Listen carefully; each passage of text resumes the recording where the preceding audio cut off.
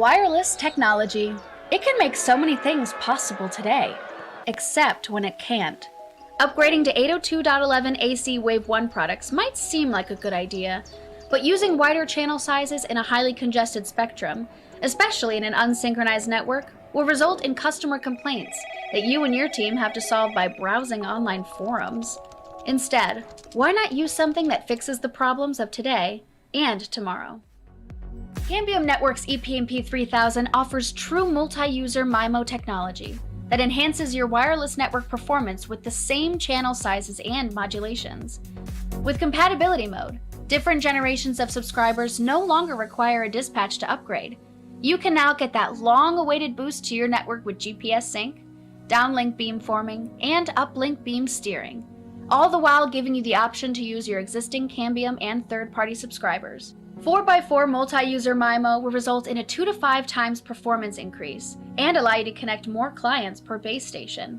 GPS sync can prevent self-imposed interference and enable channel reuse even with third-party CPEs, while smart beamforming antenna technology will result in better overall interference mitigation. All generations of ePMP are backed by Cambium Network's 3-year warranty, along with live technical support. Worried about the future beyond 11AC? ePMP 3000 subscriber modules that you install today are designed to work with future 11AX access points, further boosting their performance. You can rest easy knowing your investment is protected today and tomorrow. The time to migrate is now. ICOM.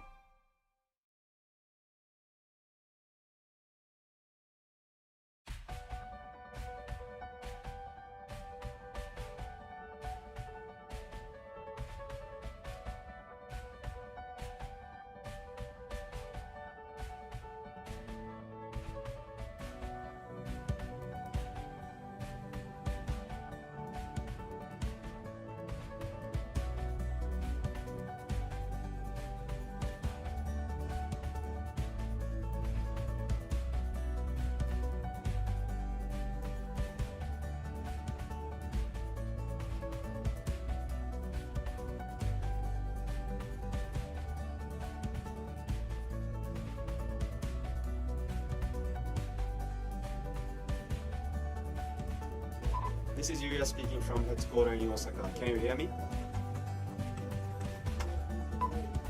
Yes, this is Metal speaking from Tokyo. I can clearly hear. Over. Thank you. I can clearly hear you.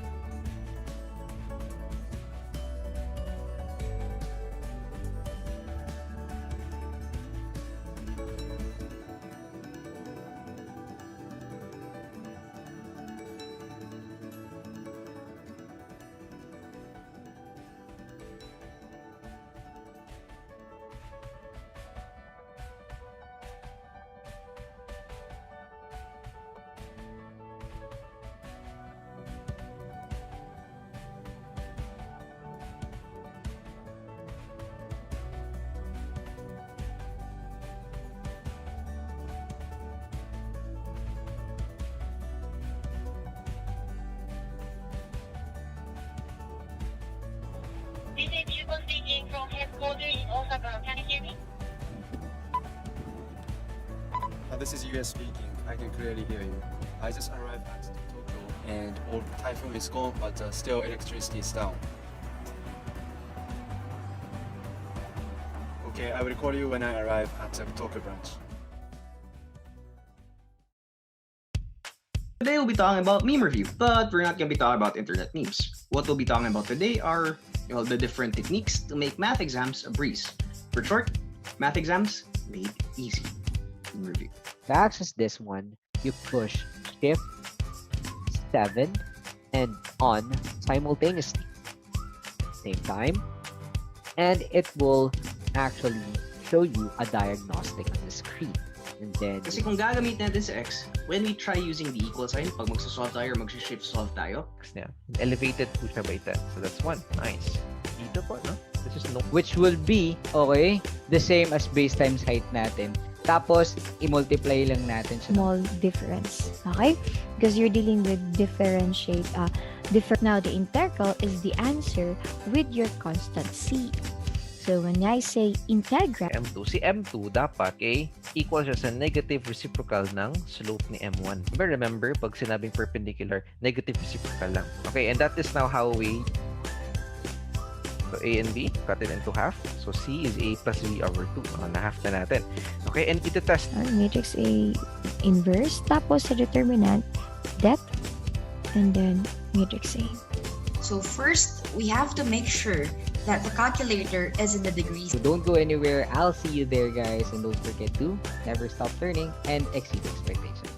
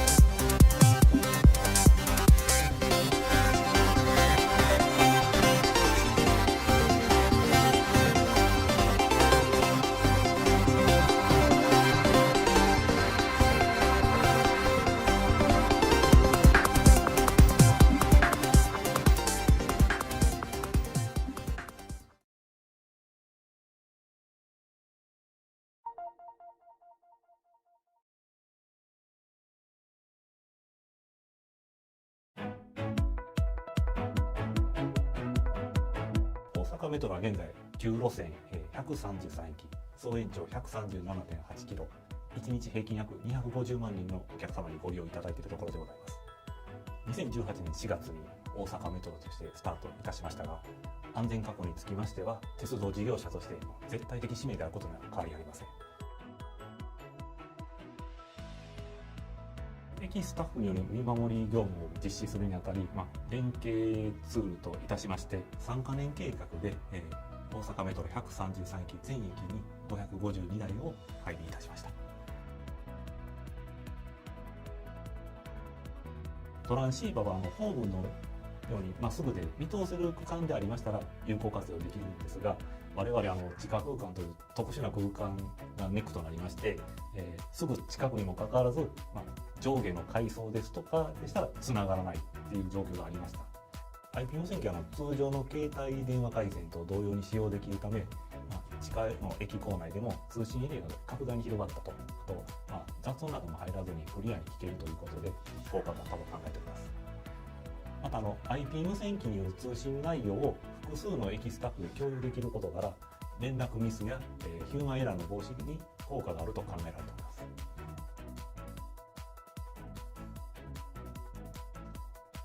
難波駅は御堂筋線、四ツ橋線、千日前線の3線が入った大阪メトロで2番目に大きな駅です。電話のように通信できるのと折り込み通話ができるので、お客様の案内にも役立っております。やはり素早く安心丁寧にということは一番大事だと思いますので、会場を受けたまったらすぐに連絡をすることで迅速に対応することを心がけています。操作はボタンを押すだけで喋ることができて、音声もクリアに聞こえますので素早い対応ができるようになりましたので、お客様満足にもつながっていると思います。駅業務の利用実績が各部署に伝わりまして、運転部門では運転士と車掌並びに、指令書の係員間で用いること、また車両部門に関しましては検車場内で、検車係員間の連絡ツールとして IP 無線機が活用できるか各部署で検討しているところでございます。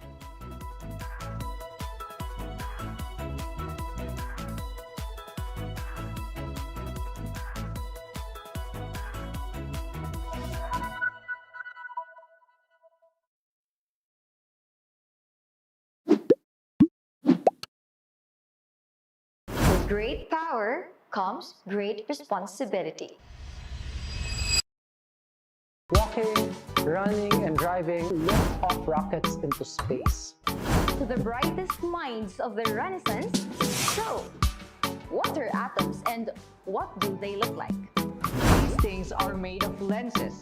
And while we're at it, what about our binoculars and telescopes? There were only 22 students in your class, but both lists add up to 33.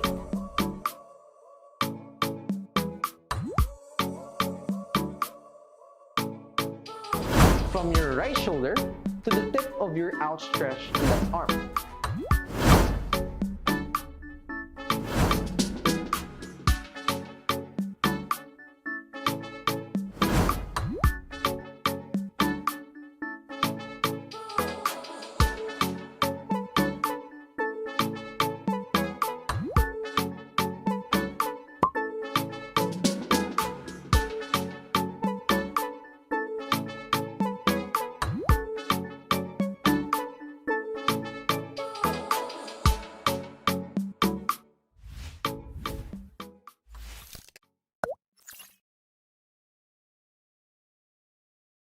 These are common problems with office networks. Wi-Fi connection is not stable. Weak Wi-Fi signal in the boss's office room, and no one knows why. When the guest comes to your office, the front desk provided the Wi-Fi password in a small way. However, he is not a friendly guest. He connected to the office Wi-Fi and hacked your secret information easily. At the same time, someone next door is stealing your Wi-Fi because of the open Wi-Fi password. In addition, your staff always says the network is slow. The only way to know is to widen the bandwidth. But you don't know the reason behind that low effective bandwidth management. Employees play games and shop online during work hours. It's hard to control. As your business grows, your network has demands for VPNs due to remote workers and branch offices. Stable and fast Wi-Fi, behaviors management, guest authentication, VPNs solutions.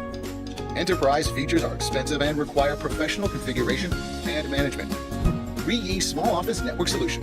Free enterprise features that are easy to use. REE RG-RAP 2200E provides fast and stable Wi-Fi connection with support of 802.11ac Wave 2 and MU MIMO technology. Video calls and file transfers are never interrupted with seamless Wi-Fi roaming.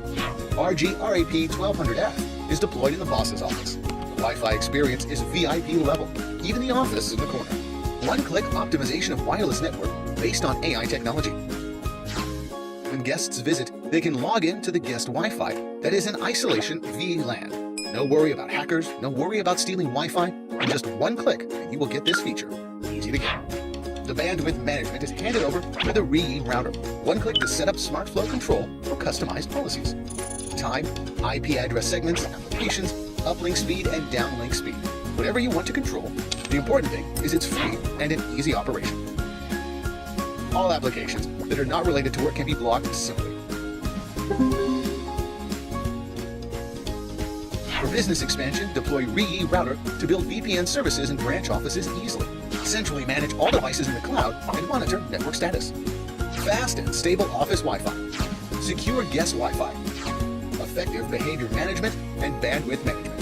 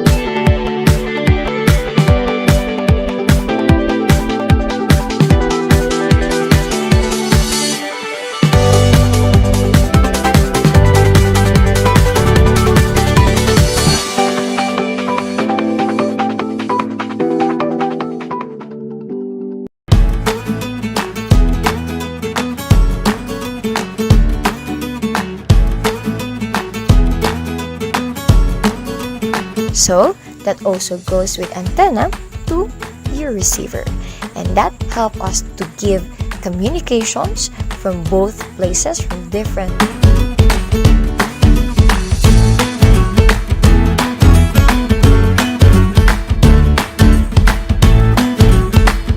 Ito po yung mga imaginary numbers. Imaginary numbers are the result of the square root of negative numbers. Okay? So, ayan sila. So, for all of the numbers that don't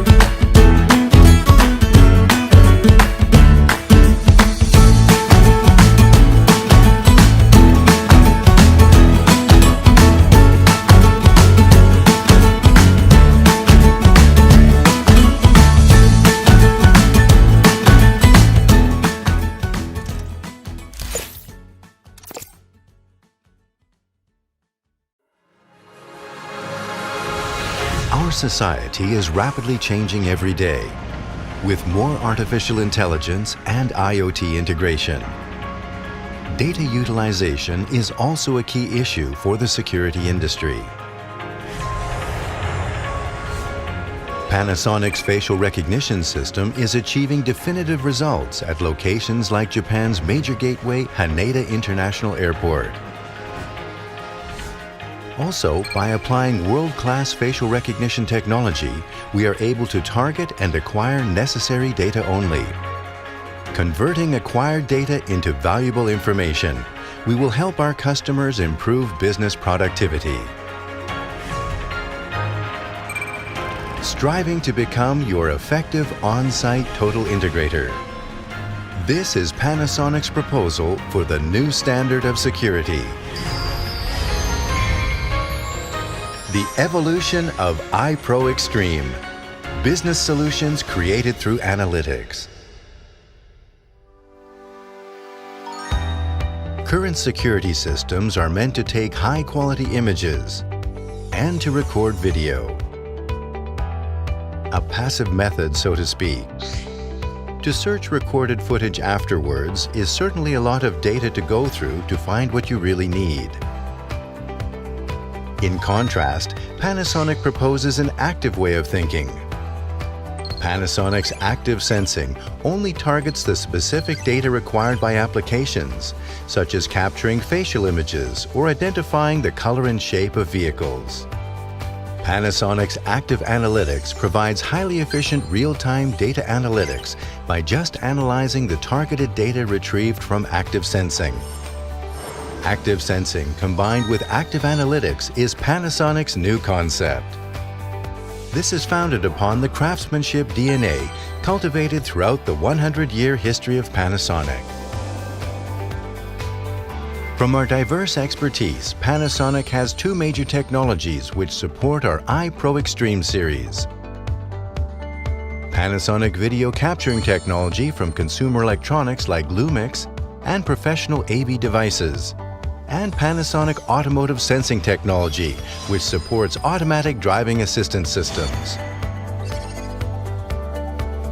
iPro Extreme consists of 5 core technologies. Here we introduce the further evolution of extreme analytics.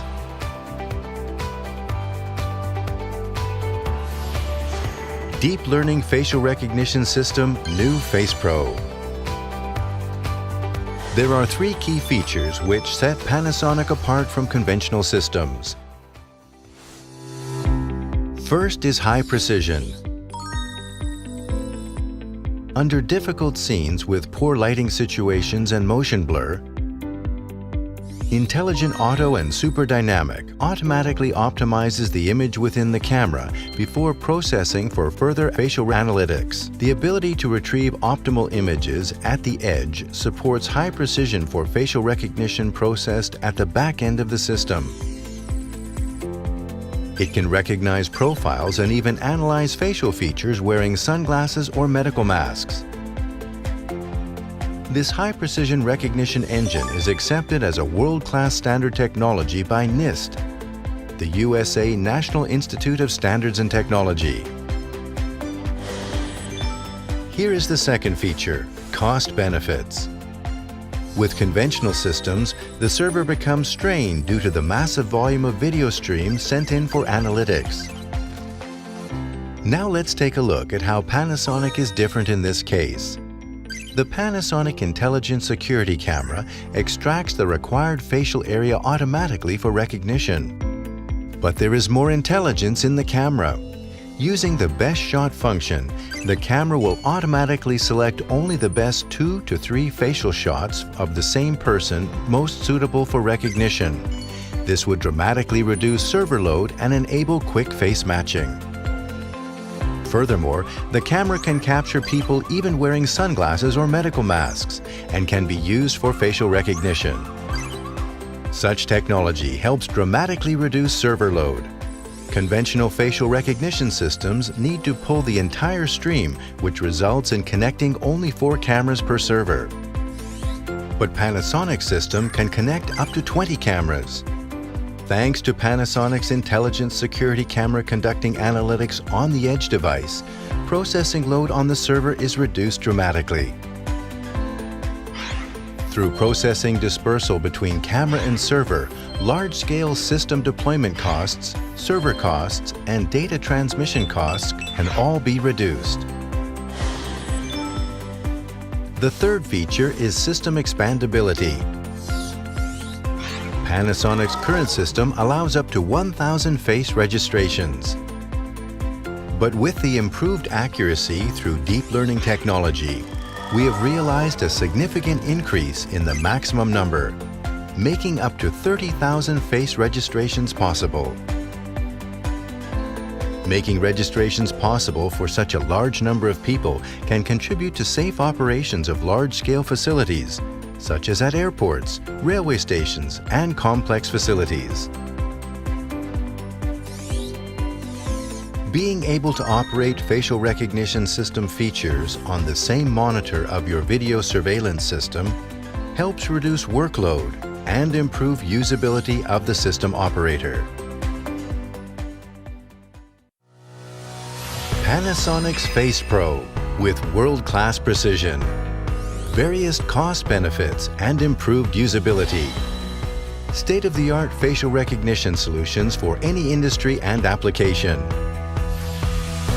Other available IoT solutions applying our intensive data analysis include expansion software enabling camera analytics on the edge, such as people counting, heat map function for retail marketing,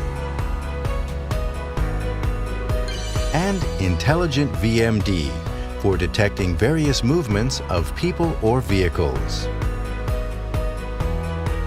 Adapting to the IoT era, Panasonic will continue to contribute towards enhancing your business productivity and efficiency by active analytics solutions.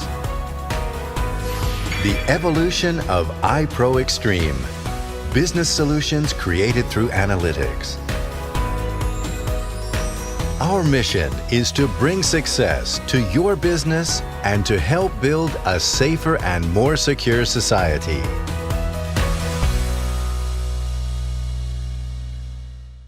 Panasonic. A better life, a better world. Video conferences that can be used in various situations.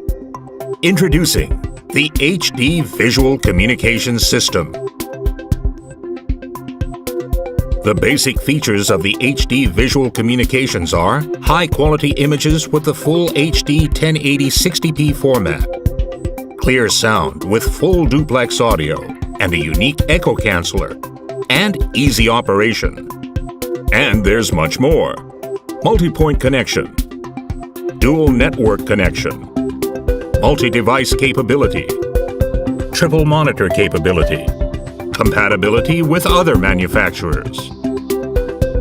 This newly advanced system offers a richer level of visual communications. Multi-point connection. The HD Visual Communication System allows simultaneous connection to a maximum of 10 sites using only the main unit. Up to 20 connection settings can be registered in advance to quickly and easily start video conferences. There's no need to purchase an expensive MCU, so you save on the initial cost. Dual network connection. The HD Visual Communication System not only connects with an internet inside the company, but also simultaneously connects with the internet outside the company. Communication flows more smoothly with customers. Multi-device capability. And people can take part in video conferences by using mobile devices. The system can be accessed from Windows, iOS, or Android PCs and smartphones. Visual communication is possible at any time and any place. Triple monitor capability. The HD Visual Communication System lets you display images of PC data, the other site, and your own site simultaneously on 3 monitors. For example, lectures can be given at remote universities. Both the students at Campus A and the students at Campus B can watch the professor at PC data on a large screen. And the professor can carry out the lecture while checking the condition of the students at Campus B. Compatibility with other manufacturers. The HD Visual Communication System supports H.261, H.263, and H.264. This means a wide range of video conference systems by various manufacturers can be connected. And a system that matches your budget and meets your needs can be proposed.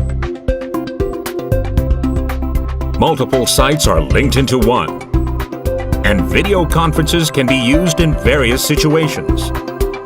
That's the beauty of the HD Visual Communication System. Panasonic.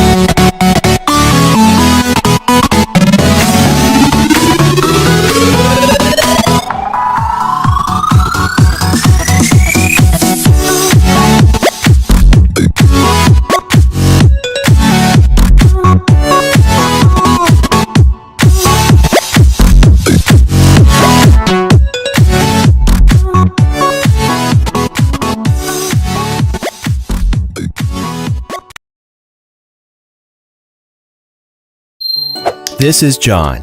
He owns a family hotel downtown. The security of his guests is paramount to him, but he is spending a fortune every year on his VMS CCTV system.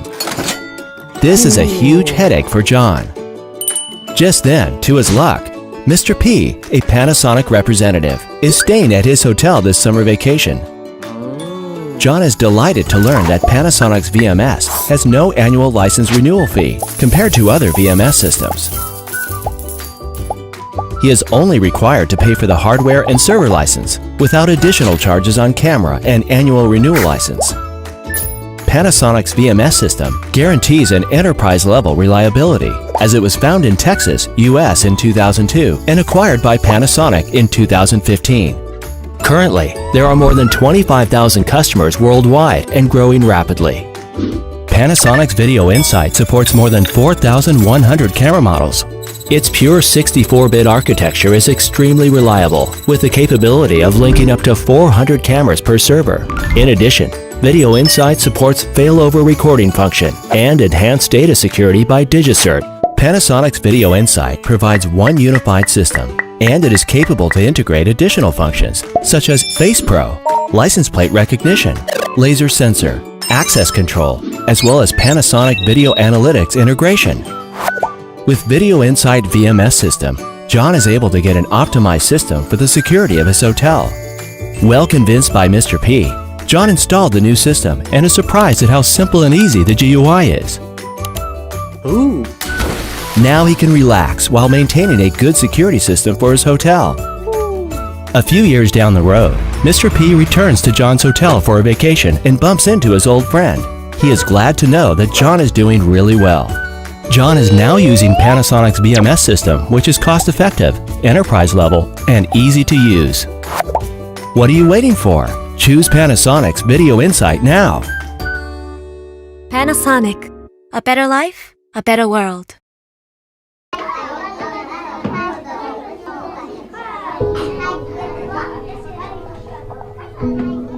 パパの嘘つきパパ嫌い。パパ聞こえる？発表会のことなんだけど、帰ってこれなくなったって。もう1年もよ。彩香の最後の発表会なのに。だったらマサラおじちゃんで登録しとけばよかった。もしもし、聞こえない。なんか途切れ途切れになってる。もしもし？もしもし？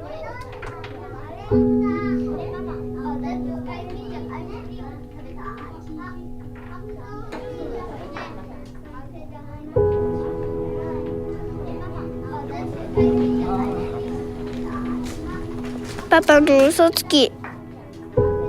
パパ嫌い。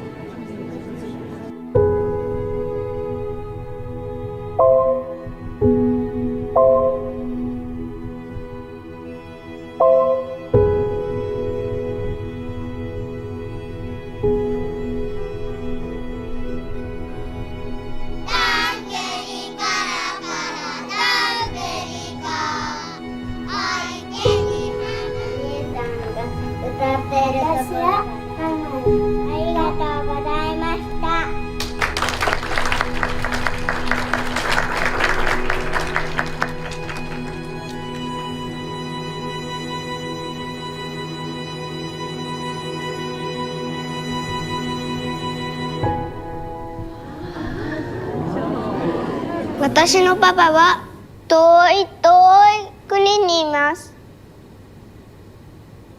パパは彩香とママのために一生懸命仕事をしてくれるってママが言います。日本にいるときはたくさん遊んでくれます。ちょっと待ってください。動物園に連れて行ってくれたり、おいしいパスタも作ってくれます。パパはお料理が大好きで、パスタだけじゃなくてケーキやたこ焼きも作ってくれます。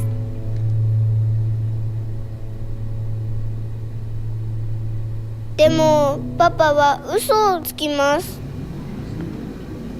電話ではいつも元気だよって言います。本当は一人ぼっちで寂しいのに元気だよって言います。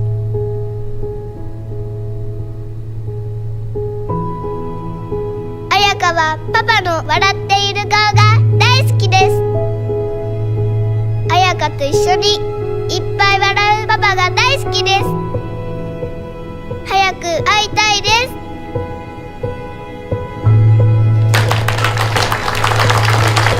彩香！パパ！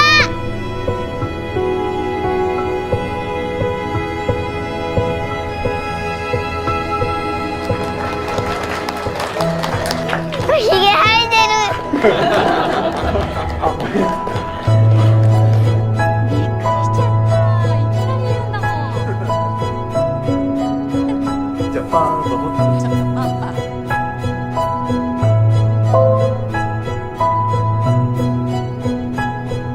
Seeing you for who you truly are. Panasonic's cutting-edge facial recognition system for a safer tomorrow. Panasonic. A better life, a better world.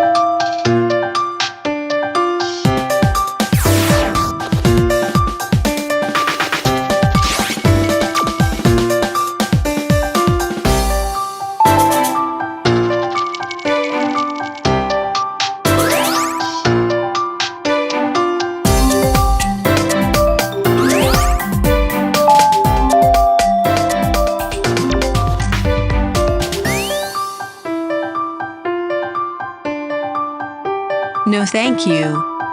No, thank you.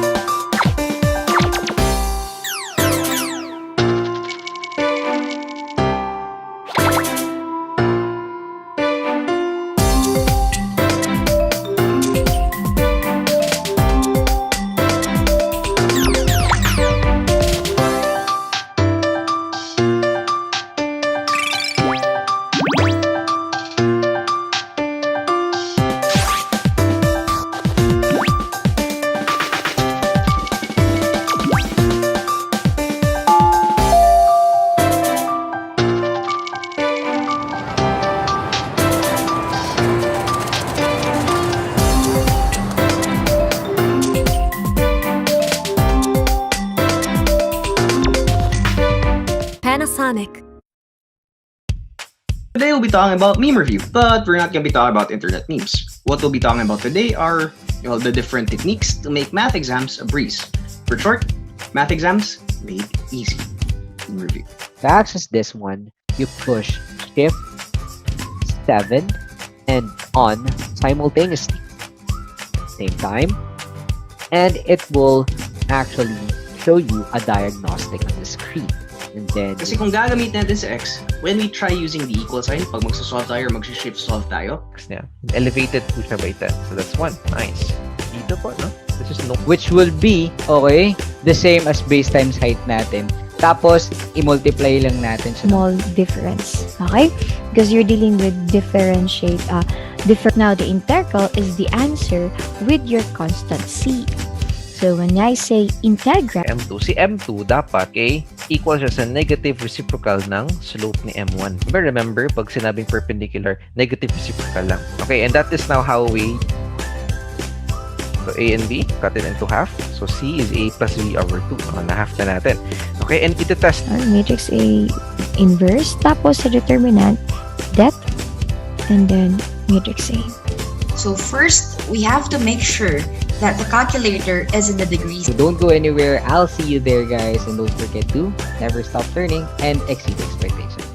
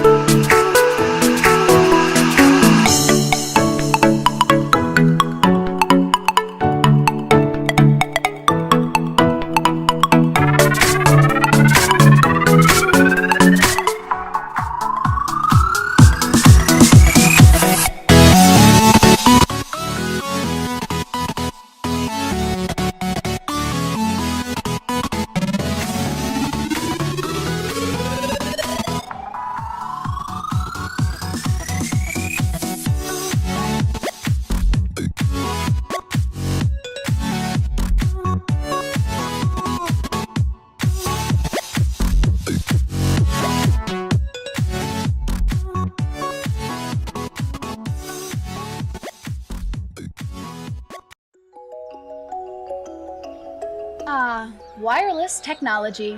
It can make so many things possible today, except when it can't.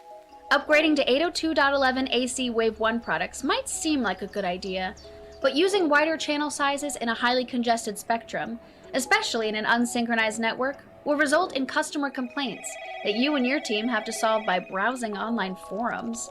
Instead, why not use something that fixes the problems of today and tomorrow? Cambium Network's ePMP 3000 offers true multi-user MIMO technology that enhances your wireless network performance with the same channel sizes and modulations. With compatibility mode, different generations of subscribers no longer require a dispatch to upgrade. You can now get that long-awaited boost to your network with GPS sync, downlink beamforming, and uplink beam steering, all the while giving you the option to use your existing Cambium and third-party subscribers. 4x4 multi-user MIMO will result in a 2 to 5 times performance increase and allow you to connect more clients per base station.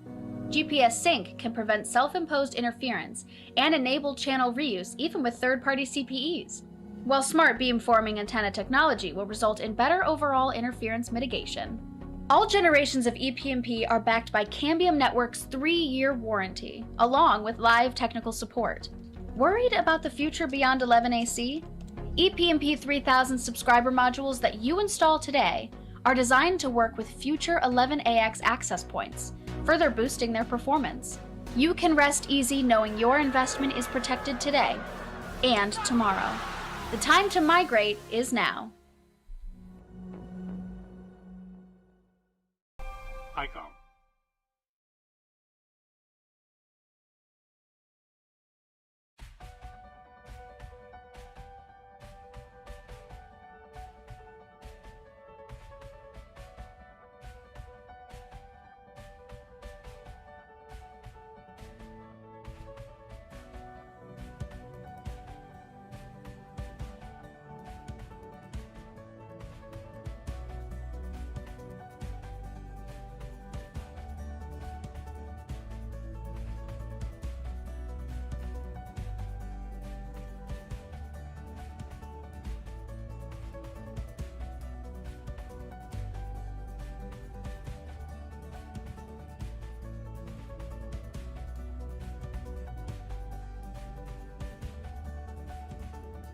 This is Yuya speaking from headquarters in Osaka. Can you hear me?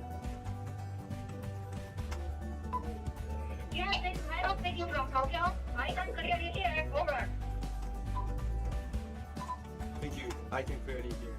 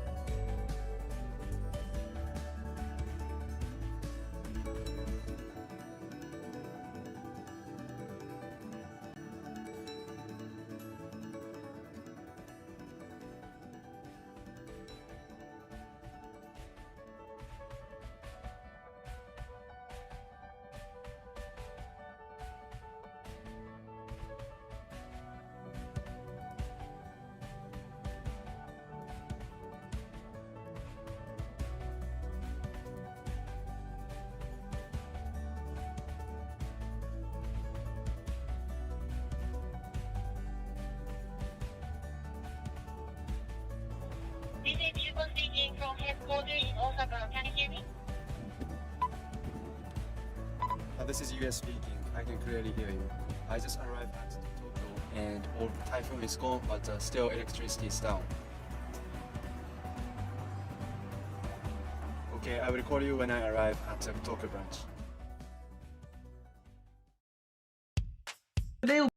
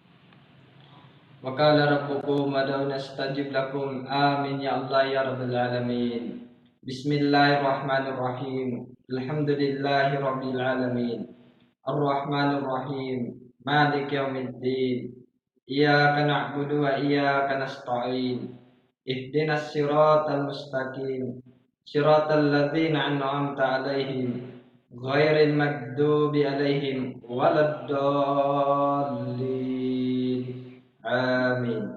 Father, which art in heaven, hallowed be thy name. Thy kingdom come, thy will be done on earth as it is in heaven.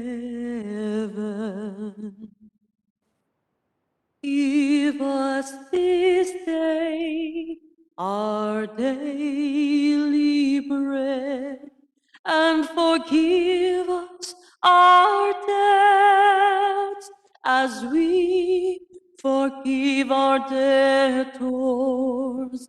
And lead us not into temptation, but deliver us from evil. For thine is thy kingdom, and the power, and the glory forever.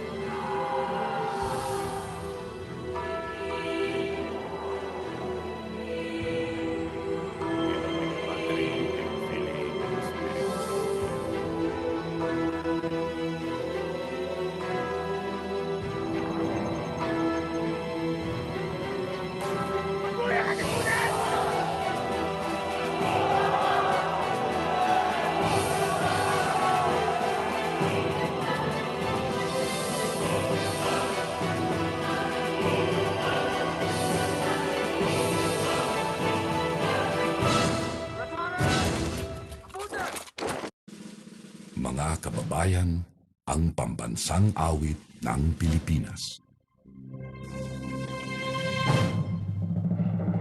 Tayang mag-ibig, kaya sa sinakanan, alam ng puso, sa likid mo'y buhay. Lupang hinirang, kuya ka ng magiting, sa manlulupin, di ka pasisingin, sa nagagang tutok sa simoy at sa langit ang pagaw, ay hinatang mula, kawin sa pagkayang minamahal. Ang matawad mo'y tagumpay na nagtitinig, ang ituwing at araw niya kailan ang may di magtitinig. Lumagang araw ng maraming pagsinta, mo'y langit sa piling ko. Ang hindi kaya ng pagkay mga amin, ang mamatay ng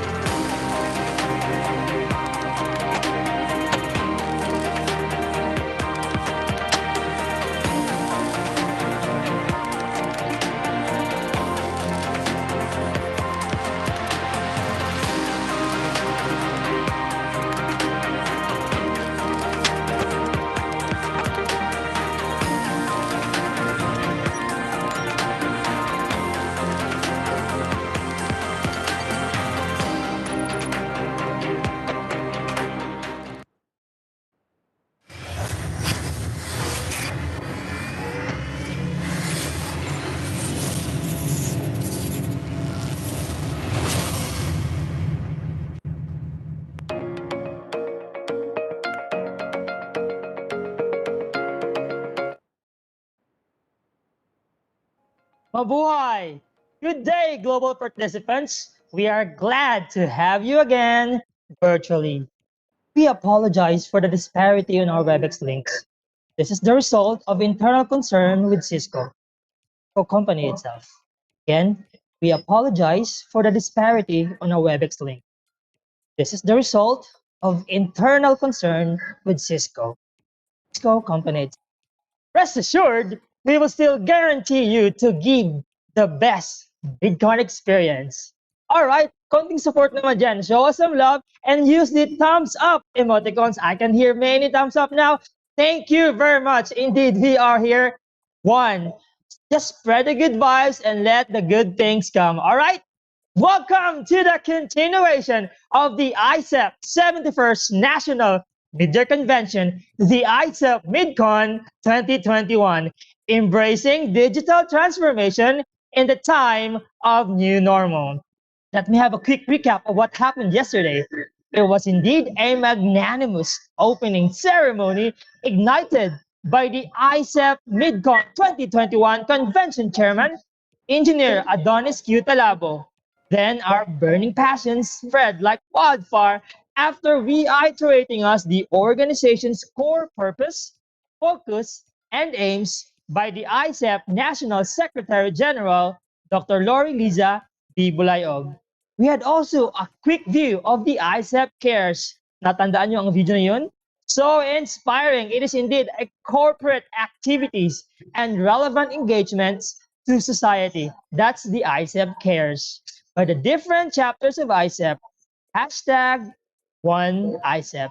And of course, we were impressed knowing that our ICEP National President, Dr. Michelle D. Lawas, together with the ICEP National Board of Directors and committees, are implementing services and programs for the benefit of the general membership, continuing the goals and aspirations of ICEP.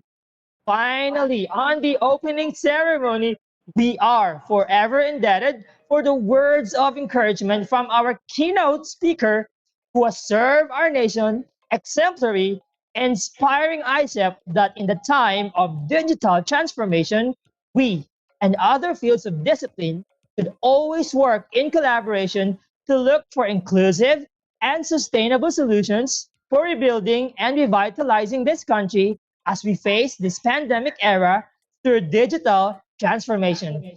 Thank you, Secretary Gregorio B. Honasan II. Yesterday, we started our first new technical session with the topics Digital Network for CCTV Systems, and the other one was Managing Security Incidents with Computer Emergency Response Teams. Today will be an exciting day again. We will continue our technical sessions regarding the three of the hottest and trending technologies of today. That includes digital currencies, fire detection and alarm system, and the enterprise resource planning. Later also will be our first ever ICEP Ka-Usap, a virtual discussion on the current affairs, updates, services, and programs of ICEP. At the end will be the much awaited annual mid-year General Assembly.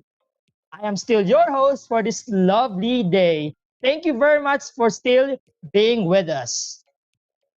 So again, hello to our participants.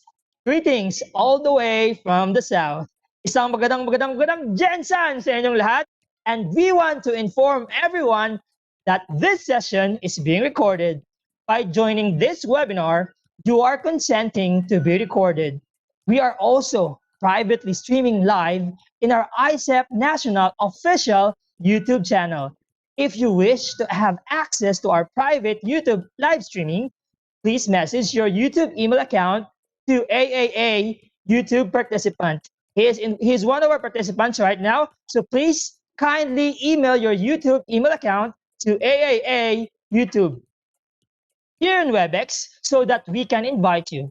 Our stream will be publicly shared on June 6th. Please visit youtube.com/ICEP National Official and let us all show our support to our organization by hitting the subscribe button.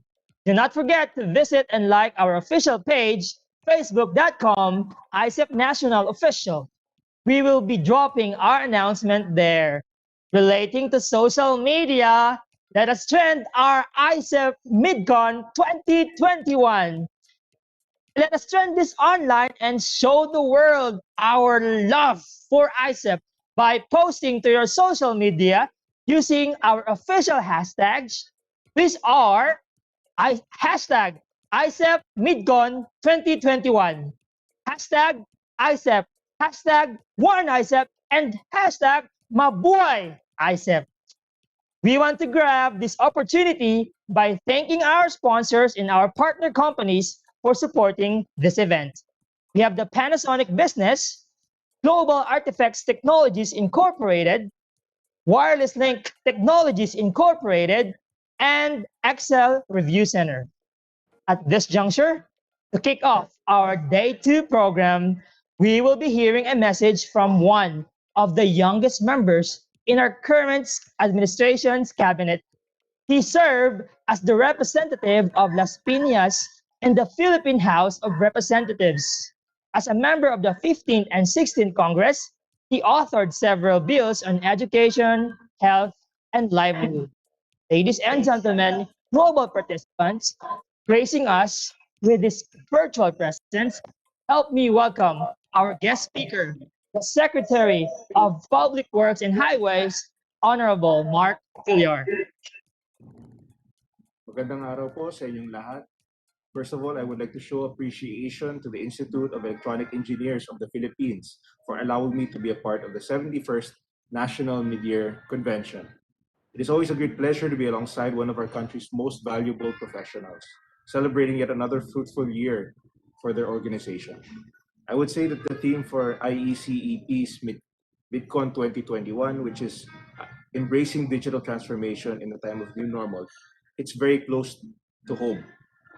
What could have been a wonderful day spent with the company of your colleagues, we are here communicating through our screens. This has been our life for more than a year now, since the implementation of strict community quarantines in an effort to curb the spread of coronavirus. The ongoing COVID-19 pandemic has surely drastically changed our daily lives, and with it still currently persisting within our borders, the effects this worldwide health crisis had in our country are becoming more evident.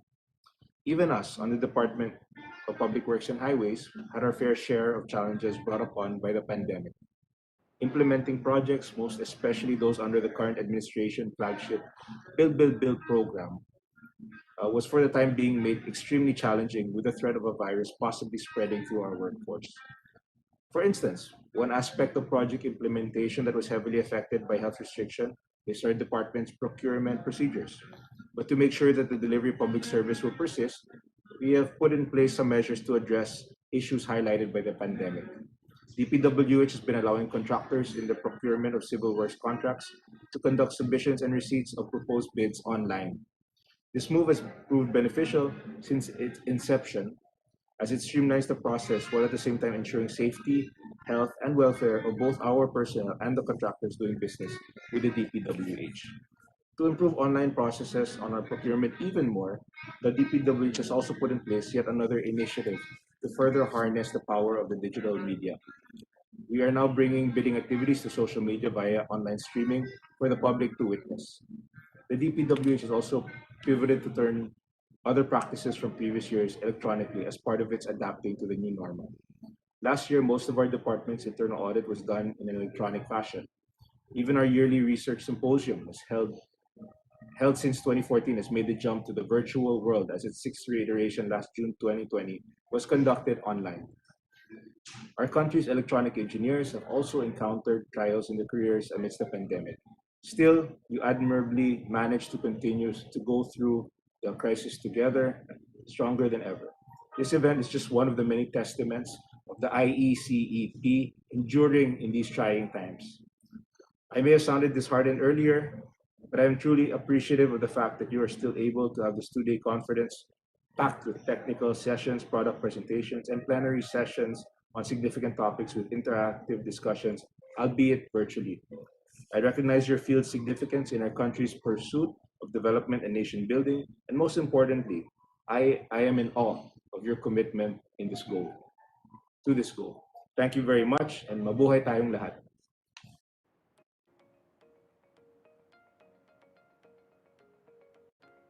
Thank you, Honorable Mark Villar. Mabuhay po tayong lahat. There you saw the message of Honorable Mark Villar. Sir, we will be sending you your plaque of appreciation to your office, the DPWH office. I would like to remind our members to please turn off your video while we are on the meeting. Huwag kayong mag-alala. Ako lang to, yung anchor nyo. Please let us turn our video and let you yourself turn off your videos. And let's just enjoy this event. All right? Thank you very much for turning off your videos. This year, we recognize the effort of the members who are mostly in the academe for their prowess in research and development. Expound further the projections of IECEP are in the initiative specially created this year, 2021. We have here today the IECEP National Research and Development Committee Chairman. Formally introduce our speaker, we call on the IECEP National Vice President for Education, Professional Electronics Engineer, Joseph Carl G. Salva, Master of Science, Master of Engineering, ACPE AE. Salva.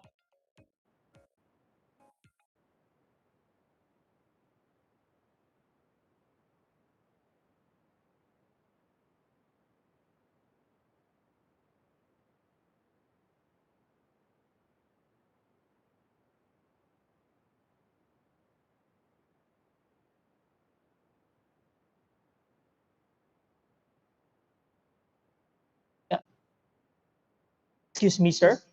Salva, you're on mute po, sir. Okay. Can you hear me now? Right, sir. Okay, thank you. So our first presenter this afternoon is from Bonton, Tuguegarao City, Cagayan. He is a PhD graduate in Electronics and Communications Engineering from De La Salle University, Manila. Since 2013, a full professor of the same university where he got his PhD. Teaching PhD, MS, BS courses in Electronics and Communications Engineering, such as Broadcast Engineering and Acoustics, Wire and Wireless Communications Engineering, Electromagnetics, Communication Systems Analysis and Design, Transmission Lines and Antennas, and Industrial Electronics. He is also a point person in the assessment and evaluation of the continuous quality improvement of the same university, of Electronics Engineering Program for ABET, and Accreditation and Certification Board for Engineering and Technology. As an academician and researcher, he was able to acquire funded research projects such as development of a local automatic identification system for ship tracking and monitoring, funded by the Philippines Department of Science and Technology with a total amount of about $160,000 US. Design and development of remote metering, logging and control of broadcast transmitters using Wi-Fi, funded by De La Salle University through the University Research Coordination Office. In 2019, he was awarded as Outstanding Electronics Engineer by the Institute of Electronics Engineers of the Philippines, Incorporated. He was able to publish more than 20 technical papers as main author related to broadcast and communications engineering. He's a member of the editorial board from 2019 until 2023 of the Journal of Engineering and Technology, a Malaysian-based open access and peer-reviewed journal in the fields of science and engineering technology and published by the Malaysian Technical Universities Network. A member of the International Advisory Board, 20th World Conference of Applied Science, Engineering and Technology, organized by the Institute for Engineering Research and Publication, Kuala Lumpur, Malaysia. He's also a member of the Technical Scientific Committee of the International Conference on Renewable Energy and Emerging Technologies, a member of the Technical Program Committee of Ahmad Dalan International Conference Series on Engineering, Science, and Information Technology. He's our past National Director of the Institute of Electronics and Communications Engineers of the Philippines, formerly Institute of Electronics and Communications in the Philippines. And this afternoon, my colleagues in IECEP to share with us about IECEP research and development initiatives for 2021. Let us all welcome Dr. Hireno Palafox Mapataw, PhD, PEC. Dr. Rino?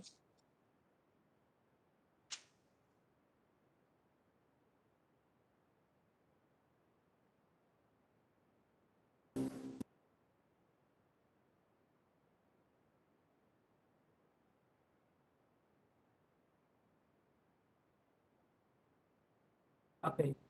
Can you hear me? Hello?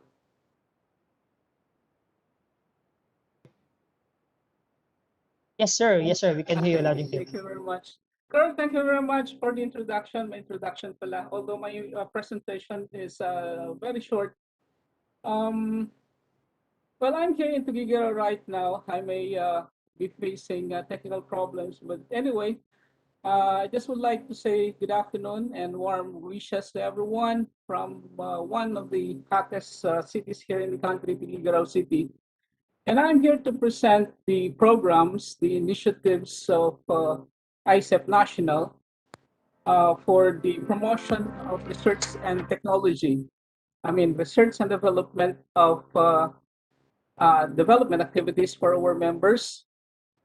And then, first of all, would like to thank the members of the board of directors, especially to the president of ICEP National, President Engineer Dr. Michelle Lawas, and also to the Vice President for Education, Engineer Carl Salva, for being able to create a committee for the promotion of R&D activities for our members. In the past years, I observed that the promotion of R&D activities in our organization in ICEP, I observed that the promotion depends on the appreciation of the members of the board of directors on the importance of R&D in our profession. If the members of the BOD recognize the importance of R&D in our profession, then you can see a lot of uh, programs related to R&D. But if the members of the BOD do not recognize the importance of R&D, then you cannot even hear R&D in our organization. This year, in this BOD of 2021, I would like to inform everyone that they were able to pass a resolution for the creation of a research and development committee. And in that resolution, they were very specific regarding the scope and nature of the said committee. And I would like to share my slides.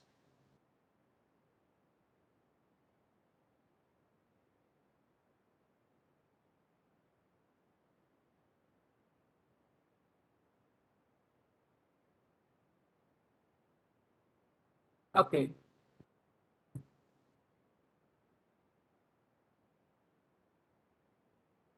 Can you see it?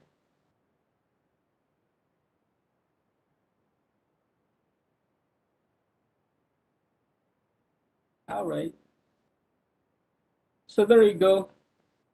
In that resolution, the board of directors are very specific about the nature and scope of the said committee. Number one, the committee is a permanent and independent body. Permanent in the sense that year in, year out, the committee should exist.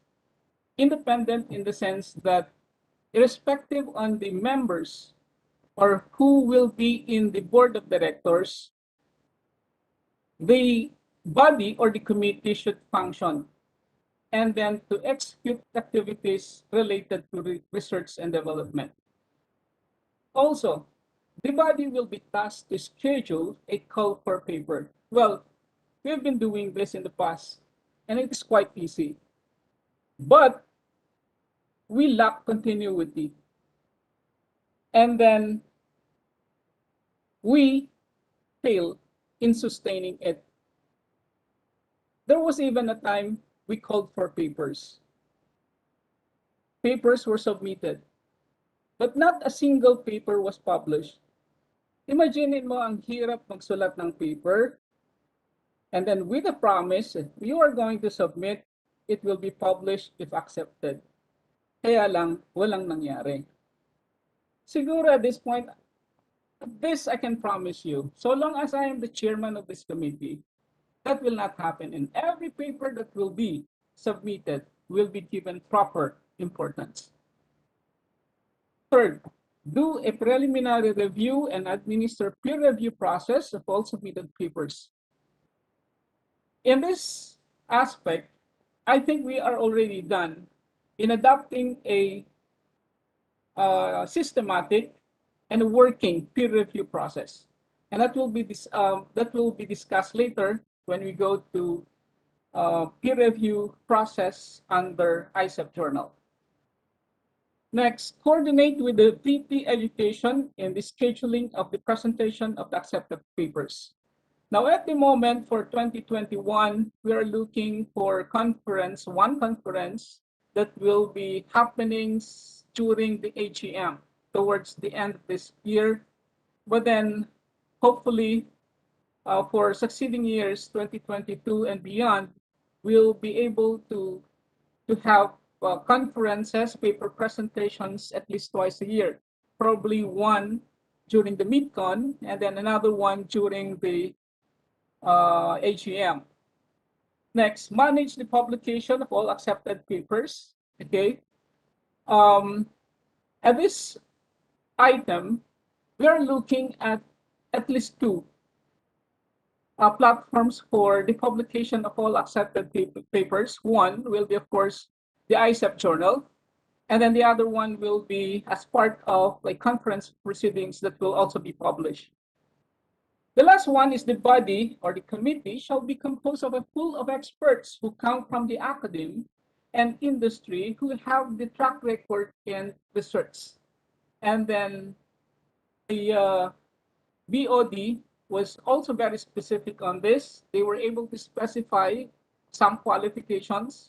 One is IECEP member.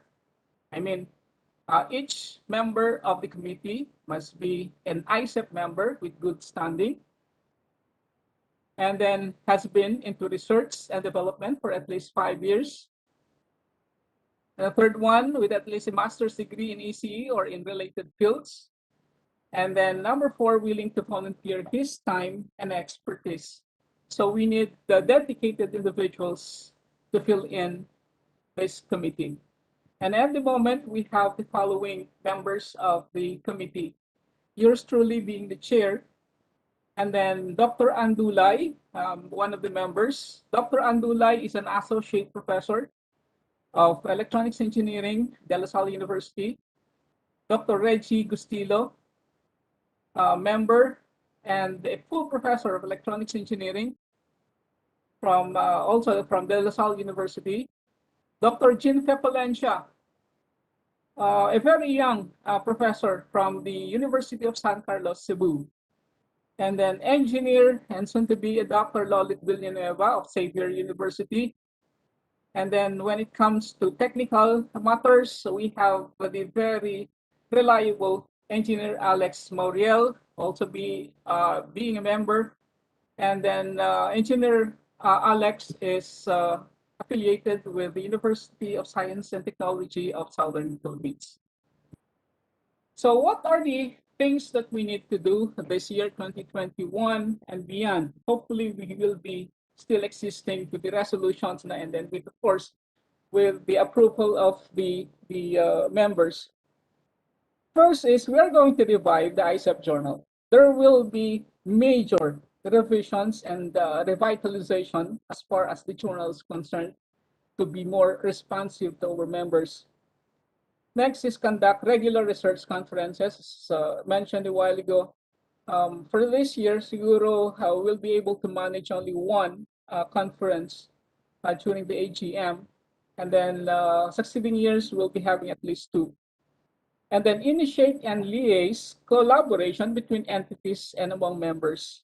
So we can also initiate collaboration between, say, entities, particularly our friends in the industry, and specific members, particularly the members from the academy, to have collaboration.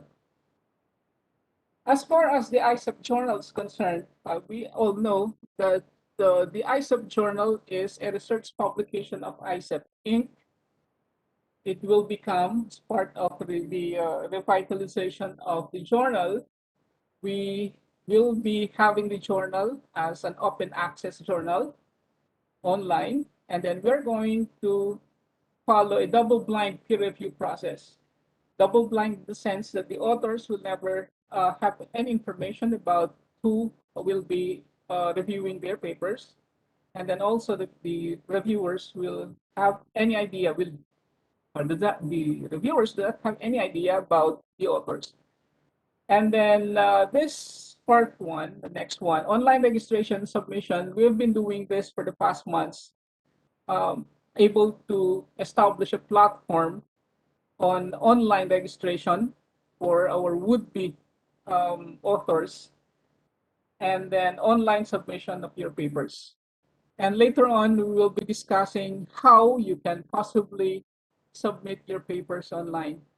By the way, the website for IECEP journals already up and running. Siguro we can have 95% operating. And then when the time comes when we will be ready to accept your submissions, then we will be having 100% operation. Also in the future, we will be working for our journal indexing in Web of Science, Scopus, and others. Although even how long it will take, but so we'll be working for the journal indexing.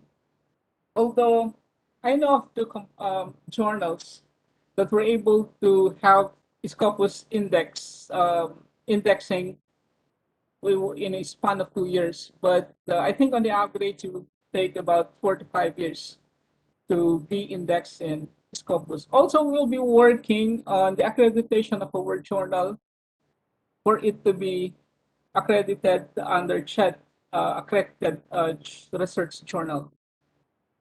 As I've said, we already have a running website. Probably you can go to icepjournal.net and then explore and then discover the features of the journal. I mean the website. The editorial board, okay, nakikita nyo lahat. Yours truly being the editor-in-chief. Associate editors, so we have 4, Dr. Dulay, Dr. Gustilo, Dr. Palencia, and Engineer Villanueva. Now, if you go to icepjournal.net, this is actually the homepage, the main page, and then we have the menu, and then these are actually requirements in relation to our application later on for journal indexing, particularly halimbawa, for archives, there must be a way for our past issues or published papers to that will still be accessible after several years. And then under current, this is the currently published papers. Under guidelines, we have in here guidelines for authors, guidelines for reviewers, and also it contains a detailed explanation and illustration of the peer review process. Okay, so if you are still interested with on how, especially on how to submit your paper, I have several slides here for to demonstrate how you can possibly submit your papers, courtesy of Engineer Alex Muriel. So first, you have to go to icepjournal.net. So you have the main page. Next one will be log in, but then first, as I've said a while ago, you have to register first before logging in. You have to register as an author. Then after that, you can log in. After logging in, you will be directed to your own page in the journal. Okay, so if you were able to submit several papers to the journal, it will be listing, or all your papers will be listed here. So all papers that are under review, all papers that were published, and then including papers that are rejected or inactive will be listed here. So if you want to submit a new submission or a new paper for submission, then click New Submission. And then after that, you will be directed here. You are required to check all the submission requirements and then to agree to a privacy statement, save and continue. After that, you are required to submit your manuscript. Now, somewhere in the website, you can find in their templates. We provided two templates. One is a docs file, and then the other one is LaTeX. So I think as of the last conversation we had with Alex, it is capable of accepting only Word. But then please, there's one thing that I want to be very specific. Whenever you're going to submit your article and then making use of the template, please do not make any alteration as far as the format's concerned. If your submitted paper does not follow the proper format, then that is actually a reason for outright rejection of your paper.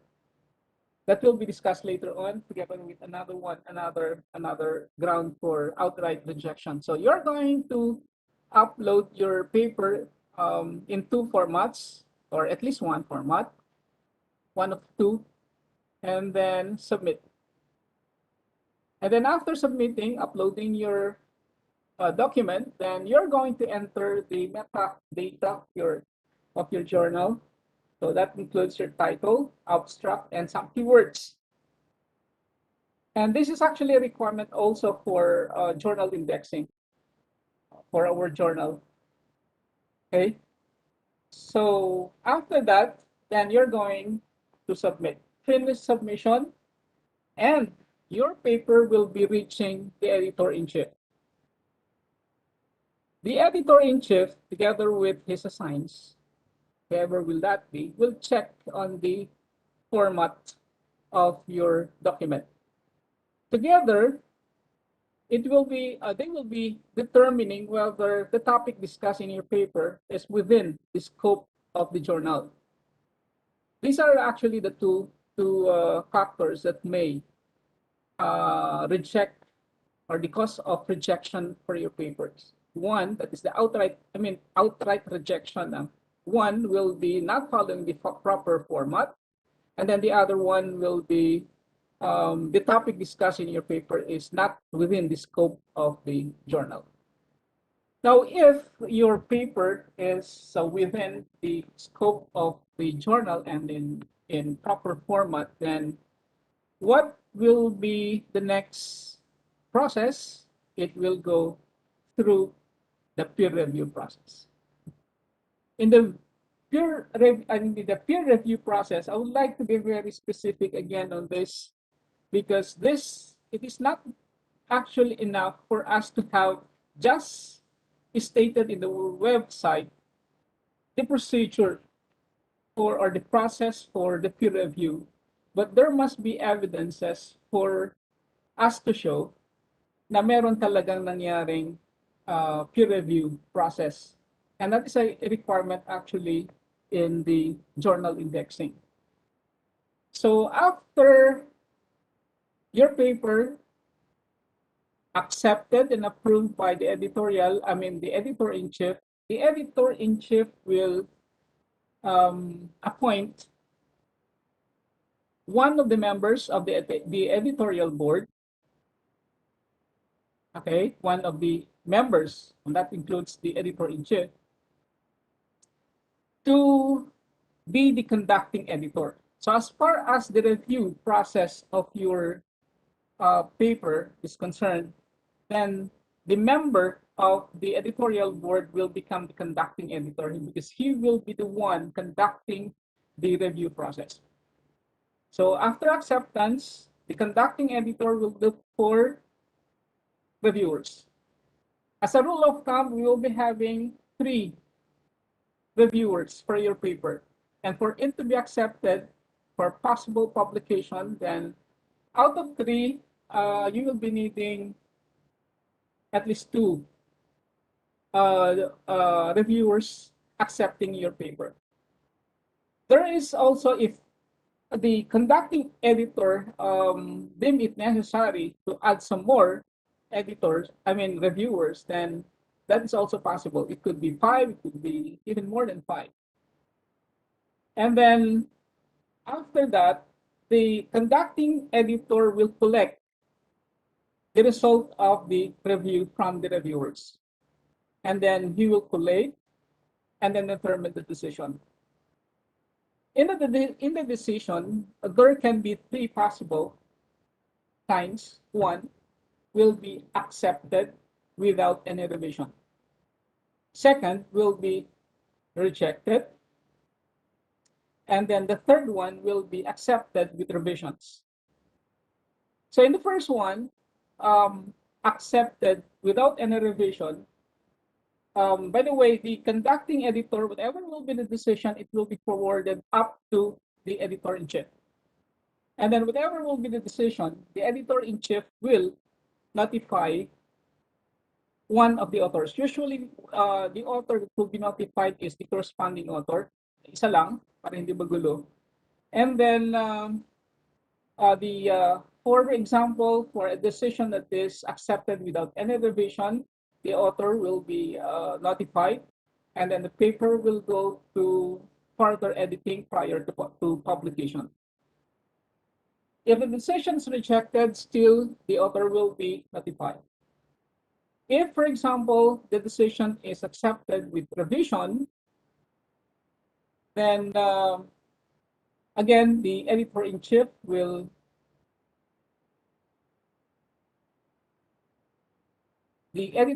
notify can you still see me? Anyway, can you hear me? Yes, sir. Okay. We can hear you, sir. Thank you, thank you. May proceed, sir. So if the decision is accepted with revision, still the editor-in-chief will be notifying the author, and then the authors will be required to address the comments and suggestions of the reviewers. And then after revision, they need to resubmit the paper. And then after submission, 2 things may happen again. First, the editor-in-chief or the conducting editor may outright accept immediately the revisions without necessarily going to the reviewer. Another one will be, again, the submitted paper will go again to the reviewer for further review. Okay, so that is the procedure, and I think it will be that detailed and then clear, and then we have also some evidence for us to show that we really practice this process. And then I think this is the last slide. Please watch out for call for papers starting July 2021. And then deadline will be sometime in August, although, August, October 2021, although these are tentative, it will all be based on our schedule during for our AGM. So I hope we will be hearing from you kung ano man ang pagkukulang na IECEP journal in the past. I hope we will be able to make up for those shortcomings. And I think that's it. Thank you. And stay safe, everyone.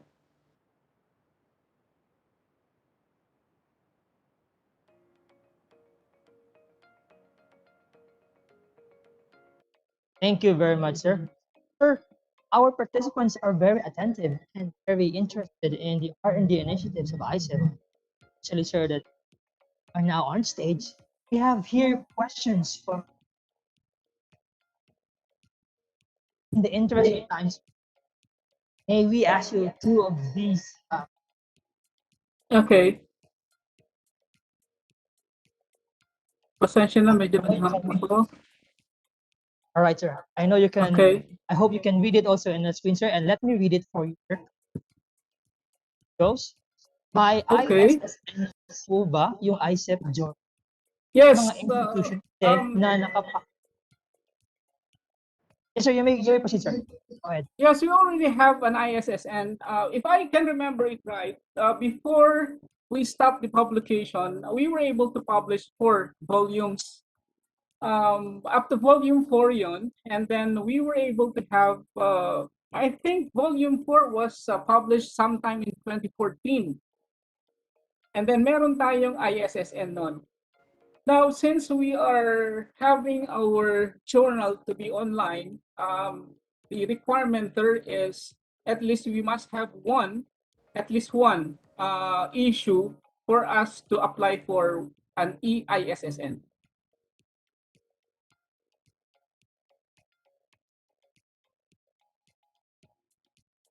All right, sir. We also have another one, sir. This one, sir. Aside from submission of technical, thus feeling of patent part of the Copy ka, sir. copy. Sorry, sir. Let me read it. Aside from submission of technical papers, thus filing of patent is part of the program. At the moment, we are not considering that. It's more on research and development muna tayo. So we are, as far as development is concerned, it might be an application of the research that we have. Because in the past, there are people in IECEP that keep on questioning the importance of research in our profession. So sinasabi kasi nila, ilan na nagamit dyan sa actual application, mga ganun. So probably we can do that with the collaboration among members and then people in the industry. All right. Thank you very much, sir, for answering. Sir, thank you very much for answering. Okay, Yes. thank you very much. Stay safe, Sir, everyone. Sir, please stay put as we award you the certificate of appreciation. For our participants, thumbs up naman dyan for our resource speaker. And I can see a lot of thumbs up, and we're so happy, sir. We are indeed happy for the R&D initiatives. Sir, the Institute of Electronics Engineers of the Philippines Incorporated awards this certificate of appreciation to Dr. Herino P. Macataw, given this 5th of June 2021, signed by our ICEP National President, Dr. Michelle D. Lawas, PECE, Sir, any last words to say before we proceed to our technical? From me, all right. First of all, I would like to thank everyone. Although with your help, we'll be able to improve the quality of publication, the papers that we'll be able to publish sa ICEP journal, and then hopefully we'll be able to have the necessary journal indexing, kahit man lang sana Scopus, ano. And then also, I'm soliciting quality papers from our researchers to also consider, even at the moment, sana, at the moment, what we have in the journal is just the ISSN, nothing more. Pero kapag we will be able to submit quality papers to our journal, and then we'll be able to have the necessary journal indexing, and that will be our journal will be a better platform for our researchers. Thank you very much. Thank you, ladies and gentlemen.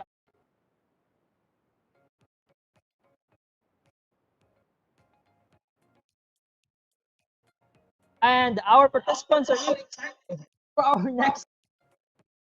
And please be informed that we are now streaming publicly in our ICEP National official YouTube channel.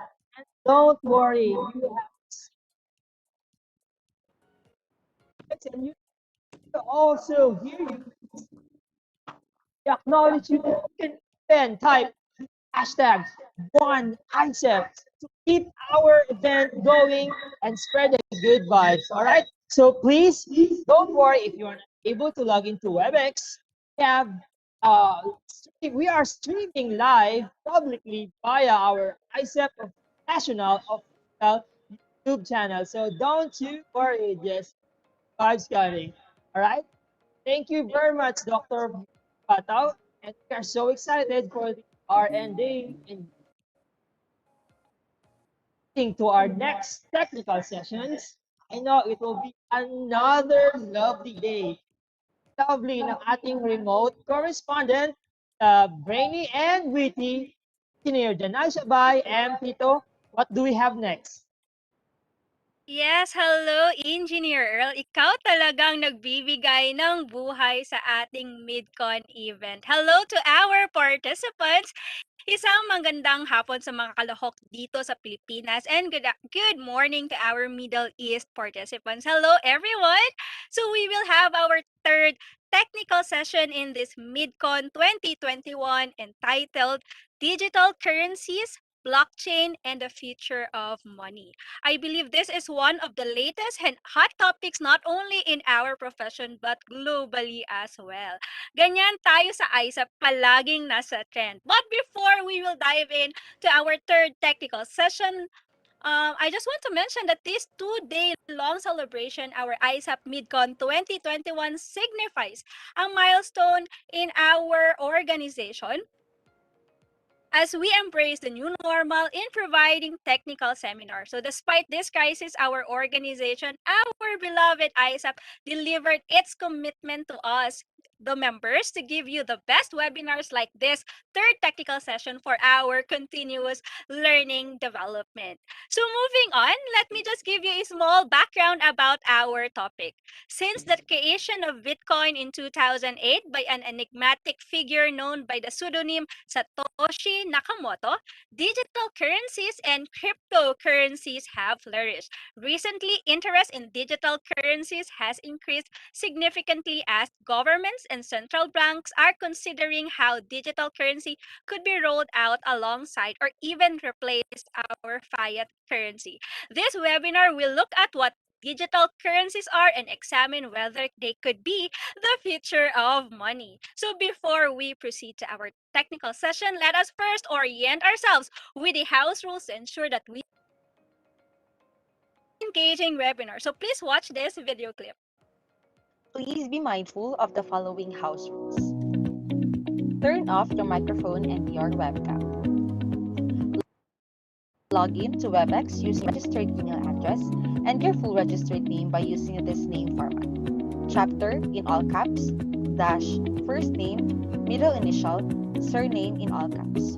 For example, Qatar, dash, Juan, G. de la Cruz, or SOX, dash, Maria Victoria, S. Magdalena. The name you will be using upon sign-in shall be cross-checked with our list of registrants, and the same would be reflected on your e-certificate. Please note that you cannot rename your participant name once you have joined the meeting. If you have joined with an incorrect participant name, you need to leave meeting and rejoin to be able to change your participant name. For questions and clarifications on the topic, kindly utilize the Q&A box on WebEx. All questions shall be covered during the Q&A session. No spamming in the chat box. You are enjoined to attend the whole duration of the webinar. Attendance shall be randomly checked from time to time. Your attendance will be invalidated if you do not complete 80% of the session.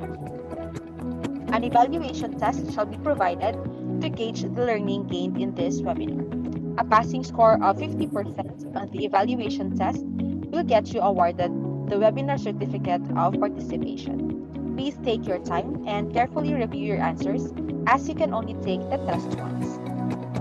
The attendance, quiz, evaluation form link shall be posted in the chat box after the Q&A session. The attendance, quiz, evaluation form is a time-constrained link and will only be available up to 11:59 p.m. Philippine Standard Time of the scheduled webinar date. Be respectful. Treat everyone how you would like to be treated. Keep an open mind and enjoy the webinar.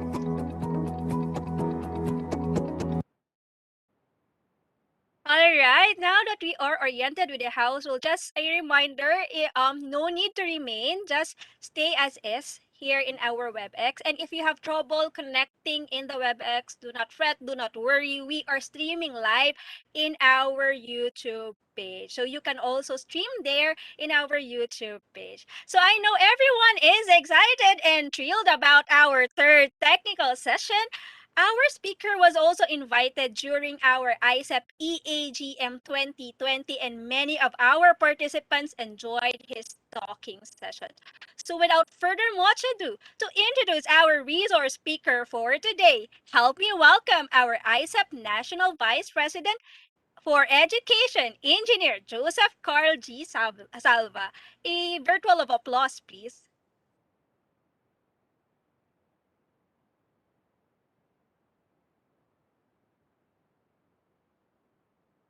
Sir?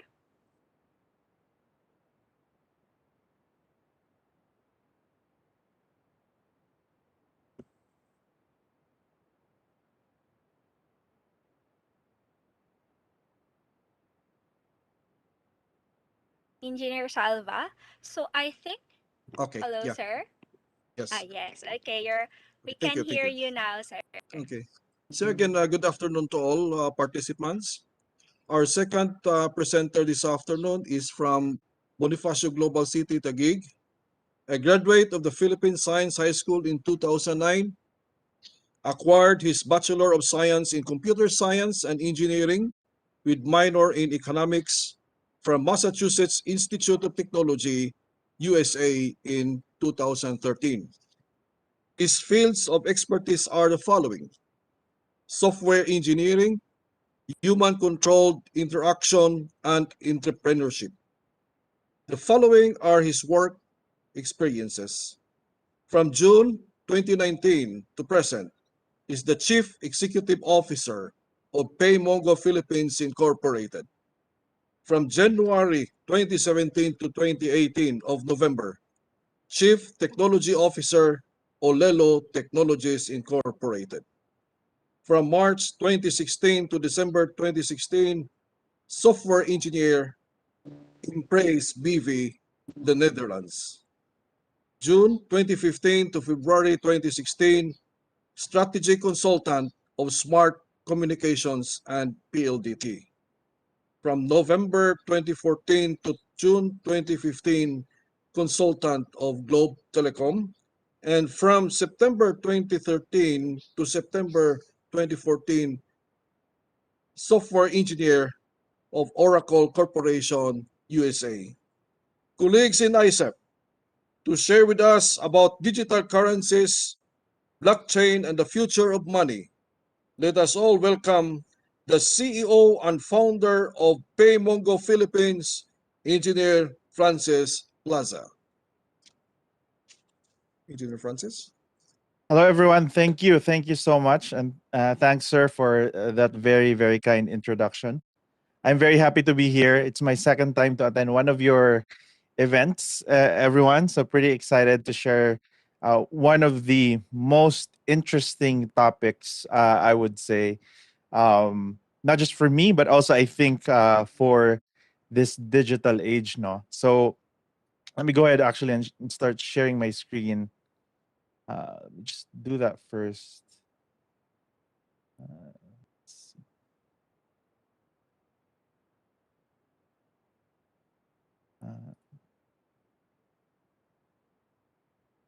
What's this?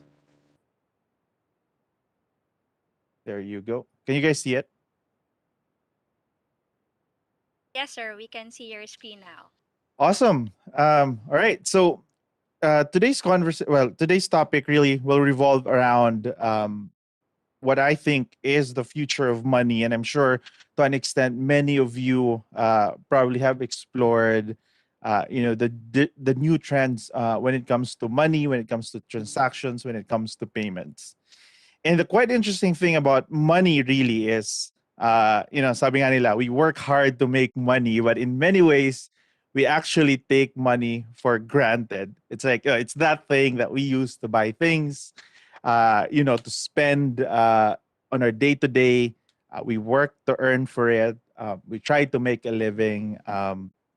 We also, make start businesses to, create wealth and whatnot. But um, our goal, I guess my goal today with everyone also is to also get a sense, right, of what money is and how things are trending, I guess, most recently. I guess just wanted to reconfirm if you guys are seeing the screen. I'm seeing comments na hindi. Let me reshare that, I guess.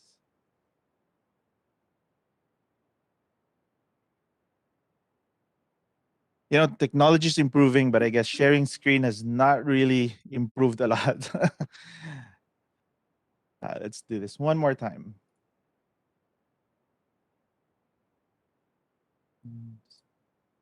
How about that? Is that cool? I can see your screen from my end, sir. Got What it. I can see is the future of money on Okay. the screen. Okay. Awesome. All right.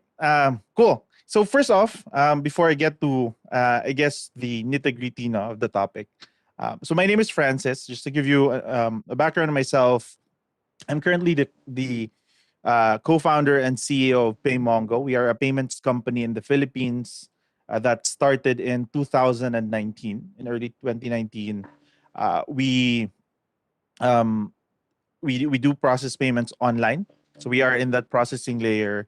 We facilitate businesses accepting payments from their customers through different means over the internet. So just think of it as sort of a gateway, but really we're building a bigger financial infrastructure around that. Also, if you guys are on Twitter, please follow me at F Plaza. Um, I talk a lot about startups. I talk a lot about finance. I talk about fintech and whatnot. So if you're interested in that topic, would love to converse with you guys on Twitter as well. So a little bit about my company. So again, we started in 2019. We're a pretty young company. We're a company of 100 people now, but it's fast growing. And the vision of PayMongo really is to build a future where everyone thrives on the internet. What that means is for anyone, like you guys right now, if you have an idea that you want to launch your business on the internet, that you can easily set up payments so that you can start making money, right? And that is pretty much our topic for today. That anyone, whether you're just starting out, whether you're in the corner in your room, building something that you can easily launch. So we support a lot of businesses, from individuals down to big corporations as well. Okay, so what we're going to talk about today, for one, first is I want to talk about a little bit about the brief history of money, and then we're gonna go through some, I guess, technical details. Not too technical, I guess. We couldn't really spend the next hour going through all the bits and pieces of how money really works, what ledgers are. But I want to give a sense for everyone of what, I guess, the trust ecosystem, the economics that actually make money work. What's the role of money? How it evolved, and taking that to the present, taking that to today, what it means for us when it comes to digital money, and then taking that further forward, what digital and mobile payments are, and then what comes next after that. So before we get into the brief history of money, when I say the word money, primarily, and I would bet that the first thing that comes to mind is basically this, this piece of paper, right? This 500 pesos, yellow colored, and this is money for everyone, right? But it actually is also as equally true when I show you my credit card, and this is also money, right? So it basically allows you to buy something. I can go down right now. I bought this cup of coffee earlier using my card. But it is also as equally true when I say my phone, right, is money. Because essentially, I can basically open my GCash app and I can buy the same cup of coffee. So in essence, what I'm trying to say is, I'd like to encourage everyone to think about, again, money is something we really pretty much take for granted.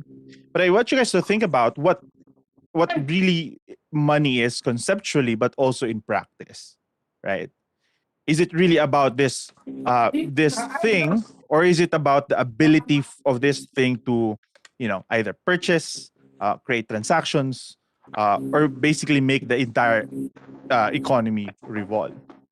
So, bringing you back in the days, and I really find this as an interesting topic to talk to, and I talk a lot about this with a lot of our investors, that when we go back to history, right, going back to the Bronze Ages, there were different forms of money, and people have always found ways to, create transactions, or to make transactions happen, right?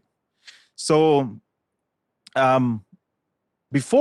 in the days, before they came up with what we call fiat currencies, back in the days, there were different forms of money, right? There was a time in Ethiopia, and way back, that salt was their form of money, because it was so rare. It was limited in supply, that it was used as currency, right? So you buy something uh, depending on how much salt you have. So you could exchange salt into something else. And then there were other forms of money. These were non-metal monies, essentially. In Nigeria, shells were used as money. And then the in England, there was sort of a parang the sticks. I forget exactly like how they actually counted it, but at some point, parang they were using sticks to actually exchange value. And then came when metal was invented, right? In Sweden, they started using copper plates. So as you can imagine, when you go to a store, and whatever kind of store siguro back in the days, you would bring this copper plate to that store, and siguro mabigat yun. So like it's pretty heavy. You walk down the street and you're like, I'm gonna buy eggs with this particular copper plate. No, In Rome, of course, in in the Roman times, they were using bronze, and even in the Eastern world, in China, bronze was used also as a form of money. So again, they did not have a concept of fiat. They had this concept of some particular item that was agreed to an extent um, to have some value, right? So common theme so far is society somehow agreed na this particular thing, whether that be a copper plate or a salt, that there was some value to it, and that somehow you can use that to get something, right? To buy something. And then came, I guess, a civilization grew. Uh, then came what we called minted money, right? So in the Eastern world, in China, they had this bronze yuan. Silver was used in Greece, and of course, the more modern Roman civilizations were using gold. But in essence, these basically these methods have somehow standardized the form of money, right? So they were minting it, they were standardizing it. Na dapat ganito. It's not just some random thing. There were some, I guess, as you can see on the screen, like there were some forms now of identification that this is probably this gold Oreos in Rome has like this particular shape, size, or form is equivalent to something, right? But again, common theme so far is that society has agreed that this particular thing is equivalent to some particular value. So they can go out and buy eggs in exchange of, you know, I guess uh, the silver coin from Greece, for example. And then over time, people realized, look, metal minted money was great, but the form factor was inconvenient, right? Imagine kanina there was this copper plate from the Swedish people were using copper plates. Imagine if you had to buy a dozen eggs and you had to bring a heavy plate just in order to buy a dozen eggs, right? So folks realized na okay, they needed to improve, um, and they came up with what we call now, I guess the paper form of money, right? So in China, uh, there was a promissory note. It's basically this, paper that had said, okay, um, siguro it's more of an IOU. Na in exchange for this, I owe you this, right? In England, they had some sort of a note then. So they started their pound sterling. There's a £5 note, um, and then in the US there was sort of an equivalent thing to that as well. Um, I guess before I proceed, just wanted to confirm: are you guys actually seeing the screen? I'm seeing comments na hindi. Can I confirm? Sorry.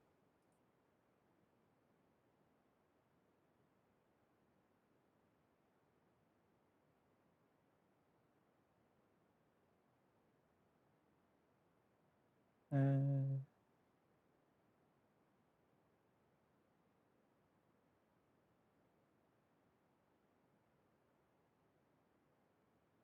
got it. Let me see. Let me try it again. One time.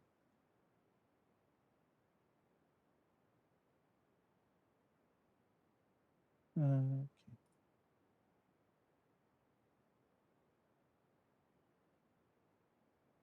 this is actually also my first time using WebEx, so this used to work in Zoom. Let's see if this works. Let me actually share my entire screen if that helps.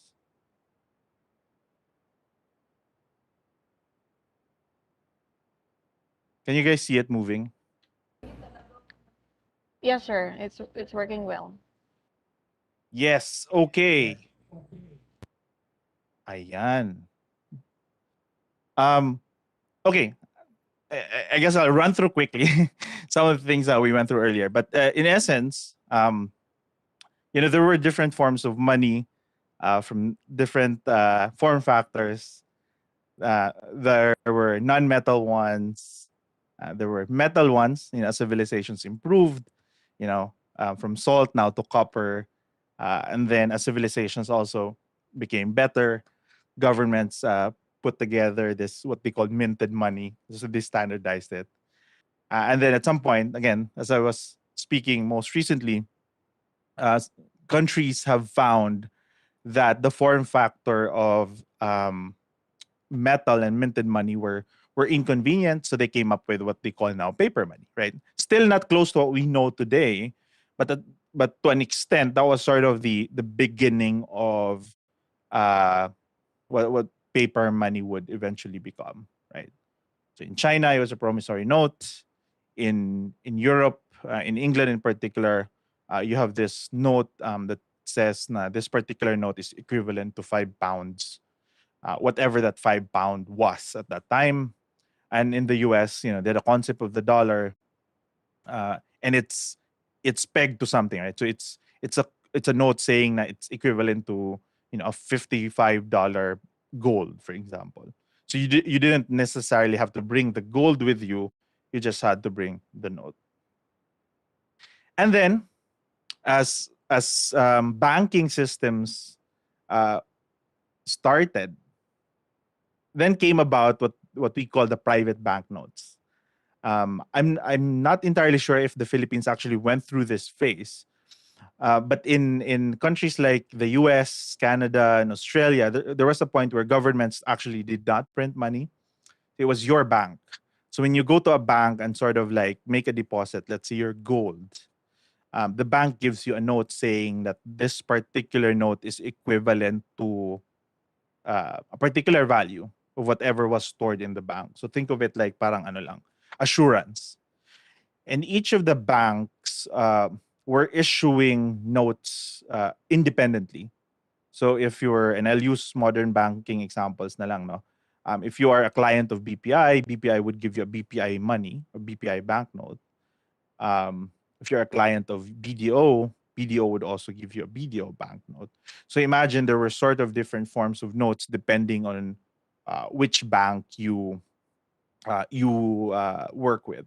No? So this is, these are examples on what private banknotes were back then. So in this case, in Australia, you were working with this bank called the Commercial Banking Company of Sydney. In Canada, the Bank of Prince Edward Island, and then in the United States, this bank called the Ipswich Bank. But as you can imagine, it's not entirely efficient, right? So now we take this for granted na parang the money you withdraw from BPI, you could technically deposit it in another bank. Or now, like we have this, interconnected banking system where you could technically send money now, regardless of whatever bank the receiver uses. But before, it was pretty hard because each of the banks actually do issue their own notes. Um, Again, so far, the theme is people have always found different ways of defining what money is. And, it started with non-metal money, and then metal came, and then it was minted.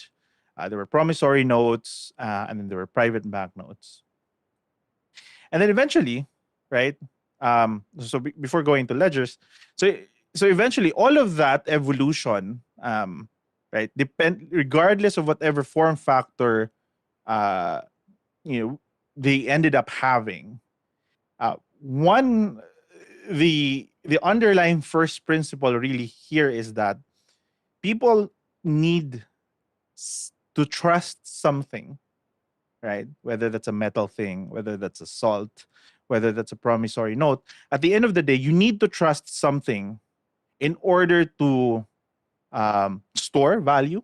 Now na pag if I keep this bar of salt with me, that there's value to it. Not a week from now, I could still buy a dozen eggs using this. Or this private banknote, this piece of paper, and if I keep it in the house, now a week from now, I could still buy a loaf of bread using the same private banknote. But the common theme really is that it's about economic and social trust that somehow this form factor allows you to store value, exchange something, and basically, move with your day-to-day needs, right? And um, while again, as I said earlier, we take money for granted, but in essence, what we actually have is, this piece of paper actually is worthless in and of itself until we actually trust that this 500 peso bill actually is worth 500 pesos, right? So there is that form of trust. And in essence, this is just a piece of paper had it not been for something else other than trust. So moving from, I guess, sort of the concept of money, then comes ledgers. And I won't go through the technicalities of what ledgers are because we're not accounting majors. I'm not an accountant myself. I'm not even a finance person myself. By training, I'm a software engineer. But in essence, ledgers are, and I'm sure to an extent you guys are familiar. They're principal recordings of accounts, right? So you just, it's money in, money out. Like, let's think of it that way. But in essence, what actually is happening when we try to fulfill or create a transaction is, let's say I buy a cup of coffee downstairs at the coffee shop in the building.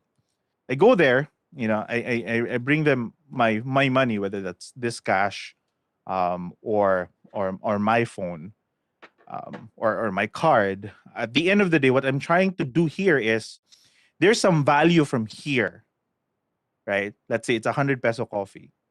I pay at the register.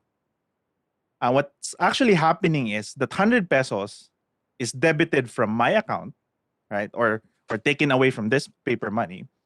And that's added to the account naman of the merchant, in this case, the coffee shop. So in essence, on our day-to-day, we're actually just updating ledgers. Our economy is basically updating ledgers from one end to another, right? So you take money in, you give money out. So in a pure financial sense, when you buy a cup of coffee, it's a diminishing the value of your ledger as a person goes down, and the value of the ledger of the merchant, the coffee shop, goes up. But of course, it's not entirely a financial world. I guess your ledger of happiness goes up because you're able to buy a cup of coffee. But from a pure financial sense, it's a debit on one end and a credit on another. And there's a reason why I particularly mention this, because this builds into what exactly payments is now, and what the future of when we bring that into the digital world, and when we think of it from an engineering perspective. So again, I just describe it. Ledgers are principal recordings of accounts, right? It allows for the economic activity to flourish. There's an entire money movement that's involved here, and it also creates financial relationships, right? Financial relationships between you, the customer, or maybe you are the business, right? So your customers, you being the business, and there's some established financial relationship, and one way or another, ledgers create the recordings of all those accounts. There are different types of ledgers. There's transaction ledgers that basically just store a list of transactions, and then there are also ledgers that tracks balances, right? And then in accounting, you have the general ledger, the sub ledger, you have single entry accounting, you have double entry accounting, and all that. We won't go through that. I'm sure you can tap your friendly neighborhood accountant to sort of explain all that to you. But in essence, what I want to try to get at this conversation is, from money and ledger is entirely our entire economic activity, right? Again, earlier, what I tried to establish is money is not necessarily what we know as paper money. And I'm trying to establish the fact that money is this concept that we accept.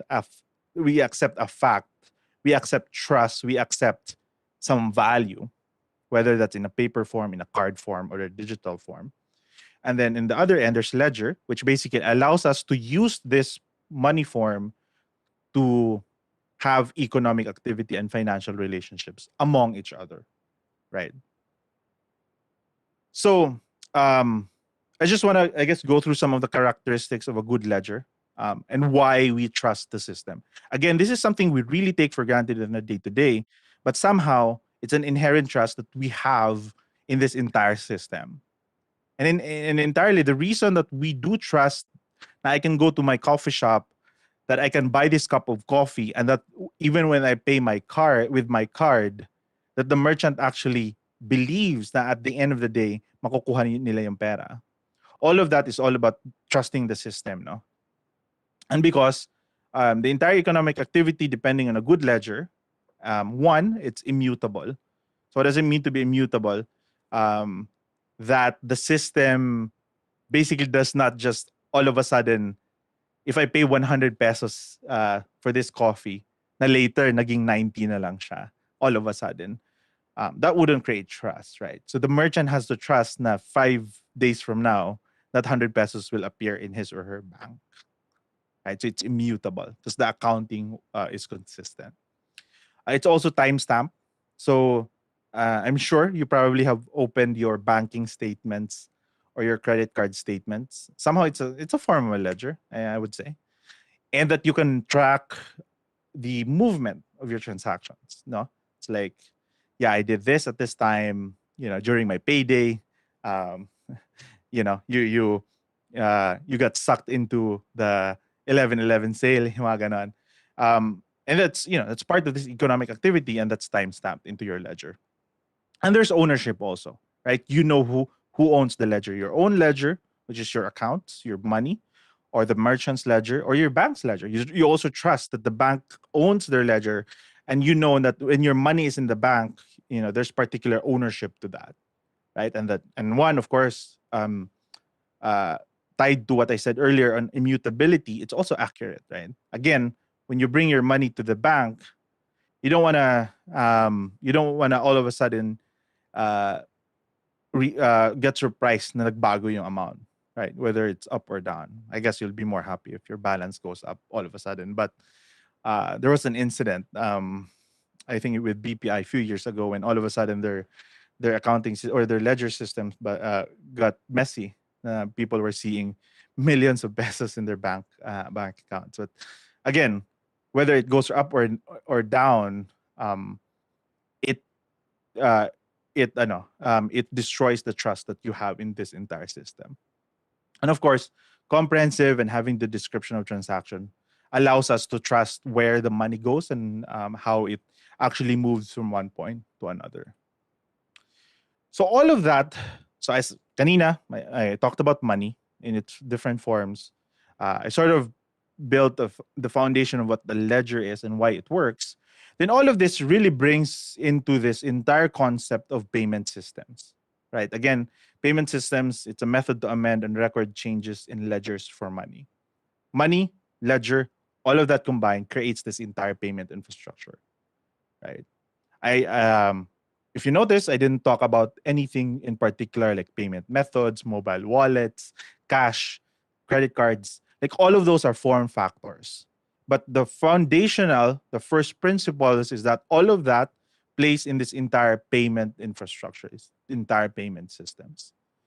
And again, the payment system is basically all about us trusting the worth of the money, and that money moves into this entire ledger system that we trust also as accurate and immutable, and that on a day-to-day, we can amend it. Amend being, I take my money out of my wallet, I pay, it's debited from my account, it's credited to the merchant's account, or vice versa. Or if humingi ng pang tuition yung anak mo, right? That's changing your ledger. You open your banking app, you send money to your son's bank, and then you trust that it gets debited from your account, it gets credited to his account. So this is, all of those little things are part of this entire payment system. Another form of this is, and again, something we may take for granted, are deposits, negotiable orders, which is, I guess, in one form or another, parang similar to checks. I guess checks are more of the modern ones, although I think checks are dying. But this is also part of the payment system. Now I can write something on paper, I give it to you and say, okay, I pay you a certain amount, I sign it, and that you trust now you can bring it to the bank and exchange it for money, right? Whether that money is in cash or whether that money will appear as in your bank account, right? When you open your app, parang na-deposit, nag-clear yung check. So this is a form of the payment system, right? So when I write you a check, I pay my monthly rent, I write you post-dated checks. That is part of this payment system. And the reason that it only works is you actually trust that paper that I gave you actually means something, right? What if all of a sudden the banks decide not to accept it? Then that breaks this entire trust that we established. And then comes fiat, right? Fiat being the most common form of money. And probably, again, as I said earlier, the first thing that comes to mind when I say the word money. And if you've noticed, from what I'm trying to establish from earlier, is that this money, this form of money, fiat, really only works because you trust, and nakalagay nga dito is, nakalagay pa ba dito? In the Philippine currency, it says, bayarin ng Bangko Sentral ng Pilipinas. So you actually trust the fact that this form of paper is represented by a bigger authority called the central bank, right? What if all of a sudden, Governor Jokno says, "Oh, all 500 pesos are no longer accepted," which happened in India, right? When Narendra Modi said that, I forget which denomination it is. It was probably the bigger denomination said that they're going to devalue it. But the reason that you trust now when you keep this 500 pesos in your wallet, tomorrow you can still use it, is because you trust the fact that the central bank are not, are not stupid people to make bad decisions, to ruin your trust in this economic consensus. So again, and I sound like silang plaka here, but the only reason why this thing works is there is social consensus. We trust each other. We trust the fact that it is represented by a central bank. We also trust the fact that the ledger of the central bank being sort of the, I guess, the general ledger of the economy, right? They have an oversight of this entire thing. And all the banks that are regulated by the central bank actually have ties to that ledger. And what we know, the banks kasi that we know are part of what we call the fractional banking system. So for sure, you can't go to Manila right now and open an account in the central bank, right? Because they are not commercial banking. But we are part of what we call fractional banking, that you can go to BDO and open an account. But the reason that you can open an account is you trust the fact that when you do, that particular ledger of yours is part of the fractional system that belongs also to this entire central banking system. And of course, other purposes why we believe on the fiat currency is it's accepted for tax. We can pay our dues to the government with this. It's legal tender for all debts, public and private. And then, of course, there are treatments to this. And of course, it's accepted also with the international markets. So when you go, for example, to the US, you trust that they could exchange your Philippine peso to US dollars and things like those. So that's fiat. And if there's only one thing to take away from this presentation, is that, like, you go home and think about what money is in the first place, right? And the reason that money in your wallet has value because you actually trust that it has. It has no value in and of itself without the trust in the first place. This is sort of, I guess, the diagram lang of what I explained. No?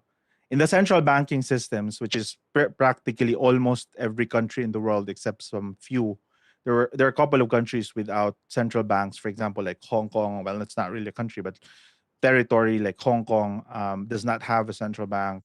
Panama doesn't have a central bank. But pretty much almost all countries have central banks.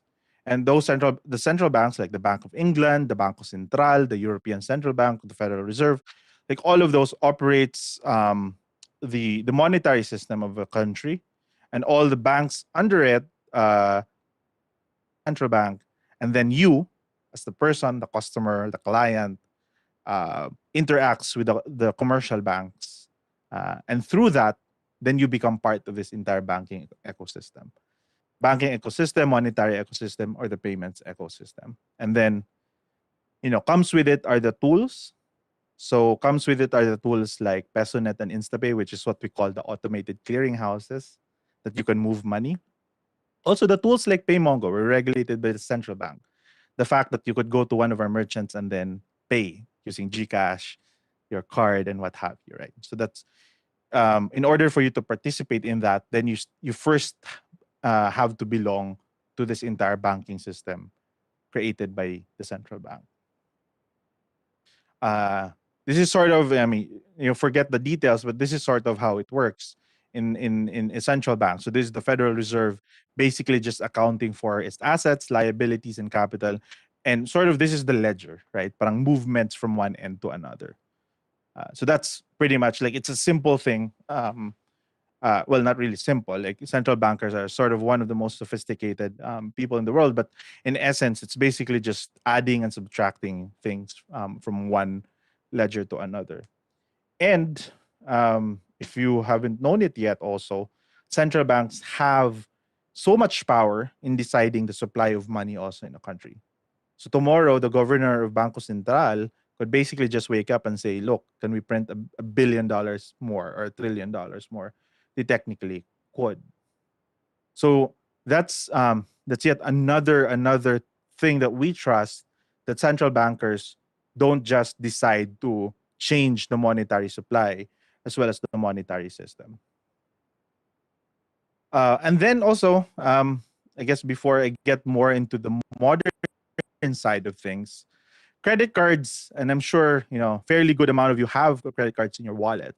But credit cards sort of were the first entry to what we now know as electronic payments, right? I call it generally electronic payments, not necessarily digital payments, because I guess it's a more modern one.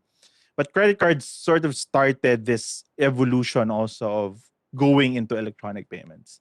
But credit card was actually coined way back in the late 1800s. And the concept of it really was simple. Parang, again, kanina, there were different forms of money, di ba? It's like salt, metal, and then came the minted money, came the paper money, then came the private banknotes. And then, of course, central banking happened in between, and then we now trust our government to print money. And then credit card sort of became a form factor. And the reason for it was actually pretty simple. You just want to be able to, because of the trust in the system, you want to be able to go to either a merchant that you trust, to a club that you trust, and say, hey, you know me, you know my worth, you trust me, and here's my card, this is my identity. You can charge me for it. I will owe you something, and then I will pay it back. So it's as simple as that. Again, forget modern credit card systems, but it's a form factor that allows you to pay something based on an assumed trust that you have between yourself and the merchant. So, for example, in this case, the first form of credit cards were basically this parang credit coins. The first bank card was actually something you would put in your ID tag. And then there were also merchant credit cards. If you're a loyal customer of itong nasa picture, yung Fort Worth General Tire Company, they would give you this card and say, okay, you don't have to bring money every time. Just present this card and we'll bill you at the end of the month. And then credit cards evolved. Diners Club was actually the first one to actually create a more widely used card system. So the Diners Club had different establishments part of it. So you can bring your Diners Club to pay multiple merchants. Dati, every merchant gives their own kind of a credit card. It was inefficient kasi if you want to buy from 20 merchants, you would have 20 different cards. Ito then starts the membership, the Diners Club. And then the first plastic card came with American Express in the US. And then Bank America came about, which is what we now call as Visa. So as you can see, the evolution naman of cards started with merchant specific, but then as they realized inefficiencies, middlemen, like what we now call Visa, MasterCard, JCB, and American Express, sort of consolidated that and said, hey, you shouldn't really worry about building or establishing trust with specific merchants. It goes through our network na lang. And then you could use, I mean, as you probably would know now, you could bring your Visa card and pay multiple establishments without that establishment having to know your credit worthiness. So now, networks like Visa, MasterCard, Amex do sort of do that for you. And it's also convenient for the merchants because they now can just be a member of the network and they can start receiving payments from members naman of the card schemes. And then the banks got involved. Because the hard part is Visa, MasterCard, and Amex can't establish relationship with every particular cardholder. So what they do is they partner with banks who will take the credit risk, right? So you apply for a card from BDO, from BPI, from RCBC, and then iba-ibang bank card yon, but at the end, you would see logos Visa, MasterCard, or JCB, for example, right? So what happens there is that the risk is actually taken by the bank, but the processing is taken by the network. So the merchant does not really need to care if you have a BDO card. The merchant just needs to care if you have a Visa or MasterCard card. Tapos your payment will just go to the bank that you have a relationship with. So again, as you can see, all these things happen because there needs to be trust established. So credit cards is yet again a form factor that allows for the trust to be established quite easily.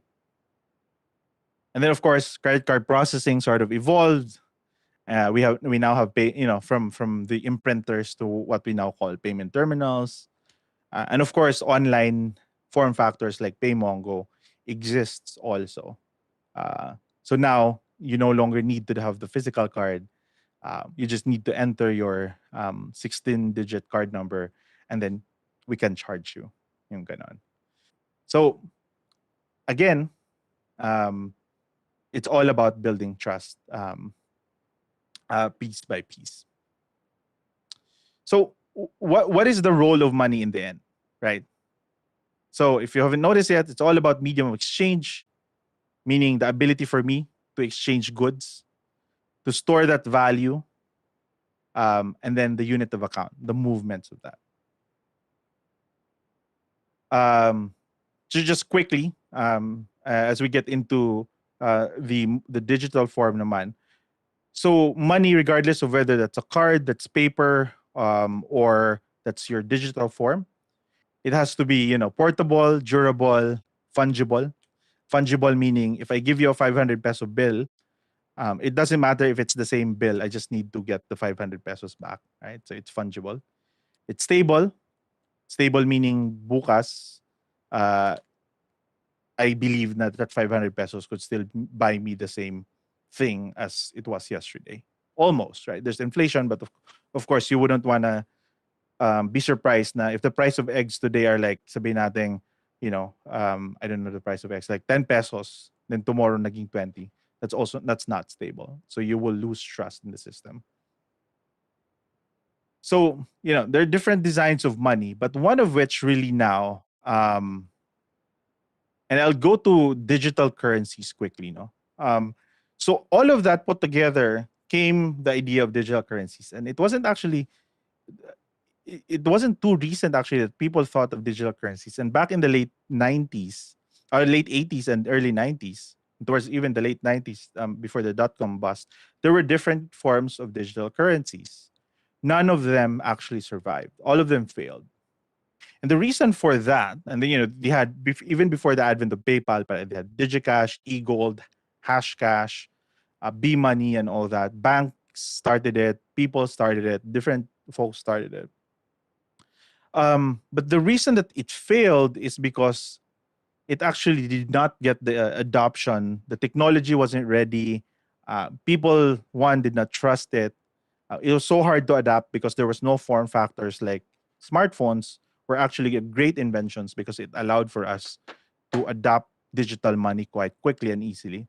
There was also the double spending problem because systems at that time weren't ready. So all of that really did not allow for all these digital currencies to flourish. And then came 1998. PayPal started, and of course, you probably know them now. You know, the likes of Elon, Peter Thiel, who, by the way, is our investor also. Them started the idea of putting all those complexities into a single payment experience, right?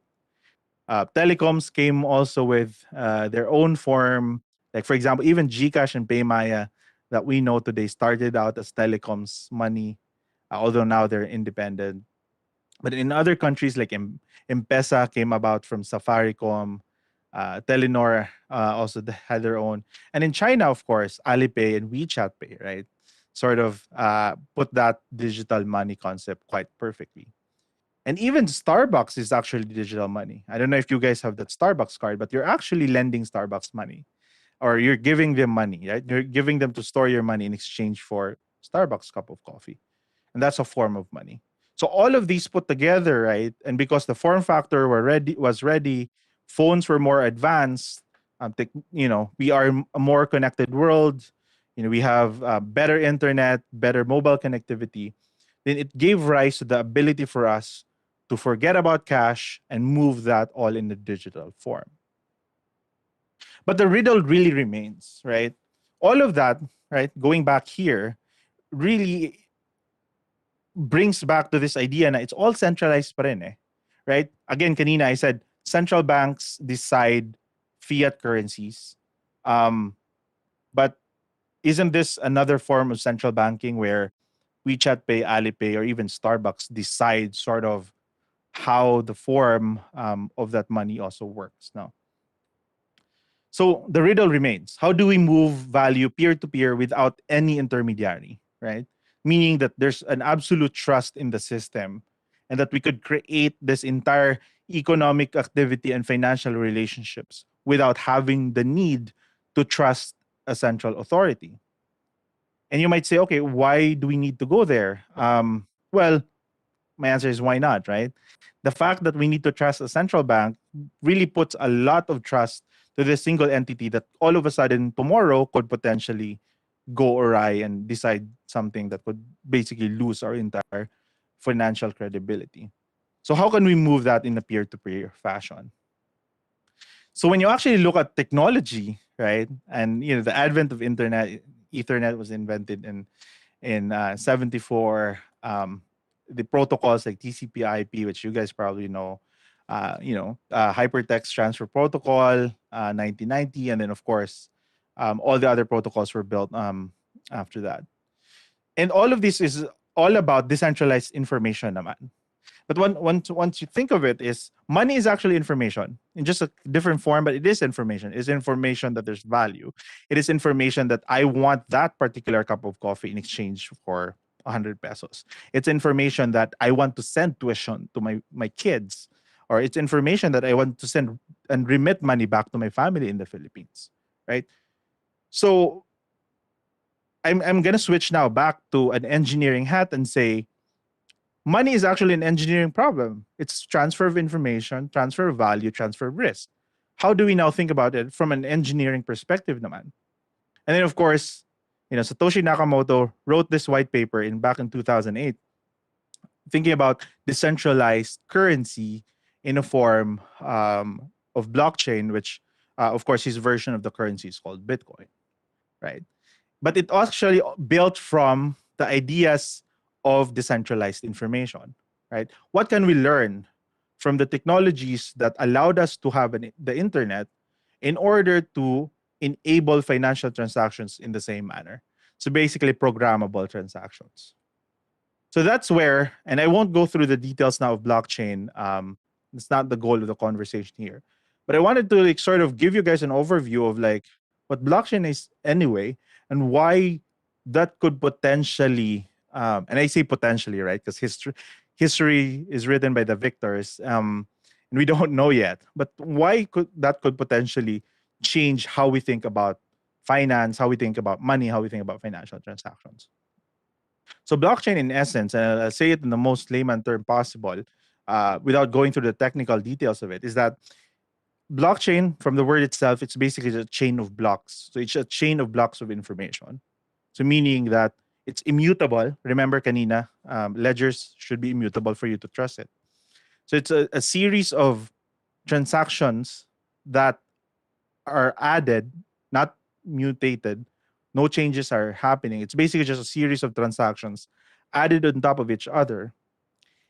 So that's the basic form of blockchain. So if there's a transaction, meaning I paid you 50 pesos, you paid me 20 pesos, I paid you 10 pesos. So all of that adds up. So it's an append only log, right? And the reason that we trust it is, and there's another layer to it. It's the cryptographic. Um, there are hash functions, basically secured by cryptography, that you know that those appends were valid. And then there's another layer of consensus. So it's append only log. There's cryptography that secures it, and there's consensus, meaning it's a network of different systems voting yes or saying yes that that's true, right? So it's this parang Byzantine generals problem that basically there's a majority of folks who basically tell you na, yes, that transaction happened, that I paid you 50 pesos. And if the majority of systems say that that actually happened, then it must have happened, right? So that's the entire idea of blockchain. All these append-only logs secured by cryptography, and that there's a network of different systems agreeing to it, makes it a very, very potent framework to build currency. So bring it back to what I said earlier. The reason money works is because we trust it, that majority of folks trust this paper form, and that there's a ledger that actually is accurate and immutable. So now, taking it into the digital world, how can we now bring that same level of trust and consensus digitally? And blockchain potentially could help us bring closer to that. And in this manner, you no longer need an intermediary like a central bank to even say yes, to even say that that's right, to even say that that supply and movement of money has to be this way. I recommend that you guys read Satoshi's paper if you have time. But largely, this entire idea is, again, on the first principles of building trust in a world where trust is hard to establish. So what does it mean for engineering? And before I end this, like, what does it mean for engineering, and what does it mean for all of us? So the common theme, again, as I said earlier, is that financial transactions only exist because of the trust that we put to this, right? The reason you can buy a cup of coffee is because you trust that that money that you used to buy it has value and the merchant trusts it. So when you actually look at it from an engineering perspective, you now wear the hat of what kind of systems can I build in order for us to create a trustworthy ecosystem where people can easily establish economic activity and financial relationships without having to go through all the burdens of establishing trust with each other. So finance is an engineering problem. And if you go through the technologies like blockchain, digital payments, those are form factors of trust. And what does it mean for all of us? It means that as technology evolves, technology gets better, internet gets better, connectivity gets better, more and more people will become part of the digital ecosystem. Phones are getting cheaper, internet access is getting cheaper. What it means really for engineers is that how do we now build systems so that we can actually leverage all these protocols, all these systems into establishing a trustworthy ecosystem, right? So, there's a lot of things that's going on in the blockchain community. I'm not even the expert of it, and there are a lot of people actually building solutions to that. solutions like how do you move money faster? How do you move money from different countries to another in a more efficient and cost-effective manner? So, so there's really huge potential. We are in the very, very early stages of it. Me coming from the payments processing end of things, we only play a small part in this big entire opportunity that there is. So really, like my challenge for everyone is to look at it as an engineering problem and how we could bring trust and build engineering solutions to that. So with that, I hope that was a useful overview of the future of money. And I didn't say like a specific future of what it is. We are yet to see that, but at least we are now grounded with the truth that it is all about trust, and engineers have a role to play in order to build the trust ecosystem in the digital world. So with that, thank you so much, everyone. All right, thank you so much, Sir Plaza, for that detailed and informative speaking session. I think everyone are really interested with your topic since this is timely as we go to digital transformation.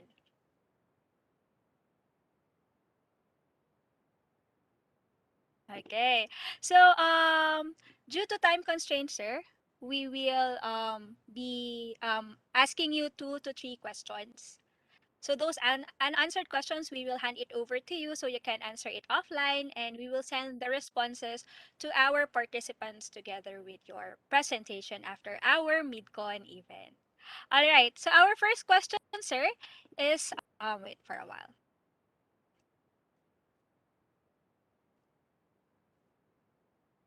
From our participant from Singapore, from Miss Cynthia D. Sanchez. Her question is, if cryptocurrency is something that we can trust as much as we value the paper money, then why is the value affected by supply and demand and changes its price as it is treated like a stock? Yeah, no, that's a very good question. I guess my short answer to it is we are in the very early days of cryptocurrency. Um, and not all cryptocurrencies are the same. They have different purposes. They were built in different fashion. There are ones that we should not never trust. Some of the tools also were used to scheme against people and all that. So those realities exist. Uh, so I guess in many ways, th- from what I said earlier, there's two. When it comes to money, it's all about store of value and medium of exchange. The reason why some people invest in gold or silver is that they believe that the value will go up. So there are cryptocurrencies with the idea na it's a store of value, and at some point, because the supply is limited, na its value goes up. um, that, like Bitcoin, for example, I would say has probably lost its medium of exchange purpose because the price is erratic, but it could potentially be a good store of value. So again, not all cryptocurrencies are the same. There are those stable ones. So there are stable coins, there are central bank digital currencies that have more deterministic prices. So yes, depends rin anong goal no ano. So like I wouldn't give any investment advice, but when you look at cryptocurrencies, you have to look at also ano yung why they exist and why ano yung goal nila, whether they want to be a store of value, a medium of exchange, or both.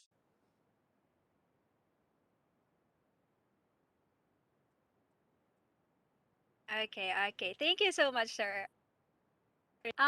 The last question, sir. I think more of the question is asking really the security of digital money.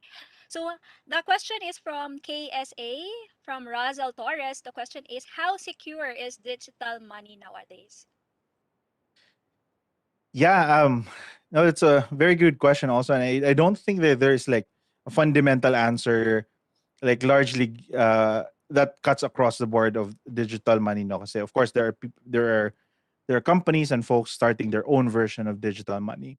I guess I'll answer this both from a regulatory plus a technology perspective. So, in a regulatory perspective, regulators like the central bank are pushing and have been pushing policies, and even us, they regulate us quite extensively, have been pushing policies in order to make sure that systems are not built against the use cases or against the people who are using the systems. No, so that creates a layer of, I guess, a certain level of trust. But another is, at the end of the day, the reason blockchain exists is to actually answer the secure part. So when you examine digital money, I guess you look at both from their regulatory compliance perspective, but also when you look at their technology. What kind of technology are they using? Blockchain is just one of them. Are they using an immutable system na if shit happens, can they backtrack and all that kind of thing? So um, I guess I don't know if that's a specific answer immediately to the question, but largely the security and trustworthiness of systems vary then depending on how they implement it. Okay, okay. And as you mentioned earlier, it is in the early stage, and as we adopt and we embrace digital transformation, I believe that it will go more with security for the digital money. We can get the trust of the people. Thank you so much, Engineer Plaza, for Thank that. you. That ends our Q&A session, sir. But first, is there anything else you would like to mention or any final remarks to wrap up the session, po? Yeah, no. Again, thank you for having me here. At the end of the day, what I realized when it comes to fields like finance and even other things, engineers have a huge role to play in building the future. And I work with a lot of engineers on a day to day, and I'm really excited that you guys are looking into new frontiers, including finance and the future of money. And I hope to see a lot more creative and inventive things that folks like you guys will build in the future. Yes, thank you so much, sir. I think we, as electronics engineers, are going to innovation for the betterment of our nation. So, sir, please stay put as I award you the plaque of appreciation. So the IECEP awards this plaque of appreciation to Mr. Francis de Plaza for imparting his knowledge and expertise as a resource speaker during the IECEP MidCon 2021 with the theme Embracing Digital Transformation in the Time of New Normal, given this 5th day of June 2021, signed by our very own IECEP National President, Dr. Michelle D. Lawa. So thank you so much, sir.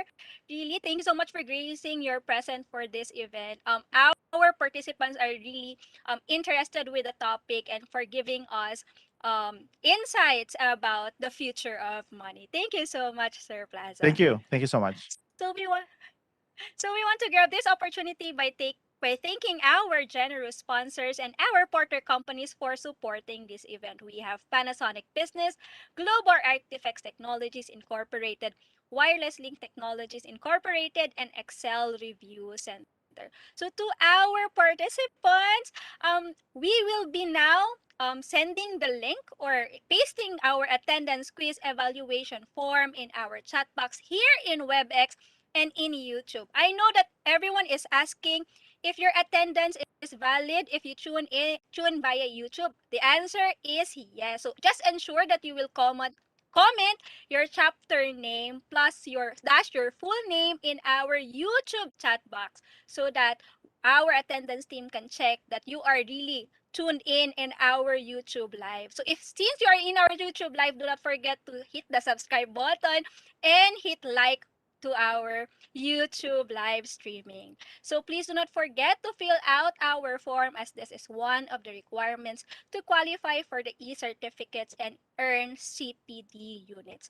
So that concludes our third technical session. We hope that we were able to give you comprehensive insights and valuable information about digital currencies, blockchain, and the future of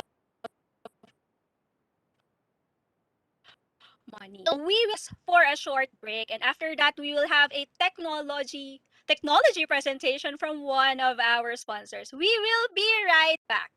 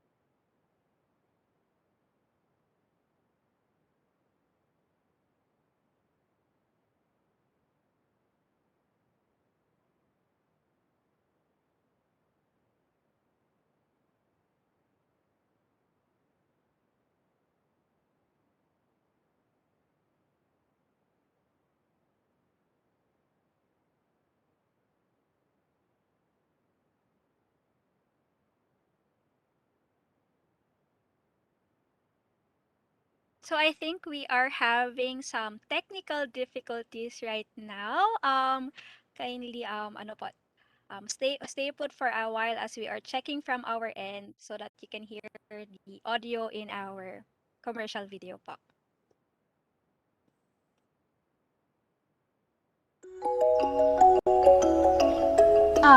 Wireless technology. It can make so many things possible today, except when it can't. Upgrading to 802.11 AC Wave 1 products might seem like a good idea, but using wider channel sizes in a highly congested spectrum, especially in an unsynchronized network, will result in customer complaints that you and your team have to solve by browsing online forums. Instead, why not use something that fixes the problems of today and tomorrow?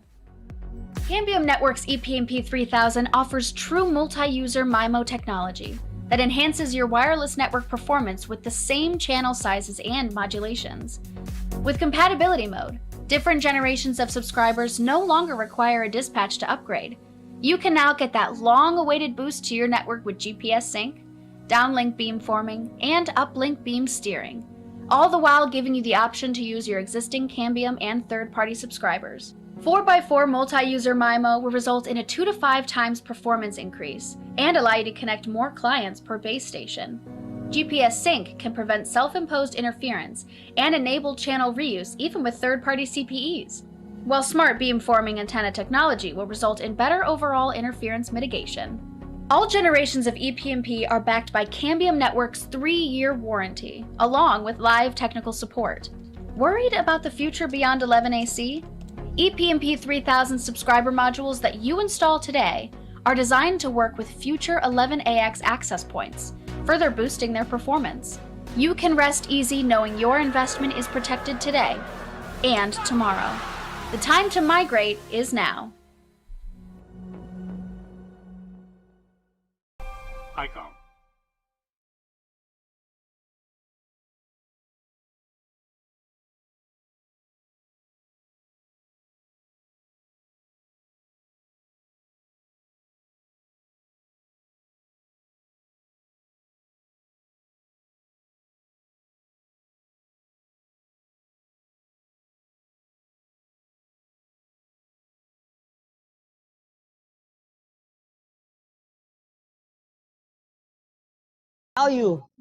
We value WLTI for helping materialize IECEP MIDCON 2021.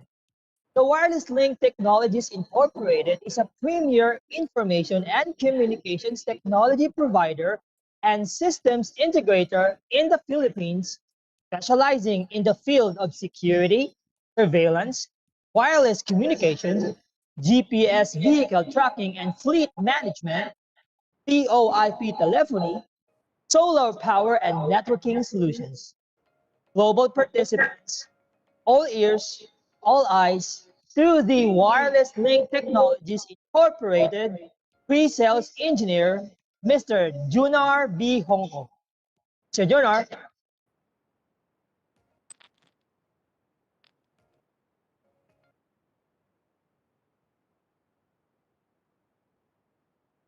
Thank you very much, guys, for the time you spent here for MidCon 2021. So I'm Junar Junko from Wireless Link Technology, a pre-sales engineer, dealing with the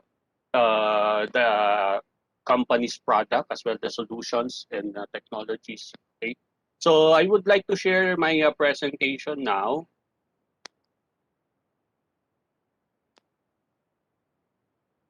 Sir, can you please let me share? I don't have the button of sharing.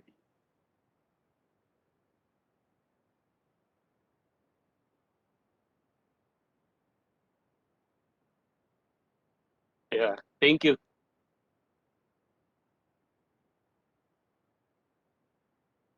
Okay na po? Nakikita niyo na po yung aking presentation slide. Verify ko lang po. Okay, thank you. Yes, sir. So, yes, sir, we can see it. Okay. So, first I would like to to introduce wirelessly, but basically the company is more on the technology solutions, particularly with the wireless networking, no? So me, okay. The company's product, basically, we are a distributor of Cambium Networks. So Cambium Networks is a wireless broadband that spun out of Motorola Solutions way back October 2011. And then the pioneer in point-to-multipoint or the point-to-point IP wireless broadband solutions. Okay. Industry leader in high-density Wi-Fi solutions. The headquarters of Cambium Networks is basically outside Chicago, Illinois, with 700 plus employees across 6 continents. More than 5,000 channel partners in 150 plus countries, including the Philippines here. More than 7 million nodes shipped, totaling over 1.5 billion US dollar. Emerging leader in IIoT and 5G-like solutions. Okay. Cambium Network has IPO on Nasdaq last June 29. Okay. Cambium Networks is as a WIS operator, broadband solutions provider, no, yung mga product provider.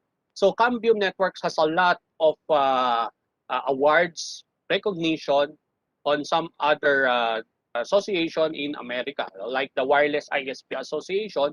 So Cambium Networks got the Manufacturer of the Year 2017, 2018, 2019. So sunod-sunod. Manufacturer of the Year. No? Product of the Year last 2018, Service of the Year 2018. Also in Chicago Innovation Awards, WPA Social Impact Award, no? Emerging Network Vendor on the year 2019, then Business Excellency Award on last 2018. Okay? So si Cambium Networks, marami siyang scope or solutions, no?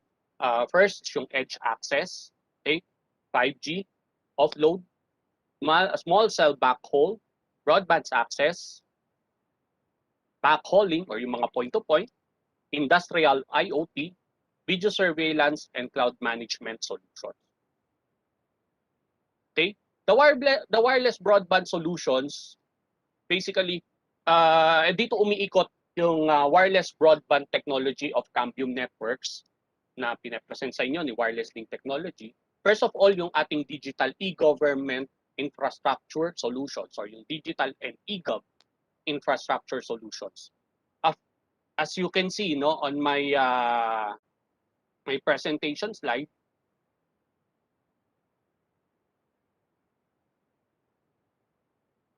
okay, mag-annotate lang ako. Okay, the solution of this digital e-gov infrastructure solutions is more likely on the point-to-multipoint system. Okay, on a base station like this, we can guarantee a 4.8 Gbps of throughput or performance that we need for the point-to-multipoint solutions. Okay, serving multiple sites like university campuses, fire station, police stations, LGU remote building, no, hospital, no, yung mga city hospital, city health facilities, city gymnasium, no. They are connected with our municipal or city building, no, with the point-to-multipoint. Okay, so that point-to-multipoint serve as the backhaul for the internet, no, for the Wi-Fi, video calling, emails, and other internet protocols or the internet services that we can do, no. So dyan papasok yung ating digital and e-governance infrastructure solution. So more on the point-to-multipoint tayo.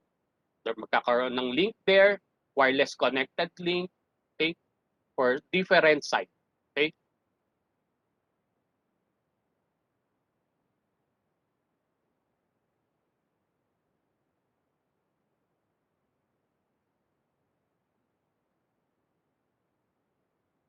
Excuse me, naririnig po ba ako? Parang naghang yung aking... Yes, sir. We can hear you. And for participants, if you can hear our speaker. Naglag lang yung aking presentation slide. Yun, bumalik na ulit.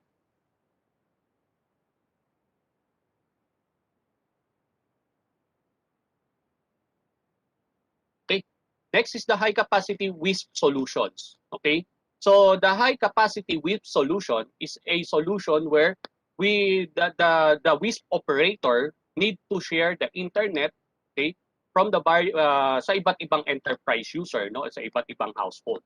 By using Cambium Networks EPMP solutions, no, we can get 4.8 Gbps high capacity access on the base station itself, no, serving multiple subscriber module to share the internet or to give internet service, no, with the various enterprise user such as banking, household, and every user, no, or bahay, no, sa mga business, SMEs, ganun. So basically we can serve that internet backhaul, okay, from the source, internet source, down to multiple network or multiple household business SMEs. Okay. Okay. We can provide high capacity and reliable internet for household, yun, nabanggit ko, offices and SME businesses. Easy management for WIS operator. Okay. So another solution basically is the remote time attendance for biometric. Remote time attendance biometric solutions. Okay. Using the backhaul, point to multi-point or point-to-point backhauling, no, we can do basically we can provide remote time attendance, record all in and out transaction that can be saved in time attendance logging software, can lessen human error in gathering time attendance record. So we can prevent manipulating attendance record. Okay. Also, using this point to multi-point, no, we can also provide a public address solutions. Okay, okay, yung ating PA solutions. Okay, using also the high capacity point to multi-point. Okay, basically we can do public announcement remotely from the command center. No, can play warning tones in case of emergency and disaster, and can play record songs and music. Okay. So basically, if we can look on this, no, point to point wireless, and then down to IP decoder, okay, mini amplifier, no, we can share remotely, or we can play remotely some music, no, we can public address information using our point to point or point to multi point broadband solutions. Okay. Next is the digital signage solutions for public information. So ito, normally kailangan na nito, no, in times of this crisis. Basically, we need this kind of solution, no, pertaining to the public information na solutions. Okay. Again, for point to multi-point and point to point solution, no, we can do digital signage, no. If you can see on my presentation slide, no, again, meron tayong wireless connectivity. So kahit tawid pa yan ng dagat, so kilometers away, no. Using this digital signage server, no, we can transmit those information using wireless backhaul. Okay? So ipaprocess nitong ating LED screen, no, kung ano yung pinaprocess, no, or yung ating gustong ipakita dun sa ating LED screen. So using the backhaul or the wireless backhaul broadband solutions, no, we can also do this. Okay.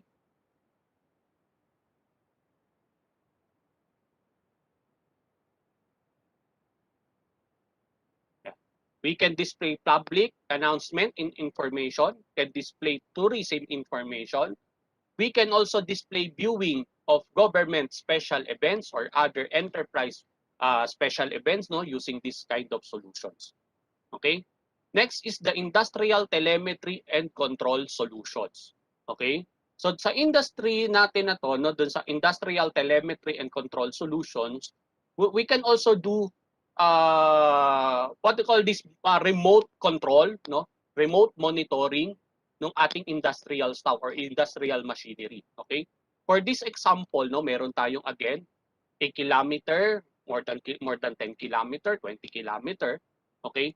We can basically transmit and monitor some programmable logic controller, okay, and then some we can do remote control, remote program some industrial machinery like this industrial control valve, no, pwede nating i-turn off, pwede nating buksan. So if ever na flood control system ito, no, we can check if already flooded on this specific area, no? So more likely ganun, industrial telemetry and control solutions. Okay? Again, no, we can do remote controlling, no, pwede natin control yung bulbs, solenoid, actuators, no, we can monitor sensor, pressure sensor, floater sensors, etc. No, we can also monitor some industrial alarms. Okay. Next natin is kung anong product of Cambium networks will be fit on that many solutions for the point to multipoint and point to point solutions. Okay? So, choosing the right wireless broadband that will work. Kasi most of time, maraming kasing brand of wireless connectivity. Okay, maraming brand ng wireless broadband. But basically, ang pinaka-importante is choosing the right wireless broadband that will really work. Okay? So, using Cambium network, so we can assure that this will be work. For example, on this, no, we have EPMP 3000 access point with the 4x4 new MIMO technology. Okay, so this access point will serve as the home or the base station of the point to multi-point system. Okay, it is running at 5150 up to 5950 megahertz of frequency. Okay, with a headline throughput of 1.2 Gbps. Okay, so if you got 4 of these on your sector or in your base station, no, 360 degree, no, you can get up to 4.8 Gbps of headline throughput sa isang 360 degree coverage. Okay, so it is using a 4x4 mu MIMO, no. Isa ito sa industry leading pagdating sa mu MIMO. So isa sila sa nauna ng 4x4 mu MIMO, and then it can cater up to 130,000 packet per second or 130,000 PPS. Okay? So, doubling of sector throughput in the same channel. So, by doing the 4x4 mu MIMO, no, it can double the sector capacity or the sector throughput in the same channel of frequency. Okay? So, it also cater downlink beamforming, no, technology siya ni Cambium Network, si EPMP 3000 access point. And it can do also uplink beam steering, no? Later i-discuss ko sa inyo kung ano ba tong mga features na to. Okay? It also have a dynamic filtering, and it is rich and proven GPS synchronization. So later i-discuss ko sa inyo kung ano-ano ba yung mga technology na yan. Okay? Using the base station, syempre may antenna. Okay? The antenna of the EPMP 3000 is the EPMP 3000 4x4 sector antenna. Okay? It is a small compact design, integrated EPMP radio mount, and GPS antenna integration. Okay? It has a 17 dBi antenna gain, okay? 4.9 to 5.97 gigahertz spectrum. It has a 30 dBi front to back ratio, okay? IP65 ruggedization, okay? And also we have separate antenna for the smart beam steering. Okay, na features, which is the EPMP 3000 smart beam steering antenna. Okay, so the purpose of this antenna is to eliminate uplink interference. So nowadays, a lot of people, lot of industry uses 5 gigahertz, no.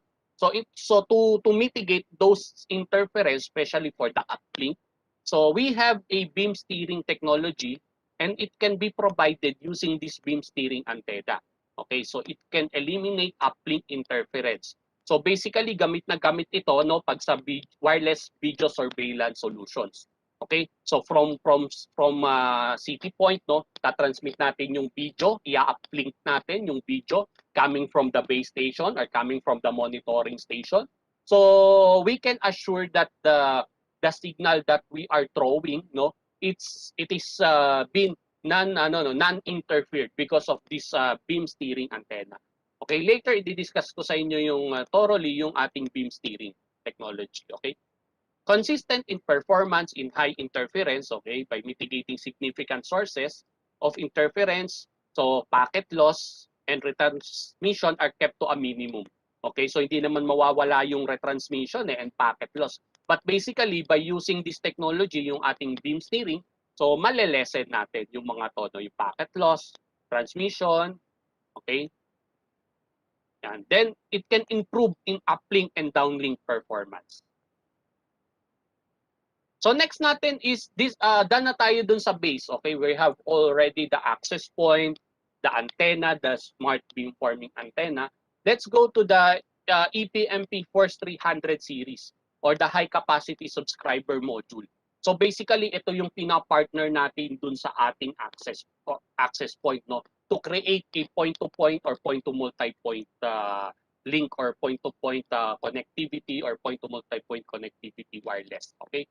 So it also has a 5150 to 5950 megahertz, no, 2x2 MIMO, up to 600 Mbps subscriber capacity, no, 27 dBm transmit power. Okay? Meron tayong tatlo So 16 dBi, 19 dBi, 25 dBi. So depende talaga to dun sa distance natin. Okay? So the shorter one, no, so we can provide or we can recommend EPMP Force 300-16. Okay? For the mid-range, no, let's say 5 kilometers up to 10 kilometers, we can recommend EPMP Force 300-25. Okay? And ruggedized subscriber module, no, na nasa mid-end, no, let's say we can deploy this 5 kilometers range, no, we can offer EPMP Force 300-19. Okay?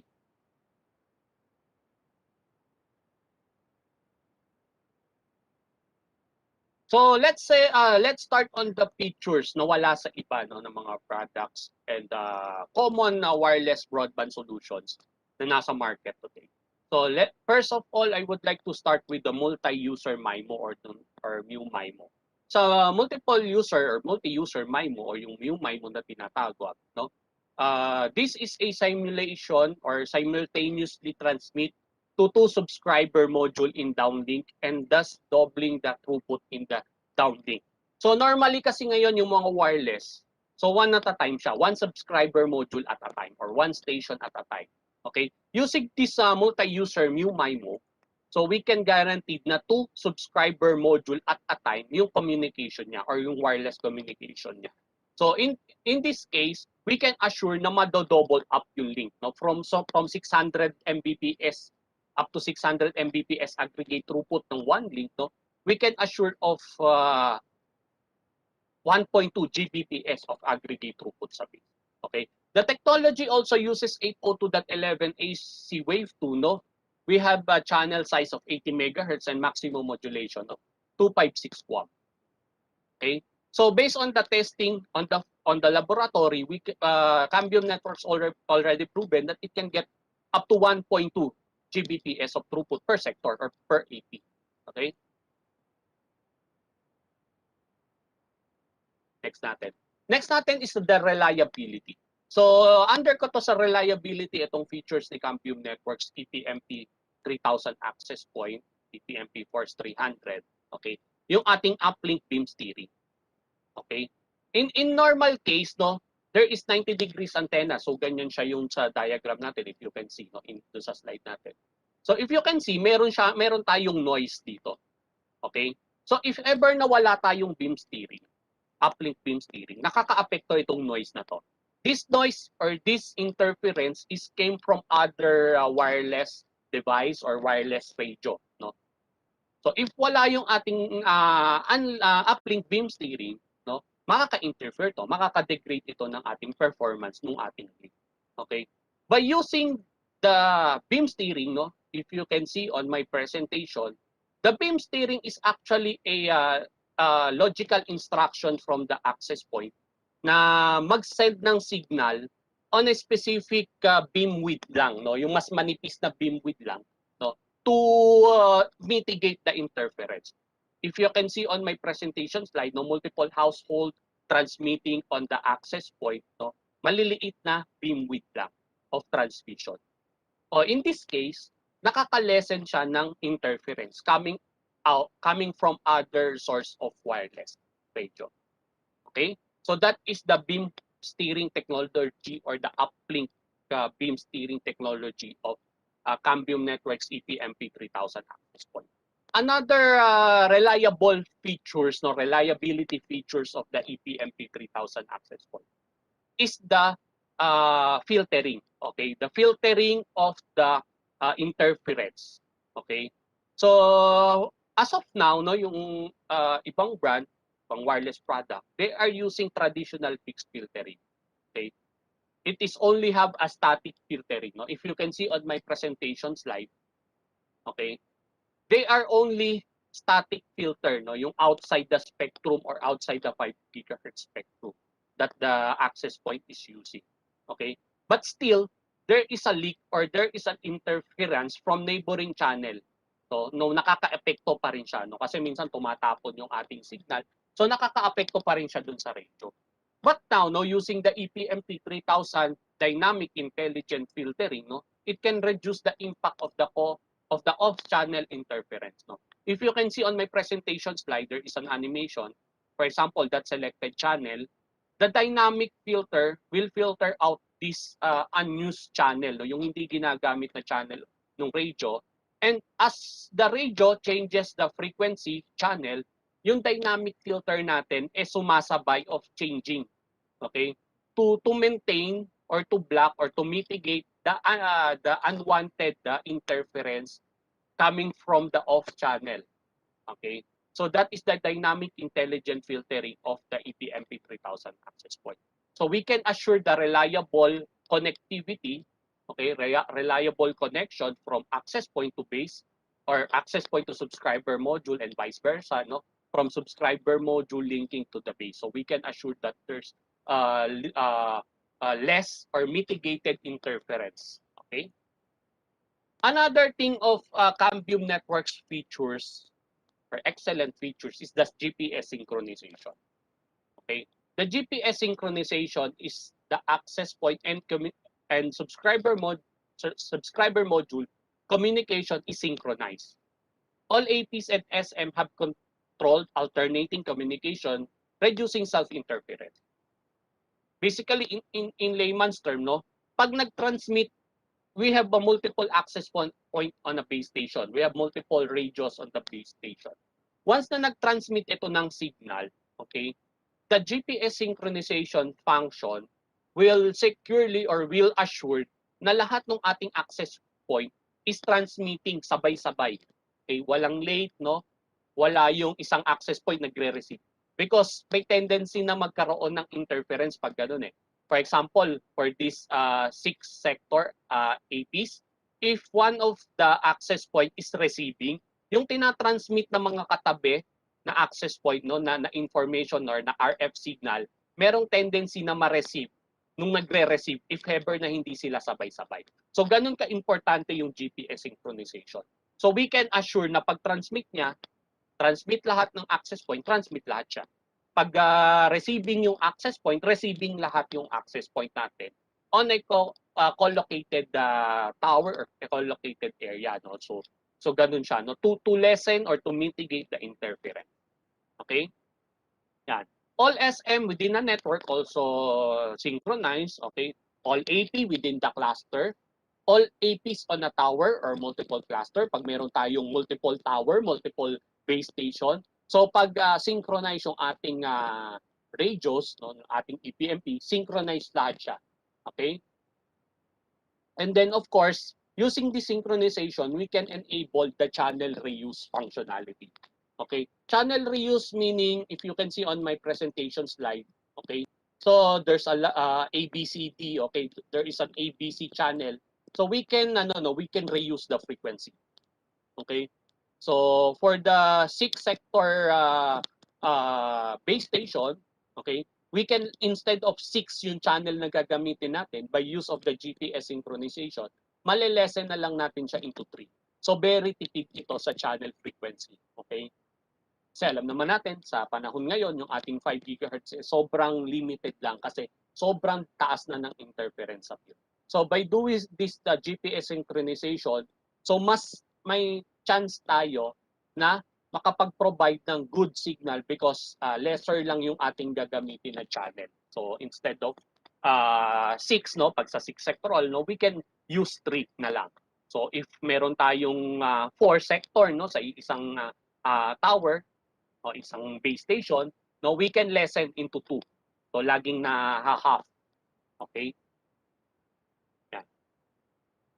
Next is the CN Maestro Essential Cloud Management Platform for WISP operator. Ito, gamit na gamit ito ng mga WISP operator. No? So if you are a WISP operator, so basically gamit na gamit mo yung ating management platform, which is the CN Maestro Essential. Okay? Sa CN Maestro Essential, no, we can use the easy onboarding of these EPMP devices. Okay? Meaning, pag meron kang CN Maestro Essential, so you don't need to be a, what do you call this, good IT guy na pwede kang mag-port forward, magka-config ka ng sobrang dami, no, to monitor multiple numbers of devices with the one just platform, no. So very easy lang to onboard and very easy lang to manage those EPMP devices. You just need a serial number. Tatype mo lang dun sa platform or the dashboard, onboard this serial number. Okay? Automatically, pag na-input mo na yung serial number and then okay, onboard, and that's it. Mamamanage mo na yung ating devices. Okay? We can monitor our entire network, so leverage hierarchical dashboard statistic and maps to view status and drill into problem area. So basically, tulong to sa WISP operator. So if we have multiple sites, okay, medyo sakit na sa ulo yan pag magmamanage ka, pag may trouble. So you can pinpoint, no, kung sobrang dami mong devices and then nagka-problema. So mahirap mong ma-pinpoint pag sobrang dami. But using the CN Maestro Essential Cloud Management Platform on a single pane of glass, no, makikita mo, no, yung structure ng ating network hierarchical. So may dashboard siya, no. So makikita mo na pag may trouble dito sa isang access point na to, may trouble sa isang subscriber module, no, meron tayong alarm, visual alarm, makikita natin magre-red. So basically easy sa WISP operator ma-identify kung ano yung may problemang mga devices. Okay? Next natin is yung configuration. Okay, so we can do a configuration using the CN Maestro Essential Cloud Managed Platform. So it can automatically provision device upon registration and group cert devices and apply configuration parameters across your network. Okay? So yung configuring devices, hindi na mahirap for the cloud operator or sa WISP operator, no? So traditionally, ganito yung ginagawa. Pupunta yung technician, no, WISP operator technician sa location nung ano, no, nung customer, okay, nung subscriber, and then may dala-dalang laptop, i-configure yung devices. Okay? So technical know-how siya, no, alam niya. So ganun yung traditional. But using the CN Maestro Essential Cloud Management, ganito lang siya, i-configure lang sa office nung isang IT guy or engineer, no? And then i-check niya lang na i-apply dun sa specific serial number. And then someone from the technical guy, no, na walang alam, no, na walang know-how pagdating sa configuration, so dadalhin lang yung device dun sa customer or dun sa subscriber and then ipa-power on na, automatically mag-offload na yung ating CN Maestro ng configuration on that specific subscriber without having any laptop, mobile devices. Itutusok lang, ipa-power on lang, ilalagay lang dun sa internet connectivity, no? Lalagyan lang ng internet connectivity and then voila. So meron na kagad configuration. Okay, may configuration na ng limit of transmit. Meron ng limit of data, no, yung Mbps, etc., no? Meron na siya kagad configuration. So very very easy for the operator na makapag-deploy ng multiple wireless devices, no, sa buong city or buong neighborhood. Okay?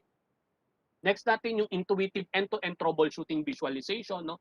Tower to edge device, help and evaluate real-time client network connectivity. So, yun, no, inulit lang ulit, no, based on this this dashboard or this cloud CN Maestro Essential Cloud Management, no, we can very the WISP operator has a very easy way of knowing the health of the devices, the performance of the devices, okay, the speed of the internet of the subscriber. So very madali lang para sa kanila because of this CN Maestro Essential Cloud Management Platform, okay, for the WISP operator. At ang good news pa rito, ito, free lang itong CN Maestro. As long na meron tayong devices, no, ng EPMP 3000 access point, meron tayong EPMP Force 300, we are using Cambium Networks Wi-Fi access point, we are using Cambium Networks network switches, no. As long na meron tayong devices, we can manage it for free. Okay? We just need to go to the Cambium Networks website, registered, no? Para maging user ka, no? You have a username, and then access mo lang yung ating CN Maestro Cloud, no? Input lang the username and password, and ayun, meron na tayong cloud management platform, and then serial number lang ng mga devices, input lang natin, and mamamanage na natin yung ating network. So very flexible, very easy for the WIS operator to do this. Okay? So ang kagandahan, free pa to. Okay? So ito yung example of the dashboard, no? Meron tayong dashboard for the site, no? For the subscriber module. Meron din tayong dashboard para dun sa mga base Wi-Fi access point, no, ni Cambium Networks. Meron din tayo dun sa WLAN, no, yung mga Wi-Fi access point, Wi-Fi switches, Cambium Network. Okay? Again, multiple graph display. Yan, no, makikita natin yung mga performance, no, interference kung meron man, error, airtime, okay, so mga noise floor. So very intuitive, no, and then very graphic siya. So very understandable for the network operator to understand the performance of the network. Okay? So basic sector view, no, for the point to multi-point system, no, basic sector view for the EPMP or fixed wireless devices. Sector visualization is available in map view, no, meron siyang map, no, if we have multiple sector on the side, so makikita natin dyan sa map. Okay? If merong trouble specifically on that particular location, makikita natin magre-red. So very easy troubleshooting for the WISP operator. Okay? There is an option also to hide the subscriber module available. Okay? And then you can also choose the color of the subscriber module based on the upon frequency or online offline state, no? Pag offline siya, no, so very basically pwede nating ibahin yung kulay. So basically yun lang no, yung itsura niya sa dashboard. Okay? Next is yung ating using this CN Maestro. No, we can automatically intelligent software update. Okay? So normally in this time, no, pag wala tayong management platform kasi, yung mga technical guy or sa network natin, isa-isa natin i-update yan. Upload the software, upload the firmware, then upload, then reboot. Okay? By doing this CN Maestro Essential Cloud Management Platform, automatic na to. I-schedule mo lang on a certain period of time, no? Let's say madaling araw, alauna ng madaling araw, no? Ipipila niya na ng firmware update lahat yan. So kahit na 100 siya, kahit na 200, kahit na 1,000 devices siya, ipipila niya yan, i-update niya yan isa-isa. No? Wala kang gagawin, no? I-upload mo lang or checkan mo lang kung anong firmware yung ilalagay mo. Automatically siya na yung magda-download ng firmware from the website. Siya na rin yung mag-a-upload dun sa mga subscriber module or dun sa mga devices, no? As long na online yon, so i-upload niya. Paano if ever na offline, nagkataon offline on a certain period of time? Automatic yon upon online ng devices, no? Automatic i-update niya. So basically, halos wala nang kaproblema yung WIS operator natin. So basically, it is a very helpful tool and also a free tool, no, para ma-manage natin yung whole network natin. Especially pag we have a lot of devices, a lot of wireless access point, a lot of subscriber module. So only a one person can manage or can do the work. Okay?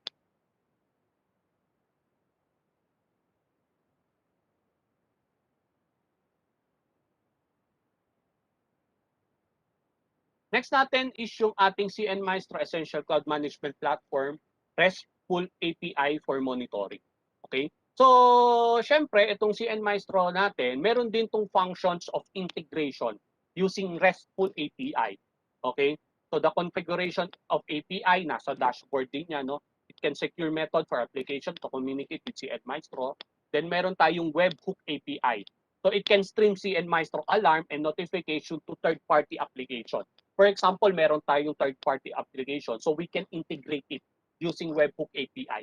No, sa merong alarm, itong CN Maestro, ipa-pop up niya rin dun sa third-party na alarm application, any application, no, na third-party using integration, using API. Okay? Leverage application siya sa Splunk to mine notification and alarm data. And receive SMS notification through integration with PagerDuty.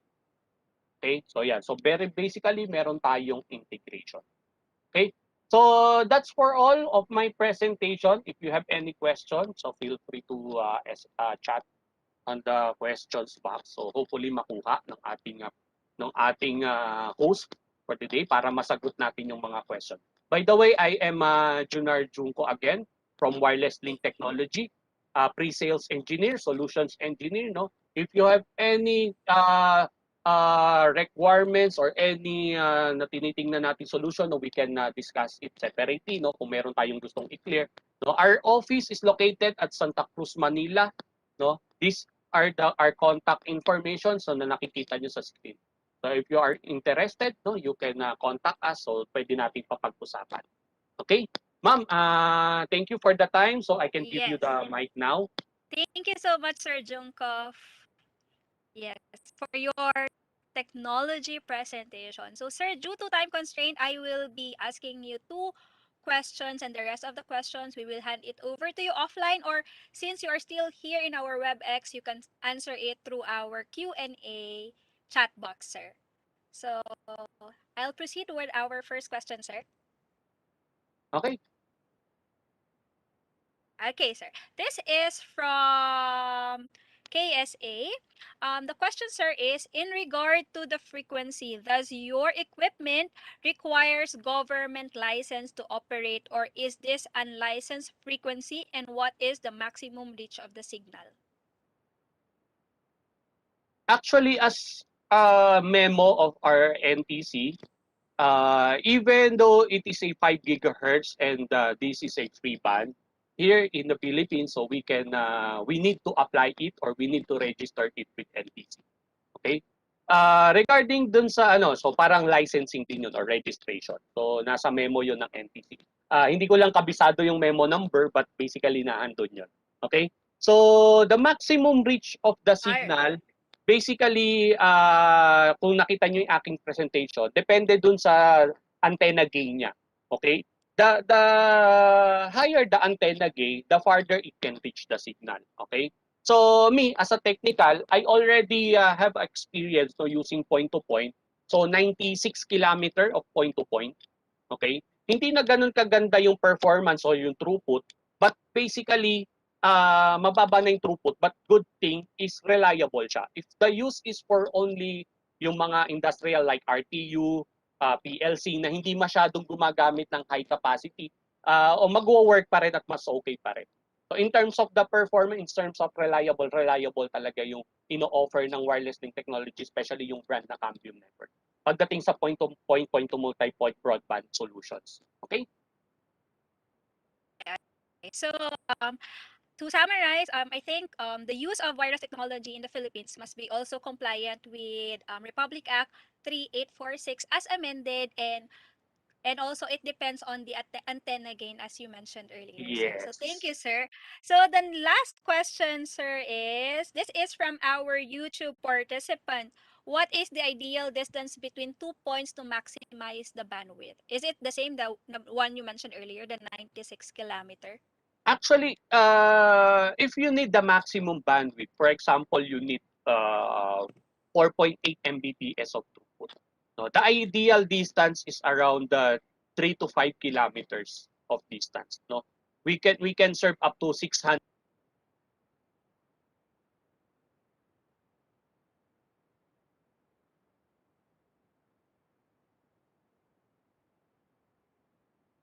Um, I think our speaker is disconnected, but um, that's okay. Excuse me. We will proceed. If you have further questions, if our participants have further questions and interested with wireless link product, we will be sharing their contact details in our chat box later. So we will get their contact details and we will paste it in our chat box here in WebEx and in the YouTube in our YouTube chat box. So I think we will just now flash the screen in our screen our of Mr. Junko so that we will proceed to the awarding of certificate. So he may not be here now. You can see in our YouTube channel that we still proceed in awarding him. So I will read the text, the citation. It says that the certificate of appreciation is awarded to Mr. Junar P. Junko of Wireless Link Technologies Incorporated for importing his knowledge and expertise as a resource speaker during this ISEP 71st National Media Convention signed by our national president, Dr. Michelle D. Lawas. So everyone, that ends our technology presentation, and we will now have a short break. So to our participants, go to your bathroom break or grab a snack so that we can prepare with our fourth technical session. And this is also one of our interesting topics here in our MIDCON 2021, which is entitled Building Management System and Fire Detection and Alarm System Integration for Fire and Life Safety, given by one of our ISEP national officers. So go to your grab your snacks and be back as you will be watching our sponsors video. These are common problems with office networks. Wi-Fi connection is not stable. Weak Wi-Fi signal in the boss's office when no one knows why. When the guest comes to your office, the front desk provided the Wi-Fi password in a small way. However, he is not a friendly guest. He connected to the office Wi-Fi and hacked your secret information easily. At the same time, someone next door is stealing your Wi-Fi because of the open Wi-Fi password. In addition, your staff always says the network is slow. The only way to know is to widen the bandwidth. But you don't know the reason behind that low effective bandwidth management. Employees play games and shop online during work hours. It's hard to control. As your business grows, your network has demands for VPNs due to remote workers and branch offices. Stable and fast Wi-Fi, behaviors management, guest authentication, VPNs solutions. Enterprise features are expensive and require professional configuration and management. REE Small Office Network Solution, free enterprise features that are easy to use.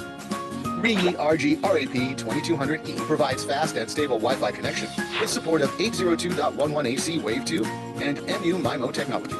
Video calls and file transfers are never interrupted with seamless Wi-Fi roaming. RG-RAP 1200F is deployed in the boss's office. The Wi-Fi experience is VIP level, even the office in the corner. One-click optimization of wireless network based on AI technology. When guests visit, they can log in to the guest Wi-Fi that is in isolation VLAN. No worry about hackers, no worry about stealing Wi-Fi. In just one click, and you will get this feature. Easy to get. The bandwidth management is handed over to the REE router. One click to set up smart flow control for customized policies. Time, IP address segments, applications, uplink speed, and downlink speed. Whatever you want to control, the important thing is it's free and an easy operation. All applications that are not related to work can be blocked simply. For business expansion, deploy REE router to build VPN services in branch offices easily. Centrally manage all devices in the cloud and monitor network status. Fast and stable office Wi-Fi. Secure guest Wi-Fi. Effective behavior management and bandwidth management.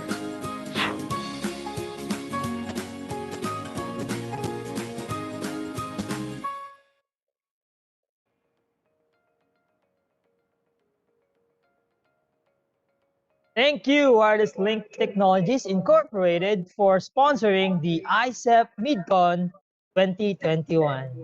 To our participants, please do not worry about the presentations because we will sending you the link of the presentations of our technical sessions after the end of the ICEP MidCon 2021. All right, so just make sure check your inbox, your spam or junk folders to make sure that you receive the emails. All right. Thank you very much to our participants for still bearing with us until now. We're almost done to our technical sessions. To ease up and to hold your excitement, can I see a thumbs up on our reaction buttons there? Yes, I can see one, and I can see 10, and right, I can see everybody. All right, what an energy we have. for this IECEP MidCon 2021. It's good to see all your thumbs ups. Now, proceeding to our technical sessions, let us learn the updates of fire detection and alarm systems and building management system integration for fire and life safety. This topic is approved with CPD units. So every time it is approved with CPD units, after the Q&A sessions, we will have our AQE link. All right, participants, calm down now. You may now end your thumbs up. You have to calm down for a while and be mindful of our house rules. Watch this video. Please be mindful of the following house rules. Turn off your microphone and your webcam.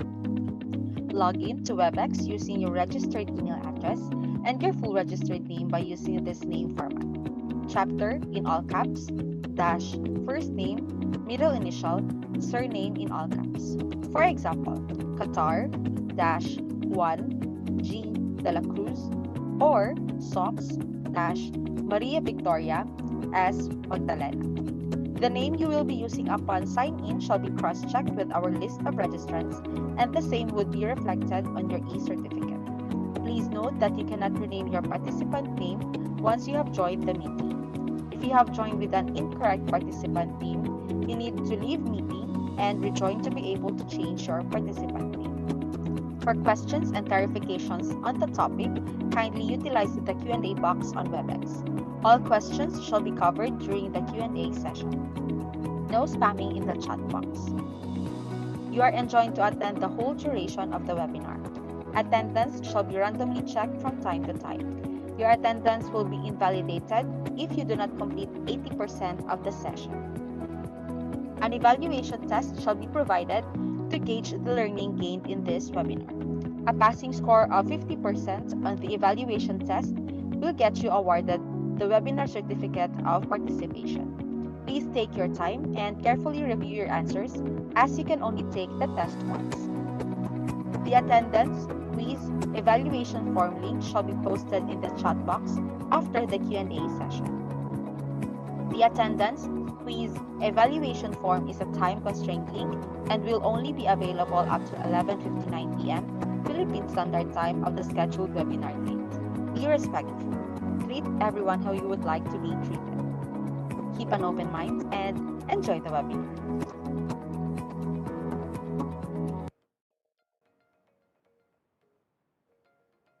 All right, for our participants, please remember that if you have already logged in into our session today or this moment, you do not have to log out and rename. As long as you have your full name already, because you might find it hard to reconnect. And also, if ever you find it hard to reconnect, we are still streaming publicly live via our ICEP National official YouTube channel. You may also do the attendance there. Just do not forget to comment the chapter, then dash, then your full name. So do not worry. We already have teams also to monitor the YouTube.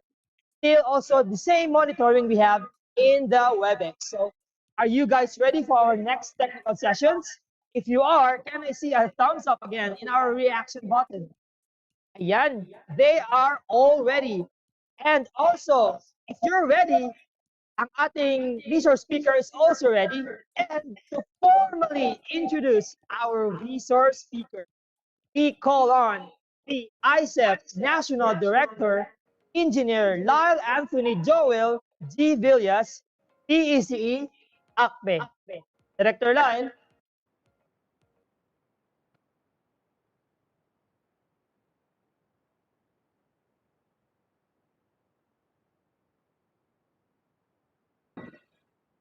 Okay. Thank you, Engineer Earl. Am I audible? Are? Hear you. Can you hear me? Yes, sir. We can hear you. Okay. All Yes, sir. right. Thank you.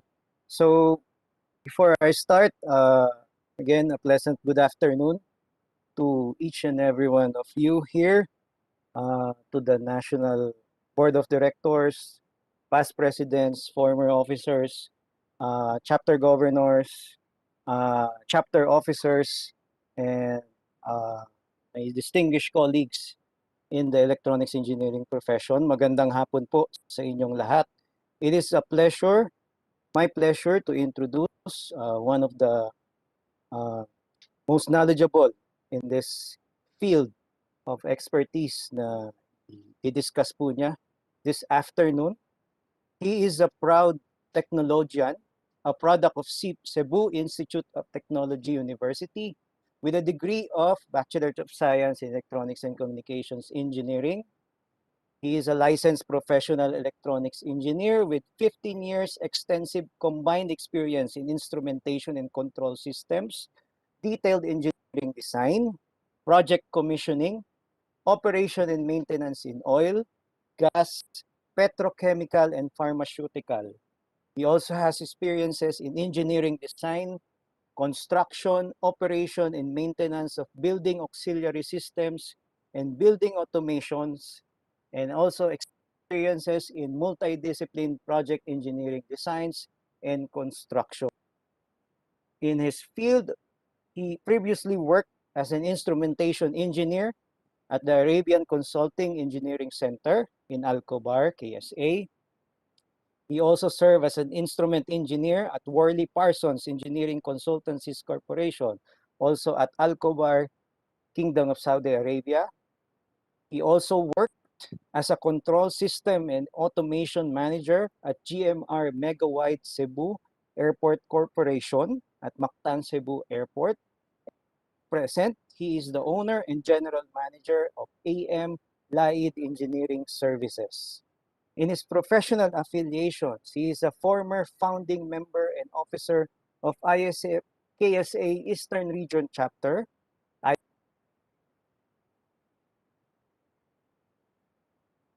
former president of IECEP Kingdom of Saudi Arabia Eastern Region Chapter. He is also a former chairman and president of the Philippine Professional Organizations of Saudi Arabia. Last year, he served as a National Board of Director and Executive Officer as a Secretary General and Chairman of the Electronics Engineering Code Committee of IECEP National. And at present, he is also a National Board of Director and Executive Officer as the Auditor and the Chairman of the Electronics Engineering Code Committee of IECEP National. So without further ado, I would like to introduce and big round of applause to my colleague on the board of directors, Engineer Anthony M. Laid. Thank you very much, Brad Lyle, Directorial. Si Brad Lyle is one of the proactive national officers ng IECEP. So we are glad he came aboard this year as one of the active national officers. So I'll try to share my screen kasi I think medyo na yung time natin is medyo limited na lang. Share content.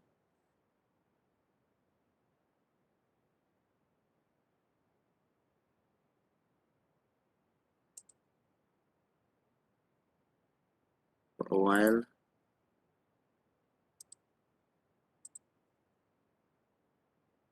Screen.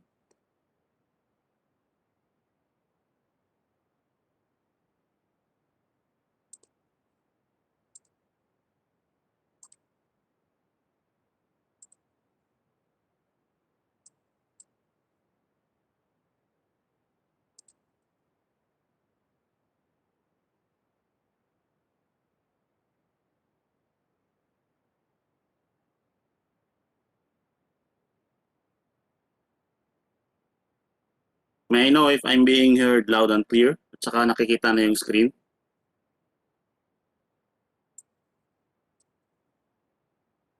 Can hear you loud and clear. Yes, sir, we can hear you.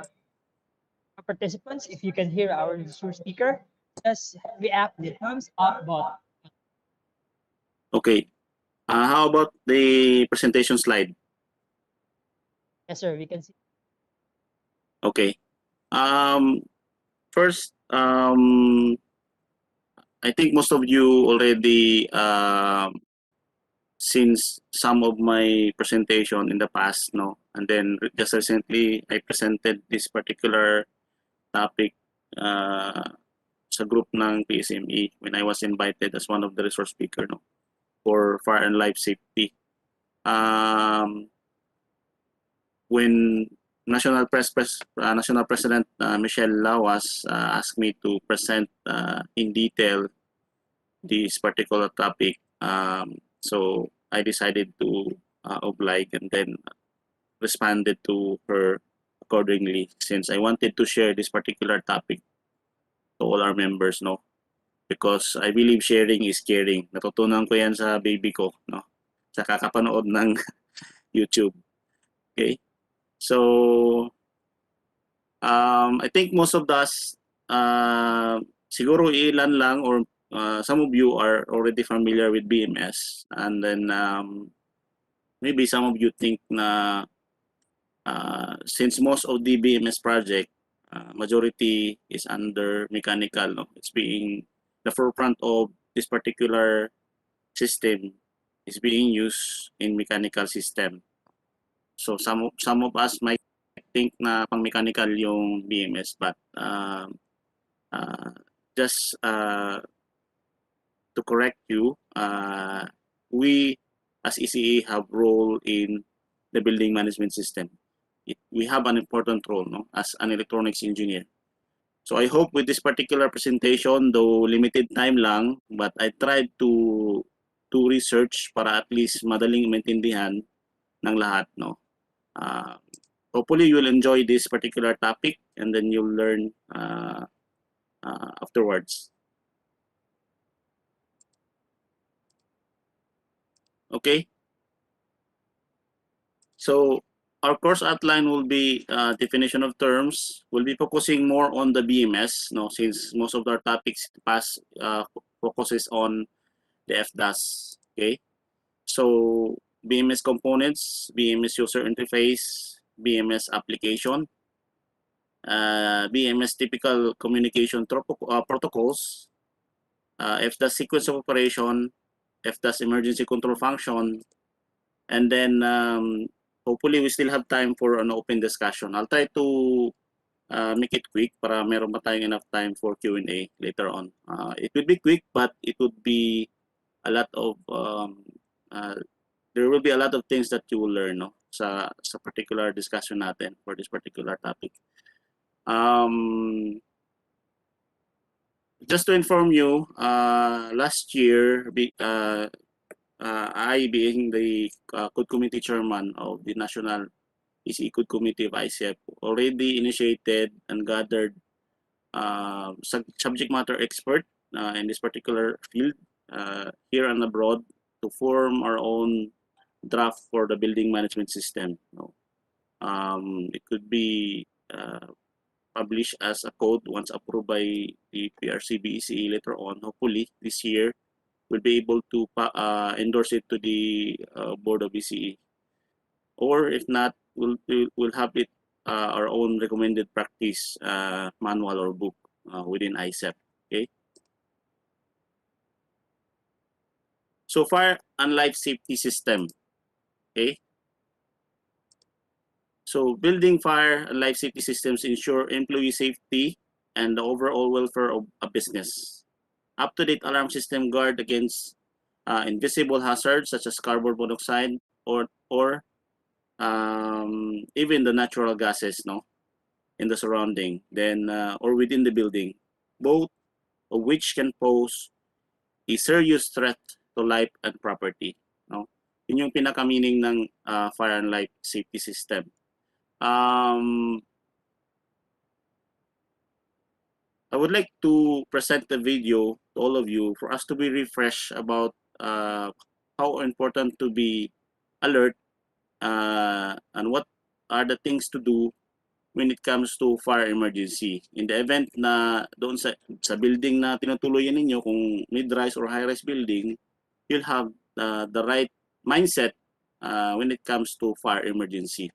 Because most of the casualties ay nangyayari po dahil sa pagpapanik, no? Kapag clear po yung mindset nyo, do mahirap sabihin in actual scenario, but I hope with this particular refresher video, you will put in mind that being having a presence of mind will help save your lives and the lives of other people who, within your area or building.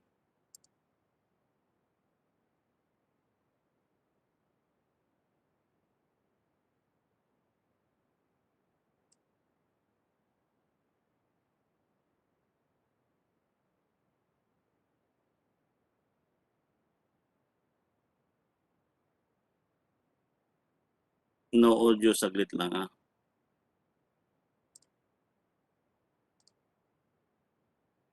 I'll try to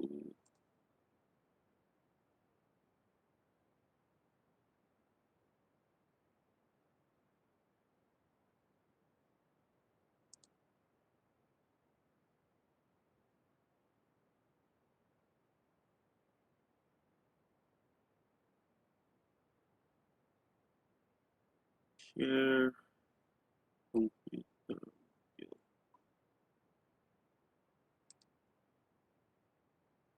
Okay. Already check.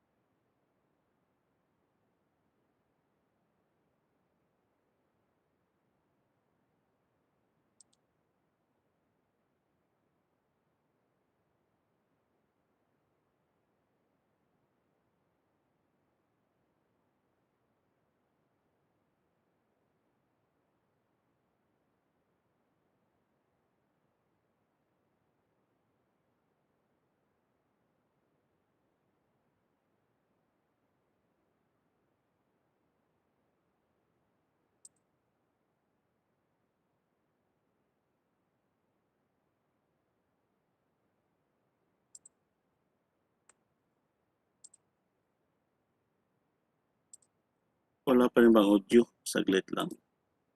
Connect ko na yung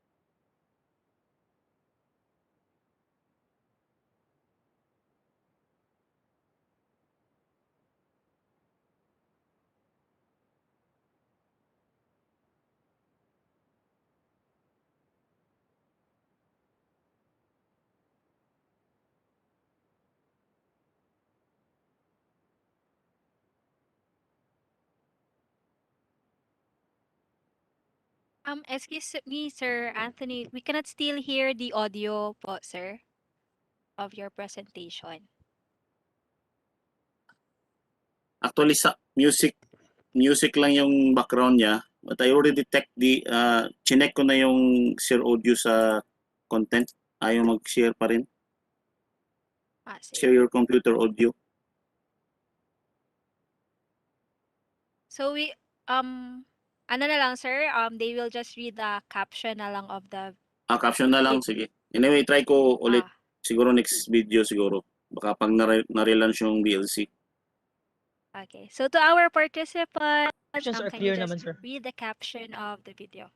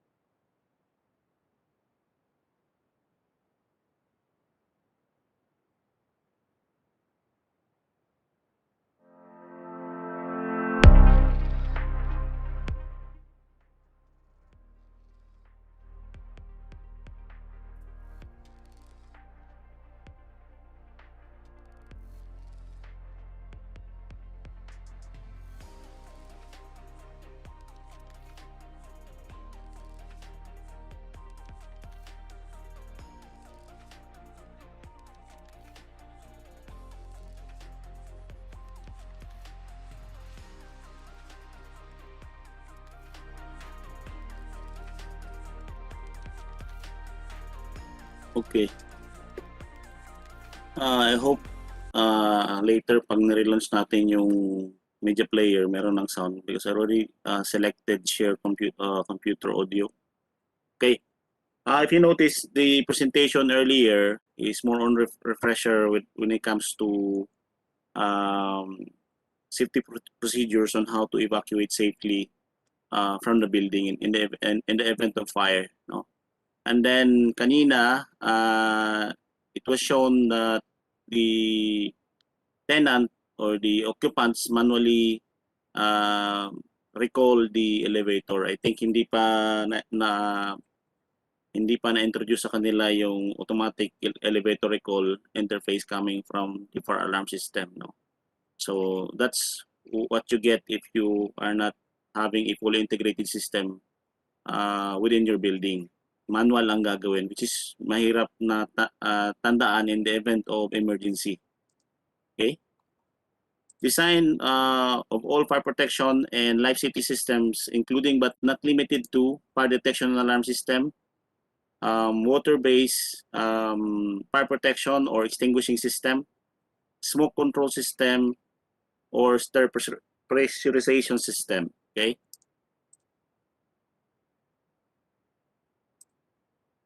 So first, we'll have to define the terms, no, para at least familiar kayo.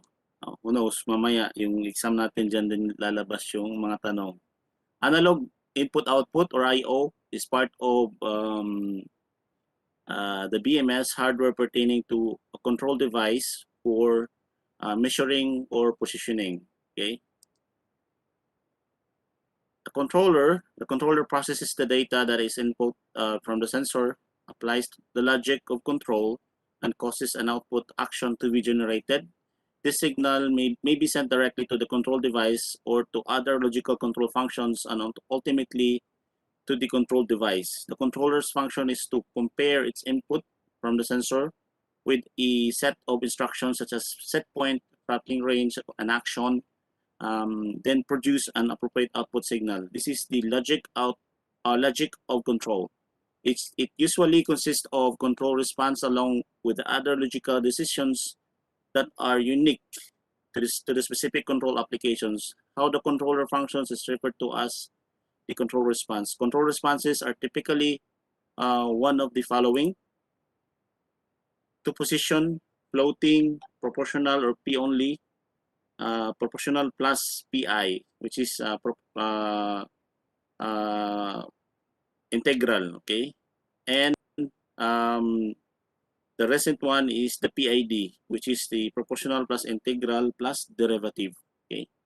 This is used for fine-tuning of our controllers, of control device, yung mga PID. Okay, so basically yung controller natin, ito yung pinaka heart and brain of the system. Communication protocol, a system that of rules for data exchange between or within computers and digital devices. Control device or output. A control device is a device that responds to the signal from the controller or the control logic and changes the condition of the control medium or the state of the end device. These devices include valve operators, damper operators, electric relays, fans, pumps, compressors, and variable speed drives for fan and pump applications. Okay, yung mga BFD natin sa BSD. Digital input-output is part of the BMS hardware pertaining to control devices for state processing or switching. Okay. Direct digital control, or we call it DDC in layman's terms sa industry. Programming used by building a control system to control variable outputs such as valves or actuators. In the BMS industry, DDC means direct digital control by a microprocessor controller. So it is a microprocessor-based control. Key performance indicator or KPIs, a type of performance measurement that may be used to evaluate the progress towards targets. So it's commonly being heard when it comes to BMS operation and maintenance, no? The KPIs. The next is open protocol, communication protocols that have been made readily available to users frequently via the developer's website. So open protocols ay available po ito sa website at downloadable po, like the Foundation Field Bus Protocol, the HART Protocol. It's an open type protocol. Sensor. The sensor measures the control medium or other control input in an accurate and repeatable manner. Common BMS sensors are used to measure temperature, pressure, relative humidity, airflow state, and carbon dioxide, etc. Sensors are extremely important part of control system and can be the first as well as a major weak link in the chain of control. Scalable system that has the capability to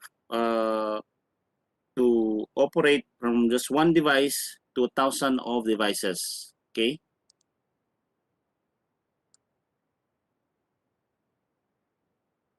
FDAS term, addressable fire detection and alarm system, a system consisting of an addressable fire alarm control panel and addressable devices that primarily gives the exact location of a fire, meaning the fire alarm devices are recognized individually. Ito na yung pinaka enhanced state ng FDAS natin. Okay? We have two types of addressable type. We have the ordinary addressable, and we have the intelligent addressable fire detection alarm system. That includes self-diagnostic. Kapag sinabi natin intelligent, maraming available na capability yung FDAS when it comes to intelligent system operation and maintenance, no? And then we have the old version, which is the conventional fire detection alarm system. Detection by area or building or by device type, but fire alarm signal may not indicate the exact location in the building. So, for example, kapag you are being asked to conduct a site evaluation for a particular building wherein the building owner is not familiar kung anong system meron sila, it will be difficult if walang existing na drawing plan, no? Most likely, ang gagawin mo is you have to visually inspect the area. And then first you have to look into the location of the fire alarm control panel. Look into the configuration, kung anong type ng configuration. Kung mayroon kang model number, mas madaling malaman kung conventional o addressable yung tinitignan mong fire alarm system. So basically, kapag conventional, in the event of fire, per zoning yung indication ng fire niya. For example, you have 4 floors, 4-story type na building. Each floor usually is being designated as fire zone. So for first floor is fire zone 1, second floor is fire zone 2, up to the 4th floor, which is fire zone 4. Okay? In the event na merong fire detection sa 3rd floor, you will not have the operator or the fire marshal will not be able to pinpoint which is exactly at the 3rd floor yung pinagmulan ng possible na sunog or usok. Okay? It will only indicate on the panel sa LED indicators niya na zone 3 is having a fire alarm. Okay? So that's the difficulty if you're having a conventional system. Unlike for having an addressable FDAS, it would be easily to pinpoint kasi lahat ng device connected to the addressable FDAS are addressable devices, no? So it can be recognized which exactly saang location yung device na nag-alarm or nag-trigger ng smoke detection. And then at the same time, it would send self-diagnostic data to the main panel if in case that particular type of addressable FDAS is an intelligent or smart type FDAS. Okay. So cause and effect, input-output matrix, one method used to define the required sequence of operation and to document the actual sequence of operation. So I think most of our BEP inspector, lalo na dito sa Visayas region, sa Region 7, are familiar with this particular requirement. So I think some of them are already been asking for an ECE design analysis for a particular FDAS plan na sinasabit sa kanila, no? Nanghihingi na sila ng cause and effect matrix, nanghihingi na rin sila ng voltage drop calculation, backup battery calculation, no? For me, it is important that we could provide that particular data in an FDAS plan, no, as a practicing engineer. Kasi with the presence of that particular cause and effect matrix, the owner somehow will have basis kung paano yung magiging operation, or the Bureau of Fire Inspector and the OBO ECE officer will have an idea what will be the operation of the proposed FDAS on that particular building, no? So it is an important data to be presented when it comes to FDAS design planning. Okay. So control unit, a system component that monitors inputs, outputs.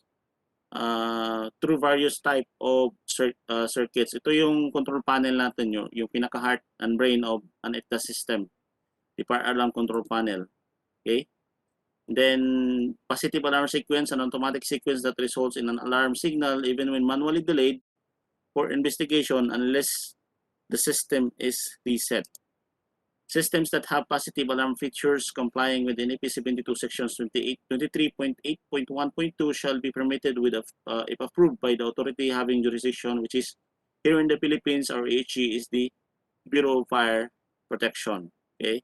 So basically, if you're going to ask me sa mga hindi nakakaalam, this particular sequence is recommended for healthcare facilities like hospitals, no? Yung mga critical buildings natin, like airports, usually adapt or recommended to have a positive alarm sequence in the implementation of the sequence of operation of a particular FDAS installed to that particular building. Sequence of operations, a narrative description or input-output metrics of operation. In the Middle East, when we design an FDAS for a particular client, we are required to submit both, no? A narrative description and then at the same time an input-output metrics or the cause and effect metrics, no? But here in the Philippines, somehow it is acceptable to have the design notes, or sometimes if the project is government project, they would require technical specs, complete technical specs. And then when it comes to input-output metrics for non-government project or private project, depende na po kung anong reference nila. If they're referencing our local code, which is hindi masyadong strict when it comes to submission sa data, no? Kasi bawat LGU may kanya-kanyang processes, no? And then if that particular project is complying with the international standard, expected kompleto po yung ibibigay nilang mga dokumento. Okay? All of the documents that submitted to the Office of the Building Officials should be reviewed and signed and sealed by a professional electronics engineer. Okay? So, BMS hardware typical components. Okay? So, hindi na ako naghanap ng hindi ko na i-present through text kasi mahaba i-discuss, no? It's better to have picture reading kasi madaling i-explain. Okay, basically the BMS hardware sa nakikita nyo, excuse me.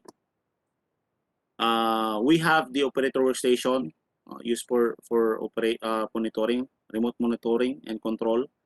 And then the heart of the system, which is our controllers, no? You'll have the high point counts for higher or larger scale project, controller with built-in displays, okay? And then for small scale project, we have the small points count DDC or the controller, okay? And then BMS system usually communicate to a third-party system, okay? And it should be adaptable when it comes to communicating to that particular third-party system. So we have this particular range to suit application, no? May mga gateway, gumagamit ng mga open protocol, okay? For it to work and establish data synchronization when it comes to monitoring. Kasi usually yung BMS is being used as the heart of the building system operation and maintenance monitoring, no? Commonly used yung BMS, okay? And then limited features for special requirement, may mga available din na modules, softwares, hardware na in-offer yung bawat vendor, no? Depende sa vendor na pagpipilian, okay? And then as application specific na hardware, okay? So BMS field devices, typical components. So basically, in a mechanical system, if you're going to visit a site plant, especially the AHU plant room or the chiller plant room, if you are non-technical, hindi mo mapapansin yung mga devices na naka-attach for a particular system. But you are an engineering graduate or a licensed engineer, you will easily determine and observe the devices attached to a particular system. No? For us electronics engineers, these particular devices, as part of the field devices of the BMS, is under the instrumentation and control system field, no, the ICE. So we have the controller, no, and then first we have the particular controller, the DDC. Some of them will have universal input, yun yung programmable input, no, pwedeng baguhin. And then we have the analog input output, and then we have the digital input output, and then we'll have the communication protocol, no. So for chillers, boilers, cooling towers, sometimes they have a low level communication or signal transmission, which is usually kapag low level sinasabing hardwire, no. Kapag sinasabing high level interface connection, we are using protocols, no. Could be serial, backnet, okay, Modbus, TCP/IP. So yun yung meaning ng high level connection. And then our DDC or the BMS controller communicates to damper actuators, valve actuators, variable speed drive or variable frequency drive for pumps or pump controls, no, modulating control of pump speed or motor speed, or fan speed for air handling units, pump and fan motors, no, yung mga relays, and then or contactors, and then airflow pressure transmitter or switches, and then water flow pressure transmitter. Then we'll have the voltage and current monitoring devices, or voltage transmitter or current transmitter. And then we have the temperature, relative humidity, and CO2 sensors, no? Usually common to sa loob ng building. Located all around the building na kailangan i-monitor. So all of these field devices communicates to our direct digital controller or the DDC of the BMS. Okay.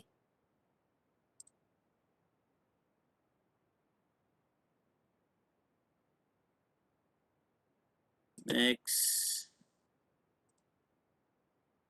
So we have the BMS network, typical components. So ipipresent ko na rin to para at least meron kayong overview how the BMS network looks like, no? At first, of course, meron kang field devices. Ito yung tinatawag nating field level, no?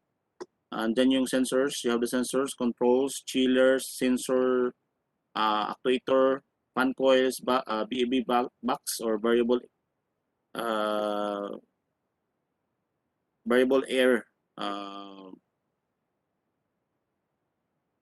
volume box, no.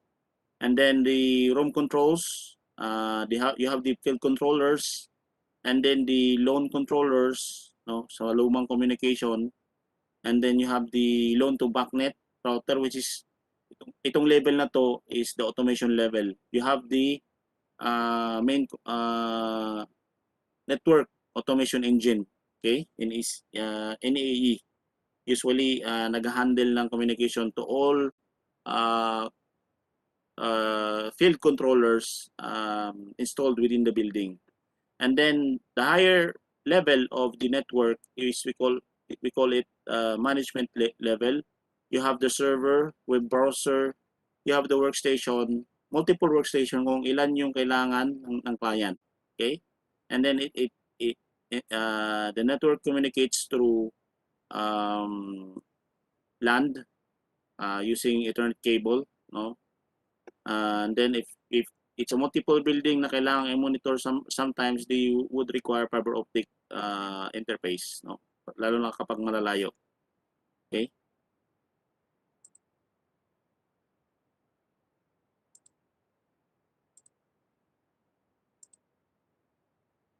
Then we have BMS user interface.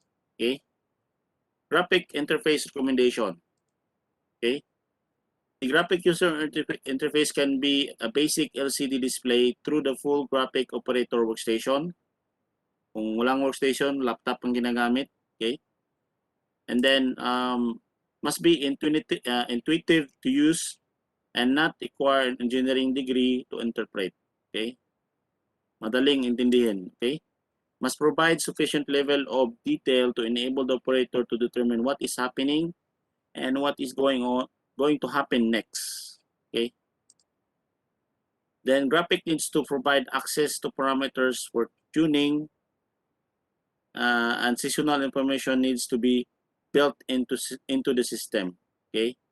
So basically may access yung operator to fine-tune a device, lalo na kapag mayroong erratic behavior yung field device, no? Yung control device is erratic yung behavior niya. That particular device is not responding well when it comes to the command coming from the BMS controller, no? So you'll have to access the fine-tuning tool. Okay? We also have built-in user interface.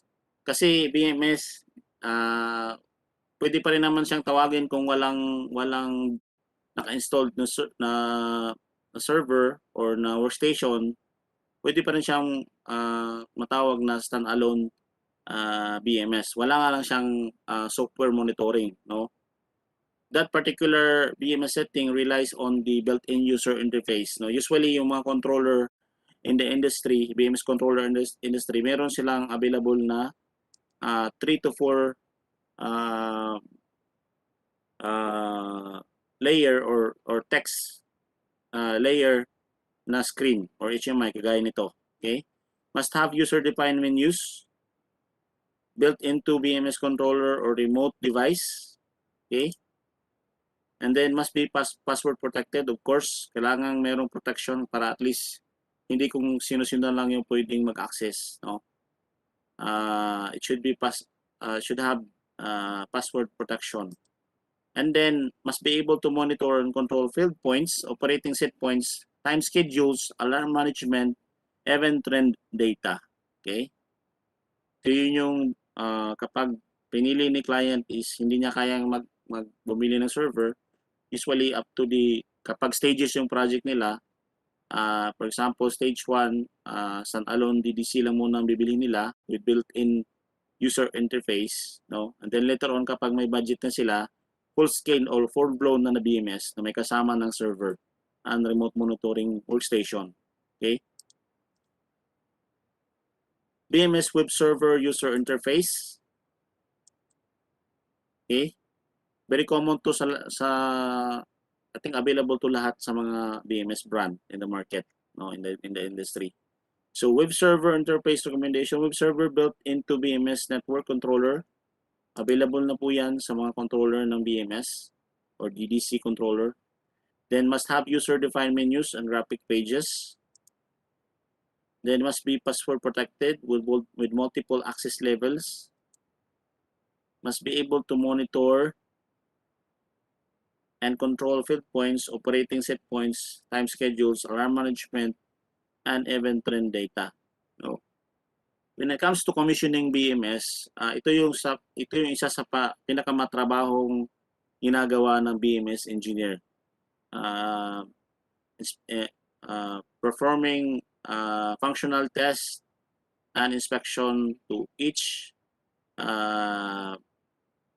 user interface, graphical data na available sa graphic, kailangang i-access, no?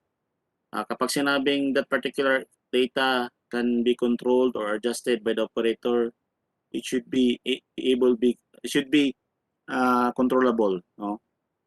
Kapag sinabing that particular data or parameter is real-time monitoring, it should have the same display of data coming from that particular device na minomonitor, tapos kung ano yung naka-display sa web server o sa screen. Okay? So lahat ng data kailangan ma-cross-check. BMS sample air handling unit graphic display. Okay? Sample lang to kung ano makikita nyo. Iba-iba yung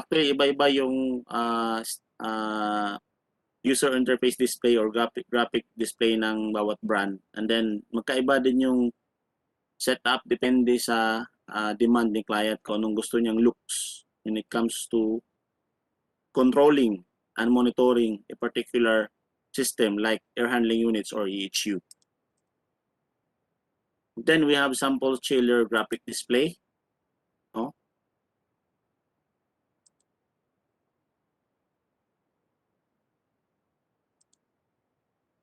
Okay.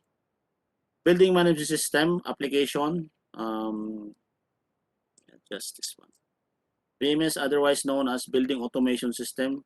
Yung lumang term po niya is BAS, and then right at the moment it's being called as BMS or Building Management System. It is a computer-based control system installed in buildings that controls and monitor the building's mechanical, electronics, and electrical equipment such as ventilation, lighting, power system, and security systems. The BMS consists of software, electronic microprocessor-based hardware, and field instrument. Okay? So basically, yung BMS in the recent period already evolved, no? Previously limited lang yung capability niya, hindi siya scalable, no? Limited lang yung device na kaya niyang i-control and monitor. But due to competitive innovation, maraming BMS brand ngayon na they are showcasing their advantages and capabilities. Like for example, yung capability ng BMS to handle 1,000 plus signals, no, or more. Okay, it could be hardware or high level or low level communication. It's not an issue because most of the time, if the BMS is not properly designed, and then the designer underestimated the demand of the building, usually ma-outrun yung capacity ng BMS. Lalo na kapag na-set yung I/O points for a particular requirement, and then the brand that was chosen due to price selection is not a scalable system. Kapag nangyari po yun, ang gagawin po ng may-ari is no choice po siya but to upgrade or replace that particular controller, no? So it's very important when it comes to design, you have to determine and then you have to provide a favorable design that is advantageous to the client side. Okay? Para anytime kung kailangan nila mag-upgrade, you might have to add license lang, no change of hardware. No, usually nag-a-update lang ng licenses. Then most of the vendors naman, meron naman silang life cycle program na nagbibigay sila ng notification to the client when will be the time that particular product line will be stopped, the support will be stopped. Okay, so that is very important. You have to rely on the backgrounders of the particular brand so that you will know that the brand that you recommend to particular client is reliable. Okay? Kasi babalik sa iyo yung client, but ito yung in-offer mo na brand. May mga problema akong na-encounter, hindi naman pala upgradable, hindi naman pala na-adjust yung license, or hindi na ako makapagdagdag ng signals, no? So that is the real scenario in the field. Okay, we as engineers should be more cautious enough and do R&D, no, when it comes to design, And then we need to be confident enough, and we have the competency to specify the technical specification and project requirement of a particular system. No, either it could be BMS, FDAS, CCTV. No, halos lahat ng system na electronics, it's under electronics engineering. Okay, so this particular picture shows the state of the art BMS, which shows halos lahat ng equipment within the building are being monitored or controlled by BMS. No, the air handling units, the elevators could be monitored or controlled, depends kung anong kailangan ni client. No, and then depending also on the agreement between the elevator provider. No, kasi meron din silang mga what you call this, when it comes to operation and maintenance, they have some limitation. Remote operation, they have to have some disclaimer or disclosure, no, to the client. Escalators, generators, heat exchangers, flow meters for metering system, and then lighting control, the ECBS, usually ito yung mga under electrical, yung smart breakers, no, na nakakontrol natin. But it is under electrical, but it can be controlled by BMS or our own SCADA, electronic SCADA. And then cooling meters, we have the water pumps, energy meters, we have the water management system, the fire alarm system, the UPS system. So halos lahat ng utilities and facility within the building can be brought into the BMS, no, under the remote monitoring and control of the BMS. Then we also have access control. It could be communicating via OPC, and then a lot of interfaces and application. And then they also have access to the physical CCTV. And then part of the BMS, usually pagalingan sila when it comes to graphic user interface, no. And then reporting, alarm management, the SQL database, the dashboard. Okay,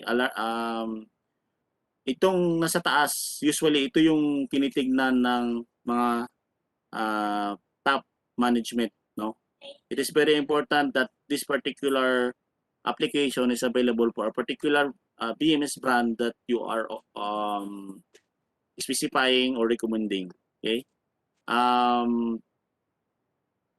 and then for us engineer, is very important, like I said, kailangan nating mag-research, no, and then if it is possible, experience with other brands is very important for us to grow and enhance our knowledge for a particular field, no. For example, I've been to many project, no. If you compare BMS with DCS, medyo malayo po yung gap, no. But BMS is for building application. So tama lang po siya for building. But some clients, merong mga clients na walang problema sa budget, they will acquire DCS system, no, which has more capabilities over BMS, no. But it comes with a price, of course. Yung experience ko nga with Mactan Airport Terminal 2 construction, when I joined late during the construction stage and in the commissioning stage, isa sa mga nakita ko when it comes to BMS graphic user interface is yung mga limitation nila, no, compared to a DCS graphic user interface. Okay, but take note, most of these particular brands under BMS products are still evolving or they are still innovating, no. Maraming brands available in the industry, Honeywell, Siemens, no. We have the Johnson Control, no, tsaka yung mga iba pang brand na available in the industry. Importante is it will be able to monitor and control and then meet the specification demanded by the client. Okay. Hope is what. Let me know if wala pa rin audio. I'll try to.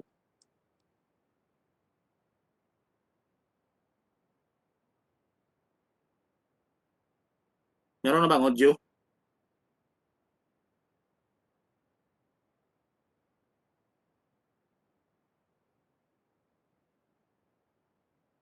Okay, wala pa rin yata. Let me.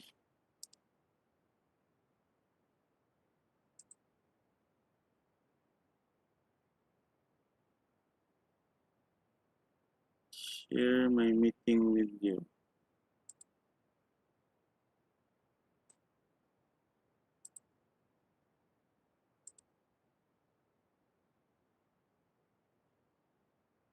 Try to share directly the PLC.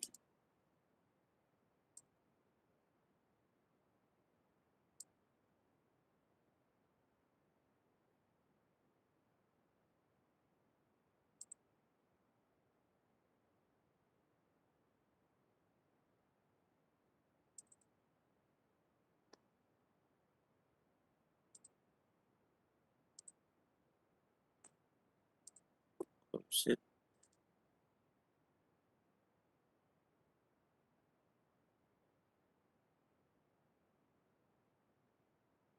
Pero wala pa rin.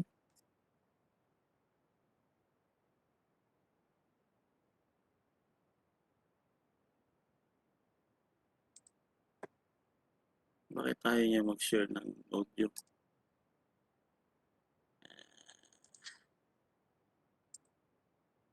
Share content.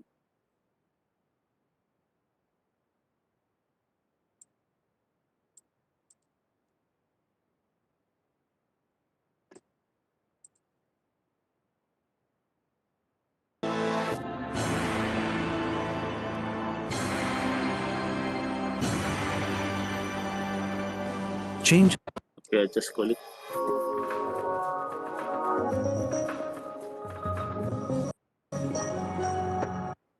Slide. Yes. Our participant.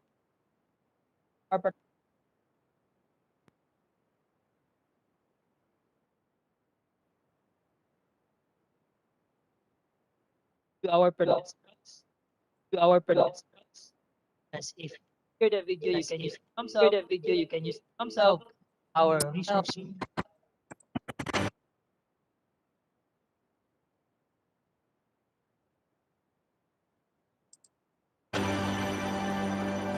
Changes that force us to think in new ways.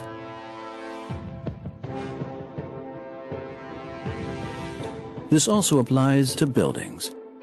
A study on the future of building technology shows that requirements are undergoing lasting changes.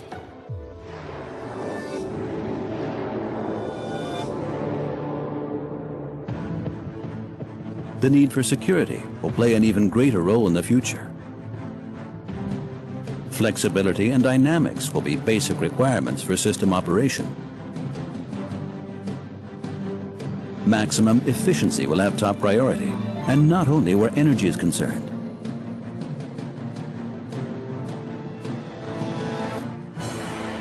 In addition, we need to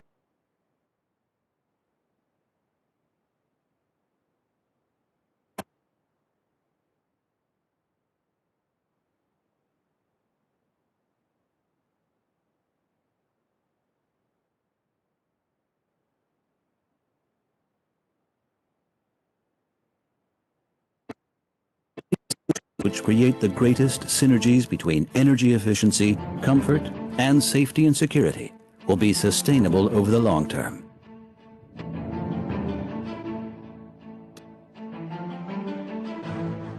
Solutions that turn buildings into living organisms, networked, intelligent, sensitive, and adaptable. Modularity is one key. Solutions that easily adapt to the changing needs of their operators and users.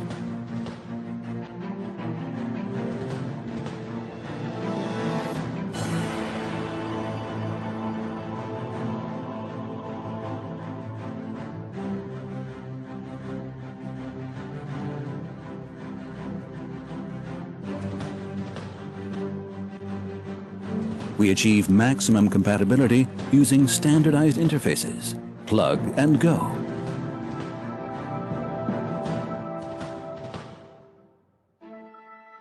The modules themselves must be flexible as well. Space is divided as needed, assisted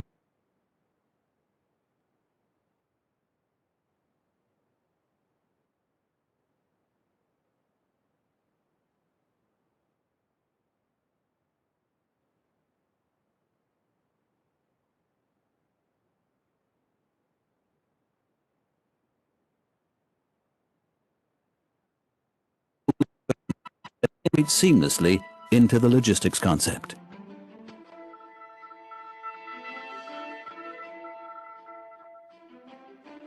A giant step forward toward greater efficiency. Because flexible usage is suddenly possible over the entire life cycle. Transportation systems will also be more flexible. Route usage will be optimized, divided into passenger and cargo flows. Destinations will be reached faster, and security-critical areas will be better protected by dynamic route management.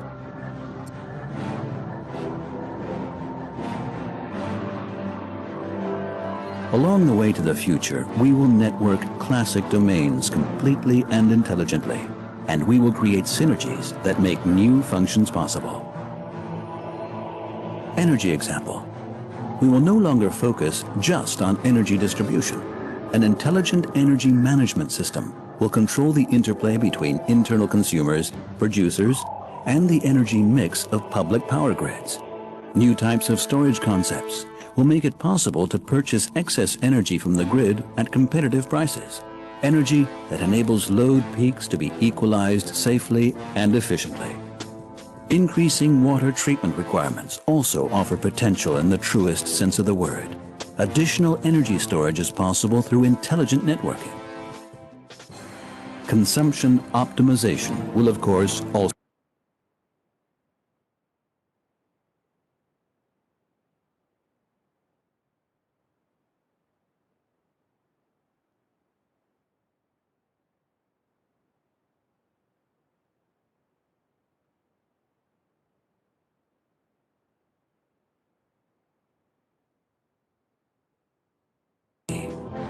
New types of functional construction materials and techniques offer potential in the areas of lighting and climate control. However, the possibilities cannot be fully realized until they are integrated into the building management concept. Intelligent networking of disciplines creates outstanding synergies where security is concerned. Discrete access controls according to the open door concept not only increase security, but also allow for dynamic logistics. People are guided quickly and safely to their destination through personalized assistance. A wide range of control and navigation solutions point the way comfortably, and at the same time, improve discretion in defined building zones. In the future, we will monitor all media flows, including supply lines. And safety measures will be initiated automatically as needed. Intelligent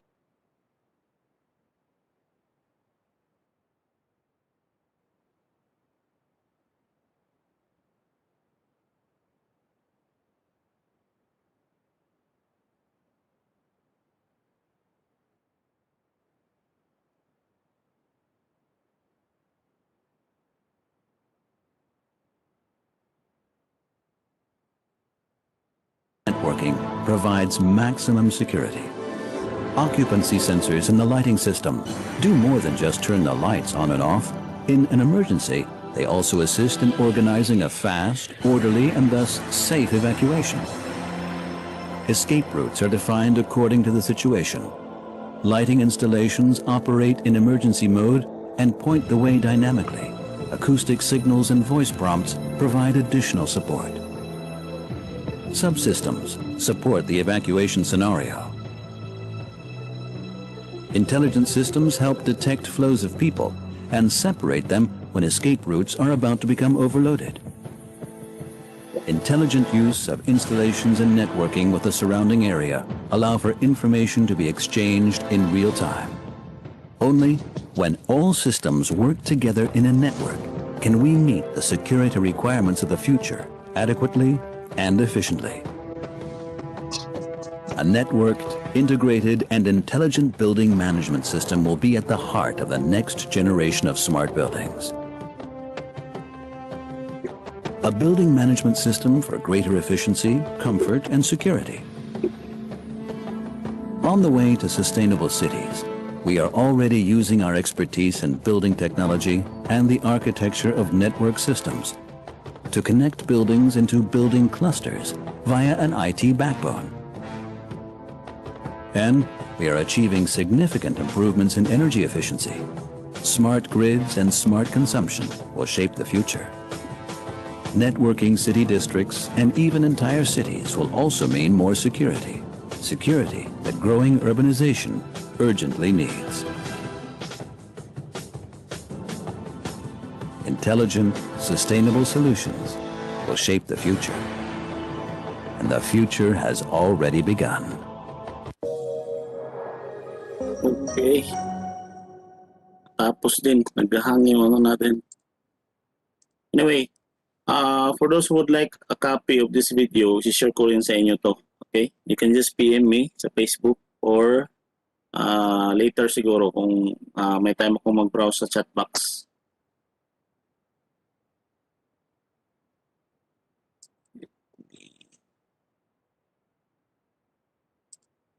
Share.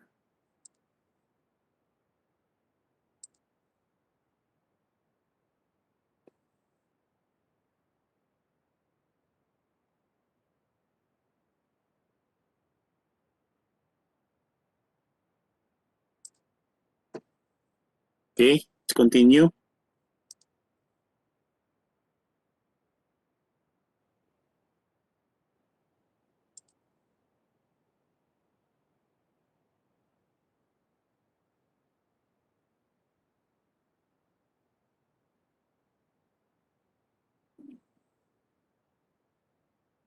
Saglit lang, naghahang yung slide ko.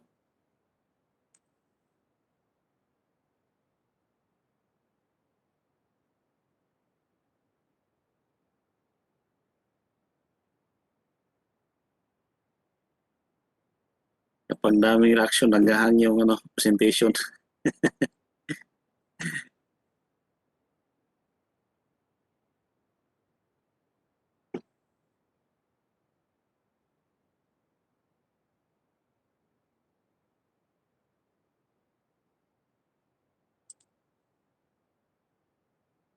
Ayaw na gumalaw. Galaw-galaw daw. Okay? Yan.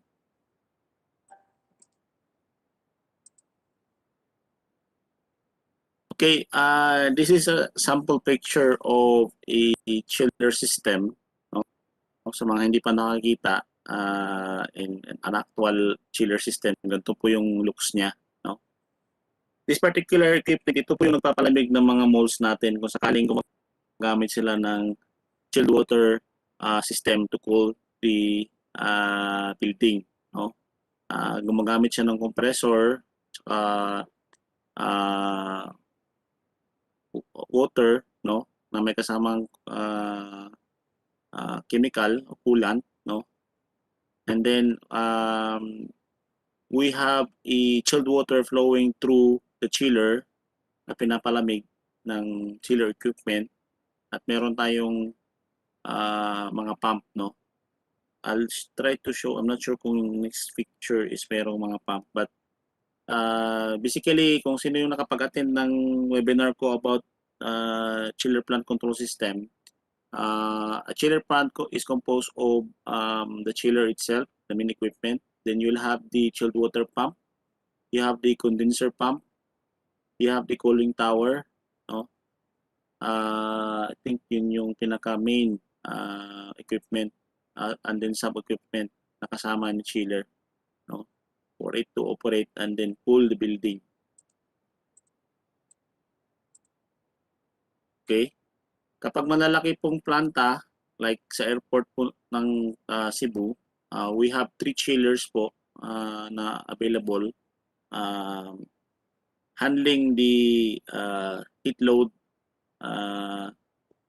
capacity of the building, no? So an array of multiple chiller, no, connected in a common line para at least kapag may nag-fail, meron ka pang backup na equipment, no? So basically, ang trabaho ng installation of chiller piping is under mechanical na, no? But when it comes to instrumentation and control, we should be there to supervise and inspect and then review the plan, no? Kung sakaling kukunin kayo as consultant. And then we have the EHU plant system or air handling unit plant system. So sa mga malls, hospitals, some of them are using air handling units like this, no, chilled water type. So this particular equipment is equipped with multiple instrumentation. So meron kang sensor for the ducting, which is remotely monitoring the air temperature, no? And then if this particular ducting have motorized damper, meron ka ring control unit to control the opening and closing of the damper, the motorized damper. And then the modulation and control modulation of the opening of the chilled water valve, okay, to at least conserve your energy kung sakaling walang masyadong tao sa loob ng building. Usually the chilled water valve tends to modulate to close position para at least hindi masayang yung energy ng chiller plant natin. Kasi isa yan sa pinakamatakaw sa kuryente when it comes to operation. So, having a complete working BMS system really helps when it comes to energy conservation, no? It would help our Mother Earth to heal itself, no? Kasi madalas pag malakas yung consumption ng energy natin, it badly affects the environment. Okay? Ay, saglit lang. Previous. Meron pang short video dito na isa.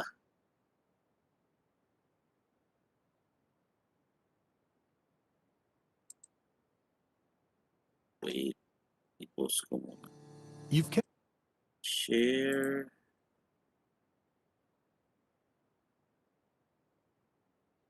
Lipat ko muna sa BLC.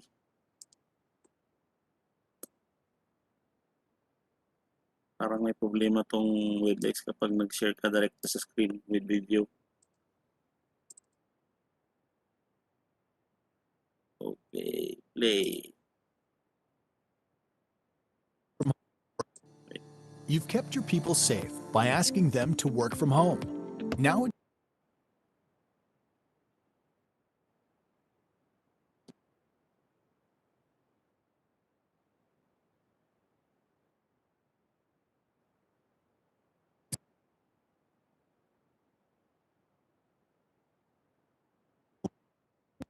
show that it's a safer place with transparent, real-time information. And third, keep it safer, even as conditions change throughout the day and over the months to come. This is our new normal. Honeywell helps you transform your facility into a healthy building. A healthy building monitors and cleans the air people breathe as occupancy fluctuates and people interact. It automatically adjusts temperature, humidity, and oxygen levels. It uses ventilation and sanitization to improve air quality, and it isolates vulnerable spaces with pressurization. A healthy building helps keep your people safer by identifying unsafe activity with smart monitoring to detect personal protective equipment, screen body temperatures, and count occupancy. And a healthy building maintains your business continuity. Powered by Honeywell Forge Analytics to reduce risk, alert you to issues as they happen, and sustain compliance. What happens inside your building is what matters most about your building. Reinvention is in our DNA, and that's Honeywell's commitment to you. 1. Make it safer. 2. Know it's safer. 3. Keep it safer tomorrow.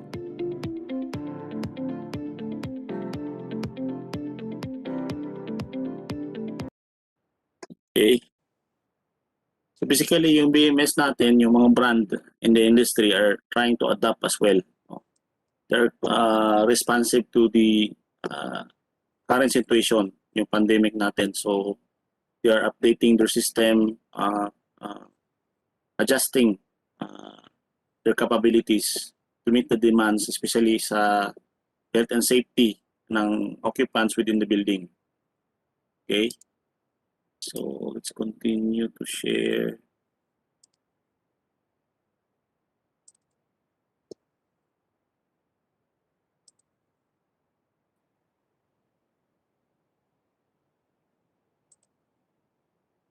Okay, I'm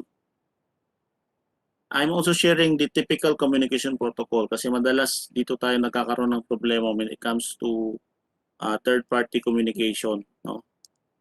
So a modern state-of-the-art BMS will support the industry-recognized open protocol communication standards, each of which tend to have specific applications. This includes the BACnet, no?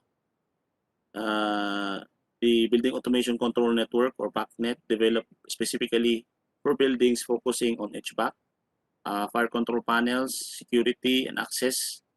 BACnet was developed by ASRE, American Society of Heating, Refrigeration, and Air Conditioning Engineers. Is recognized as the most widely used both in the UK and internationally. Okay? And then LoanWorks, similar to BACnet. Ito yung parang nauna kay BACnet, but yung pinakalitis ngayon is BACnet protocol.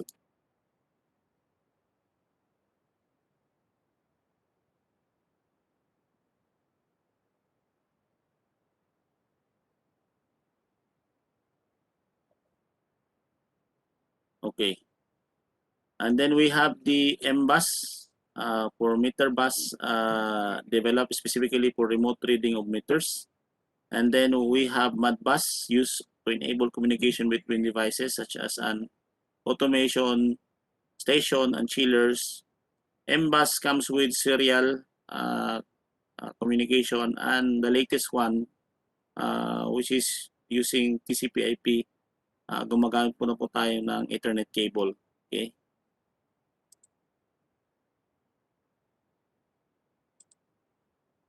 KNX, lighting system, shading, automated blinds, room climate, security, and BMS. And then the BMS can manage these protocols at the same time, creating a seamless joined-up approach to managing the building's services, allowing the site to operate at improved efficiencies. Okay, so this particular common communication protocol are being used in the BMS industry. Now, medyo malapit na po tayo. Tapos, we are now at the FDAS part, no? So, FDAS sequence of operation. So, FDAS, it is an electronic control system that detects fire at the early stage. It gives an alarm to alert the occupants so that appropriate action can be taken. So, it's very important to have a working fire detection alarm system within your building kasi at the early stage ng fire, madali po siyang ipasipay at saka may chance pa na masave yung buhay ng tao sa loob ng building kung maagang na-detect yung pagsimula ng apoy. Okay? Typical sample of the sequence of operation. So we have the conventional. Basically, dati yung conventional na setup is 1:1, no? One smoke detector or heat detector activates the fire alarm system, no? It perform evacuation alarm.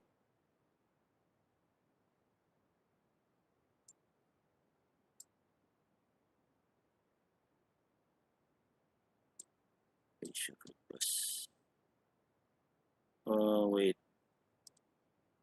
Evacuation by public address system or activation of notification appliance. So once the detector detects smoke, agad-agad it would generate or notify the occupants that the building has a possible fire. Okay? And then evacuation of the entire building will happen. So when it comes to addressable sequence, yung ibang system integrator or vendor, if hindi masyadong, although di naman lahat, but may mga system integrator na available in the industry na not that they are taking an advantage on the capability of the client to comprehend for a particular system like FDAS. Kapag hindi masyadong maalam yung client, ang ginagawa nila is ino-offer nila yung pinakamabilis na configuration, which is the same as conventional sequence. Yung advantage lang niya is detection ng the location of the device, kung saan nagkaroon ng determination of the location of the possible fire since addressable na yung device. Okay? But for your awareness, yung addressable system po natin is configurable po siya. It can be programmed by having a voting sequence, no?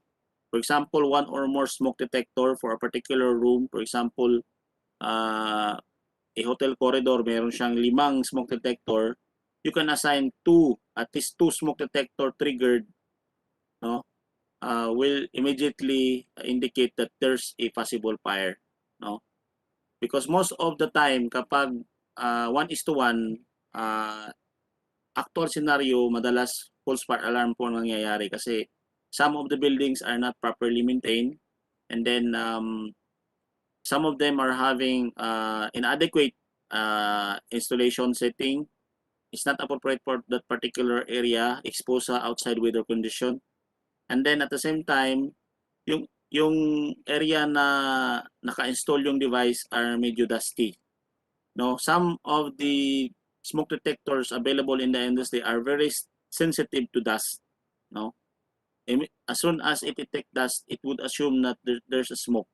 Okay, so that would cause a false fire alarm. But regardless of having a false fire alarm, the fire marshal and the safety officers of the building should consider it as a possible fire alarm and then respond accordingly to the SOP or standard operating procedure when it comes to fire alarm incident. Okay? Checkin nila yung area kung totoong may fire. Hindi pwedeng sabihin, baka false alarm na naman yan. No, what if it's true? Fire na nangyari. So, sa addressable sequence, like I said, it could be one or more smoke detector detection. Saka pa lang po gagana yung evacuation process natin. So, evacuation via public address system or activation of the notification appliance kapag wala pong evacuation system. Okay? Yung pre-recorded evacuation. So, evacuation for entire building or evacuation of a specific fire zone or floor level. Pwede po yung mangyari kapag meron po kayong addressable type na fire alarm system. Kasi pwede mong idaan through staging yung evacuation. Kasi madalas po, excuse me, kapag malaki po yung building, marami pong occupants, kapag building-wide yung evacuation, chances are magkakaroon po kayo ng stampede sa staircase, evacuation staircase. Kasi madalas magpapanik, magkakaroon ng tulakan. No, but by having a strategized and well-organized staging evacuation, kung alin lang yung affected na floor, yun lang dapat ang maunang mag-evacuate. At saka yung katabing mga floor, kasabay niya mag-evacuate. The rest will be waiting for the execution of the fire detection and alarm system kapag fully working po yung system. If not, you should rely on the instruction of the fire marshal within the building. Okay?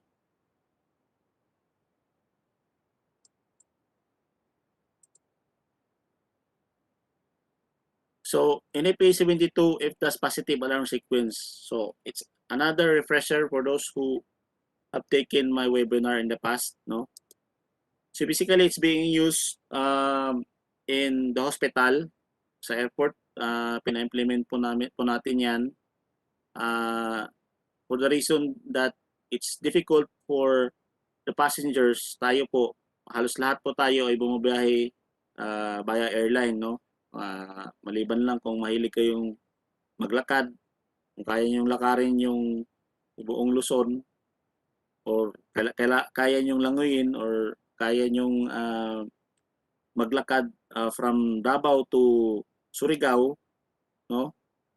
So, usually kapag may mga madaling appointment, minamadaling appointment, airplane po yung, or airlines, sa airlines tayo pupunta.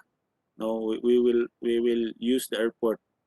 So madalas po kapag mayroon pong calls for alarm, ang magiging consequence po kasi is that you'll have to evacuate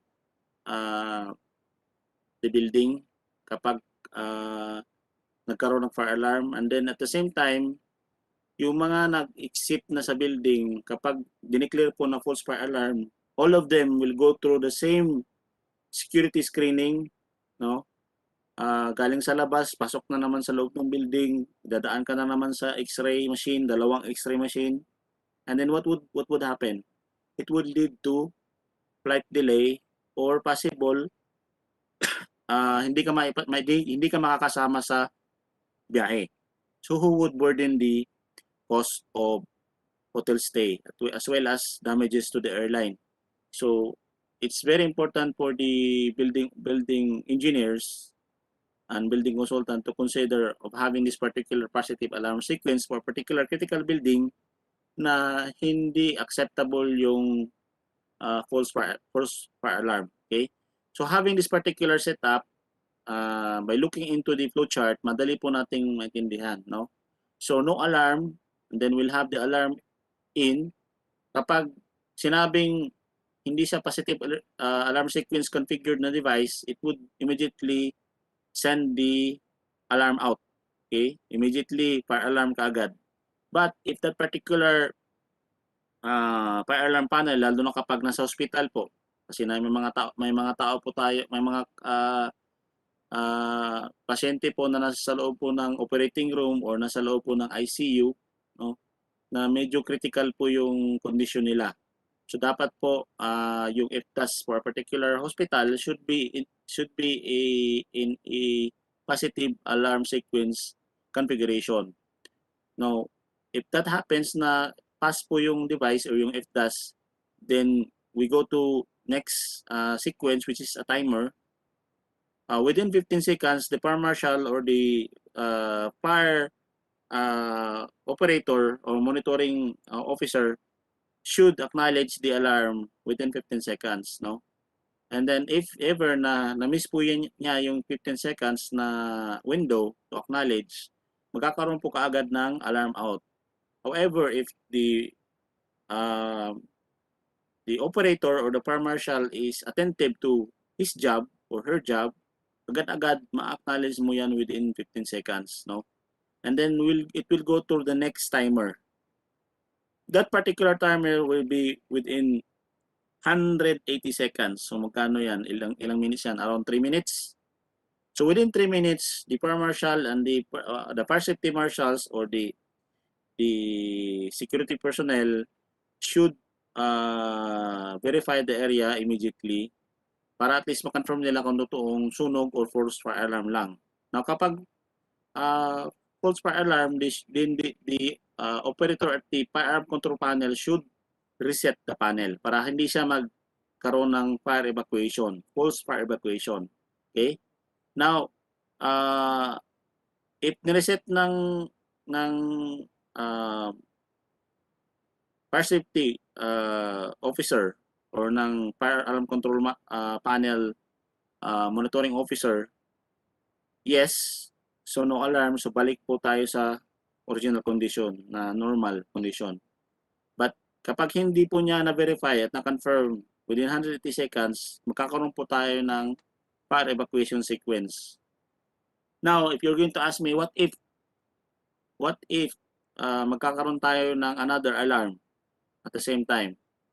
Kasama po yan sa safety features ng positive alarm sequence na in the event na merong ibang fire habang nagka-countdown tayo from 180 seconds, immediately, ibabypass niyo po yung countdown na yan.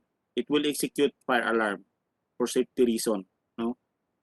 Kasi bihira lang po na all of the sudden, halos lahat ng devices detect smokes. No, maliban lang kung may nagsa-sandblasting or may nagsasanding within the area. No, which create a lot of dust. Okay? Minsan po, magkakaroon po tayo ng false fire alarm kapag yung vacuum cleaner is hindi po maayos yung pagbabacuum ng alikabok. Instead na hihigupin niya yung alikabok, yung filter po niya hindi gumagana, ilalabas niya pa ulit upward, facing towards the ceiling. No? Kaya agad-agad nagkakaroon po ng false fire alarm. It happens po kapag hindi po well maintain yung vacuum cleaner. Next, so we have the FDAS emergency control function. So why fire detection alarm system is required? Okay, so it is important to have an FDAS within the building, because if you have this particular equipment or safety equipment working, it would notify occupants for them to egress safely in a timely fashion. No? Yung maliit pa po yung apoy, at least hindi po magkakaroon ng panic. Then, having an FDAS system, it would enable life safety system and equipment. We call it the emergency control function of FDAS, that will reduce the impact of fire on people and property, such as, this is in reference with in NFA 72 standard chapter 21. No? Automatic recall of elevators for mid-rise and high-rise building. Kapag meron pong elevator, expected po yan na dapat kapag may fire alarm in the building, lalo na kapag yung smoke detector within that particular elevator lobby is detecting smoke, immediately that particular elevator, associated elevator, will be recalled to the designated level, which is usually the ground floor. And then, if it happens that that particular ground floor is having fire detection, it would not go to the designated level. It should go to the alternate floor, which is usually the next floor or second floor. No? I'm not sure if all the buildings are in compliant, lalo na kapag yung mga skyrise natin, yung mga skyscraper natin. No? I hope that all the building inspector handling that particular installation are very strict when it comes to implementing this particular requirement. Kasi kawawa po yung mga occupants kung sakaling magkaroon ng totoong sunog. Either matrap sila sa loob ng elevator or ibaba sila doon sa area na mayroong sunog. Okay? Then, automatic release of fire exit doors and door access control system. If that particular building is equipped with door access control, it's very important for you to verify as a professional engineer which door are designated as fire exit, and then determine if that particular door is equipped with magnetic locks integrated to the door access control system, and then it should be tested na kapag nagkaroon ng fire alarm, it should automatically release the magnetic lock. No? Or if it's equipped with sliding door, swing door, it should automatically open. The motor will automatically open the door when it comes to fire emergency, and that particular door is designated as designated as fire exit. So it's very important when it comes to design. You'll have to coordinate with the architect, design architect, and identify which doors are designated as fire exit doors.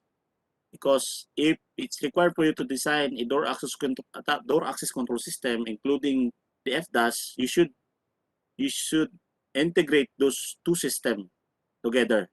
Okay? And then next is automatic activation of smoke management system. We have the smoke control and smoke extraction system. Okay? Then we have the automatic activation of staircase pressurization fan. Ito po yung sa fire exit po natin na closed type. Tinatawag po natin staircase. Malaki pong tulong po yan when it comes to fire emergency, because it will keep the staircase pressurized and it will not allow smoke to enter. Kapag binuksan po kasi natin yung pinto, may chance po kasi nasusunod yung usok sa atin pagpasok natin sa staircase. Having a positive pressure from the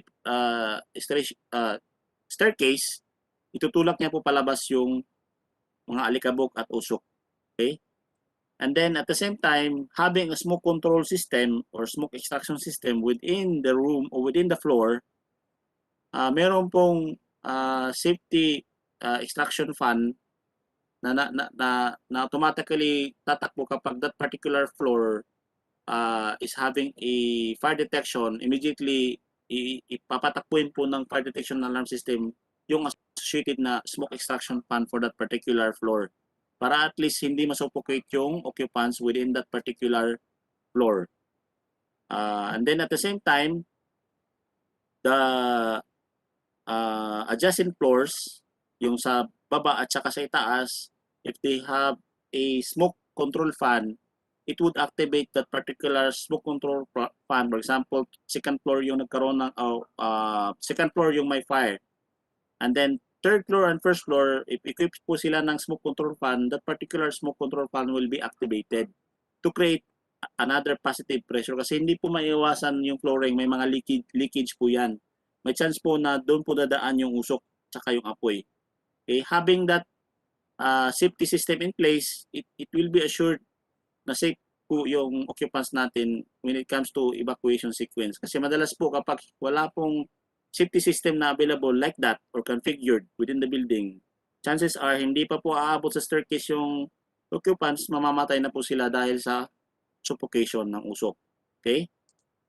The next is pre-recorded evacuation message from public address system. So madalas kasama po to sa design ng mga hotel. Okay?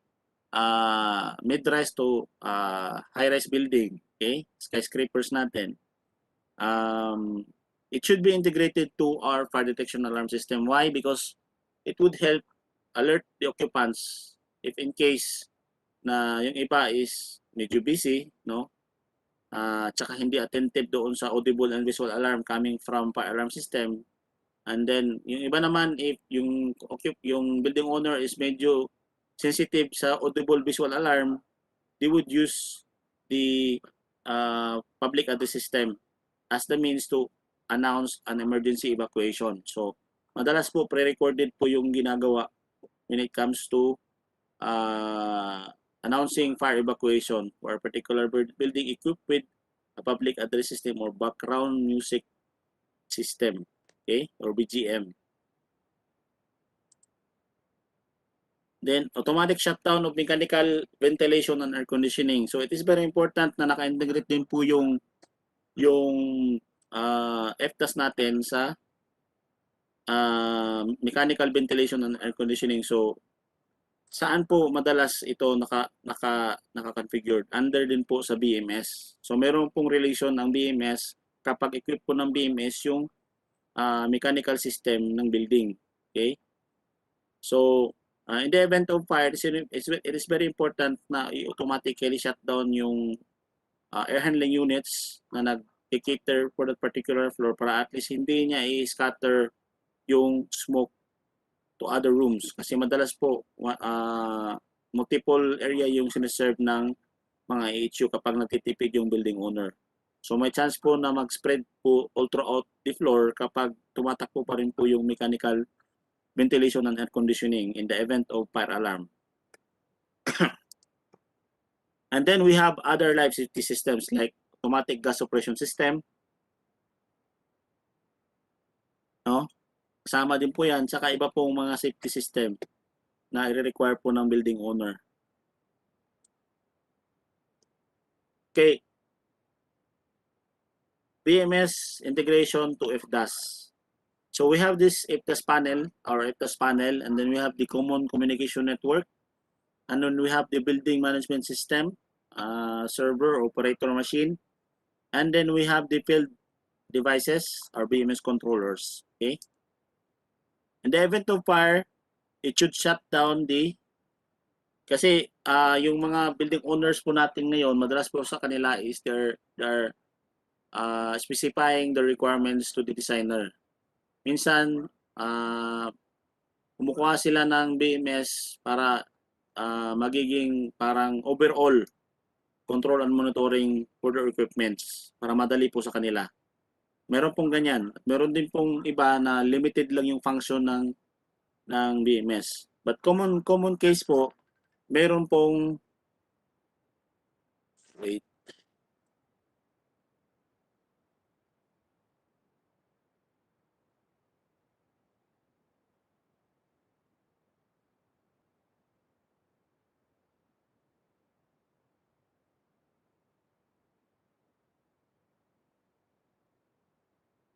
okay. Common case po is integrated po yung HVAC control natin sa BMS, no? Then at the same time, automatic it would perform automatic recall of our elevator, primary and secondary recall, or the designated or alternate floor recall of our elevators. And then we have the automatic start of smoke management system in the event of fire through BMS. And then we also have the automatic close of fire smoke dampers kapag motorized po yung smoke dampers natin. And then we also have the automatic shutdown of our escalator. Kapag kasama po sa control function ng BMS yung escalator in the event of emergency. And then at the same time, we have the, as mentioned earlier, the BMS will be able to automatic door release the fire exit doors designated as fire exit. And then at the same time, the BMS will be used to utilize the availability of CCTV to determine remaining occupants within the building, to alert the fire marshal na meron pang naiwan sa loob, no? To identify the specific location of the tenant na naiwan. Okay? It's like an attendance, no? Pagdating sa evacuation, alam ng fire marshal na meron pang naiwan sa loob. And then ma-verify kagad kung saan yung last location niya through CCTV. Ganun po kapag working po yung BMS natin integrated to FDAS. Okay? I think tama lang yung time. Kung meron pa pong tanong, I'll be happy to answer your question.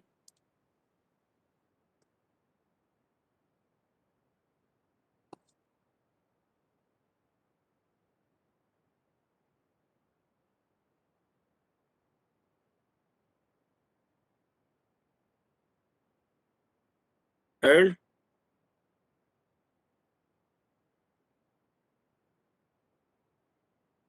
Can hear you, sir? Yes, yes. Sir, due to time constraints, we will be only accommodating 3 questions. All right, sir. Here is one of your questions. As a colleague. All right, sir. This is from the SNCT chapter, Henry A. Laborte. Relied can upgrade FDAS and security system to whole BMS without replacing the present FDAS systems installed? It's possible po. That particular scenario happens all the time. All you have to do is coordinate with the possible vendor you're intending to be partner with your solution requirement. Most of them have available solutions in place when it comes to third-party communication to existing equipment within your building. It's very important for you to open that particular requirement to them, since they would rely on the information that you would give when it comes to designing a particular solution for your requirement. All right, so it is really important to know your provider. And sir, we noticed na biglang tumahimik ang ating official YouTube channel kasi they are so listening into your topic because it's one of the hottest topics of our profession today. Sa mga YouTube liners natin dyan, sa mga online liners natin sa YouTube, kindly comment your attendance by commenting your chapter dash your full name. And dito naman sa ating WebEx, can I see a thumbs up sa ating mga participants? Ayan, we can see all the thumbs up and they are so awake, they're so listening to our session for today. We really have a good speaker tonight. We have another question here. This is from SNCT chapter, Rosenberg L. Rosete. Sir, is concerned about cybersecurity. How do you integrate cybersecurity systems with the BMS? Are these by default embedded at the controller and workstation level, or do we need to integrate a third-party vendor? Usually, it's already embedded to a particular BMS brand. It's part of their capabilities, and then it's like a showcase, and then advantage for a particular requirement, kasi madalas yun talaga yung concern ng mga building owners, yung cybersecurity threats when it comes to having an automated building. So like Honeywell, Siemens, Johnson Control, all of them have their own security features. No, it has to be identified when it comes to specifying or forming a technical specs at the early stage of design. Kasi dapat po ma-include po yan. If I may ask, I was just curious, did you have a experience about FDAS being hacked? Hindi po bang bigla nag-alarm to hacking? Mga ganung, sir? Mga ganung scenario? So far, wala pa. But in some critical plants in Saudi Arabia, meron nang nangyaring ganyan. Yung BMS tsaka yung FDAS nare-remote controlled ng hacker. Baka ano yun, sir, baka empleyado lang din para pag-turn on ng para lang walang pasok. Automatically, holiday na agad. Sir, this is for the last question, sir. From Cebu chapter, from Jared.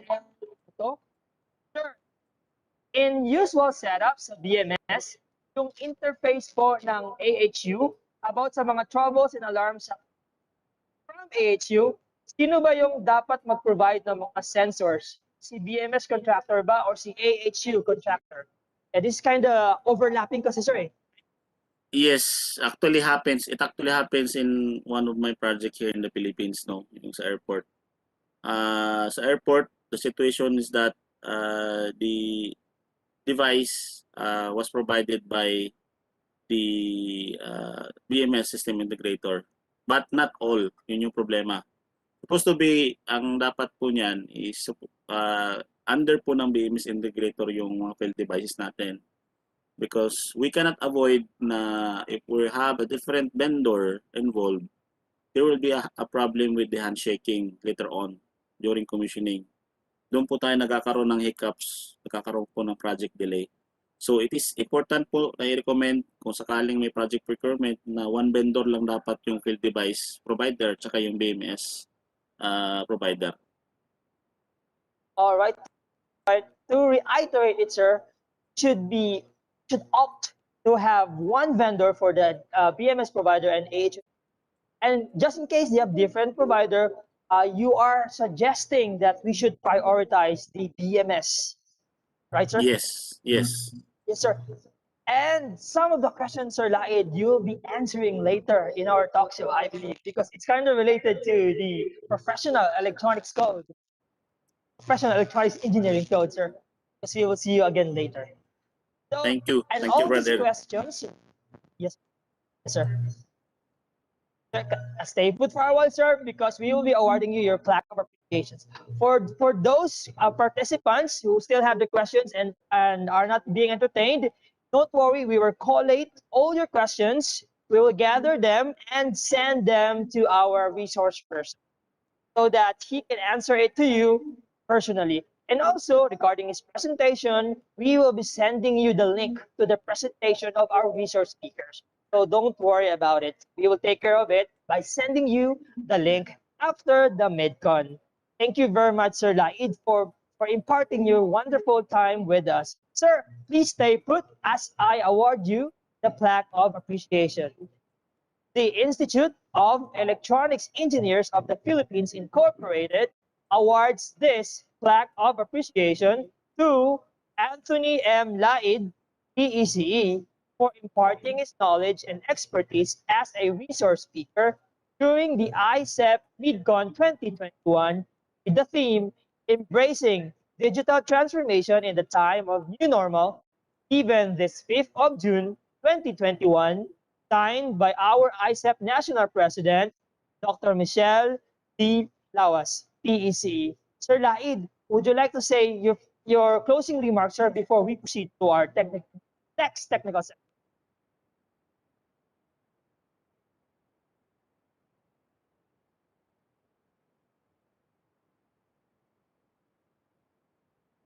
All right.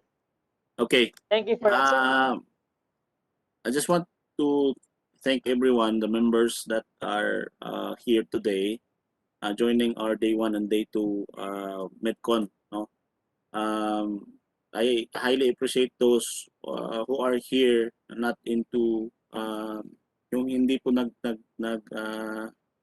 naghahabol for CPD points, but they are looking into additional learning. No? A lot of our resource speakers are very technical enough na mag-share ng knowledge. No? I would suggest all members, lalo na sa mga chapters na limited yung resource speaker, you should have cooperate and share their knowledge as well, because not all of us are expert to a particular field. So lahat po tayo may kanya-kanyang expertise. We need to share it to others, no, for us to grow and as one IECEP. I would agree with that, sir, because we continue to uphold the continuing professional development of our general membership. Thank you very much, sir, for reminding us that. Sir, thank you very much. We will be now proceeding to our next technical session. Can you give a good thumbs up to our resource speaker tonight before he ends this video? Thank you very much, sir. You can see all the thumbs up, and they were all listening. They were so attentive. Thank you for this topic, Sir Lai. We will pause for a break. After that will be our next technical session with the topic Goal of Enterprise Resource Planning in Auxiliary Building Project Management by the CEO and co-founder of First Boston Software Incorporated. Hold on. We'll be right back.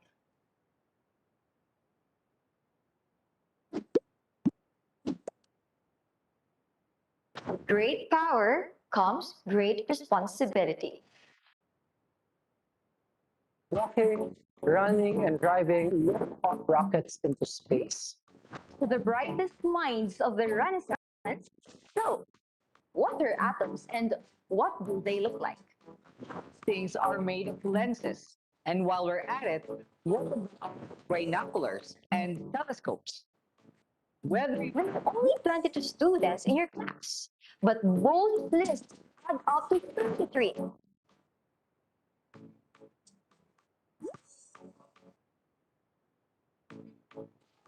From your right shoulder to the tip of your outstretched arm.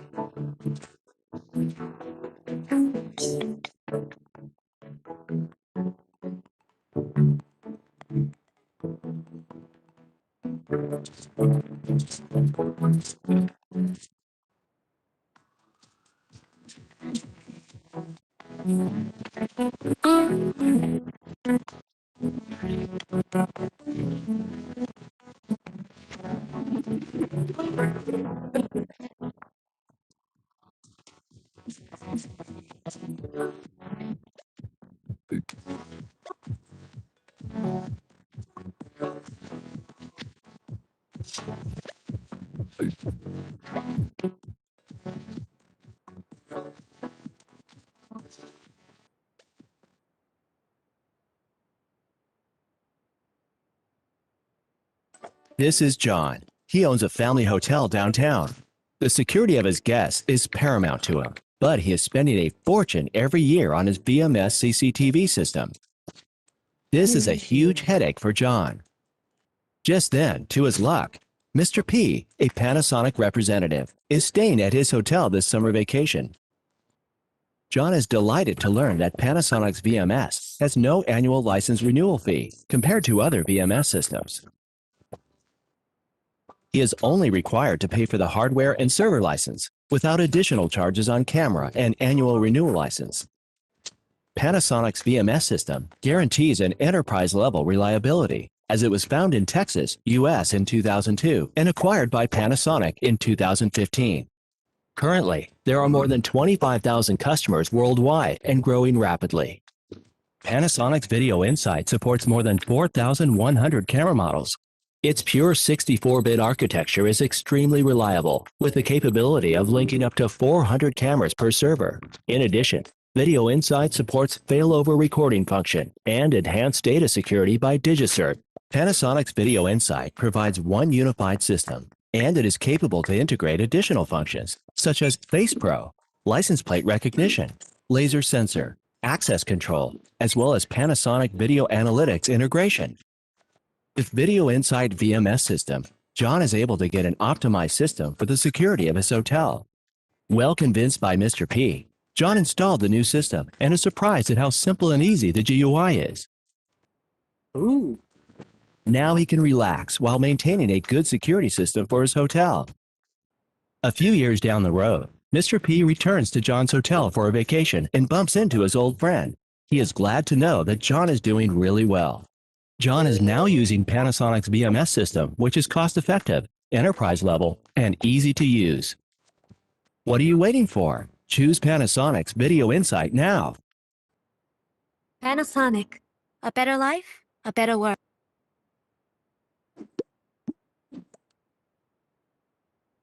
Great.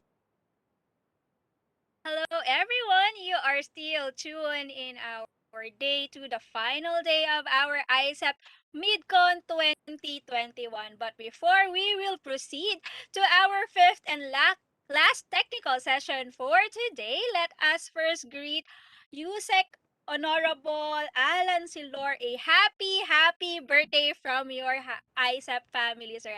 Happy birthday, USEC Alan Silor. All right. So I believe that we are now ready for our fifth and last technical session. So let me just give you an overview about the role of Enterprise Resource Planning or ERP in Auxiliary Building Project. ERP is a business management software that allows an organization to leverage a suite of integrated applications. It manages and integrates business processes through a single system. So ERP systems streamline and automate process, creating a leaner, more accurate, and efficient operation. So our resource speaker for today, our last resource speaker for today will give us an overview of ERP, its functionality and role in auxiliary building project management. But before we will dive in, let us first watch this video clip to ensure that we will have a fruitful and engaging webinar. Please watch our house rules and reminders. Please be mindful of the following house rules. Turn off your microphone and your webcam. Log in to WebEx using your registered email address and your full registered name by using this name format. Chapter in all caps, dash, first name, middle initial, surname in all caps. For example, Qatar, dash, 1, G. de la Cruz, or SOX, dash, Maria Victoria, S. Magdalena.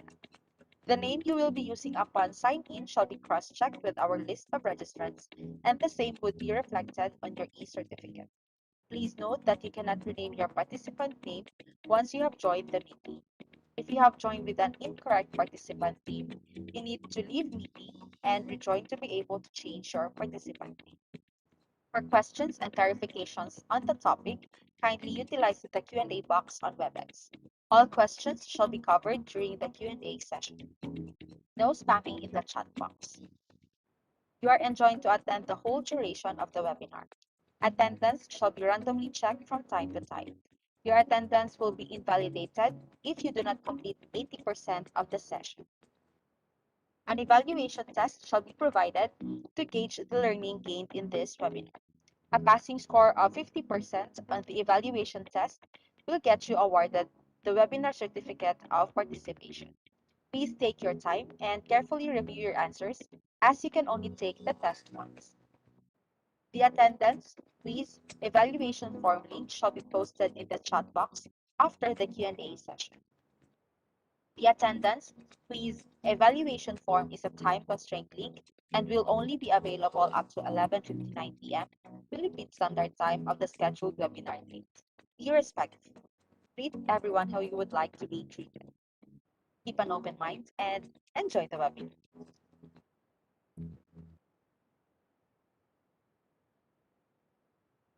Alright, now that we are oriented with the house rules, please note that you do not need to rename your participant name. So it stay as it is. And if you have an incorrect name format, just chat in our WebEx and in our YouTube as well, chapter slash your full name so that we can properly account it, so that we can verify it by our attendance team. Alright, so without further much ado, ladies and gentlemen, to introduce our resource speaker for today, let me call on our IECEP National Vice President for Internal Affairs, Engineer Jessie O. De Toro.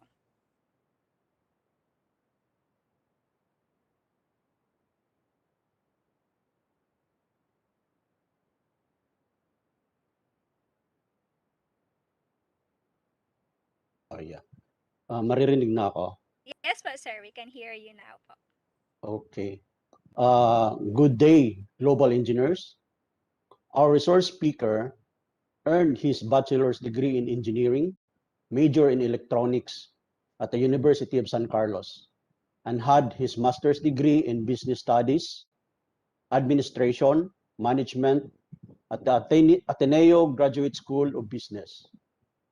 He has 24 years of various experiences in IT, BPM, BPO, web development, research and development, including areas in telecommunication hardware, firmware, open source web development, mechanical designs, power supply, audio and video electronics, and he spent the last 6 years in leading and managing staff, mostly high-skilled engineers, designers, call center agents, telemarketers, web developers, content writers, and SEO experts. He had successfully managed a team that delivered numerous information technology equipment, or ITE products, from his stint in both Japanese and US companies. He spearheaded initiatives that increased revenues for their company, improve bottom line, ramp up development of new products, and streamlined processes. He had an extensive quality management system experiences in QMS ISO 9001, ISO 14001, and ISO or IEC 17025. Without further ado, ladies and gentlemen, please help me welcome the CEO and co-founder of First Boston Software Inc., Engineer Gerson Boston. Sir? Hello. Hello. Thank you, Engineer Jess D. Toro, for that very warm introduction. I just would like to ask if you can hear me clearly. Yes, sir. We can hear you clearly. Okay, thank you. I appreciate that one. So to start,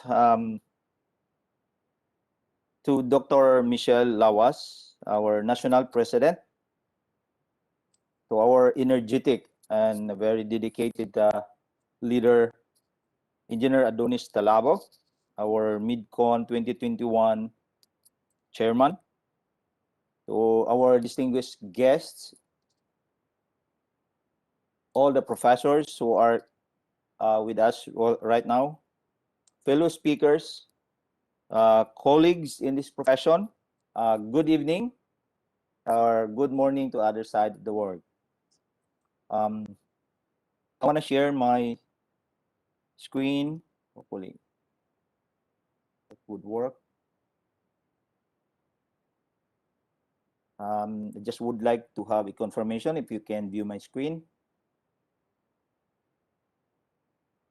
from the co-host, please.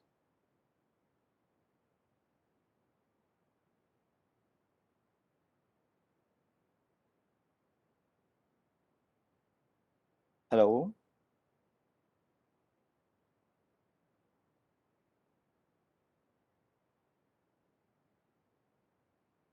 Hello.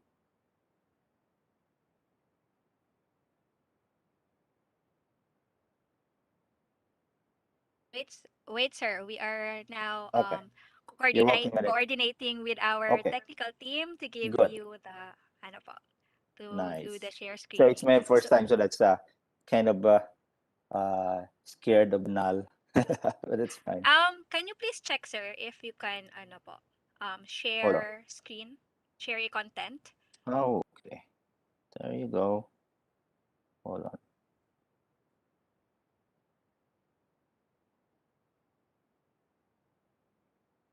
Okay.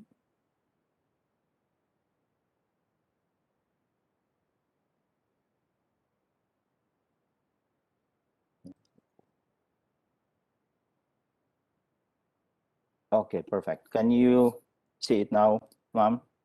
Not yet, sir. We cannot Not yet. see. Yes po. Okay. It is beside nung start video, sir, you have share content. Just click that one. Yes, I already shared the screen.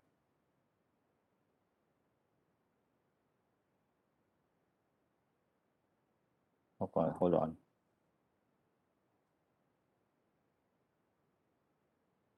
There you As of go. now, we Sorry. haven't seen any pop-up. Ayun, sir. How about? Okay, good. Yes. So, Okay. hold on. You wanna show the full screen?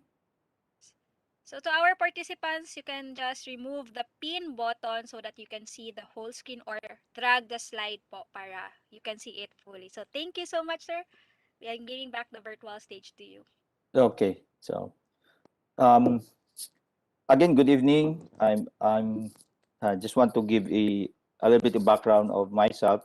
It was a good introduction from Engineer Jess De Toro.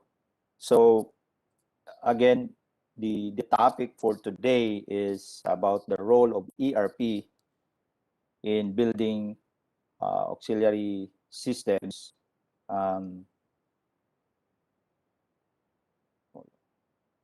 Okay, building auxiliary systems project management. Okay.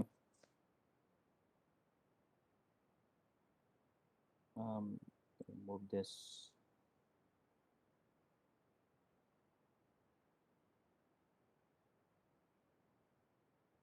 Excuse me, I need assistance to change the next page, please.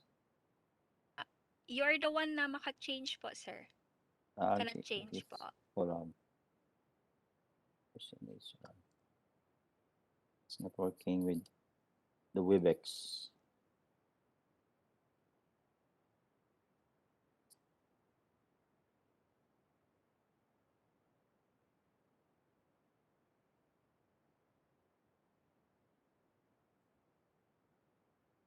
We can see now a blank white screen po, sir. Okay.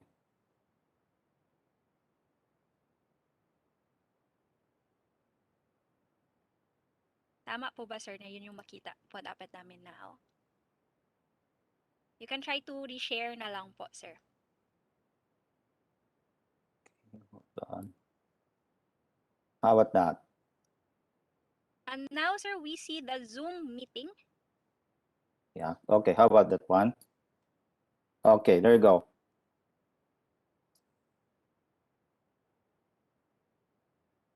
Can you see it now, ma'am, the presentation? We can see only the blank white screen po, sir. Blank white screen. Online screen. Okay, hold on.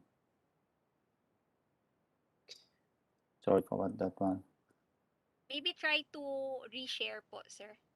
Here.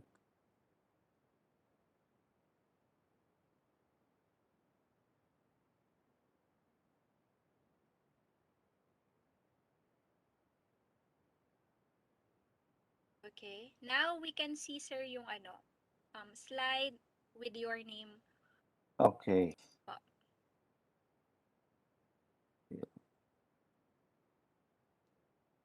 How about that one? Yes. Now, sir, we can Okay. see yung ano nyo po. Okay, so we'll go ahead with our topic.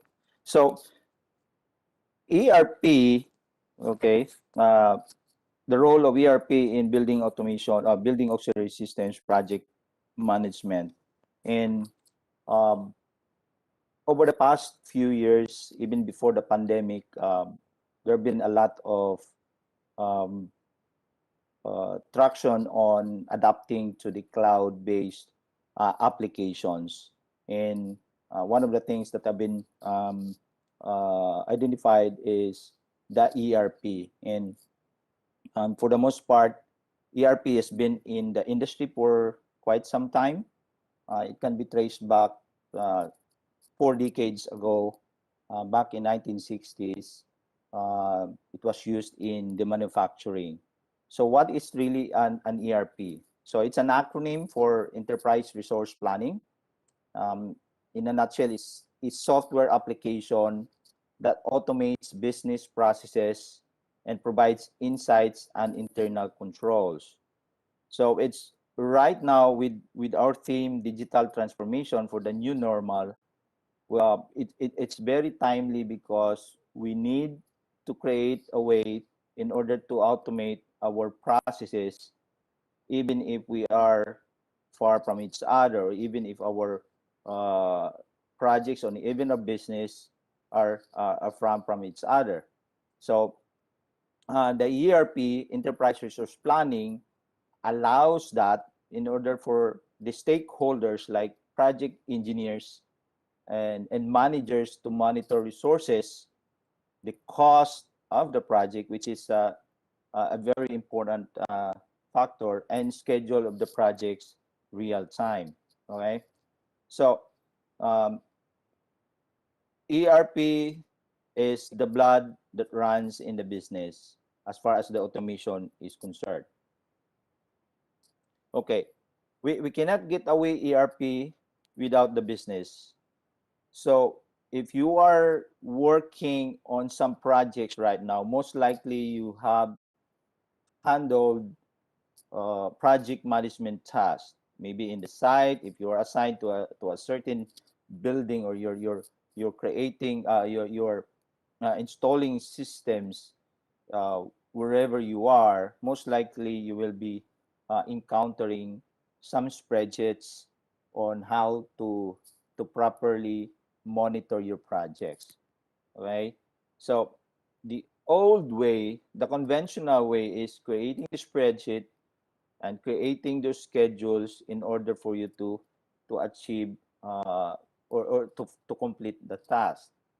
So the ERP is the improvement or the innovation that gets into your processes. Um, Again, 4 decades ago, this have been already implemented in, in monitoring the parts that needed in the manufacturing. And then until recently, with the advent of uh, internet, and also with the improvement in the infrastructures, ERP has really gained ground, not only on the enterprise level, but only on the small businesses.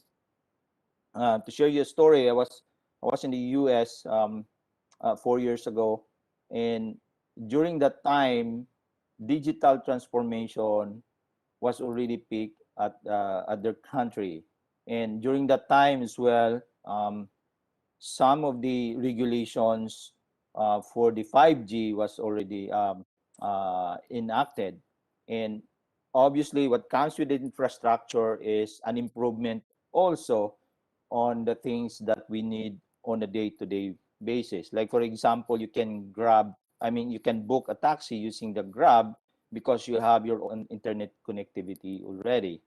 And you can order something online um, at the tip of your fingertips because our internet infrastructure has already improved dramatically.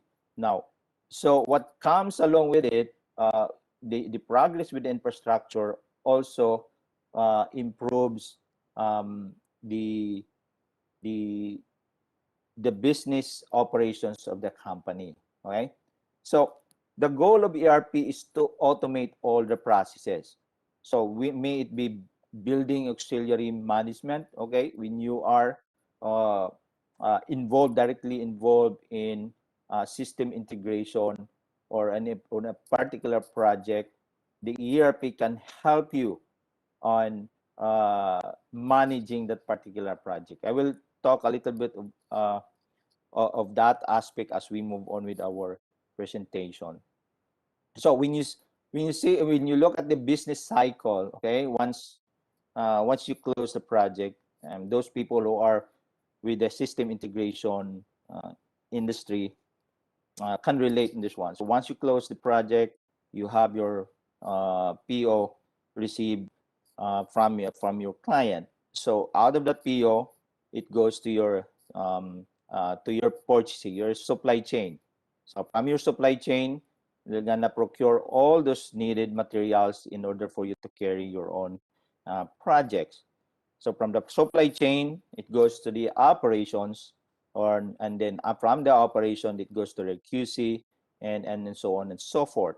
So in that entire business cycle for ERP, uh, you have a complete visibility, okay, for the entire process of the business.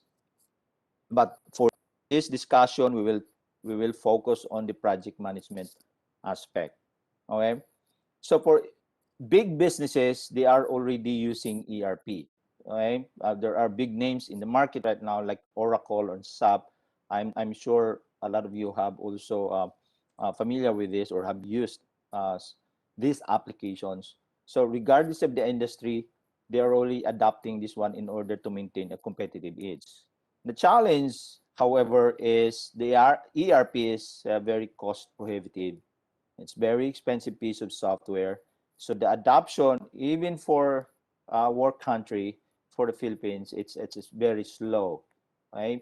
In the U.S. and even for China right now, they are really capitalizing on the business softwares, even for small businesses. Okay. So the role of ERP in building auxiliary systems. What comes to mind from the previous speaker? There's so many systems that you will be working with, especially for mission critical infrastructure. Okay, and then you have to manage all the systems, and then if you don't have that unified platform, it will be a challenge for you. So to a lesser extent, let's say if you want to install a CCTV system, a structured cabling system, or let's say a voice and data for, let's say, for a 4-story building or 8-story building.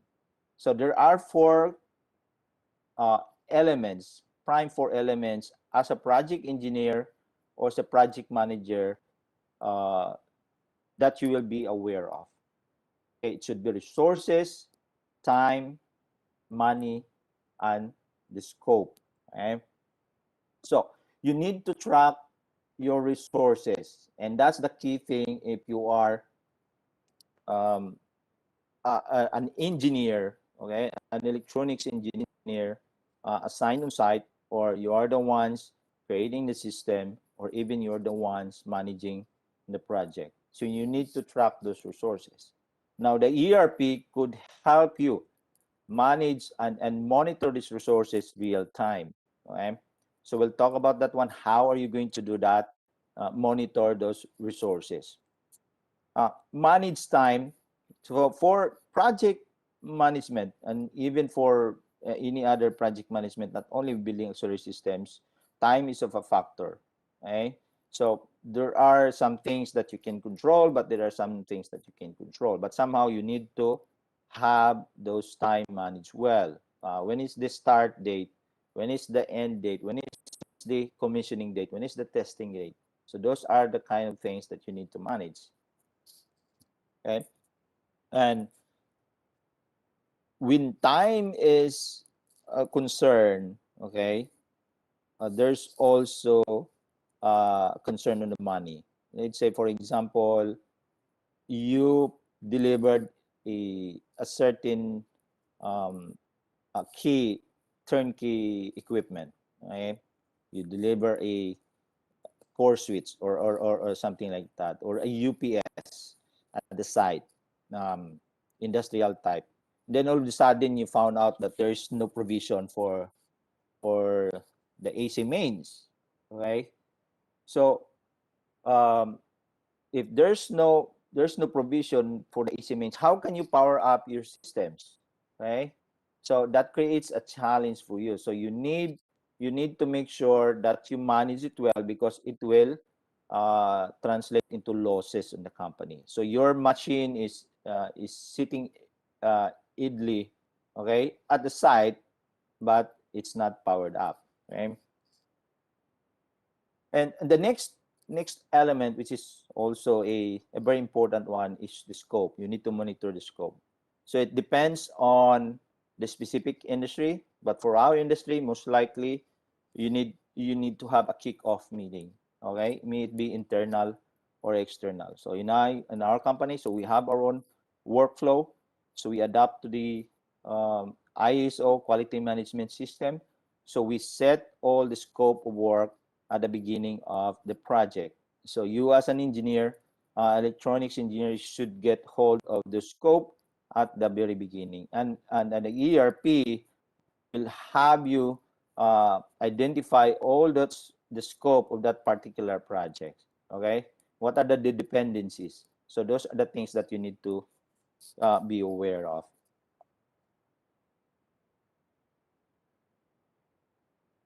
So I made mention about the role of ERP in the building auxiliary systems. And from when ERP have been implemented on the key industries, there are so many benefits that we could get if you are, for example, an engineer or a project engineer or even a business owner. There's so much features and benefits you can get from ERP. Okay, so when digital transformation back in 4 years ago, when I was in the US, so when I came home, I began to identify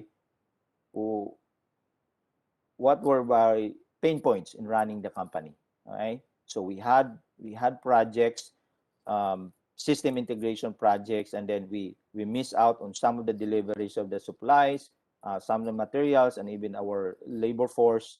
So it's really a challenge how to manage them on paper.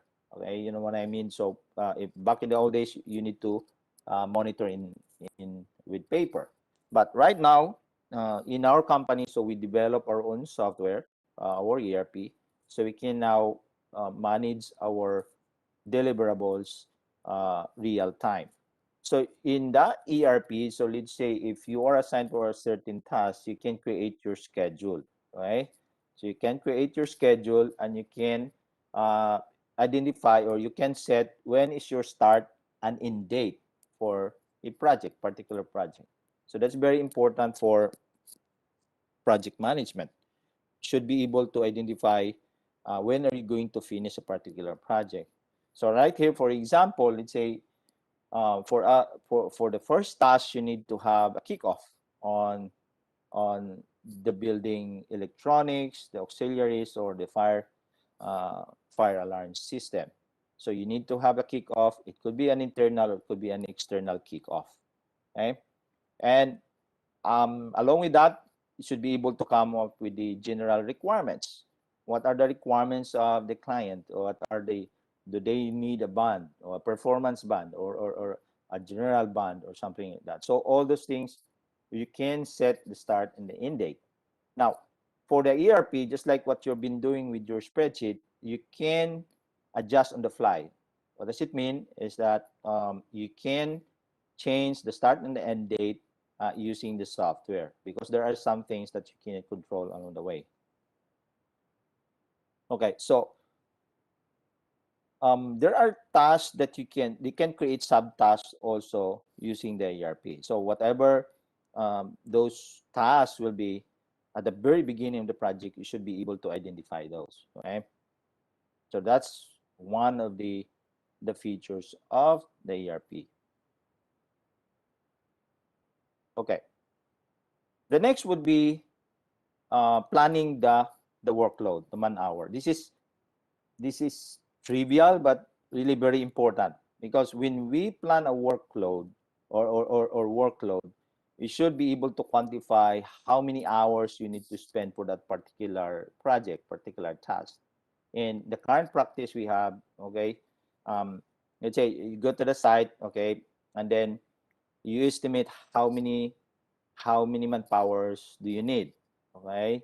So how many technicians, how many engineers you need to the site, but you need to quantify it to a certain degree. That is in the number of hours. You cannot just put in days, like say 5 days or something, because like for a whole day, you don't, for a particular task, you don't necessarily spend for the whole day in that task. You can split your task in a one whole day, 4 hours for this one task, and then another 4 hours for the other task. So, but the key is you should be able to plan your workload, because that workload will translate into cost, which is expense to the company in the form of salary of the people working for that particular task.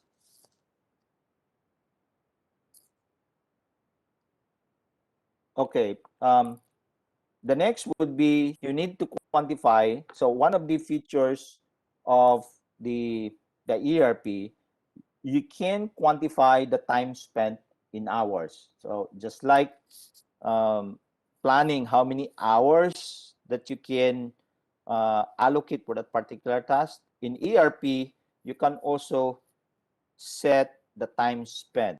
So, but since ERP is already on the cloud, unlike the legacy systems wherein they put it on premise, but right now you can access it through your mobile phone. Okay, if you are a project engineer or project manager, or even if you are a salesperson, you can access the ERP at the tip of your fingertips. So, but for engineers who are on the site, they can input how much time did they spend for that particular project or for that particular task. And once they encode this data, it will be captured real time by the system, and your manager and even the other stakeholders will be able to view the time spent for that particular task. Okay.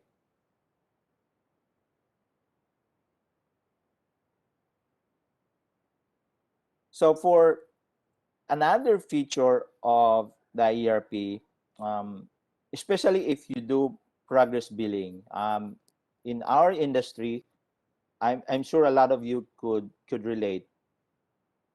Even general contractors or even like the subcontractor and stuff like that, okay, they ask for progress billing, right? So in the most, I think the conventional way of doing things, they have a certain form, they send it to you the form, then you estimate how much progress that is being done. Now the challenge with that is how can you estimate the percentage? So it could be on the number of materials being sent, which is can be quantifiable in the ERP, okay? And how much labor did you spend that particular project, which is also quantifiable in the ERP. So you have your own declared progress. Let's say if you are the project manager, you can set the declared project progress. But for the actual, it would be on the calculated progress. So there may be some differences and that's the best thing because it will give you some insights if are you within track with your schedule or are you behind schedule, and most importantly, are you over with your labor cost for that particular task. And most often, if running a company, and that's the most common problem. Okay, we thought that we are still within schedule, yeah, within schedule, but yet your labor costs and even your material costs have gone up significantly. And without the ERP, you will not be able to get that feedback that you need real time in order for you to make decisions.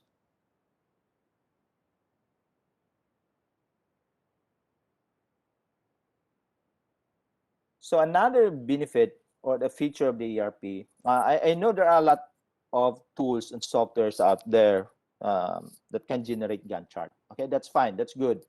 The challenge is how can you integrate it for your from the entire life cycle of your business. Let's say, how can you let your sales or your accounting staff and even your purchaser access uh, the progress of your project.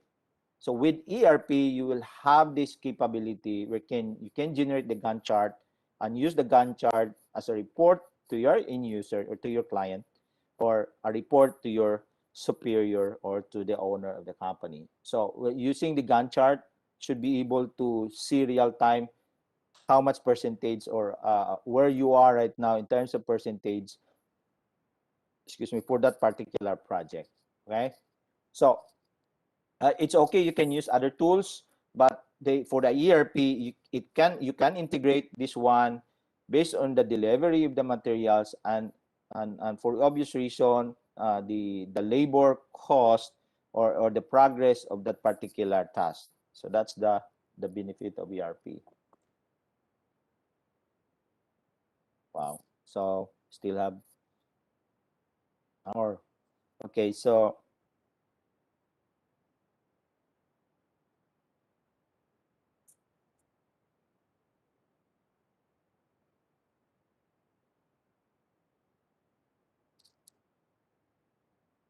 another feature uh, of the ERP is to monitor profitability of a project real time.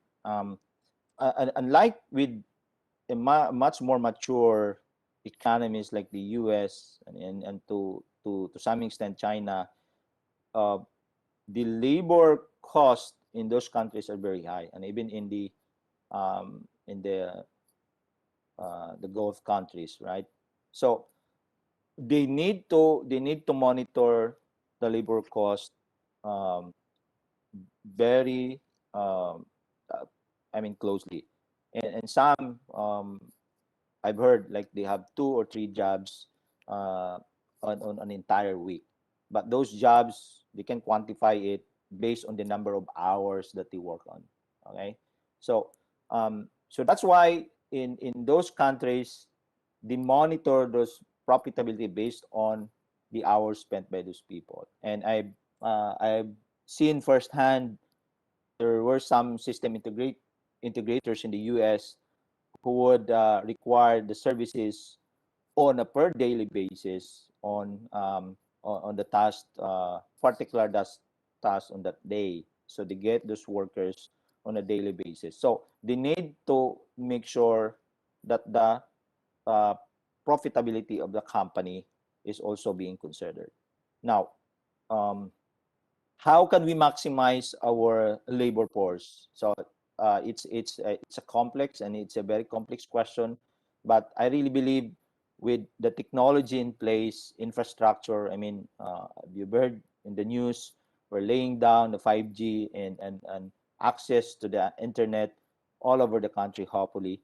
So that would significantly increase productivity, and with the increase in productivity, the company will be more profitable, and then that will translate to much higher salaries, right? And um, yeah. So I would run this rather quick. although I was allocated for 1 hour and 30 minutes, then we can have a Q&A at least around 30 minutes. So I want to spend more on the advantage of the ERP based on my experience, of course, and how can you do that also in your own company or in your own job. So as I mentioned earlier, the ease in progress billing is very important, and sometimes it's a struggle when creating your billing, progress billing. It takes probably around um, a week or 2 weeks perhaps, and then goes through the approval process, and then you will be fortunate if you get it in a month. So if we could do that, let's say efficiently, if everyone and even to your general contractor, they will adapt to the ERP system, it will significantly cut down all those paperwork and even the approval process. So the ease and progress billing will translate savings to the company, savings to also to the general contractor, and this will significantly increase efficiency and handle more projects also uh, for the company and both for the engineer.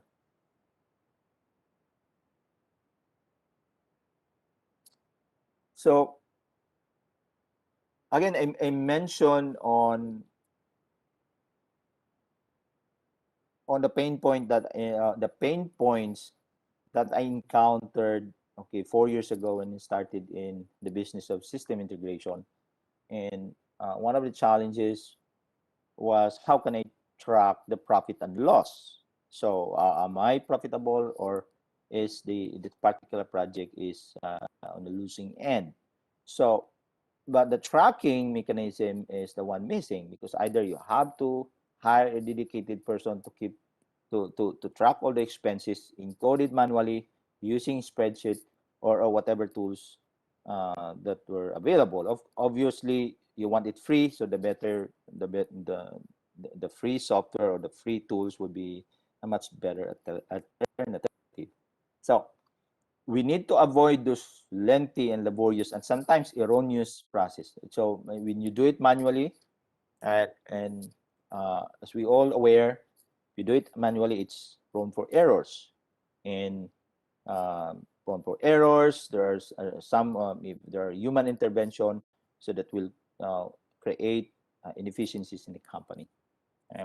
So with the ERP, based on my experience, I can see firsthand on a daily basis, once they input the data and even the labor cost on that day, you can see if the progress of the project, if it is profitable or not.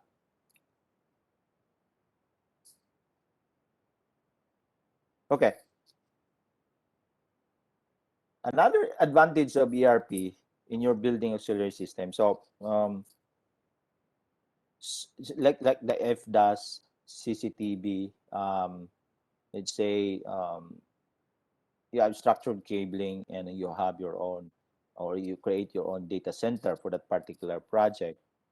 So you need to have a decision making tool if there are some things that may not happen on the projects, things that you do not expect. Like for example, there are some issues with the supply chain. Okay, so the CCTV cameras will arrive a month after. Okay, it got delayed for some reason, and so you should be able to see that in your project management schedule and create or make that real-time decisions. So because if the delay on a particular product or materials, and then your labor or your the people who are going to install it are already on site, so that will translate for a loss on the company. So with ERP, you get to see what are those materials available,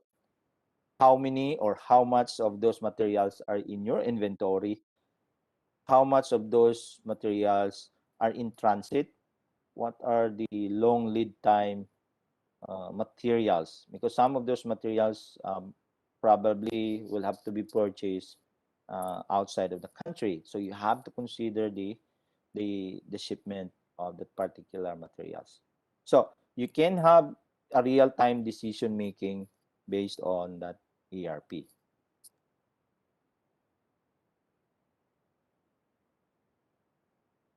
So another advantage of ERP, okay, especially for a business owner, and even those who are planning to put up a business, so we can focus on or can focus on certain things, and which is obviously to grow the business, make the business profitable, instead of running the operations day to day.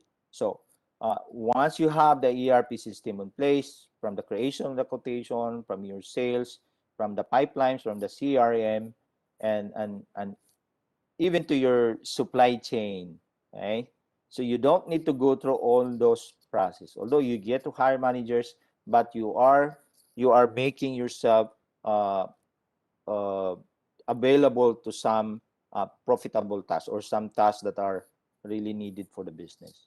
Okay, so you focus instead on increasing revenue, making the bottom line, okay, much better bottom line, so profitability on stuff like that.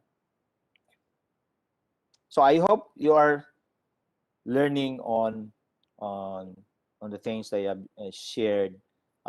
This is really something that I am really passionate about, because digital transformation really is the vision of the company. Although I may be in the software industry, but again, I have also other companies that are into the system integration space.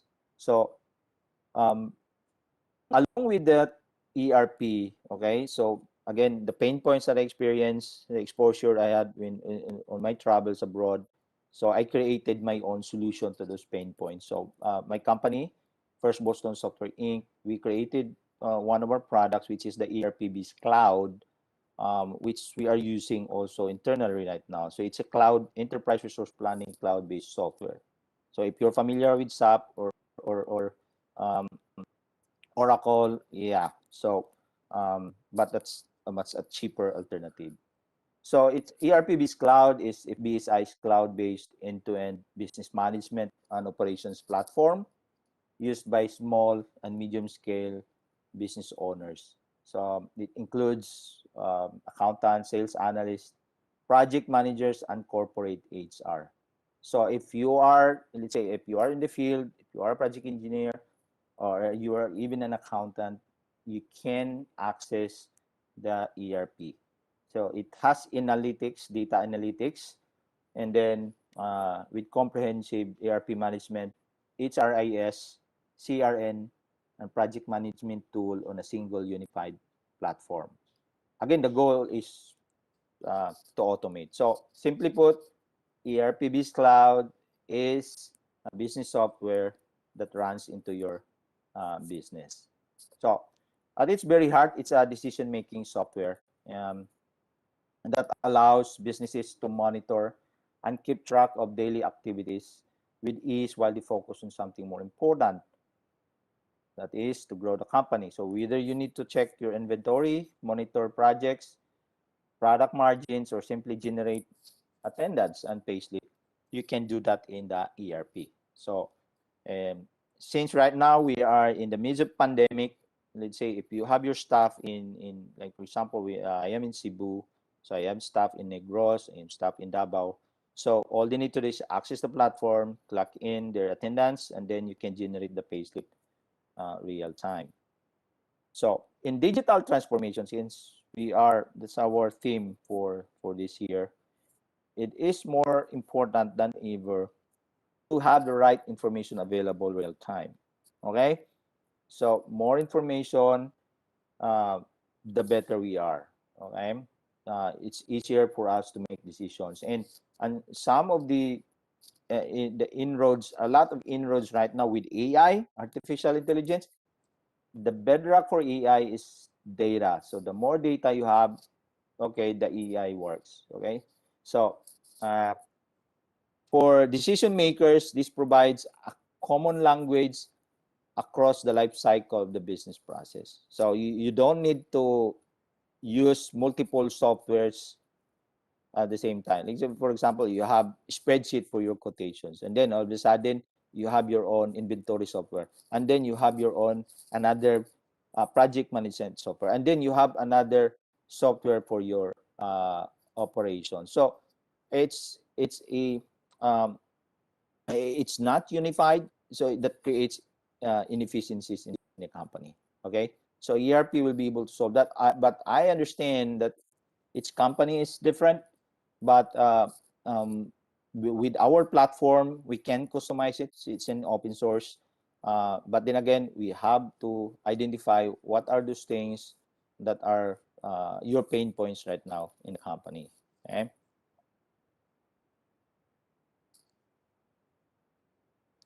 So about FBSI, so we are a software development company based in Mandaue City. We are committed to developing practical and flexible solutions for our clients. Our goal is to digitally transform businesses to meet the needs of the future. We believe that it's important to move away from inefficient manual processes for modern businesses to succeed in the increasingly competitive marketplace and in the midst of pandemic right now. So we aim to democratize ERP and empower small business owners to utilize the full suite of features of ERP at a very affordable price. Okay, so in the ERP, since we focus on the project management system in this lecture, so we'll dig deeper on the project management tool. I will share a short video clip towards the end of the presentation. It won't take long. So you can access that one so that you can navigate the software. Okay. So, but in a nutshell, the ERP is composed of different systems. So there is some like some ERP software. There are schedule and event management system. Of course, you can get from Google from Google Calendar as well. But again, the goal is to have a unified platform. So ERP does that, and you have a human resource information system, HRIS. How are you going to process the payroll of those people at the site? Okay, do you still use the bandy clock? Those are old process. Okay, so if you want to embrace digital transformation, okay, even the fingerprint. I mean, right now with the pandemic going on, we're looking at the safety, okay, of our employees. All you need to do is use that mobile application for HRIS, and it goes directly to your ERP system. So for stakeholders like the HR and even to your comp ben officer, it will be easier for them to generate pay slips and then process the payroll. Okay, so that's still part of the ERP. For inventory, that's where ERP really came about. So inventory systems, that's the I think the foundation of the ERP back in 1960s, and it has evolved in a lot of ways up until now.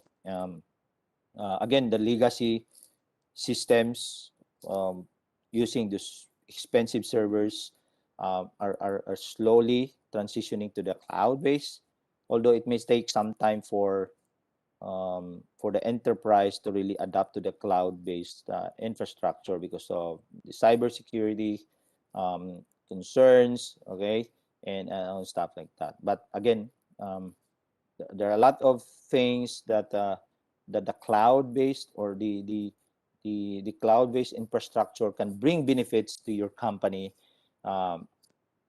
nowadays as opposed to like 10 years ago, right? So, but again, it has to be in place, the infrastructure and stuff like that. Then you have your own financial accounting system. You can run through your financial report with ease, real time, even before you submit to your accountant. Okay, so especially specifically beneficial to business owners or to even to the financial managers or to your finance managers. I mean. Okay, and another very a very helpful feature for ERP, which I think some maybe not be aware, is the CRM, Customer Relationship Management System. And we there are a lot of ways how to get the leads, right? So although right now, in the future, what I envision with the ERP, whatever transactions that you bring into the system, let's say you purchase something using PayMongo, a payment platform or whatever platform, and then you have different channels of bringing in those leads, maybe from Facebook, from from from Messenger, or whatever channel that you have, and then it integrates to your ERP, and that's would be the future. In the US, they're very advanced. They're doing right now. I don't know if you're aware of WS Software. So they are an analytics company. They were bought by Salesforce, and Salesforce is a big name in customer relationship management system. So again, my mission, and of course the company's mission, is to help especially those who are in our profession as ECEs and electronics engineers, that we can utilize the power of technology on whatever tasks we're doing. You don't need to be a business owner, but even if you are doing those project tasks, you can still utilize the advantage of ERP. Okay, for the project management system, okay, we have those mentioned a while ago. It comes with the Gantt chart and a very good user interface. You can monitor the tasks and the time spent for that particular project. So here's a sample of a snapshot of the module, the project management module that we have. Right, so I just want to plug in. We have our Facebook. You can search First Boston Software Inc. We can, if you need some details, live demo perhaps, we do that. We have some introductory offer for this ERP software since it's pandemic right now. But I just want to highlight that the project management system module is really beneficial if you are doing tasks for building auxiliary. One is if you have, let's say, if you want to install in an 8-story building. So let's say 8-story building, what comes to mind is you need to prepare the roughing ends ahead, right? So you identify those tasks.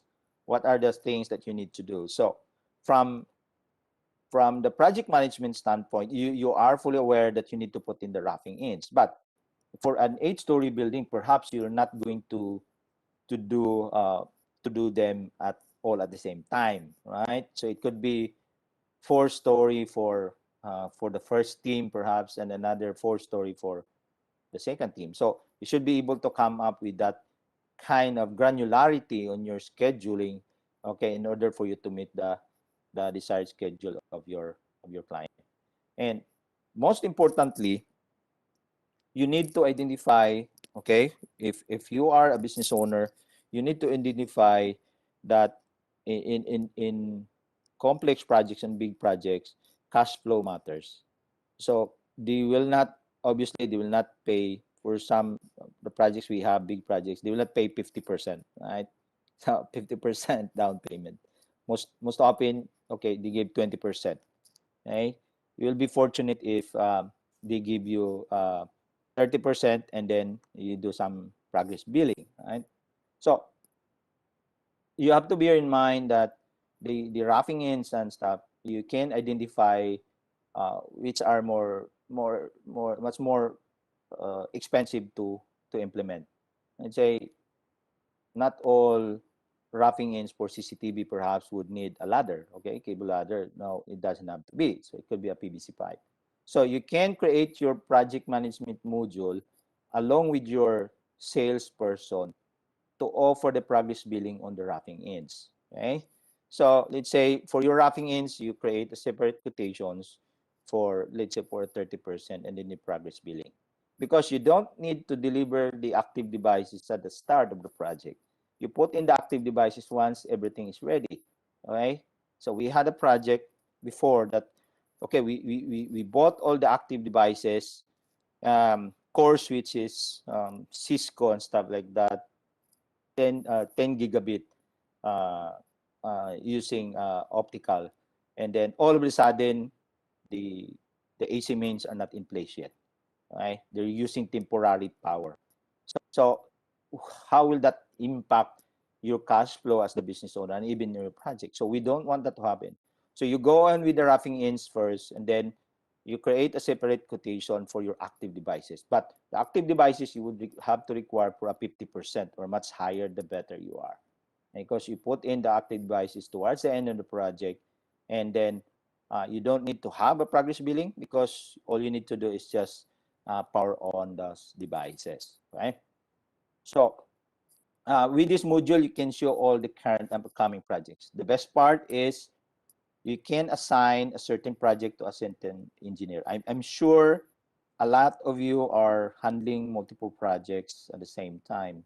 So if you are handling multiple projects at the same time, this is a very powerful tool, because you can monitor only those projects that are under you. Okay? You don't need to monitor all the projects under the company. Okay? So you can set a certain project engineer for these particular projects, and so on and so forth. So there's a hierarchy on the credentials that you could assign to a certain project. Okay, they may even, there are some people that you can have them access to the financial details. Some you will not allow them to access the certain information. You can set that in the ERP. Okay, it's very quiet. It's kind of weird. Cannot hear someone, but anyway, I hope I'm still audible. I mean, you can still hear me clearly. Yes, sir. We Co-host, can please. still Okay, hear you good. po. Okay, good. Perfect. So it allows stakeholders to monitor manpower cost and time spent. So if you are a project manager, you want uh, let's say a bird's eye view on the expenses, okay, on the labor and even the schedule. So this is the perfect tool for you. So you can see how much time already allocated for that particular project. So every details can be encoded in the ERP. Again, it's mobile friendly. So if you're engineer, you have access to data, or they have their own data, then they can just input that data. You don't need to create a report, a very tedious way of reporting. All you need to do is take a picture and send it as attachment, and then you encode those updates. So that's how digital transformation will be as far as building auxiliary systems is concerned. Okay, so since we created, okay, we're almost, actually, yeah, we're almost towards the end. Yeah, as I promised, I won't take you long for this one. I know there are some things that I could share other than the project management, but I think this is something close to my heart, because again, it helped my company, and hopefully it helps you as an engineer, as an ECE at that, to manage the projects that you have, and it will help you tremendously in achieving those deliverables. Okay. So I have here, I think I wanna skip on that one. I'll go for this one. Yeah, this one. Okay. So I'll click on the video in a while, but I wanna make an emphasis on this one. So for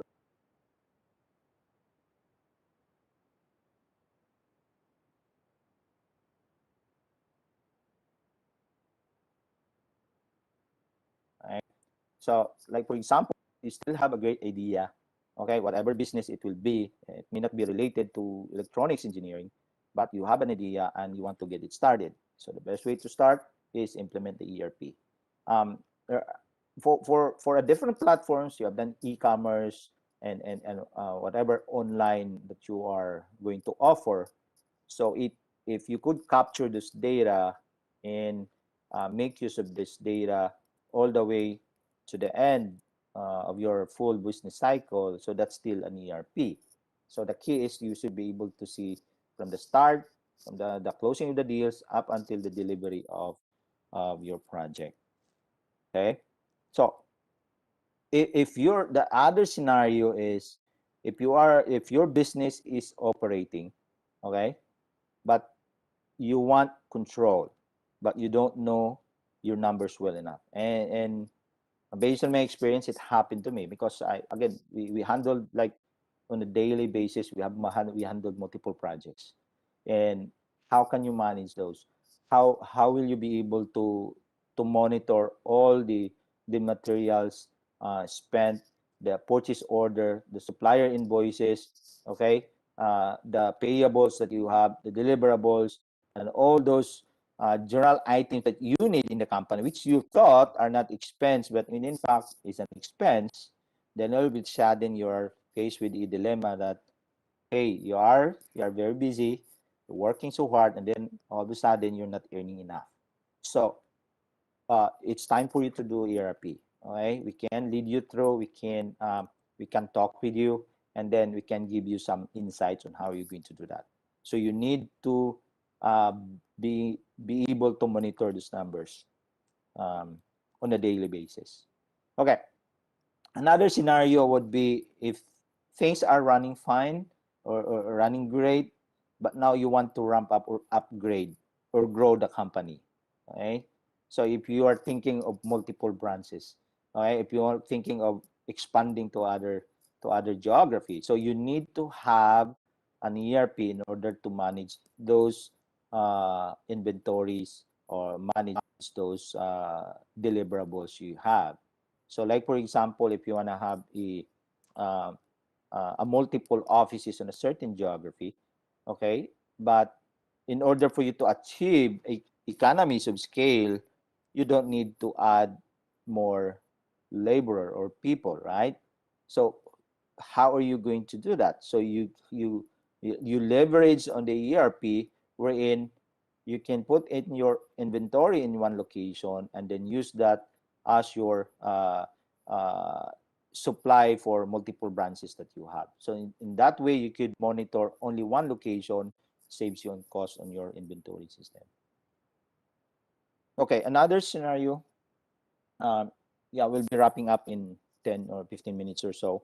So another scenario is then you need to prepare to capitalize to new technologies. I mean, there's a reason why PayMongo is popular right now. Okay, we transact, uh, we registered in this event, okay, via PayMongo, and so there is that inroad already for the future. Okay, the future is um, technology or leveraging technology using the cloud. Okay, different payment platform with a booking platform. Okay, um, if using the Uber and Grab and stuff like that. You want to be an Uber driver for a certain number of hours, you can do that. Back in the days, you cannot do that. So you need to prepare your company to capitalize to the new technologies. So the ERP in the future would be uh, integrating all these uh, future technologies like EI and IoT, which is usually in the industrial application. So how can you integrate that? Um, um, I think on the other speakers, they made mention of there's certain technologies that have TCP/IP protocol already. So you can utilize that, come up with a web server, and then get data and integrate to your ERP. So those type of technologies, you can prepare yourself as a business owner or as a company in order for you to have a leverage in the future. So the best way to start again is to innovate. And although the pandemic, it's very unfortunate it's happened, but we have to make sure that we will be future proofing the company.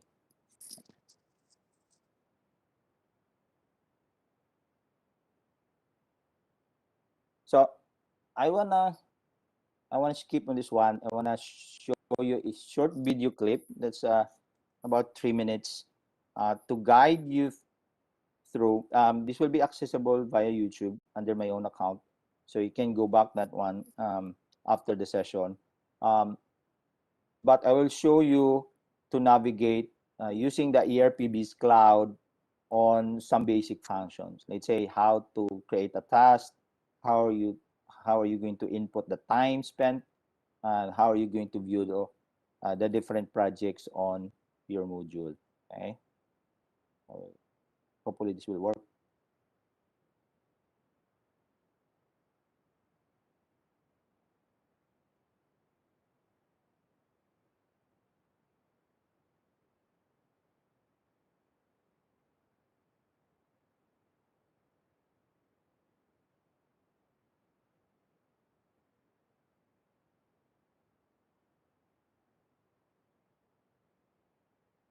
No. Excuse me.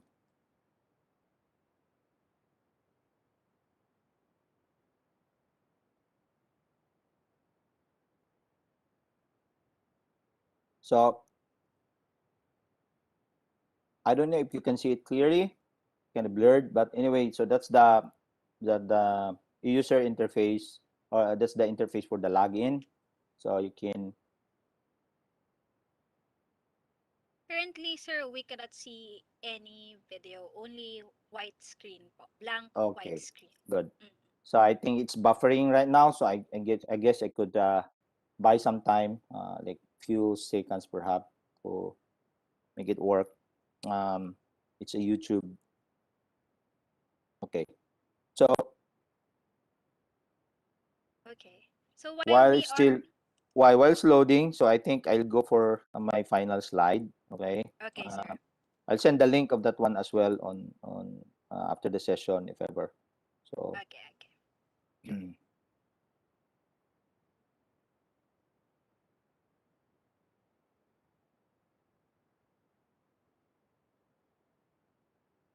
okay, so um, this is sort of a parting shot, but um, anyway, just want to make an emphasis that digital transformation is not just about technology, okay?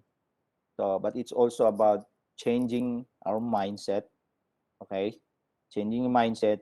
I'm just fortunate enough I was able to see the best practices from other economies. How I wish I could help in some ways using this platform to be able to help our profession. But again, changing the mindset, because other progressive countries, I've been to Singapore, Japan, China, and US. They are really embracing technology. So we need to change the mindset that gone are the manual process. If there's a way for us to automate it, okay, there's a way for us to leverage technology, and then so be it. So I know we have in our organization with IECEP, we're gifted with brilliant minds. All we need to do is look for those opportunities, and we need to disrupt the status quo. Okay, we need to disrupt the status quo. What uh, One of the things that the end result of having this software innovation is we eliminate corruption. So we eliminate corruption, there will be no more manual intervention. So it will be a big help to our country. So we need to have that mindset of how can we add a value to whatever products or services that we offer to our clients. And technology will be able to do that, but also our mindset in doing these things. So I think that's it. You can search us on Facebook if you're interested with ARPB's Cloud. I have that one link already in the slides. So I think I'll give the floor to our co-host for Q&A perhaps. All right. Thank you so much, Engineer George. I agree with your parting statement, sir. Innovation will lead to the betterment of our country. Thank you so much, sir. So now You're we welcome. will. You're welcome. Yes, thank you Thank so you. much for the thorough and engaging speaking session. It is really timely right now that we are embracing and adopting digital transformation. So we have few questions, sir. So let us proceed now for our first question. This is from KSA ERC Russell Torres. The question, sir, is the ERP resides in the layer 7 of the OSI model. In regard to cybersecurity risk, what are the preventive measures that this software is totally secure for the outside world or hackers? And what are the layers of defense you have in your product? That's correct. So it's a good question because it impacts the to a lesser extent the Cybersecurity Act is will have to come into play because the legacy systems, for obvious reason, they want it on premise. Okay, so of course on the hardware side, on the physical layer, you can put in some appliance to at least minimize those attacks. Okay, you can put in firewalls and a lot of hardwares in order to protect your server. So the ERP, just like any other piece of software, just like Lazada or Grab or something like that, it's all hosted in the cloud. So the cloud infrastructure will have, again, one is you have to find the right vendor of your cloud. Okay, so I know it's kind of some to some extent it's more political, but since we are all Filipinos, obviously we want our servers be hosted on our Philippine soil. But again, it right now is there are servers that are hosted outside of the countries. So there are other players who are also very actively involved in this case. So you identify the vendor that you are hosting for your ERP. Okay, look at their infrastructures, the quality of service. Um, what are the protection that they are putting in? And another, of course, you have to have a secure site. So you need, if you want to host it, at least it is encrypted end to end. But that depends on the application. If it is mission critical, let's say for healthcare, obviously you have to go through some sort of qualification from the vendors. But again, uh, this is for small business owners. Okay, I'm looking like 5-person company, 10-person company. I mean, all those small business owners we have in the Philippines, we're gonna empower them with the ERP. Although cybersecurity is there, but to some extent we can put in some protection on the physical layer or even on encrypting all those data that comes into your cloud platform. All right. So in summary, we need hardware, we need to know our vendor, what are their infrastructure, and the encryption. All right. Yes, Thank you so much, sir. So let's go you're to the welcome. next question. This is question number 2. This is from SOC Surgeon Nico V. Salcedo. The question is ERP as presented deals with specific applications for project management, but it is also mentioned that procurement and accounting systems are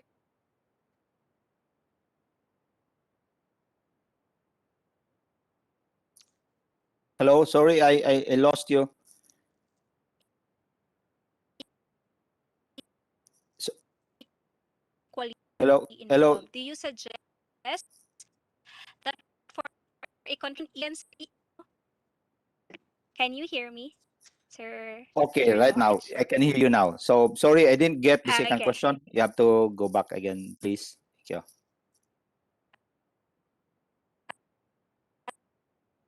Okay. I'm sorry, I'll it's not. repeat those with Yeah, specific. so I think we're some buffering issues. Right, Sir Jerson. I believe our Yes. remote corresponding is having a technical difficulty Okay, right now. I So, understand. sir, No allow problem. me to continue the Q&A session, sir. Sure, sure. I appreciate that. Yes, sir. Yes, sir. Until Engineer Bio will be ready, I believe after this question. The question goes like, sir, Sorry. ERP as presenter Okay. deals with specific application for project management, Okay. It is also mentioned that procurement and accounting system are equally involved. Yes, that's Do you correct. suggest that for a contracting company, a full-blown ERP must be used? What is the minimal features a small company can adapt for to be discussed for the discussion advantages to be realized? Thank you. So that's a good question. So here's the thing. For all those who attended the MIDCON 2021, we're offering introductory price for our full suite of features that you have mentioned for a very, very small amount, a monthly fee. You chat me after the conference, and we can talk to you. Our salespeople will reach out to you. It will be an affordable one. So again, we can offer the full suite for a very affordable price. Again, our goal is to democratize ERP and empower the small business owners to fully utilize the system, just like what I'm doing right now with my company. All right, thank you very much, sir. Thank you for that advocacy. Engineer Bai, I believe you are back online. Yes, can you hear me, Engineer Earl? Am I Yes, Engineer clear Bai. enough? Your line is now as pretty Uh, as you. You may proceed. Next naman. Okay, there's a last question for you, sir. Yes, This ma'am. is from Archie. Does the ERP system support both conventional waterfall and agile project management methodologies, and how? Okay, good. So, in the software, you can, yeah, have those agile methodology. Okay. With the building auxiliary systems, most often it's not. It follows the conventional, and we created the ERP system for now for only for system integrator and those projects involved with electronics engineering profession. But again, for software, like for example, a very famous software that Trello that you're using for the in-house for software development. So they have a far more sophisticated features that you can utilize and have those type of methodology. So, but then again, to the question, we use the conventional for now because with the intention of having this progress billing, okay, at least you are in complete agreement also with your end users because we will use the project management tool to achieve our goal of having this progress billing, eliminate the delay, hopefully, okay, and then utilize that particular tool. All right. Thank you so much, sir. Thank you so much. So You're welcome. now, yes, if there are those unanswered questions, we will endorse it to you, sir, so that you can answer it offline, and we will be sending it to our participants. So to our participants who are interested with Sir Boston's product, contact him with the contact details that he shown in our screen earlier. All right, sir. So sir, are there anything else you would like to mention or any final remarks to wrap up our session? Yeah. So I think just want to acknowledge, I mean, the people behind the MidCon. I know I'm the last speaker, but the tremendous effort of putting this one, it's amazing. I mean, the leadership of Engineer Adonis Talabo, of course, Engineer Michelle. Um, Thank you so much. How I wish, I mean, this will go on at least for the next year, and then let's continue to do that, especially in the new normal. We're gonna offer, of course, we come up with a lot of ideas as we move forward, and then embrace technology for our profession. Yeah, and thank you so much. All right. Thank you so much, sir, for gracing your presence in this event. Thank you so much for supporting ISEP. Our ISEP hearts are fully contented, and of course, you are the best person to close our technical session because you are the last speaker, sir. So please stay put, sir, as I award to you the plaque of appreciation. So the Institute of Electronics of Engineering of the Philippines awards this plaque of appreciation to Engineer Gerson G. Boston for importing his knowledge and expertise as a resource speaker during the IECEP MIDCON 2021 with the team Embracing Digital Transformation in the Time of New Normal, given this 5th of June 2021, signed by our IECEP National President, Dr. Michelle D. Lawas. So thank you so much, sir. Thank Thank you you, so Juan, as much well. I from appreciate it. IECEP. So to our participants, we want to remind you that we will be now posting the link for our attendance quiz evaluation form in our chat box here in WebEx and in our YouTube chat as well. So we hope that we were able to give you comprehensive insights and valuable information about the role of ERP in auxiliary building project management. So everyone, that concludes our technical session for MidCon 2021. So those were the 5 trending, latest and hot topics in our field. We hope that we were able to augment and give you new learnings. And now we have an exciting news to all of you. Yes, this is a good news to all our members. You know how much ISAP loves its members and continues to provide us good and quality service. That is why our ISAP organization adopts and embraces the transformation to digital technology and takes advantages of the combination of transformative digital services, tools, and processes in order to fully materialize its primary objective, which is to strengthen visibility online presence of ISAP in the national and international scene through pertinent publication. That is why we are now reviving, relaunching, and revitalizing our official publication, which is ISAP Tisel. So our first issue will cover activities from January to June 2021, and you will be definitely be astonished with its new revamped nameplate and modern graphics design.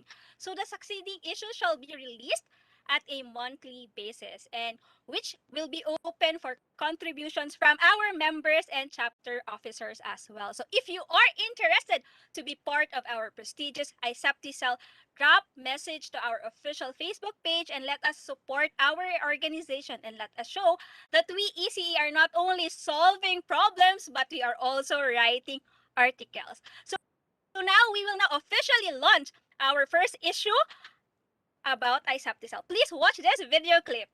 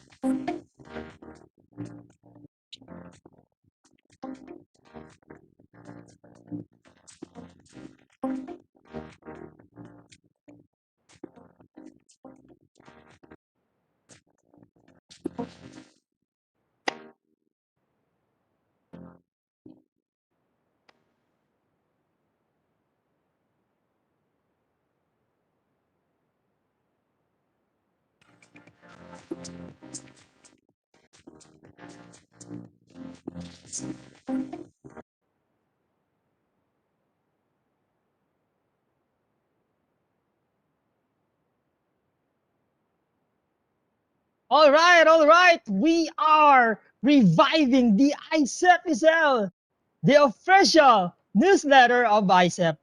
Please expect the first issue of ICEP to be emailed in the coming days to your My ICEP registered email, which will also be posted on the ICEP National Facebook page. Woo! I know our global participants are also revived for later. We will be having the annual Media General Assembly. It's the hashtag ICEP Assemble. But for now, let us enjoy this first ever ICEP Kausap. Yes, the IECEP Kausap, a virtual discussion on the current affairs, updates, services, and programs of IECEP. To our participants, during this time, please observe respect at all times. Please be respectful, I mean, at all times. Because we will be having a session and it's like a talk show session. So please be respectful at all times. If a participant may become unruly or disrespectful, our team, our technical team, may find ways to keep things be decent and in order. So they may do some extreme ways just to keep us, just to keep the program smooth and keep it going. All right? Now, to get the best viewing experience, for we will be discussing with our panelists, I am requesting our global participants to switch to grid view. Yes, grid view. Please help us with that. Remote correspondent, Engineer Bai. Yes, hello everyone. So, to our participants, in order to get the maximum viewing experience, you can see it now in your deck. Kindly change your view to grid view. The layout button can be found in the upper left of your screen. So, click this button and a menu will pop out. Then, select the grid view. Please also uncheck the show participants without video. Again, to our global participants, in order to get the maximum viewing experience, kindly change your view to grid view. The layout button can be found in the upper left of your screen. Click this button, a menu will pop out, then select the grid view, and please also uncheck the show participants without video. So that is shown in your deck. So I hope everyone got that, Engineer Earl? All right, thank you for that very comprehensive and very clear instruction, Engineer Bai. Wait a minute.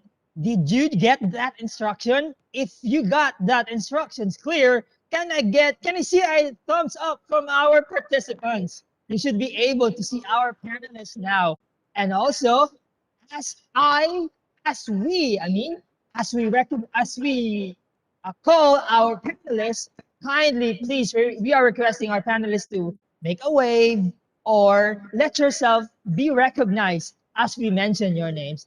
And to the rest of our participants, you may now turn off your video so that we can enjoy the ICEP Kausap.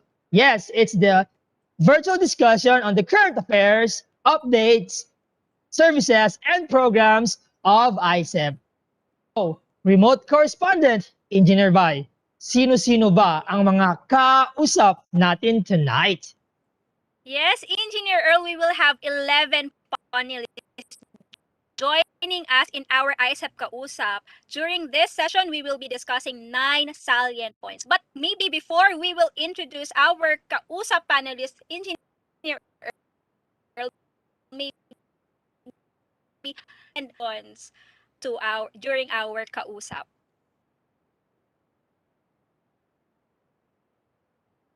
All right. We would like to remind our participants that we have a Q&A box on the lower right of your deck. You may address your questions there and we will recognize you. Also, if you need to talk, be part of the Kausap, you may push the raise hand and please wait for us to recognize you so that the technical team will request to unmute you. All right. I hope we got that clear because we will be enjoying this ICEP Kausap. As we call our panelists, please make a wave or get yourself recognized. All right, to start off, to Yes. discuss and answer questions relating to PRC, Engineer Bai. Yes, to start off to discuss and answer questions relating to the PRC, such as enhancement and advancement of the profession and or the maintenance of high professional and technical standards, regulatory laws and policies of the country with respect to our profession or any PRC related questions, we have our Board of ECE. Let's start off with our chairman, Honorable Alnar El Ditalia.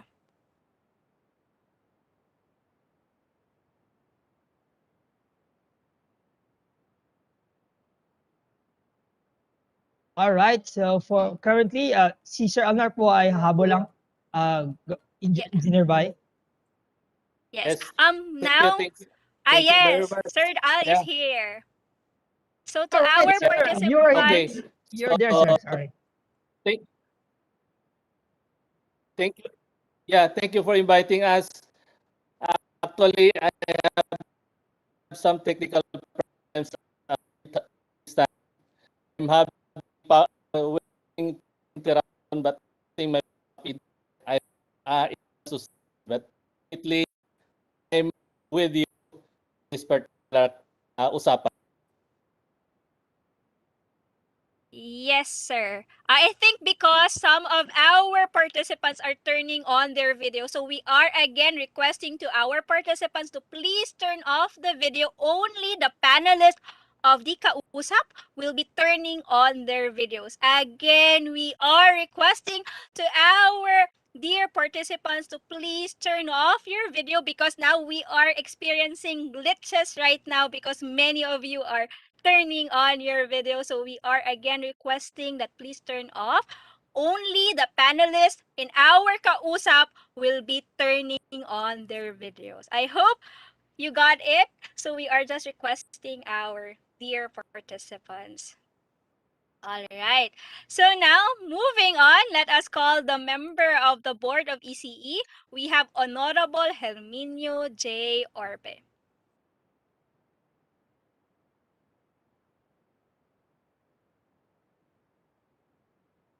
So while waiting for Sir Orbe, let us also call the one of the members of the board. We have Honorable Enrico Claro R. Del Moro. Yan, All right, I nag-order na think ako. they are. Yes, sir. We can hear you, sir. Kindly turn on your video, sir, so that we can see you. And also, Good Sir evening. Rico, can you please? Yes, Good evening sir. po. Good Hello, evening. sir. Good evening. All right. Engineer Earl. All right, it's good to see our BCE right now. Our next panelist, who will discuss and answer questions related to ICEP, such as updates, future plans, and projects, we have our ICEP National President, Dr. Michelle D. Lawas, PECE, Doctor of Engineering. Dr. Michelle? Ayan. He is waving, Engineer Bai. All right. Now, to answer questions and discussing relating to build a home, our plan to find a permanent building for our ICEP, we have our Build a Home Committee Chairman, Engineer Joel B. Bahador, as part of our panelist. And let me just remind you participants to get the best viewing experience. Do not forget to switch to grid view and uncheck the option to show participants without video. Our next panelist will be discussing and answering questions relating to our constitution and bylaws. Since our CBL is now being updated for amendments, we have the CBL Committee Chairman, Engineer Teodoro D. Buenavista Jr., PECE, the Constitution and Bylaws Committee Chairman. Sir Ted, kaway-kaway naman dyan, sir. Ayun, 2 thumbs up for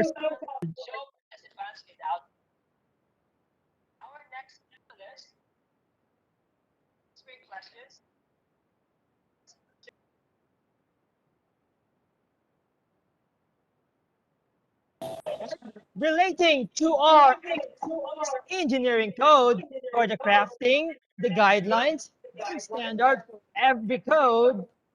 Any questions related to this will be discussed by our ICEP National Auditor and also our Electronics Engineering Code Committee Chairman, Engineer Anthony M. Light. Engineer Anthony. You may now turn. Yan, sir. Na-miss ka namin, sir. And also, we have Engineer Melvin Acosta for the CBL committee to join as panelist. Engineer Melvin, can I see a thumbs up, sir? Ayan. All right. Our next panelist is from the Finance Committee. Suggestions and recommendations regarding digital currency and other issues relating to finance. We have our IECEP National Treasurer, Engineer Benz Gerard M. Sevilla. Engineer Benz? Yes, I saw the wave of Engineer Benz. Engineer Boy, talk to our next panelist. All right. We need Our some next. panelists for the ISEP Foundation, Engineer Boy. Yes, relating to topics about the ISEP Foundation and legislations, we have our ISEP Foundation Chairman and Legislative Committee Chairman, our ISEP Vice President for External Affairs, Engineer Ulrich Lee F. Uy. I think, Engineer Earl, there is some feedback at your end. So Right, Engineer Boy, I heard you. Thank you for reminding us. can you please Fixing it. Thank you, Engineer Boy, for reiterating it. team Ayan. on site? Yes. Our next panelist is from the membership committee. He will be answering questions relating to ISEP membership. We have our ISEP Vice President for Internal Affairs and Membership Committee Chairman, Engineer Jesse O. Di Toro, PEC. Sir Jesse, ayan. Good to see you, Sir Jess. Last but not the least, to answer questions relating to technical development in ISEP, we have Engineer Adonis Q. Talabo, our Technical Development Committee Chairman, and CCTV Code Technical Working Group Chairman. Perdon, you may now turn on your video. Your video.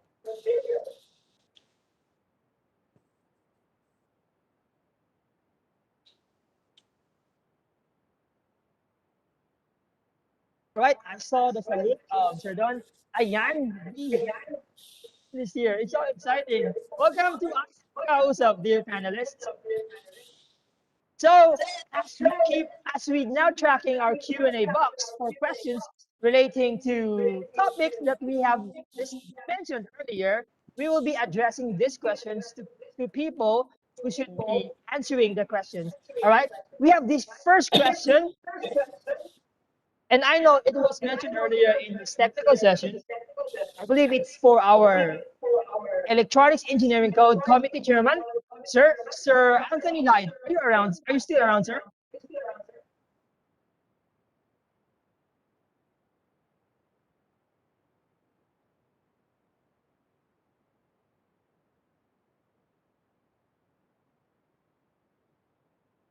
Engineer Laid is here in our WebEx platform, Engineer Earl. All right, Engineer Lyde, for this first question, sir. Sir, this is from our YouTube, our official YouTube channel, sir. Sir, what is the status of the FDAS code? There was a virtual discussion of the comments submitted to the committee sometime last year, but no more follow-ups or update.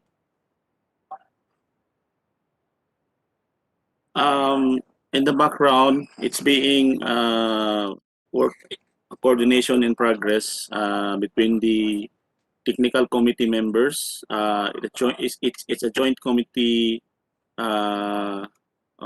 technical working group between ICEP members and page members. So hopefully we'll move forward in submitting the free final draft of the enhanced draft of book 2. It's already in discussion. Hopefully, within the following months, we'll be able to release it and endorse it to the concerned department.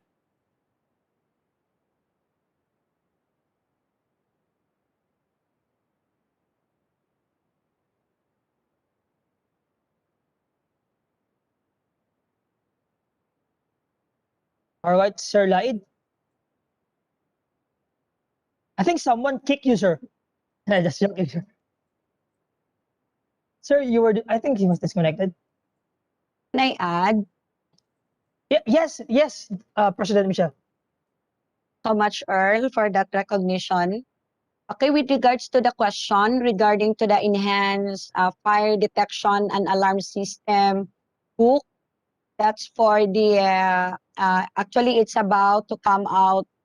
It's already ready, but we are now finalizing the memorandum of agreement between IECEP and the page for the ownership and for the tawag doon yung in the publication. So everything is there, and all we need is to finalize the MOA signing between the president, myself, page president, for the book to come out for the utilization and for the submission to the external agents. Thank you.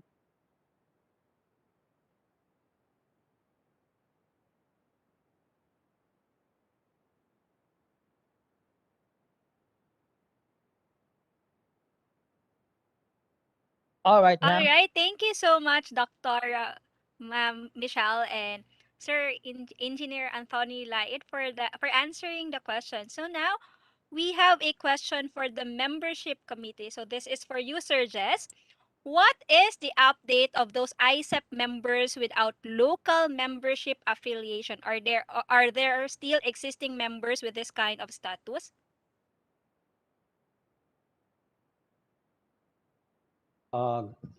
Good evening. Naririnig ako? Yes, but Sir Jess. Okay. Actually, matagal na nating in-encourage yan, no, na lahat talaga magpapa-member sa local chapter. Kasi dati may nasasanay na doon sa national kumukuha ng membership.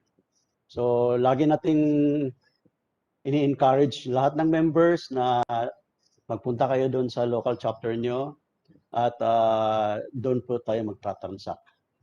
Of course, yung mga hindi naka-ano, they're still members of IECEP.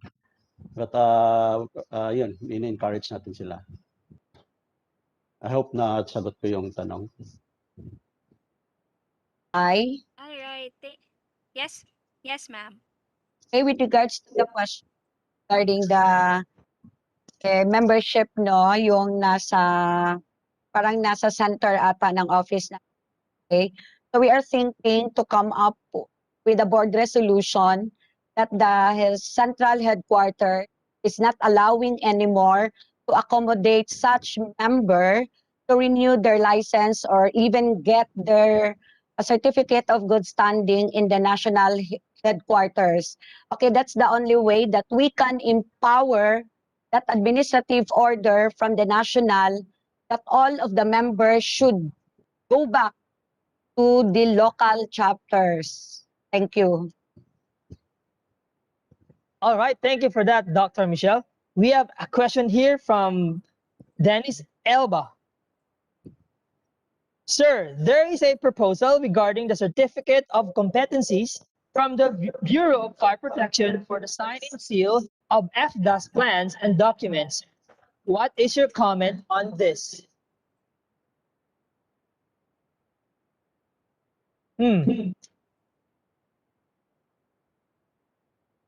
I believe Engineer Light can help us answer the question. Again, Engineer L, yung question. All right, sir. I will read again the question, sir. From Dennis Elba. Sir, there is a proposal regarding certificate of competencies from the Bureau of Fire Protection for the sign and seal of FDAS plans and documents. What is your comment on this? My personal view on that one, since the Bureau of Fire Protection has the authority over FDAS based on in accordance with RA 9514. It's mentioned there that we need to have a competency when it comes to dealing with fire protection and alarm system. No? So actually last year na-mention na rin yan when we had a meeting. That time it was joined by Sir Joel Bahador along with other professionals. When hindi pa pandemic, the BAP invited all professionals for their public consultation with regards to the implementation of RA 9514, IRR, revised RIR 2019. So basically, when it comes to competency, I think we already have an understanding between BP last time that probably if they would have a subcommittee or committee among them, they would consult some third-party professional to evaluate the professional applying for competency. Probably some of the members will be coming from IECEP, who are subject matter expert of FDAS. That's all. Hope it answers your question. Thank you very much, sir. And we have another question for our BECE. Sir, what are the updates for the incoming board examination?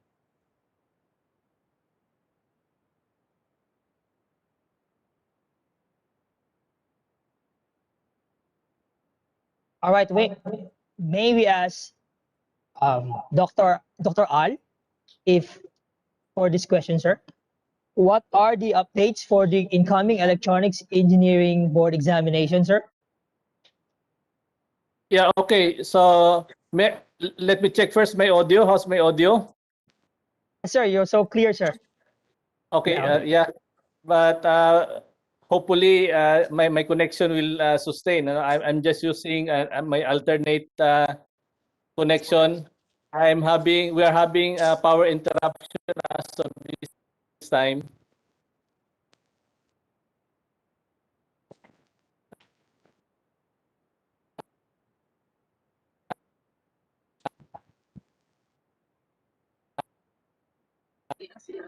All right, sir. How about the other members of the Board of Electronics Engineering? Sir Enrico, probably may answer also.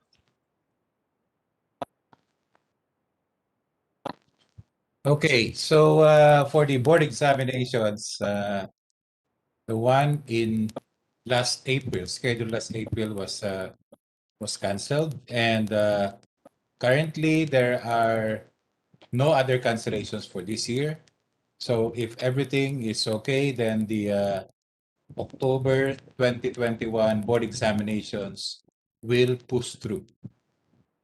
So hopefully the situation, the health situation will be fine by October, so we could continue to push through with the board exams come October as scheduled.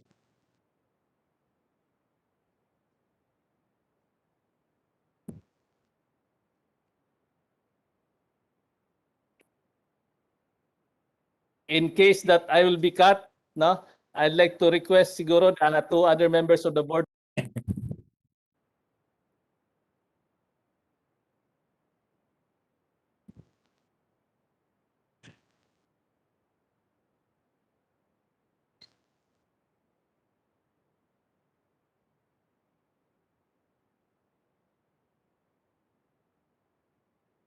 So okay na.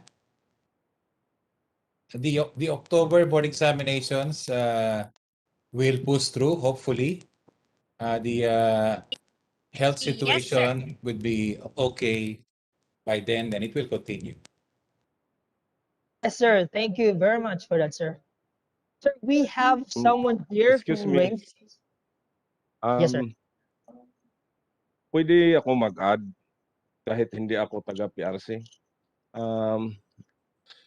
I will talk about sa yung sa special professional licensure exam kasi I think may mga taga Middle East din dito or taga foreign chapter na naghihintay. Actually, the Philippine Professional Organization here in Qatar, we write a letter to the PRC, and through the embassy, so they replied that this year the special professional licensure exam will be cancelled, and this letter is signed by Attorney Maria Lisa Hernandez, OIC Director of the Licensure Office. So that is only for the special professional licensure exam. Thank you. Thank you for that, Sir Don. And we would also like to recognize our participants who raised their hands. So as our technical team, will look at your name and will recognize you.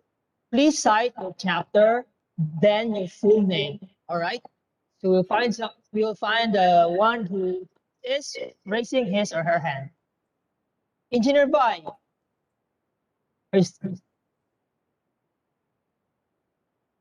All right.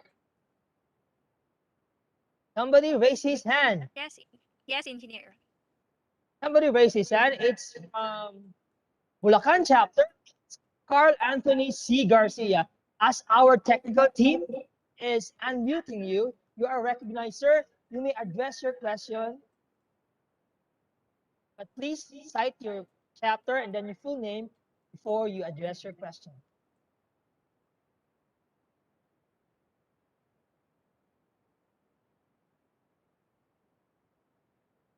Sir, don't worry. Let's just chill here. This is the IECEP counts. All right. Okay. And I think his question could be answered already. Maybe along the way, it was answered already. Yes. We have a question here. We have a question here, and it's from Manila Alright, chat. Engineer Earl. Wilfredo Jr. Wilfredo Domingo Jr.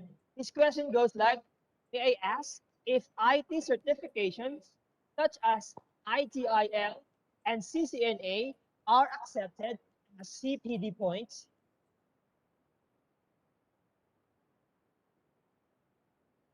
May I ask the BC, Al, or anybody?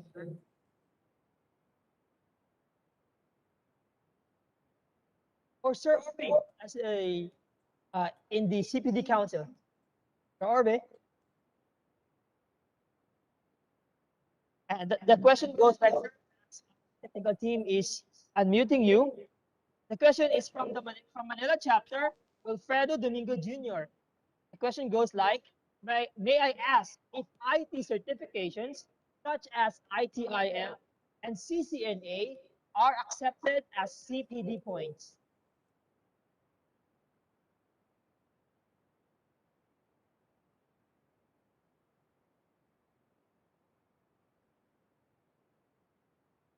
I answer that. Earl, may I have the floor?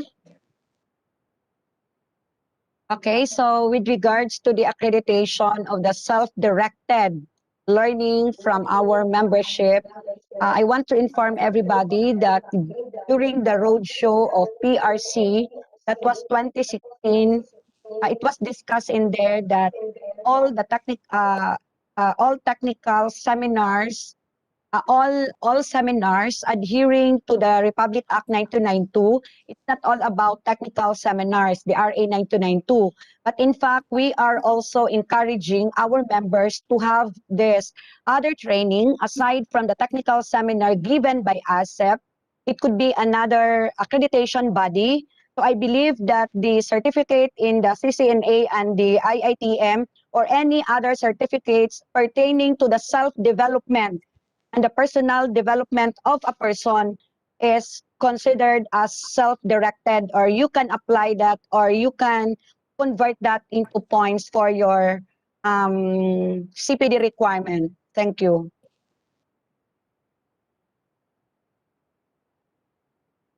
For that, Doc Michelle.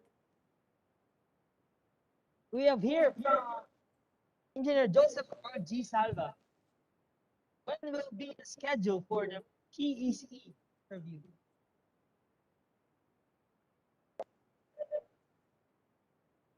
Requesting from the PECE.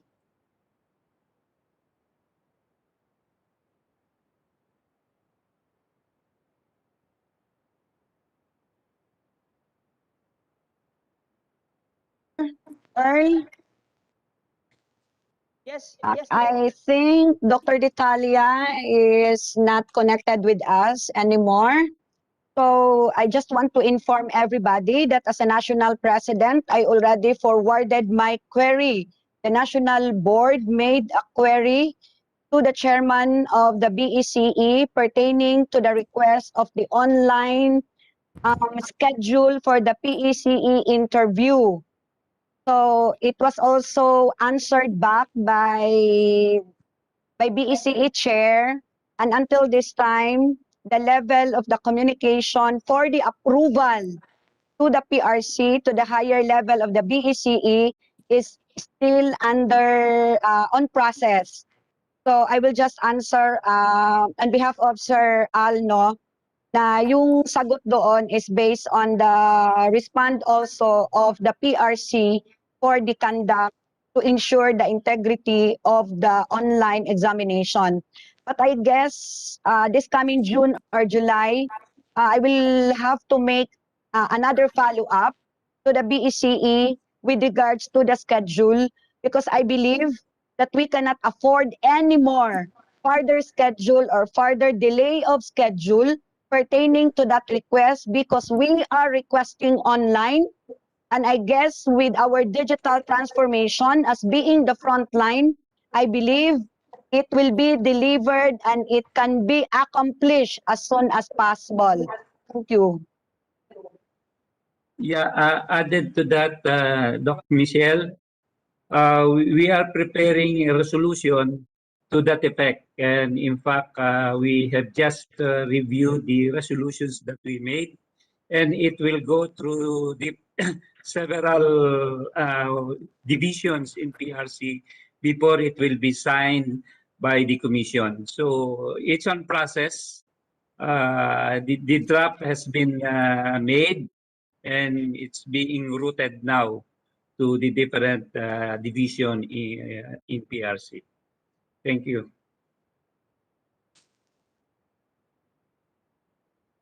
All right, let's change our category. Let's have this question.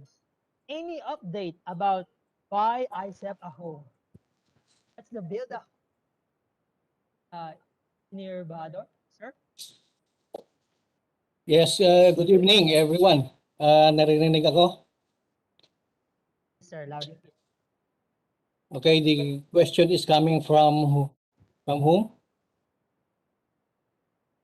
From anyway, the IECEP home is very much alive. We have started this in 2020, but because of the pandemic, it is always postponed and delayed. But naririnig ako? Yes, sir. Okay. But starting 2021, we are continuously having our meeting. By the way, I would like to recognize my committee chairs, Engineer Ted Buenavista, Engineer Melvin Acosta, and Engineer Mayor Rose Imperial. No? And we are continuously having our meeting monthly. And actually, we have arrived to what we're aiming for our IECEP home. Mahaba itong ano ko ha. So okay lang. So we have received several information about the location.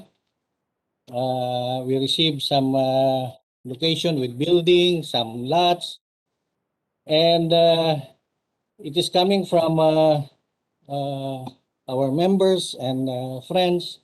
So we have lots located in QC, in Pasay, in Taguig, in Parañaque, Makati, Manila, and others. And considering the status of IECEP, we tried to focus our attention on the capability of IECEP. No? So there is a lot in Las Piñas that we have considered. No? For the reason that all the need that we need to give to our members are present in that location. The location is in Las Piñas, just at the back of University of Perpetual Health System in Las Piñas. Allow me to tell you the specs of the lot. It is a 192 square meters, and the cost of the land is at present is 6.5 million. Okay. The location is along the main road. The main road coming from C5 to Las Piñas, Alabang Sapote Road. Okay. It is from Alabang Sapote Road. It has 800 meters distance. No? So pwedeng lakarin, pwede rin sumakay. At yung coming from north, pwede dumaan ng C5. Okay. And this lot is available. Actually, during the pandemic, hindi rin namin na but I tried to check this lot. No? Pinuntahan ko, bahala na kung mahahawa tayo ng COVID. No? Basta this is for IECEP. Pinuntahan ko, nakuha ko yung title, nakuha ko yung location. Kung hindi lang sana maikli yung time natin, pwede natin i-present ito. But anyway, nakuha natin yung title, nakuha natin yung mga tax declaration ng lot. And lahat ng information ay nakuha natin, pati yung register of deeds. No? So kailangan na lang natin to i-check if we decide to get this lot, or depende sa IECEP organization kung anong balak natin, maghanap pa tayo ng iba or titingin pa ng ibang option. But for the committee, ito yung aming nakikitang doable for IECEP. No? Baka may magtanong, malayo, kinonsider namin yan. Okay. Ito yung isang aspect yan. Ang LRT from Manila is being constructed now going to Cavite. Ang Las Piñas dadaanan. No? Ang isa pang aspeto is malapit ito sa airport. Okay? At Alabang Sapote Road ay daanan din ng papuntang Cavite, papuntang Laguna, papuntang Quezon, at papuntang Bicol. O saan man. So, ito yung aming kinonsider. No? Siguro, i-discuss na lang natin in detail kung marami pang katanungan dito. Okay, yun lang muna. Kung may additional na question, sasagutin natin. Can Earl, can I add? Sir Joel. Yes, ma'am. Okay. Yes. So thank you so much for that, Sir Joel. Okay, Yes, I would like to congratulate the IECEP Build a Home Committee. This is in fact the most potent, or kung hindi man, lahat naman na talaga ito is priority direction natin for the year 2021. At the National Board, Sir Joel, along with the members of the committee, we will entrust with you as committee to whatever recommendation do you have Your wisdom is enough. And as the national president, I want to push hard, really hard, for this project to be realized this 2021. As to the purchase of the lot, yes, we do have fundings, we do have money for that. And all we need is to ocular. Kasi pag wala pa sanang restriction of the mobilization, I guess nung April pa, nakapag-sign na tayo ng contract. And in fact, nakapunta na tayo doon sa Manila for the final negotiation of the lot. Because I believe na lahat hinihintay na po ito. So once again, I repeat, the National Board is pushing this hard, really hard, to the Committee on IECEP Build a Home. Thank you. Yes, may I add to that? Actually, Earl, na-visit ko na itong place. Nag-risk na lang ako dahil malalayo yung ating kasama. Pero tuloy-tuloy naman ang aming communication. So na-visit ko ito, nakita ko yung lot. Hindi siya sa loob ng subdivision. Nakahiwalay siya. Ang kaharap niya is subdivision. Pero maganda yung location. And isa pang idadagdag namin na as mentioned by Engineer Acosta, itong location na ito ay malapit doon sa PRC Satellite Office. Kasi meron ang PRC Satellite Office sa Alabang Sapote Road. No? So, sa tingin ko, may advantage tayo dito. Okay? Thank you, sir. Before we acknowledge a participant who raised his hand, Sir Ulrich, I believe you were saying something earlier, sir. Ulrich, Uy? Wala. All right, sir. Now we will acknowledge participant who raised his hand. Sir, as we recognize you, please accept the unmute invitation from our technical team. He is from Bahrain chapter. It's Edwin Gonzalez. Sir, we would love to hear your question. Please do it as concise as you can, not longer than 1 minute. For Edwin, you are recognized.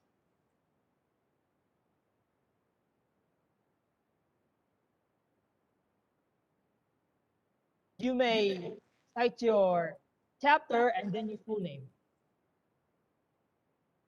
Go ahead, sir. Sir, we can't hear you.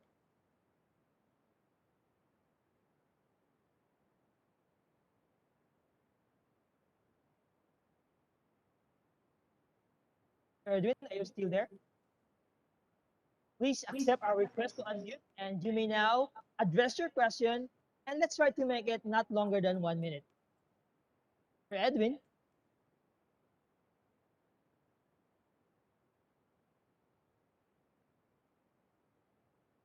All right, we have a question from Negros Occidental chapter, and this is for our BECE.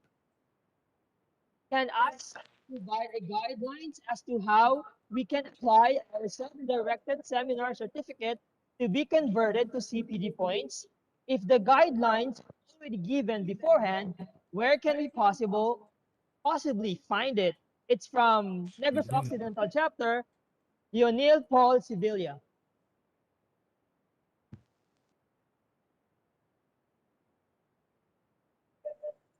Yeah, I think the guidelines for self-directed CPD is in the PRC website.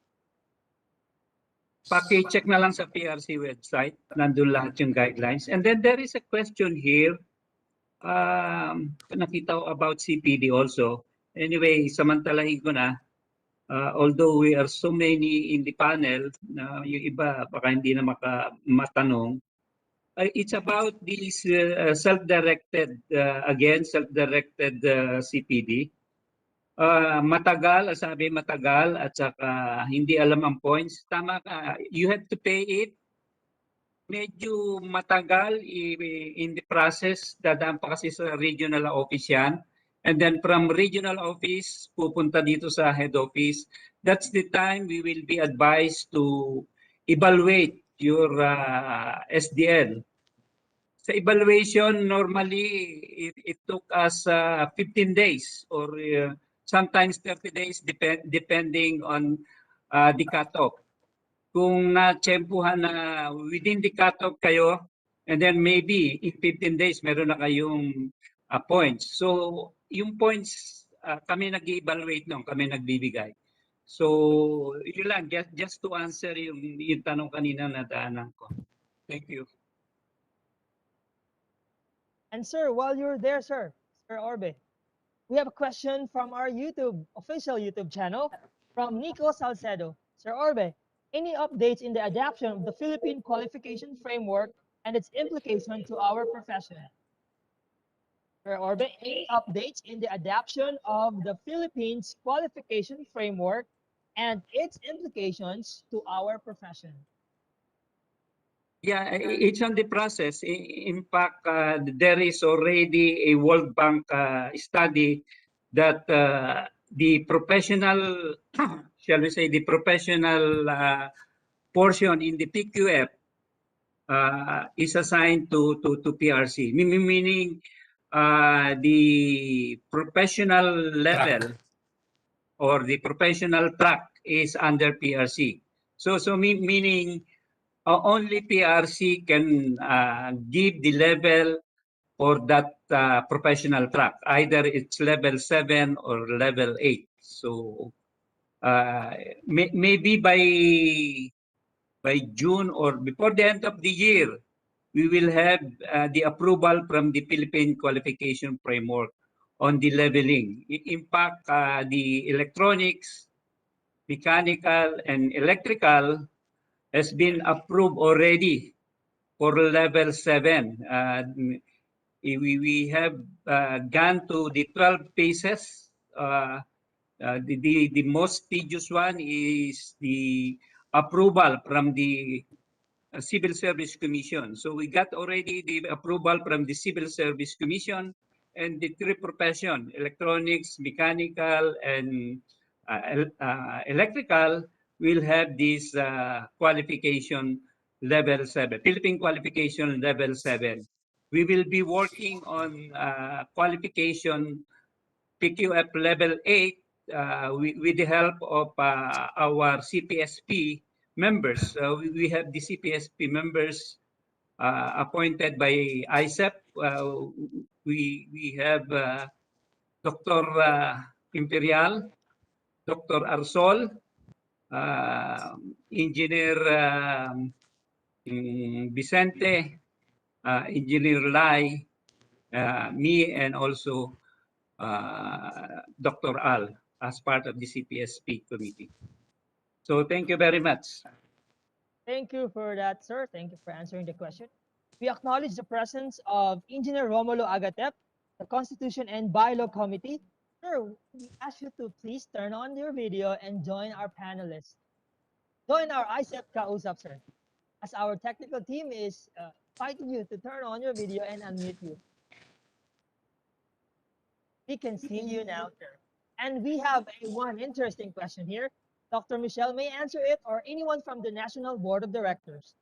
And it's from Seferino C. Lopez. The question is like, may I suggest that the current IECEP national officers, including the board members, to pass an IECEP mid-year convention resolution requesting the Philippine Congress to order every government offices, including the private sectors, to adhere on the provisions of all laws, orders, wherein the maintenance, operations, repair of FDAS shall be under the supervision of a PECE, ECE, and ECT.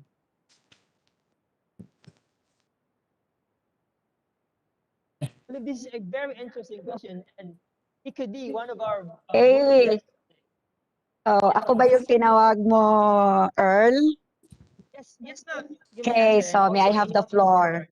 It's a good question. No? Actually, requesting the national board as well as the BECEs to come up with a good resolution in this mid-year convention to the government, no, in adherence of all the policies, siguro guidelines, no, in the maintenance, o ano pa yung sinasabi sa ano kanina.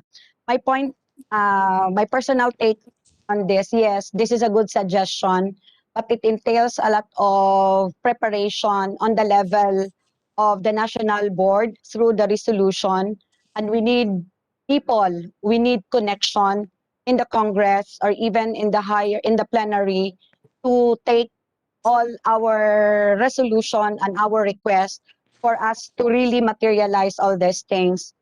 And with regards to the ownership of the sign and sealing and all the maintenance of the FDAS ba yun, no? Fire detection for PECE, ECE, and ECT, we have also to remember and consider that early of February this year, we have this memorandum circular coming from the Bureau of Fire Protection, the hold in abeyance with regards to the sign and sealing of professional electronics engineers and the professional electrical engineers.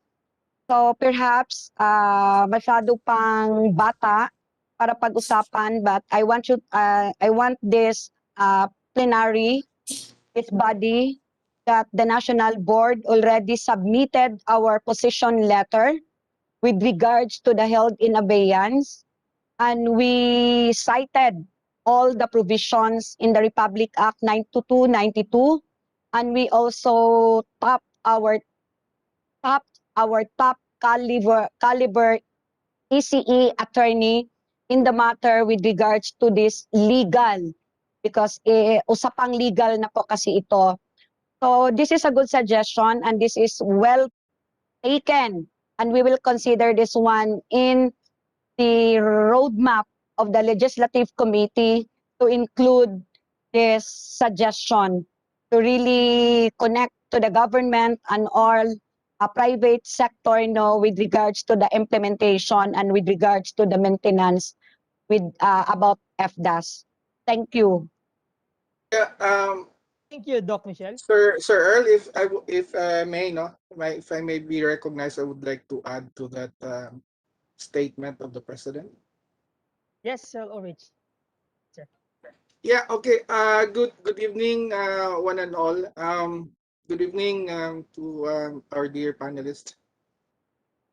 This is a very good question, no? With regards to the sa LGU. My take on this is this.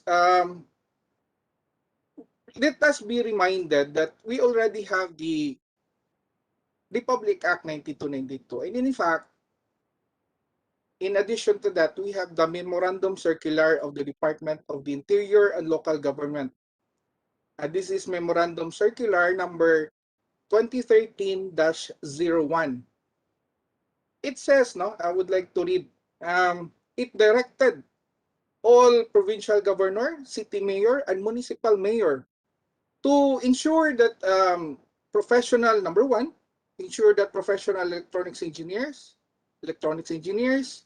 supervise, manage, and administer electronic services and in the regulation of electronics works and activities as defined under Section 5 of the said Act. Number two, it encourages all local chief executives to ensure that positions or assignments requiring the services of PECE, ECE, or ECT are filled up only by duly registered PECE, ECE, or ECT. Number three, cause the assignment of personnel who are duly registered PECE, ECE, or ECT to offices, sections, divisions, so these are already directives. And there are actually 5 provisions here, and I don't want to emphasize them one by one. For me, what we can do at the national is maybe perhaps, of course, with the agreement of everybody in the board of directors, the national board, maybe perhaps we can reiterate this particular memorandum. And maybe perhaps we can issue an administrative order to all chapter governors. We cannot do this at the national level only. it has to work together with the local chapter. So we are encouraging local chapter governors. Please, please reach out to your local chief executives. You visit your governors, you visit your mayors, you have to talk with them and bring this with you and remind them that there is an issuance to this effect. And we are here to help them to enforce this and ensure that this particular memorandum circular will be followed by the local government unit. So let's work together. Let's encourage our local chapters. Please visit, reach out to your local chief executives and remind them that there is already a memorandum circular to this effect. And we are here to help them if they are looking for PECs, if they are looking for ECs who are competent enough to help them in their local government unit, then we will help them. So again, the memorandum circular is MC 2013, the ALG memorandum circular 2013-01. Thank you, Sir Earl. Thank you. Thank you, Sir Ulrich. I remember you always say we are one team, one goal. Hindi ko na acronym, sir. Let's just say it as one team, one goal. All right. Thank you, sir. We have a question from the South, from Sir Jig Sevilla. And let us switch on another field of focus. This is directed to our National Treasurer, to Engineer Benz Gerard Sevilla. Sir, do we have plans on digitizing IECEP membership payments? Good evening. Thank you very much for the question on the digital payments for membership. This is a wonderful suggestion, and we are currently pilot testing our digital payments platform to include not only payments for CPD programs, but also membership. So the short answer is yes, that is part of the pipeline and the plan for digital payments of IECEP. Thank you, sir. I am requesting our participants to please speak up. We may unmute you and join the IECEP Kausap. This is for us. So you may be recognized when you raise your hand. Right, Engineer Bai? Engineer Bai, if you see a participant who raised his hand, just kindly recognize them later, Engineer Bai, as I go to another question. Okay? So participants, do Okay, not worry. Engineer Earl. Let us chill. We have here from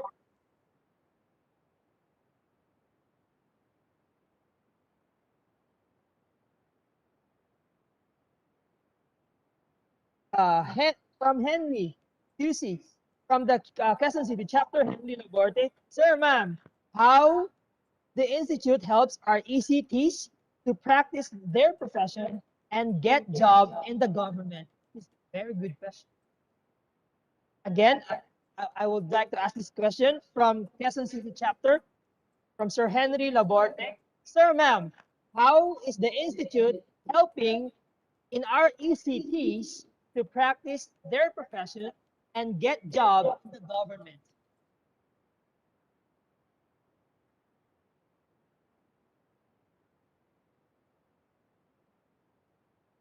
Anybody from our...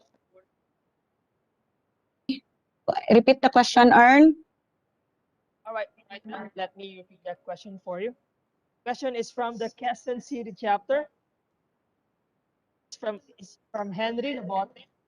How the Institute helps our ECT, or the electronics technicians, to practice their profession and get job in the government?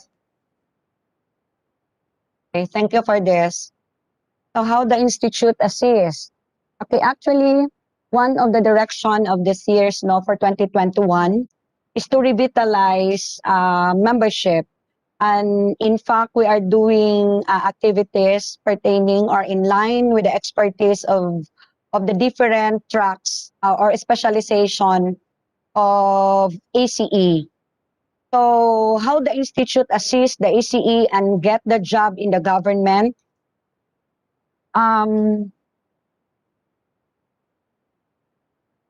Napakahirap. Okay, so in my personal view, the institute is helping you to become how to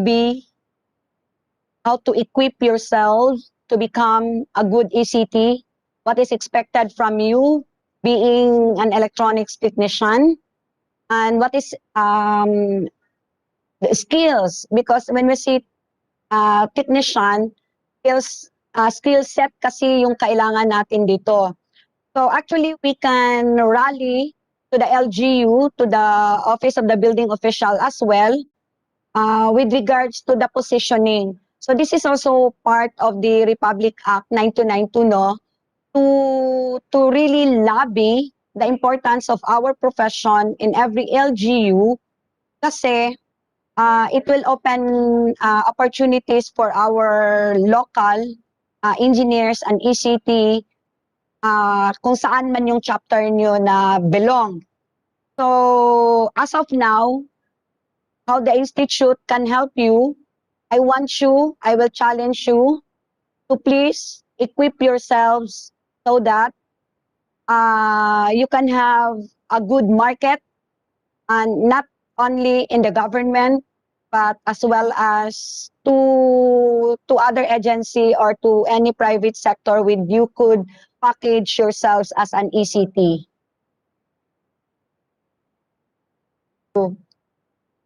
Michelle, may I be recognized?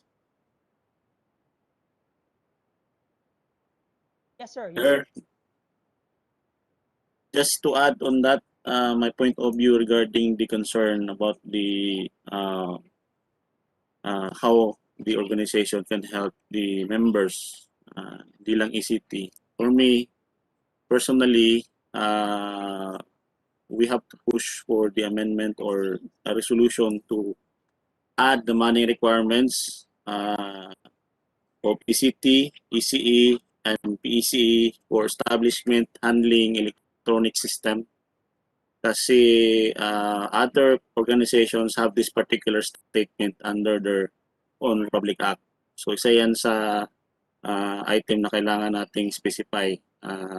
I hope that we could work it out and help our own profession to push that. Hope that would help. Thank you, Dr. Michelle and Engineer. Can I Lai. be recognized, Sir Earl? I would like to add to that. Yes, sir. Yes, sir. You are recognized. Okay, thank you. What the national ISEP can do, I do agree, no. That's why of course this is one of the things that we have to look into that at the CBL committee as well, no. With regards to the membership classification, I do agree. From my perspective, this is just my opinion, no. From my personal perspective, the ECTs are a bit of a marginalized sector in our organization. And I do agree that the ISEP National should focus more on this particular concern. And then we need to somehow really organize the ECT group under the ISEP. And we need to encourage them. And case for example, what the ISEP National can do is maybe perhaps when we are lobbying to the different local government units, we need to let them understand, we need to encourage our ECTs that their license, the ECT license that they have, will grant them automatic civil service eligibility because that is already a PRC license. And based on the law, if you have a PRC license, that is already equivalent to a civil service eligibility. So if they're going to apply to a certain position in a local government unit, then they can somehow use that particular civil service licensure na the licensure. And then maybe perhaps we could provide issuance, not to encourage really that when it comes to local government units, and if there are positions or items there that is applicable for ECTs, then we will encourage them to hire ECT professionals. That's the thing that I can add on that. Thank you, Earl. That was perfect, sir. Thank you, Doc Michelle, Sir Ulrich, and Sir Lait.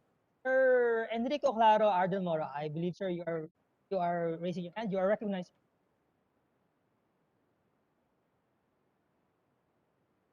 Testing our tech. Chico.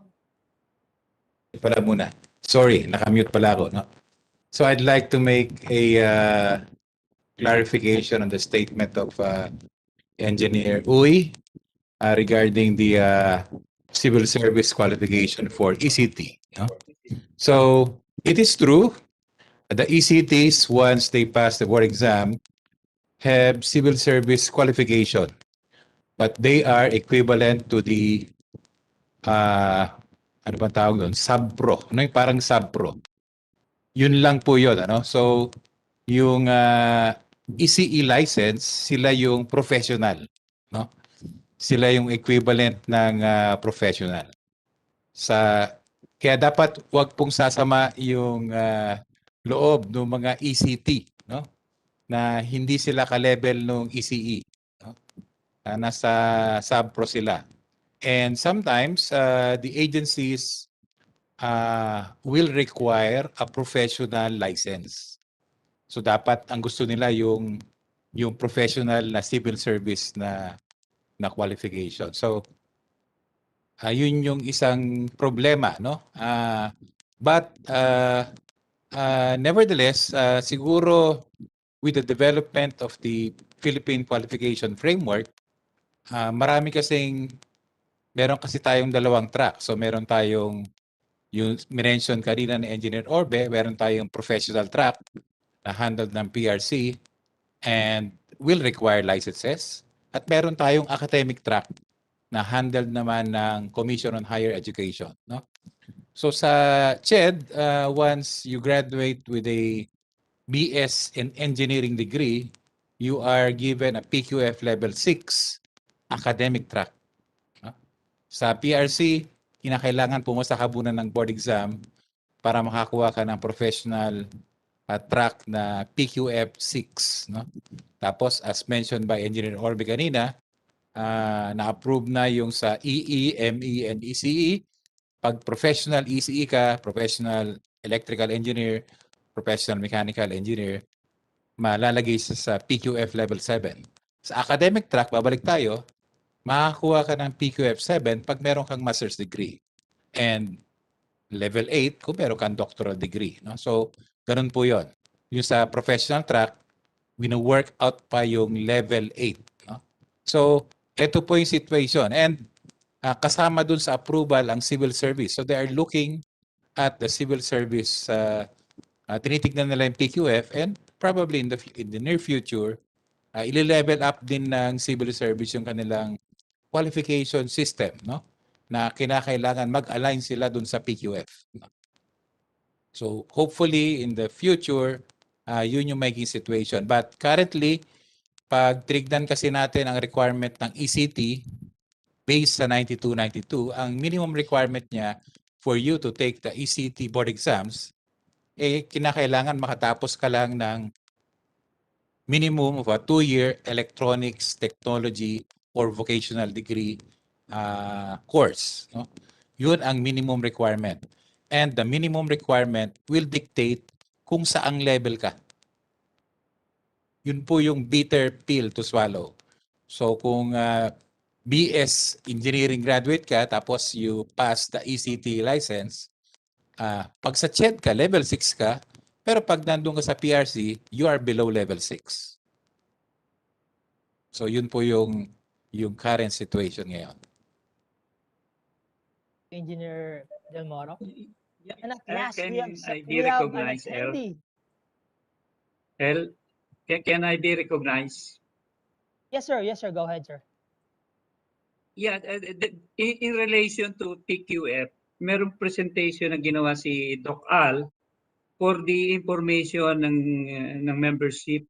Maybe I can ask Doc Al to present, I think 2 slides lang ipipresent ni Doc Al for the, nandiyan si Doc Al in relation to PQF and also in relation to the leveling that we are doing. Nandiyan si Doc Al. I think Nandito na, nandito na.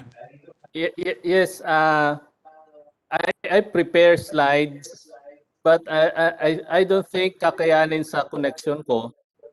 We still have a power interruption brownout as of the time. I think dito kakayanin ng connection ko. But anyway, maybe you can just explain. Verbal na lang. Verbal na lang. You just explain. Okay. So, ganito kasi, we are on the process of finalizing or drafting the guidelines in as far as accrediting the specialty group is concerned. No? And one of the requirements stipulate in that guideline, one of the requirements that stipulated in that guideline is that for a specialty group to be accredited by PRC, the requirement should be APO bylaws should include that provision. That provision of committee of specialization should be in the bylaws of APO. No?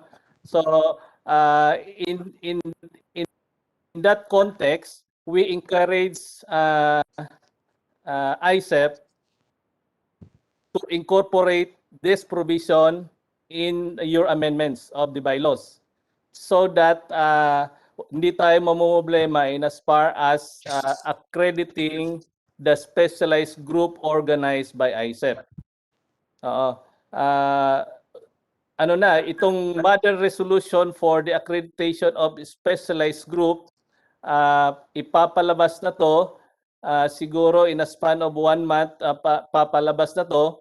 And then after that, each of the professional discipline should draft its own guideline based from this model resolution.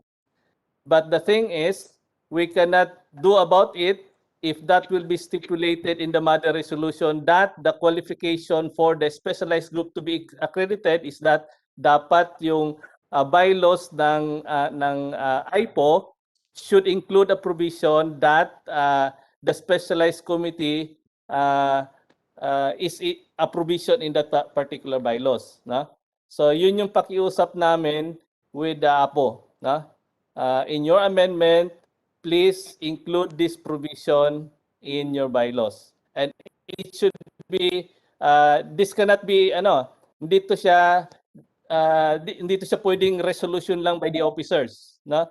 It should be incorporated in the bylaws. So yun lang yung pakiusap natin. That's the meat of my presentation sana, but unfortunately, I'm very sorry for that. Hindi talaga to kakayanin ng connection ko. So that's it. No? And then with regards to the issue raised earlier about our technician, my take on that, yes. Okay, so my take on that is it's a matter of imposing the provision of the law, yung practice of profession, no? Kasi those yung may mandate lang talaga to practice the profession are those who have license, no? And dami ngayong nagpa-practice ng electronics technician na walang lisensya.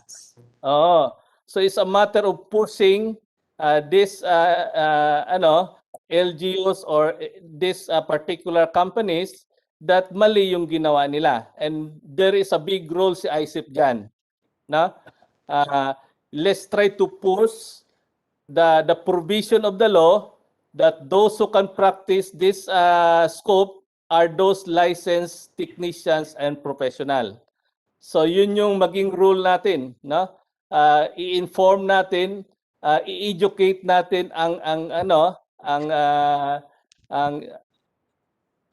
i-educate natin lahat that those who can practice this scope are those licensed electronics professionals. So yun lang, no? So I'm very sorry. I'm supposed once again to present, but I cannot make it because of my situation right now. In fact, pawala na yung ilaw ko dito. Yun lang, no? Yun lang. Thank you, sir, but your instructions were very clear. Thank you very much. Engineer Vi, at last, I see someone from our attendee who raised his hand. Engineer Vi, take it away. Yes, yes, we have from KSAERC, Mr. Irvin E. Lankino. You are recognized, so please state your chapter name, your full name, and your question. So we are requesting our tech team to please assist Mr. Irvin to be unmuted so that he can state his question. Hello, Mr. Irvin.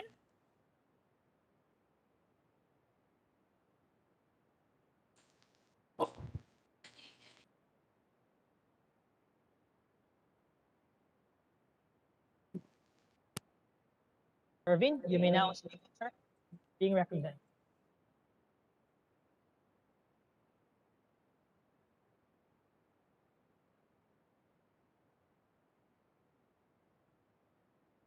We can't hear you.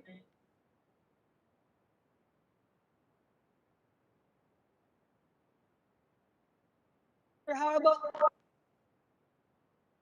emoji, sir? Irvin. All right, let's moving on. We have a question from BCO chapter from Manuel F. CU Jr.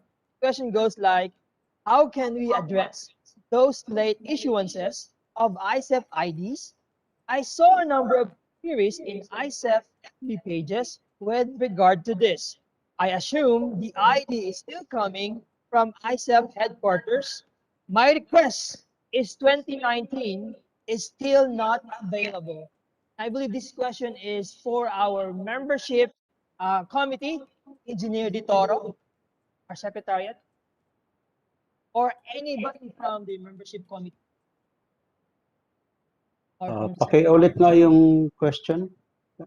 Yes, sir. The question goes like, from the BICO chapter, Manuel F. Brisillo Jr., how can we address those late issuances of ICEP IDs? I saw a number of queries in ICEP FB pages with regard to this. I assume the ID is still coming from ICEP HQ. My request is 2019 is still not available. Okay, anyway, sasagutin ko na rin to, no? Ginagawa na po natin ng paraan lahat yung mga, alam natin, yeah, I agree na may backlogs tayo, but that was before.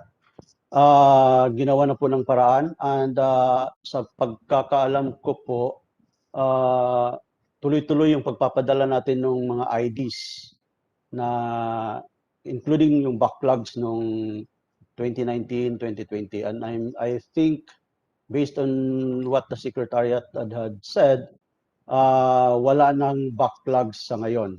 Kakasabi lang po ng SecGen natin na wala nang backlogs. Tapos na lahat ng 2018 to 2020.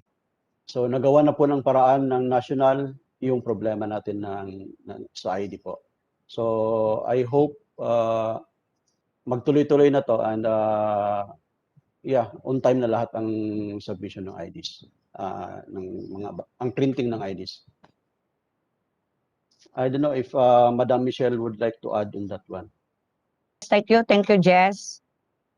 So with regards to the ID printing, as far as the national board is concerned, with regards to this ID printing, yes, based on the report of the Secretariat, all of the pending printing of the IDs since 2018, 2019, and 2020. In fact, nagawa namin ng resolution in the national board. Kahit na 2021, mag-expire na yung mga IDs, but we give chance for the members to get their ID and have it printed in the national headquarters. But based on the report of the Secretariat, wala na pong pending, and that is part of my report. I just don't know, is that from the Bicol chapter, no? I want you to communicate directly with your governor, and you communicate to the Secretary General pertaining to the ID because the Secretary General is our manager of the national headquarters.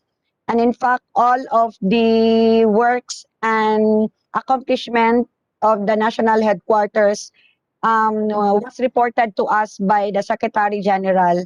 But please, I want to address this concern right away. Make a follow-up, contact your governor and to the Secretary General. Thank you. Thank you, Doc Michelle.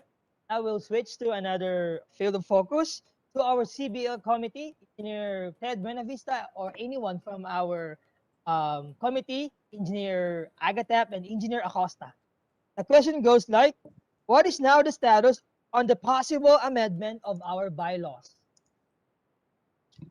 Question goes like, what is now the status on the possible amendment of our bylaws? Thank you, Earl. Can you hear me? Yes, sir, I can. Sir. Hello. So you may Good proceed. evening, everyone. Can you hear me? Yes, sir, we can hear you loud and clear. Yeah, we have tonight. We have the two members of my committee, Engineer Romulo Agatep and Engineer Melvin Acosta.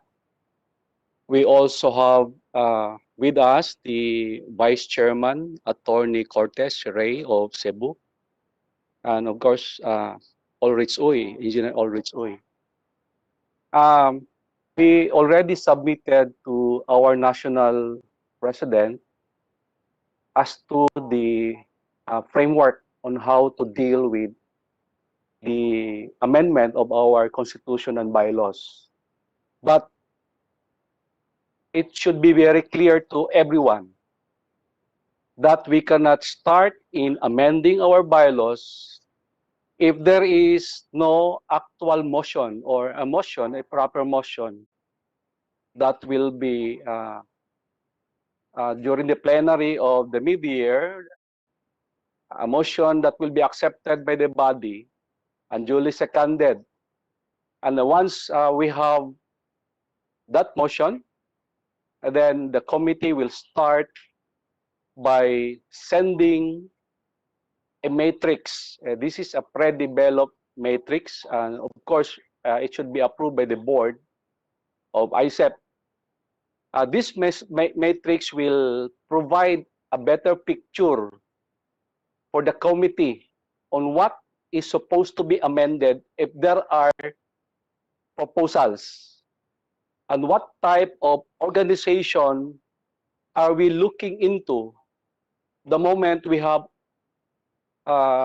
secured all the proposal coming from all sectors of the membership.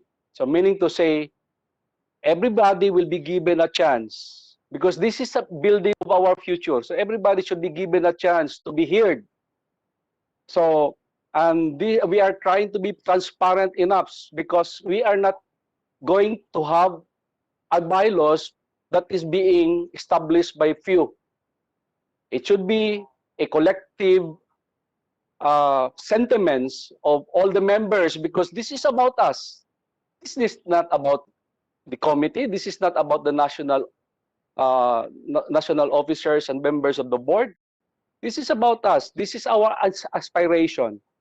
And once we have a plan to build the foundation that will come from the members. So meaning to say, we have done our assignment and we are trying our best to consolidate all the proposals the moment there will be an actual, there will be a motion during the mid-year convention. That's all.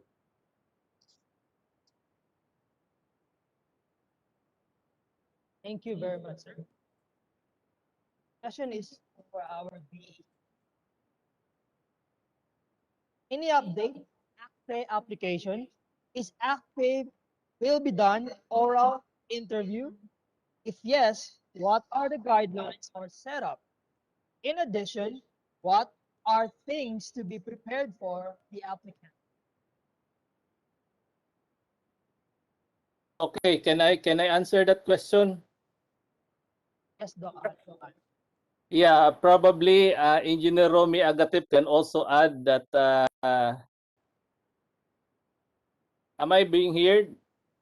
Is my audio okay? Yes, sir. Yes, sir. Loud and clear. Yeah. Okay, okay. Yeah, the ACPE, the direction would be towards online evaluation, no? But the thing is, we are still in the process of crafting the guideline in as far as the conduct of the interview is concerned. Nagkamali ako. I mentioned Romy earlier. What comes out on my mind is the APEC, ano pala yun, no? But then, ACPE pala yung natanong, ano? So, in as far as ACPE is concerned, yun nga, the direction would be towards online interview, but the guideline is still being finalized, no? So, may mga draft resolution na being routed to all of us. So the direction would be towards that particular online interview.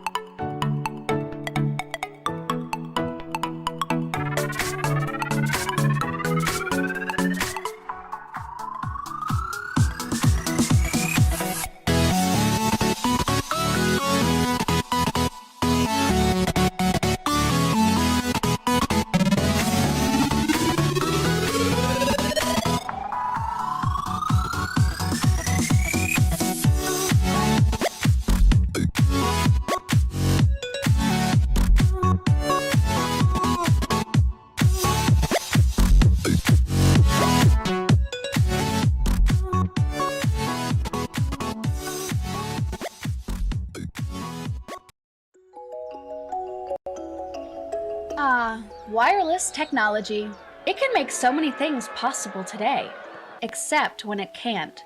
Upgrading to 802.11 AC Wave 1 products might seem like a good idea, but using wider channel sizes in a highly congested spectrum, especially in an unsynchronized network, will result in customer complaints that you and your team have to solve by browsing online forums. Instead, why not use something that fixes the problems of today and tomorrow? Cambium Network's ePMP 3000 offers true multi-user MIMO technology that enhances your wireless network performance with the same channel sizes and modulations. With compatibility mode, different generations of subscribers no longer require a dispatch to upgrade. You can now get that long-awaited boost to your network with GPS sync, downlink beamforming, and uplink beam steering, all the while giving you the option to use your existing Cambium and third-party subscribers. 4x4 multi-user MIMO will result in a 2 to 5 times performance increase and allow you to connect more clients per base station. GPS sync can prevent self-imposed interference and enable channel reuse even with third-party CPEs, while smart beamforming antenna technology will result in better overall interference mitigation. All generations of ePMP are backed by Cambium Network's 3-year warranty, along with live technical support. Worried about the future beyond 11AC? ePMP 3000 subscriber modules that you install today are designed to work with future 11AX access points, further boosting their performance. You can rest easy knowing your investment is protected today and tomorrow. The time to migrate is now. ICOM.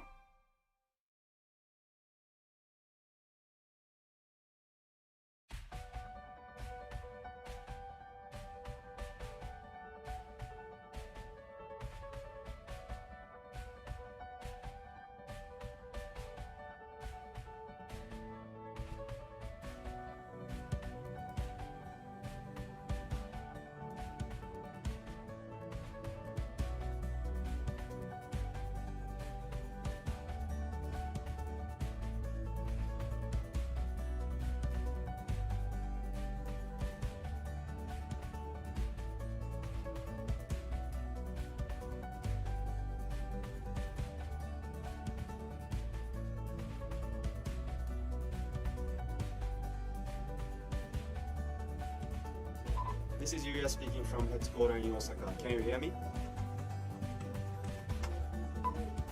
Yes, this is Metal speaking from Tokyo. I can clearly hear. Over. Thank you. I can clearly hear you.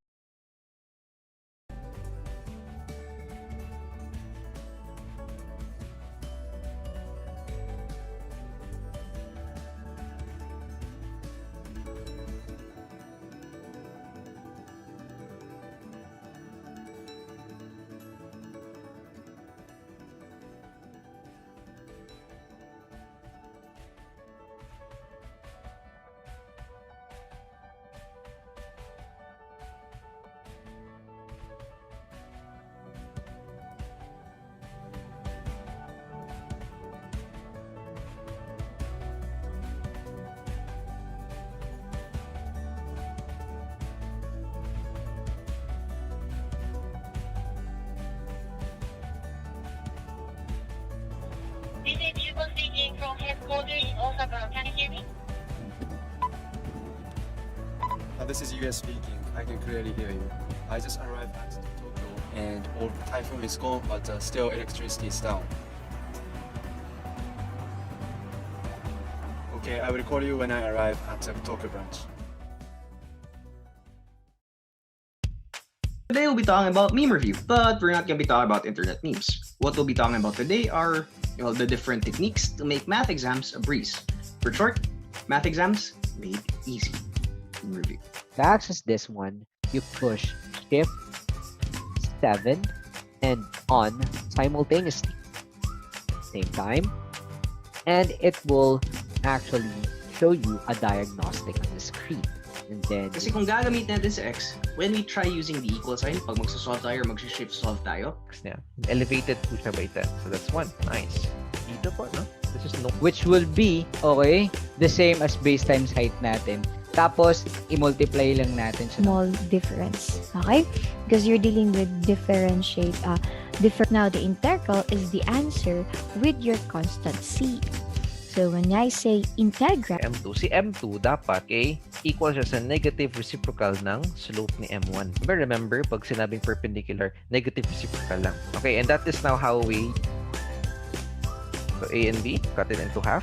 So C is A plus B over 2. Na-half na natin. Okay, and ito-test. matrix A inverse, tapos sa determinant, depth, and then matrix A. So first, we have to make sure that the calculator is in the degrees. So don't go anywhere. I'll see you there, guys. And don't forget to never stop learning and exceed expectations.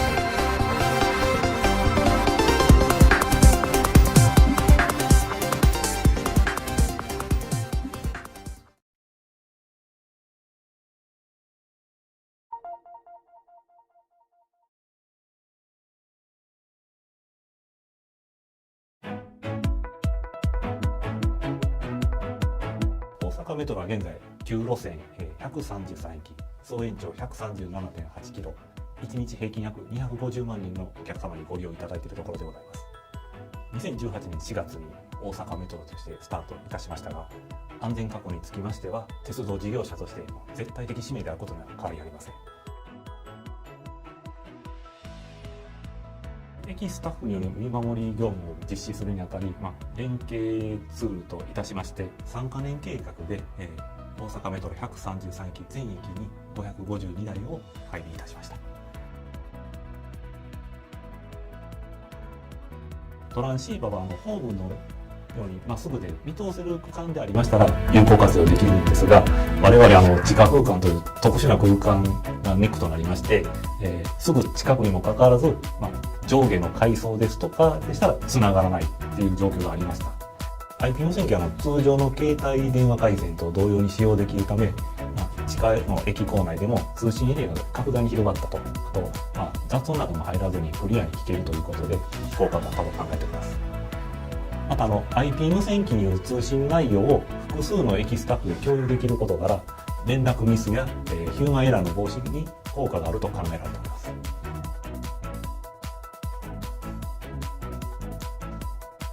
難波駅は御堂筋線、四ツ橋線、千日前線の3線が入った大阪メトロで2番目に大きな駅です。電話のように通信できるのと振り込み通話ができるので、お客様の案内にも役立っております。やはり素早く安心丁寧にということは一番大事だと思いますので、会場を受けたまったらすぐに連絡をすることで迅速に対応することを心がけています。操作はボタンを押すだけで喋ることができて、音声もクリアに聞こえますので、素早い対応ができるようになりましたので、お客様満足にもつながっていると思います。駅業務の利用実績が各部署に伝わりまして、運転部門では運転士と車掌並びに指令所の係員間で用いること、また車両部門に関しましては検車場内で検車係員間の連絡ツールとして IP 無線機が活用できるか各部署で検討しているところでございます。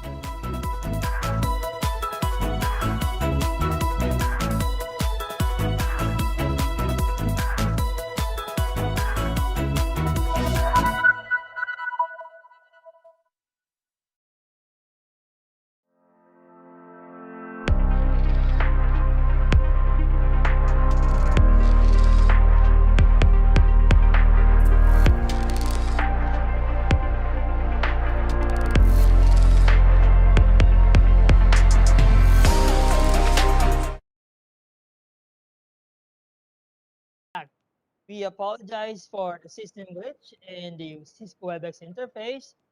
Thank you for bearing with us. Imagine the world without digital transfer. It will be nothing.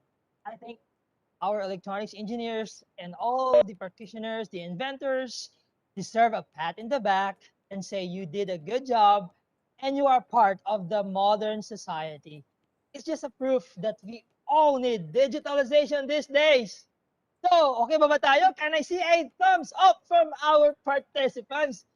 Ang energy nyo ba ay kasing taas pa ng energy ko? All right, I am requesting you now to switch to greet you because we will continue the IECEP Kausap. And I can now see our panelists, and they are still smiling. So while waiting, Sir Don, our Technical Development Committee Chairman, ano pong masasabi ninyo na nangyari kanina? Magiging katagay na.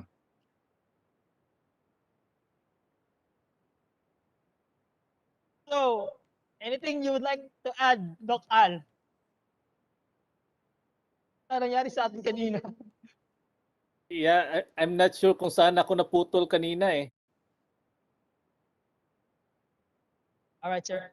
Earlier, tayo nawala ng audio kanina. There has been a system glitch with the Cisco WebEx interface which affected our MIDCON also, sir. The downtime. WebEx.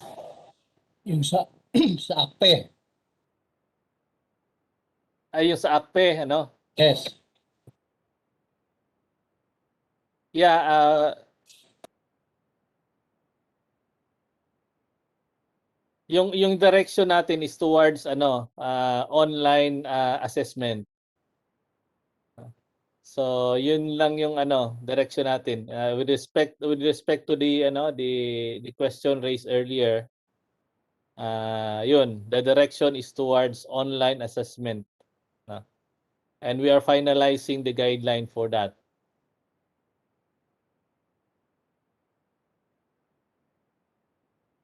All right, welcome back, dear participants.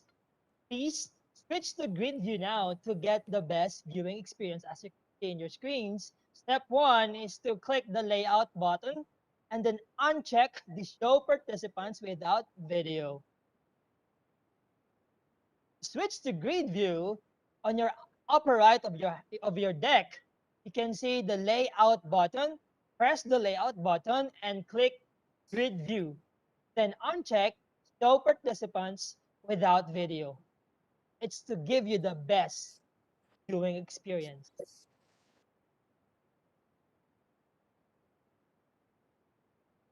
Thank you for that, Doc Al. Thank you for answering that question. All right.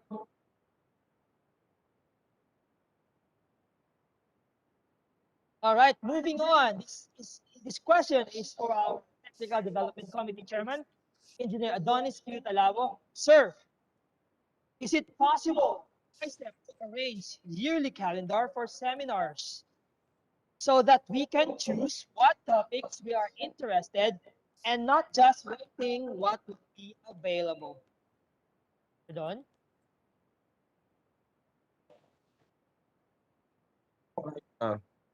Pwede ulitin. Nag-meeting pa kasi kami dito ng konti. All right, sir. No problem, sir. Question goes like, is it possible for IECEP to arrange yearly calendar for seminars so that we can choose what topics we are interested and not just waiting what will be available?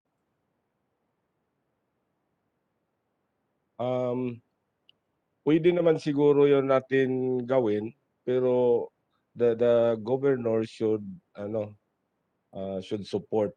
So siguro sa pagsimula pa ng taon, we can request the governors to have the plan, webinars and titles. Anyway, pabalik-balik na naman yung topic siguro. And then maybe we can put some parang ano lang, ano ba yung tawag doon? Parang naka-blank lang na webinar na iba, and then i-submit natin to one, maybe sa committee namin, and then we can consolidate, and then end of the start of the year we can apply doon sa PRC, and then we can consolidate everything and we can post it. Pero I don't know if this is easy, but what I know, there are some chapters na ginagawa na nila to. Sa January pa lang, nagsasubmit na sila ng program, lahat ng webinars nila or seminars for the whole year. Sinubmit na nila sa PRC for CPD application. If we can encourage all governors sa lahat ng chapter, then yun ang magiging sagot sa tanong na yun. But if we will push, I think we can do it. Thank you, Sir Don. And here's another question for you, sir. If I may suggest, Mr. Yes, sir. Mr. Moderator. Yeah, that's a good suggestion. And then probably keep maybe IECEP can post it in their Facebook so that members can track kung ano na yung schedule ng mga topics so that they can also prepare themselves, na. So arrange the schedule and then post it in the appropriate posting online posting sites. Thank you. Thank you, sir. Sir Don, here's another. Yes, Dr. Michelle.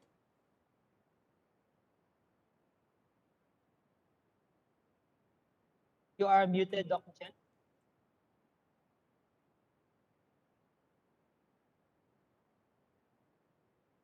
Hello? Yes.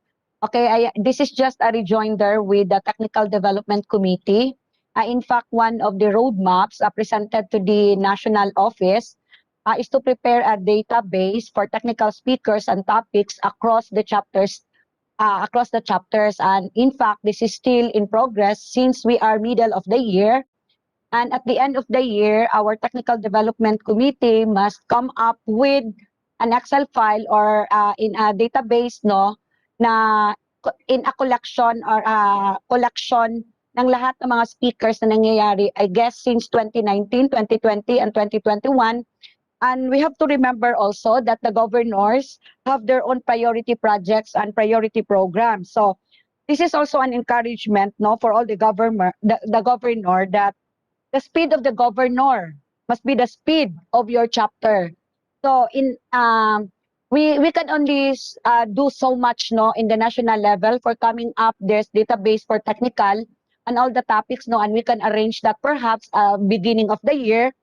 But remember, again, the governor must have to come up a clear direction of the chapter, and you have to encourage to present that and to make a good plan for your chapter along with the database and along with the programs of the national. Thank you. I add, Thank you for yes, sir. about doon sa database ng mga webinars at saka speakers, actually the Technical Development Committee is currently doing those database. So meron na tayong ginawang online platform. Hindi naman siya high-tech, yung normal na Microsoft na anong tawag noon? Excel sa Microsoft na online. So the secretariat encode all the data ng CPD application andoon, including the approvals. Siguro yung tanong kanina is more on the action of the governor to make the plan in the start of the year. So magawa, di ba meron tayong sinasubmit yung chapter na parang 1-year plan.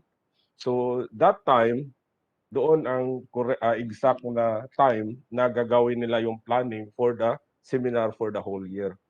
And they can refer doon sa database na before the end of the year, ilabas namin yung database na yon. So they can refer to that database as well.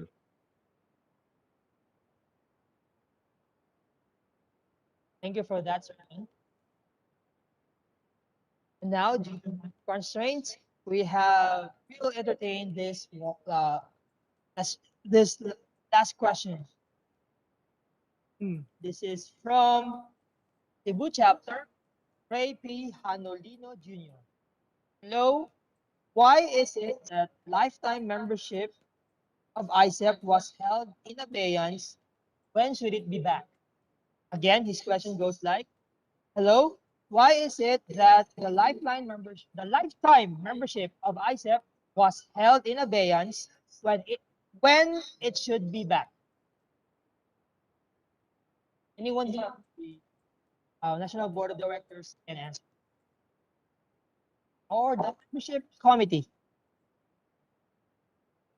Good evening. Yeah, okay. Yes, good evening once again. Actually, I cannot recall when was the last time na tinigil yung life membership. But anyway, ginagawan po natin to ng paraan.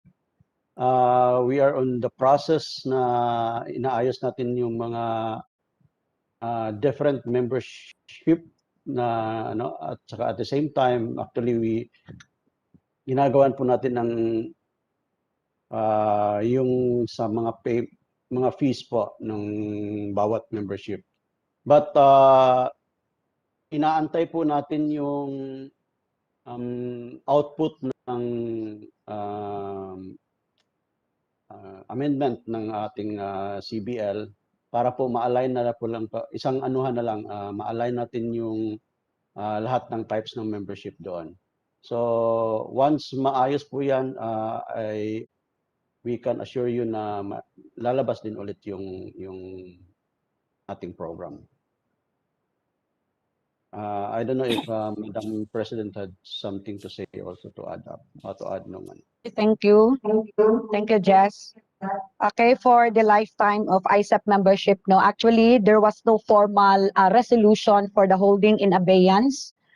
What happened was, it was just naturally na nawala siya.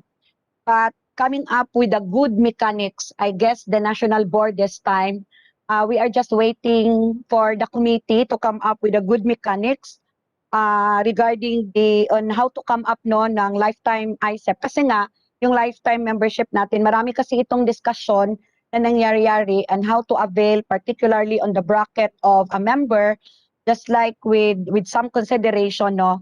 But one thing for sure, if the IECEP build a home, will come into place, will come into order, pag masyado nang clear yung direction natin on the implementation of the plans of the committee on the IECEP, build a home, I guess it will go parallel.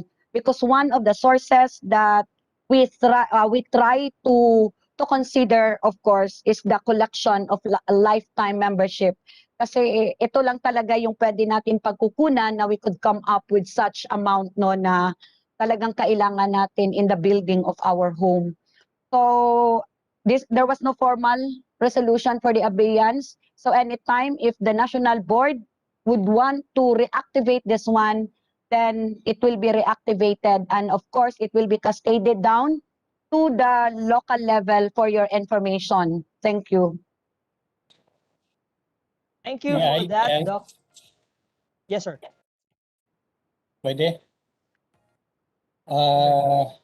Actually, that is one of our suggestion, our recommendation for IECEP National to open the lifetime membership because we need some funding for our IECEP home, and life membership I think would help in sourcing these funds, no? Just like before, when we launched the IECEP home about 5-6 years ago, we opened the lifetime membership, no? And actually we have some funds which went to the IECEP home account. And since we are recommending this to the IECEP BOT, hopefully they could come up with the mechanics on how to pursue with this lifetime membership. May pag-asa yung tanong from Cebu. Thank you. Thank you. Mr. Moderator. Yes, sir. Go ahead, sir. Yeah. It was mentioned earlier that there was no resolution to stop the implementation of lifetime membership. So technically, it's still open. Diba? There's no need to revive because if it is true that there was no resolution to stop the implementation of that, then it's still open. So yun lang i-clarify siguro whether there was a resolution to stop the implementation or there was none. If there was none, then still open yun. Okay, so we look into that, Sir Alnar. Guru, that is one of our considerations in the coming board meeting. Yeah, if I may, Sir Earl, can I be recognized? I would like to add to that particular topic. Yes, sir. Ulrich, go ahead, sir. Yeah, with regards to I do agree, no. I haven't seen any parang hold order on that effect. But I've been with the board for the last year and this year. And with regards to the lifetime membership, it has been raised there, no. It's a concern. But there are so many implications. That's why the board deferred its action on this matter. One of which is it's good though. We have implications kasi nito. the purpose of the lifetime membership, the proceeds, and that's very good that we have already created the ISEP Build a Bigger Home committee, and that's the group of Sir Joel Bahador, because we have to make sure that the proceeds of this lifetime membership will go to a specific purpose, and that's where it comes from. And that's good, and that's good. And we have built the mechanisms in place to ensure that hindi siya mawala at hindi siya mag-go into the general fund. So dapat may papuntahan siya. And secondly is that the CBL committee also is created that will facilitate we have to somehow iron out the various membership classifications according to the bylaw. So this is another implication that we need to consider when it comes to making decisions on this matter. The third one is this also. There are proposals at the national board with regards to the increase of the membership fees. Again, it depends on your classification as a member. Regular member, marami tayong classification of membership. So we need to polish these things. And then there's a proposal to increase those membership fees. And sinasabi ko na implication siya kasi it will also somehow connect to the lifetime membership fee kung magkano ba siya. We do understand that we have to adjust with the changing of times. And considering that we are in the middle of the pandemic, hopefully we will defer the implementation of this proposal. So these are the implications that relative to the implementation ng lifetime membership. So that's the update for this matter. Thank you, sir. Thank you. Thank you, Sir Ulrich. And this question is for President Dr. Michelle Lawas and the rest of the panelists. Dr. Michelle, because there's a clamor of questions in this ISEP kausap, would it be okay for the panelists for us to collect many questions that were not addressed or that were not accommodated so that you may answer them offline? Yeah. Okay, just inform the general membership to have their questions and that will be answered offline.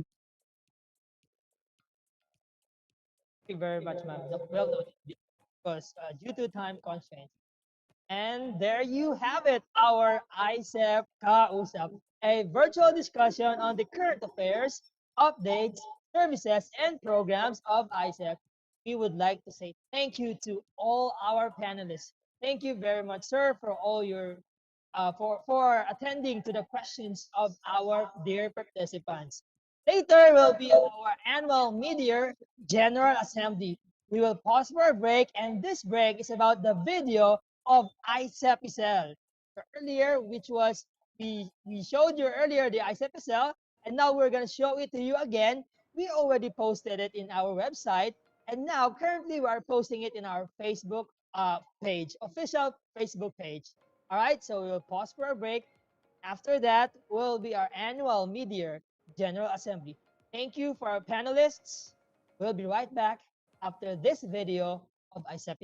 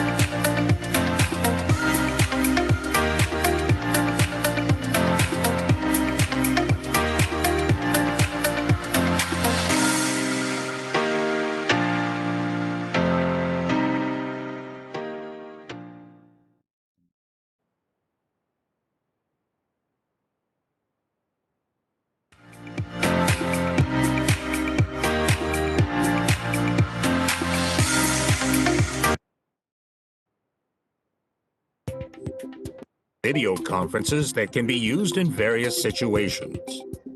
Introducing the HD Visual Communication System.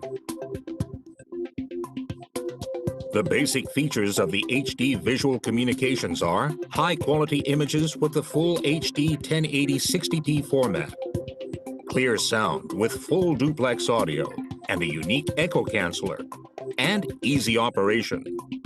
And there's much more. Multi-point connection, dual network connection, multi-device capability, triple monitor capability, compatibility with other manufacturers. This newly advanced system offers a richer level of visual communications. Multi-point connection. The HD Visual Communication System allows simultaneous connection to a maximum of 10 sites using only the main unit. Up to 20 connection settings can be registered in advance to quickly and easily start video conferences. There's no need to purchase an expensive MCU, so you save on the initial cost. Dual network connection. The HD Visual Communication System not only connects with an internet inside the company, but also simultaneously connects with the internet outside the company. Communication flows more smoothly with customers. Multi-device capability. And people can take part in video conferences by using mobile devices. The system can be accessed from Windows, iOS, or Android PCs and smartphones. Visual communication is possible at any time and any place. Triple monitor capability. The HD Visual Communication System lets you display images of PC data, the other site, and your own site simultaneously on 3 monitors. For example, lectures can be given at remote universities. Both the students at Campus A and the students at Campus B can watch the professor at PC data on a large screen. And the professor can carry out the lecture while checking the condition of the students at Campus B. Compatibility with other manufacturers. The HD Visual Communication System supports H.261, H.263, and H.264. This means a wide range of video conference systems by various manufacturers can be connected. And a system that matches your budget and meets your needs can be proposed. Multiple sites are linked into one, and video conferences can be used in various situations. That's the beauty of the HD Visual Communication System. Panasonic. Today we'll be talking about meme review, but we're not going to be talking about internet memes. What we'll be talking about today are the different techniques to make math exams a breeze. For short, math exams made easy. Meme review. To access this one, you push Shift 7 and on simultaneously. Same time, and it will actually show you a diagnostic on the screen. And then, Kasi kung gagamit natin sa X, when we try using the equal sign, pag magsasolve tayo or mag-shift solve tayo, yeah, elevated po siya by 10. So that's one. Nice. Dito po, no? This is no. Which will be, okay, the same as base times height natin. Tapos, i-multiply lang natin siya. Small difference. Okay? Because you're dealing with differentiate. Now, the integral is the answer with your constant C. So, when I say integral, M2. Si M2 dapat equal siya sa negative reciprocal ng slope ni M1. Remember, pag sinabing perpendicular, negative reciprocal lang. Okay, and that is now how we so A and B, cut it into half. So C is A plus B over 2. Na-half na natin. Okay, and ito test. matrix A inverse, tapos sa determinant, depth, and then matrix A. So first, we have to make sure that the calculator is in the degrees. So don't go anywhere. I'll see you there, guys. And don't forget to never stop learning and exceed expectations.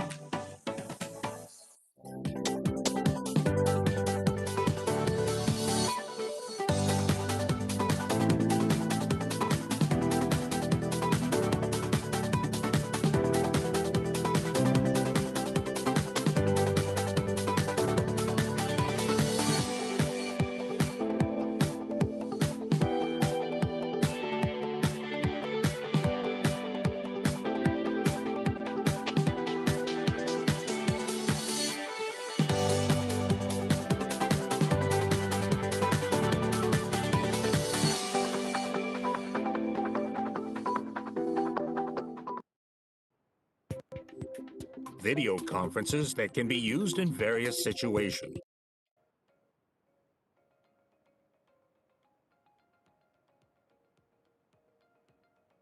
Thank you, sponsors, for helping make this ICEP MIDCON 2021 happen.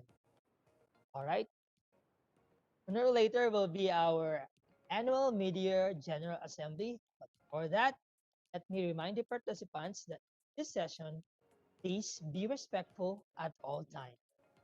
In the event that any participant will be found respectful or unruly, our technical team may do measures just to keep the things be decently done and in order. All right. I hope we all agree to that because we are indeed a professional organization. And another thing, you can now switch to grid view. You may remember I told you earlier To switch to grid view, you have to click on your upper right deck, the layout button, and then click the grid view.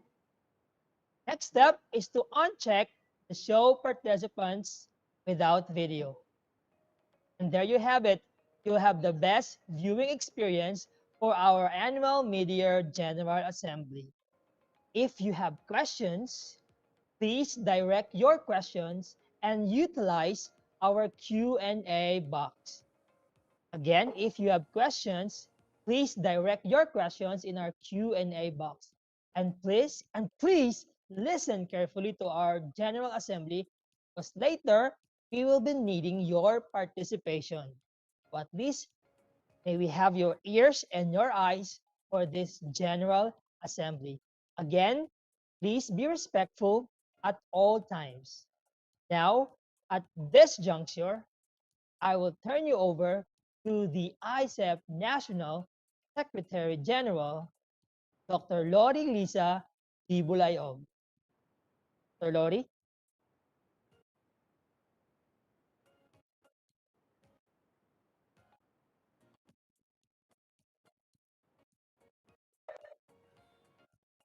All right, and now let's also with her is the IECEP National President, Dr. Michelle D. Lawas. Okay. So, good evening, ladies and gentlemen.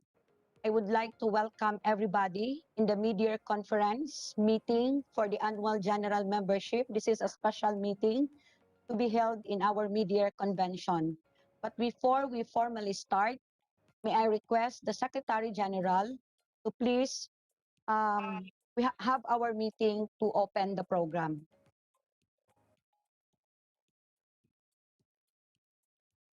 Okay, thank you, Madam President. So let us start our thank you, Madam President. Let us now start our mid-year General Assembly with an opening prayer. Okay, let us put ourselves in the holy presence of God. For those who are Catholic, you made a sign of the cross. In the name of the Father, and the Son, of the Holy Spirit. Amen. Our dear Heavenly Father, Lord, we are very grateful for this wonderful evening, O Lord, that is given unto us to have this special general membership meeting, O God, with our fellow electronics professionals. Lord, we are so much very grateful for the blessings of life, of good health, and the blessings of family, of friends, and of our colleagues. Father, we could not thank you enough for all the wonderful things that you have given unto us. You have saved us from our sins, O Lord. You have given us everything that we need. And all of this, we are very, very thankful. By this time, Father, we ask you that as we continue with our activity, may your Holy Spirit, Lord, be with us. May you continue to guide us. May you give us wisdom, O Lord, not only the officers or the national board, but also our members, O Lord, to help us have a good conversation, have a good general assembly uh, for the good of our organization. We ask, Lord, for your Holy Spirit to guide us, that we will be able to tackle things that will improve our organization, our members, our programs and activities of IECEP that will help not only us, but also our community. Lord, we ask you also to forgive us of our sins and help us, O Lord, not to sin again. We ask you also, God, to help us and heal our land, oh God. Take away all these problems that we have, especially the pandemic, oh Lord. Guide us, oh Lord. Bless us always. Bless our families, oh Lord. And all these things, Lord, we pray to you humbly in Jesus' name. Amen.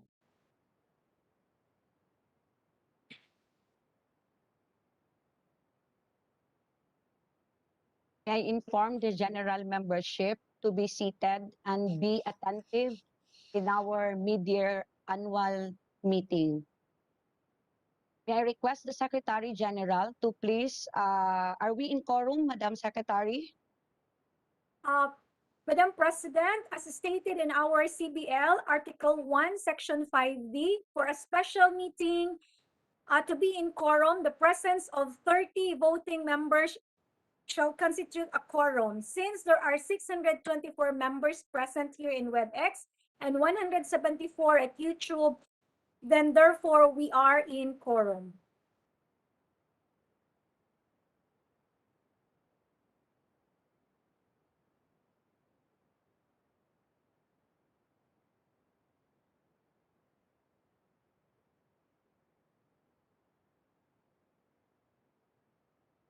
Okay. Okay, madungog. Madungog ko? Okay. Okay, magandang gabi po sa inyong lahat, fellow engineers, ladies and gentlemen. Since we are in quorum, may I now declare this meeting into order. Okay, so I would like to welcome everyone in the Mid-Year Annual General Membership Special Meeting of the Institute of Electronics Engineers of the Philippines on agenda items of the National Board Officers and Directors via Cisco WebEx on June 5, 2021 from 9:30 p.m. up to SAWA. Okay, so may I request Madam Secretary to please share with the general membership our provisional agenda for them to approve our provisional agenda to be our agenda for this meeting. Thank you. Yes, Madam President.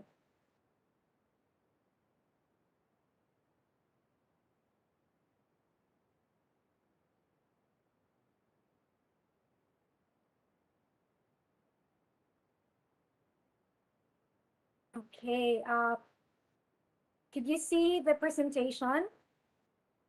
Will I see a thumbs up if you see the presentation now for our provisional agenda? Okay, thank you so much.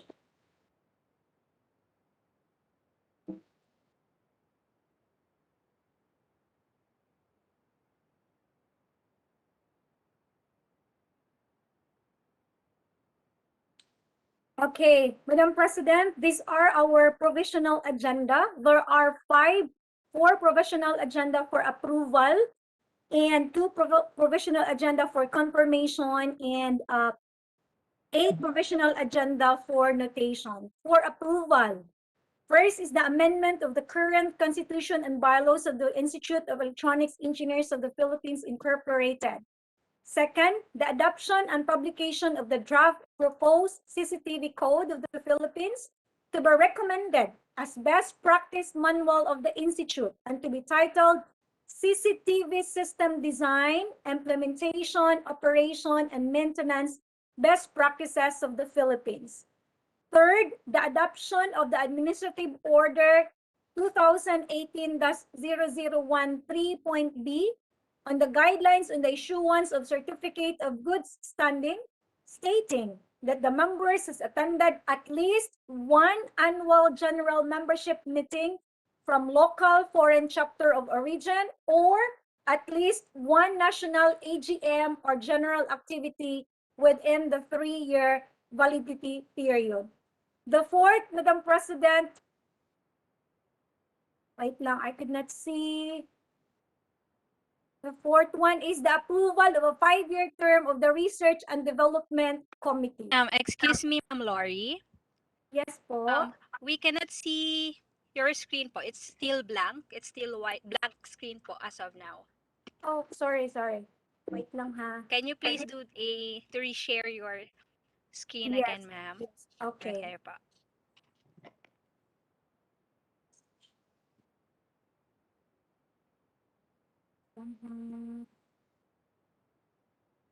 So to our participants, please bear with us as we are now doing it again as we reach of our Secretary General.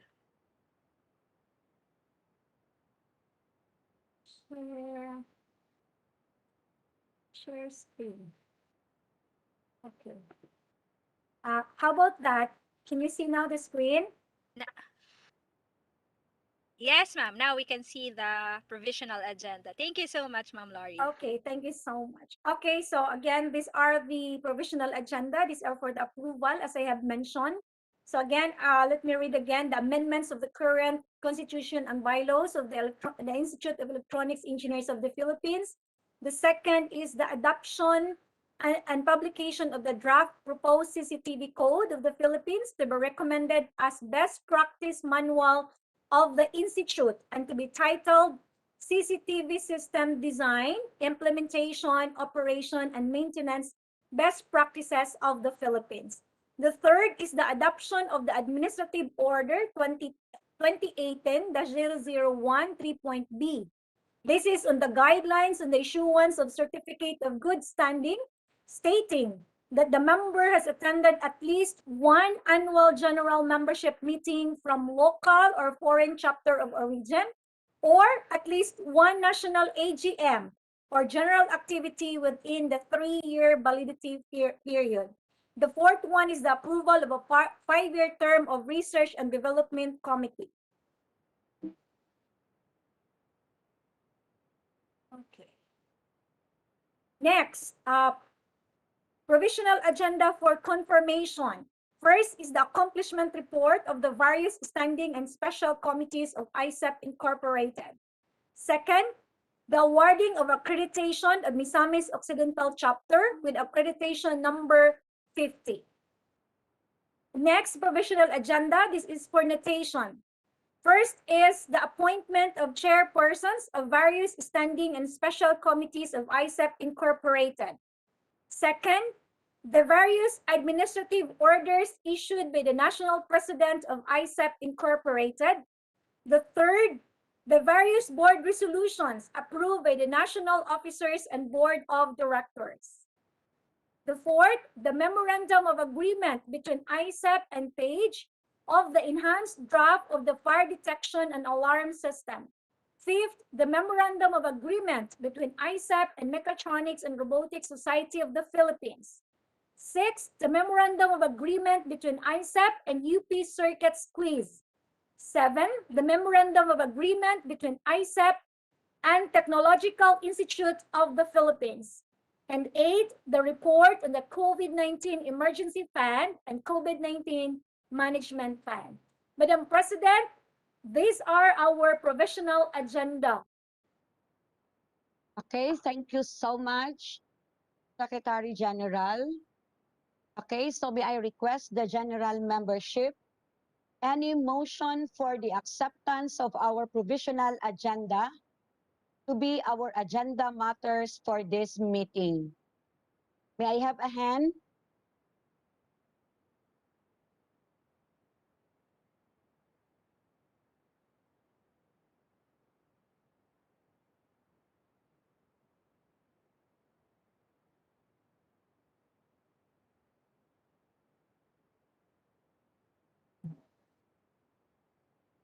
Madam, you can check the chat box. Chat box, you check the chat box.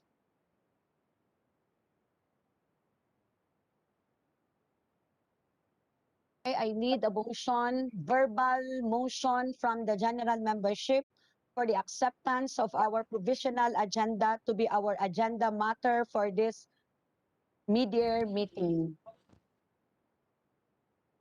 To vocalize because we need this one in the minutes. Madam Meeting. President,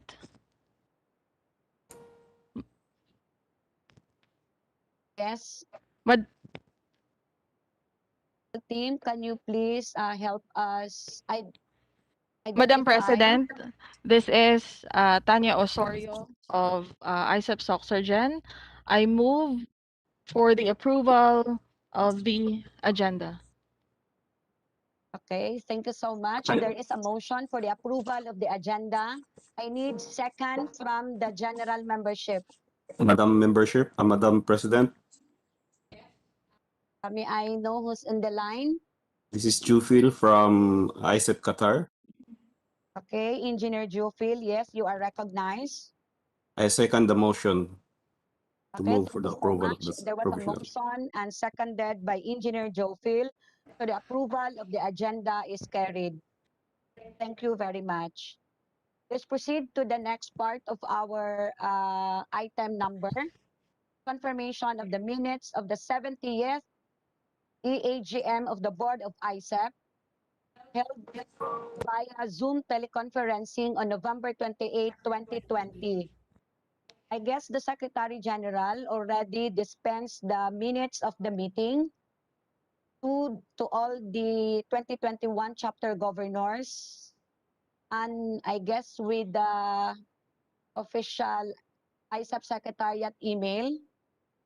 Okay, so I will give you at least 3 minutes for you to review, or if not, anybody from the floor who wants to have a motion for the confirmation of the minutes. Again, it was already dispensed yesterday for the reading, advanced reading of the minutes of the previous meeting. Challenge the governor to cascade that to the members for them, for the reference, for the acceptance of this confirmation.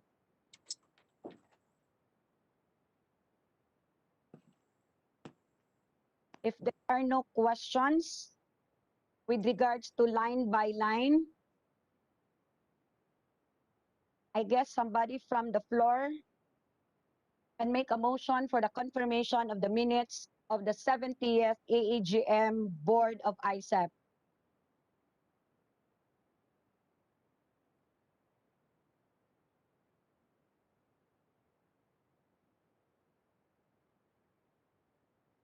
Anybody? Pwede siguro i-chat na lang, no? Madam President, we need Yes. a verbal, Madam President. Yeah. That's the challenge, no? Madam, I Okay. will suggest once nakita natin doon sa chat box na nag-second motion or nag-approve siya, we can call the attention of that guy, The person, okay, to be unmuted. Okay, thank you so much. Thank you. Okay, there is a suggestion from the convention chair. Once acknowledged in the chat box, we will unmute you to verbalize your motion and your support second. Okay, thank you. Okay, again, I will repeat. I am encouraging everyone for the motion for the confirmation of the agenda. Confirmation of the minutes of the 70th EAGM, which was dispensed yesterday through the governors and to be cascaded to all the members in your chapter.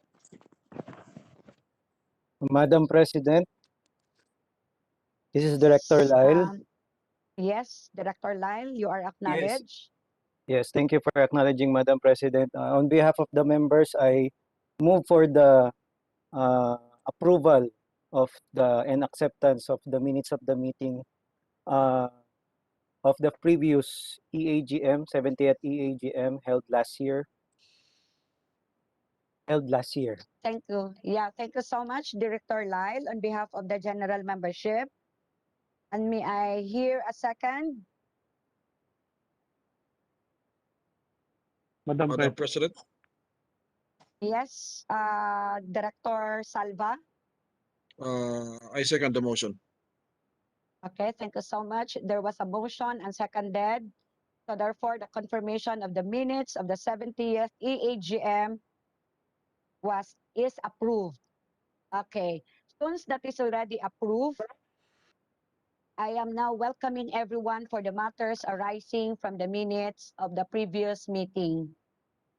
Okay, any correction, any motion pertaining to the matters agenda last November 28, 2020, you can raise your hands and have the floor for the correction of the minutes. If there is none, then we can proceed to the Treasurer's report.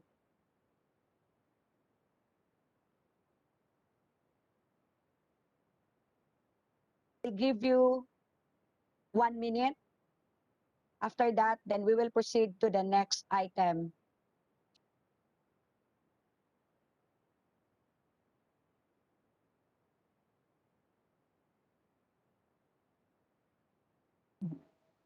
And I will be here to report to you the Treasurer's updates on this Thank you so mid-year much. conference I guess 2021. the minutes.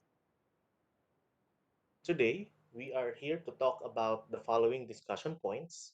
First is on the bank balances and the fiscal health of the institute. Next is about the digital transformation strategies that the finance.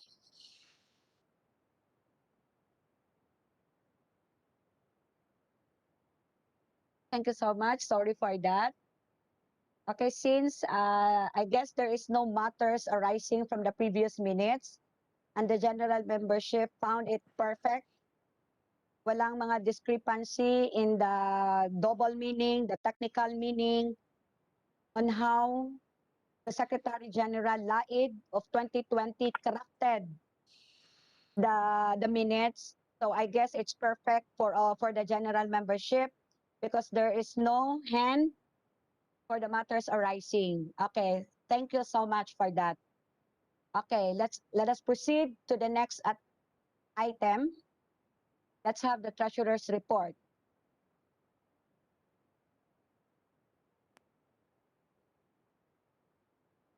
Good day, everyone. This is your Treasurer, Engineer Benz Gerard M. Sevilla, and I will be here to report to you the Treasurer's updates on this mid-year conference 2021. Today, we are here to talk about the following discussion points. First is on the bank balances and the fiscal health of the Institute. Next is about the digital transformation strategies that the Finance Committee is leading in terms of finances. And third is the different issuances related to good fiscal governance. In terms of bank balances and the fiscal health of the Institute, presented here on screen are the various bank accounts that are maintained by IECEP as the corresponding amounts that are in them right now. Transactions are also highlighted here in the different bank accounts specific to their purpose. Two bank accounts are currently being opened, one for IECEP Build a Home and another specific for publications and other services. As you may see also, the different transaction types are provided herewith so as to provide guidance wherein we would be accounting these entries. However, may I also direct your attention to the annualized expenses of the Institute, which amount to around 2.5 million pesos, versus the historical membership remittance last year, which amounted to 800,000 pesos. In simplistic terms, the Institute is actually operating at a loss. And this is something that we need to act on because cash flow is gravely affected by the effects of the COVID-19 pandemic, which also included the deferment of licensure examinations and various face-to-face events, which were highly marketable during those times. In terms of digital transformation strategies that the Finance Committee is leading, in terms of identifying business process opportunities, we have come up with the following three items. One is about alternative platforms for conducting financial transactions. We wanted to provide convenience to our members through reputable digital payment solutions, and of course, adhere to good fiscal governance. In terms of digital payments, let me just highlight to you the findings following the output of the completed study between the current digital payment provider of IECEP and the approved pilot, which many of you might have used for this MIDCON event, PayMongo. As you may see, there is a strong difference between the two platforms, with PayMongo being better than the current.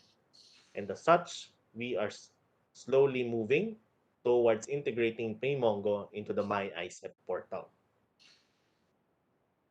For some snapshots on the digital payments regarding this MIDCON 2021, around 40% of the registered members paid using their debit or credit card. More than half used GCash to settle the registration fees. A number used GrabPay, and the rest used over-the-counter or Coins PH. Some of the common customer concerns included downtime of gateways, which can be attributed to the third-party providers of PayMongo, but not PayMongo itself. Other clients also faced internet connectivity issues, including some firewall concerns and some other security concerns. As some of the members also found it difficult to use credit cards, we have identified the issue in consultation with PayMongo that the card issuer is barring the use of these credit cards for online purchases. In terms of good fiscal governance, ICEP has likewise issued a number of administrative and office issuances, which included the prescription of the schedule of remittances for membership dues. This is to guide chapters on when to timely remit these membership dues in order for us in the national office to prevent any backlogs in the issuance of their identification cards. Next is that ICEP provided guidance on the inventory of chapter financial records and the establishment of bank accounts for the official transactions of chapters. ICEP has likewise provided guidance on the registration-free matrix for chapter-hosted online CPD programs and activities. This is to provide a benchmark for chapters imposing a fee on webinars and online seminars. In terms of recalling unused official receipts, ICEP has likewise issued an order to recall such and apply for new ORs for those chapters concerned. This is to promote again good fiscal governance for the institute. And last but not the least, a recent issuance was regarding the liquidation of appropriated funds specific for national events, including MIDCON 2021, all to be closed this 15th of July 2021.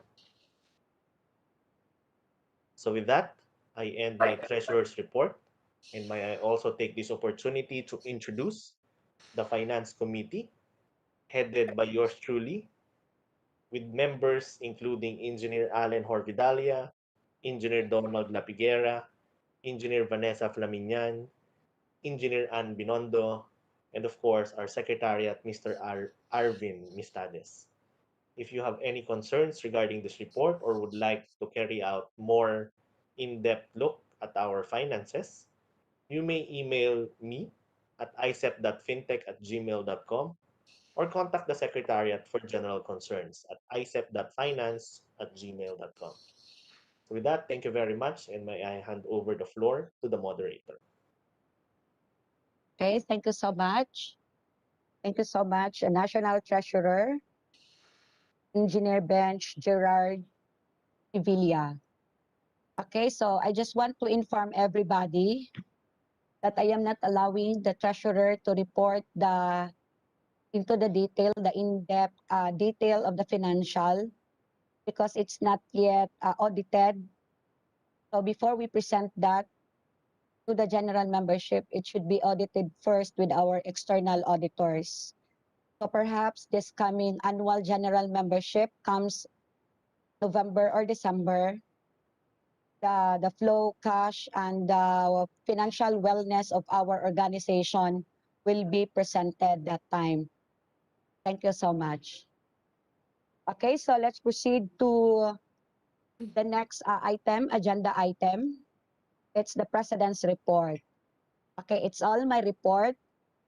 And again, allow me to present the status report, accomplishment report of ICEP starting January 2021 to May 2021.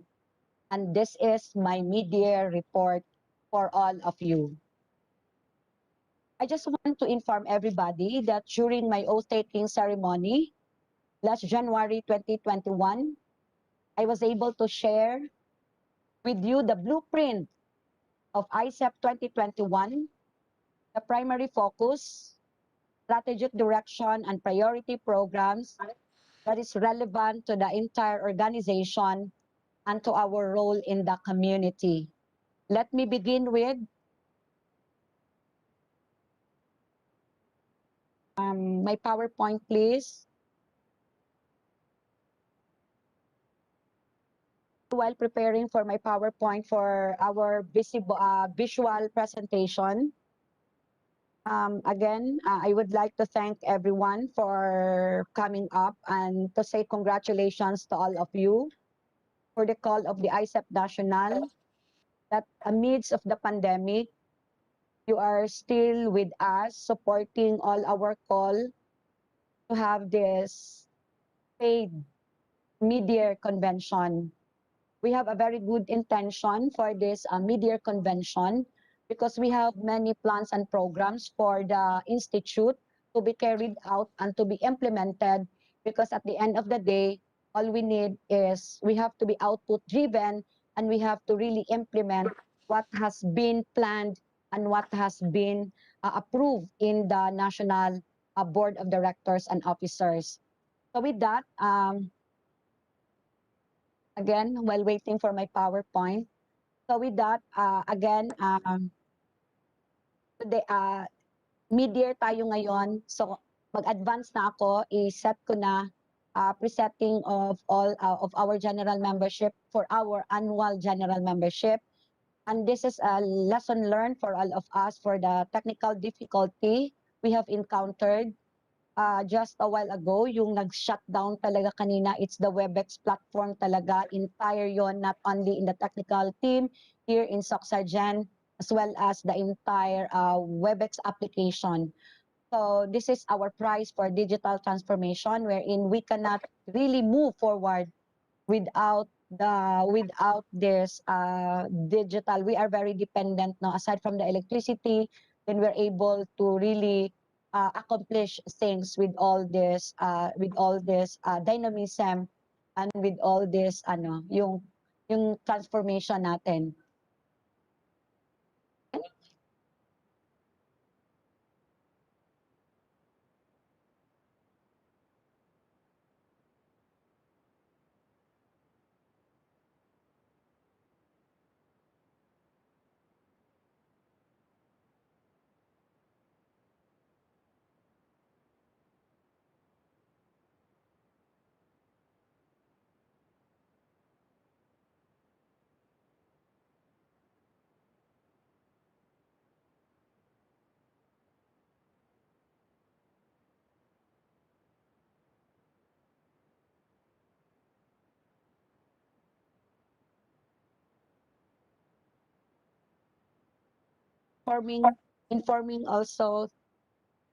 Informing everyone that we are webcasting and recording this evening's proceedings so that we can prepare a complete transcript for our members and general membership unable to attend this meeting.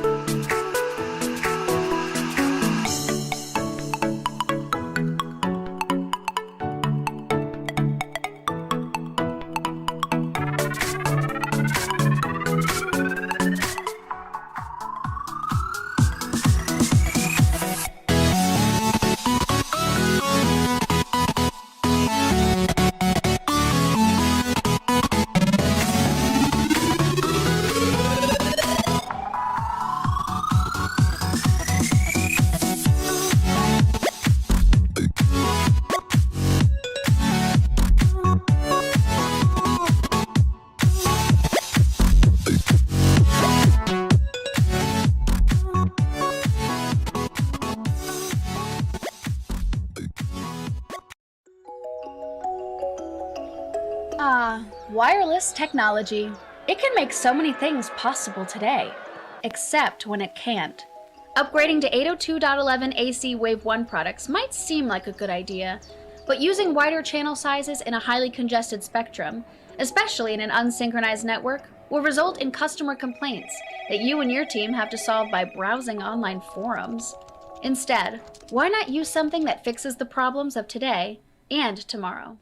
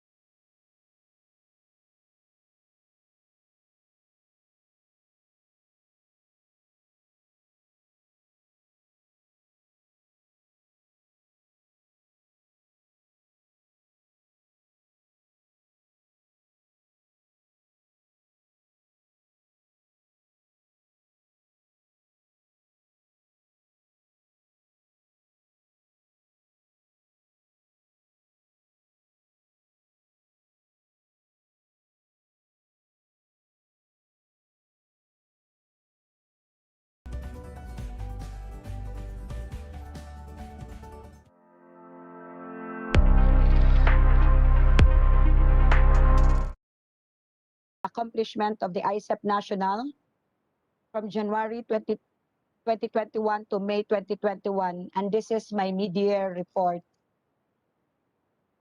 President's Report, IECEP National, Special Membership Meeting, June 5, 2021. Okay, let me begin with the membership and organizational development.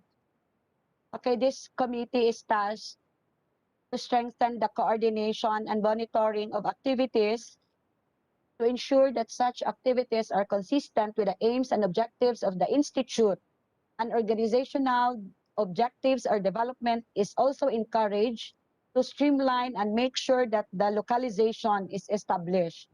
So with that, I would like to commend the Vice President for Internal Affairs, headed by Engineer Jesse Di Toro, as the Membership Committee Chair and the Organizational Development Chair, for coming up an evaluation with a new application of our new chapter application.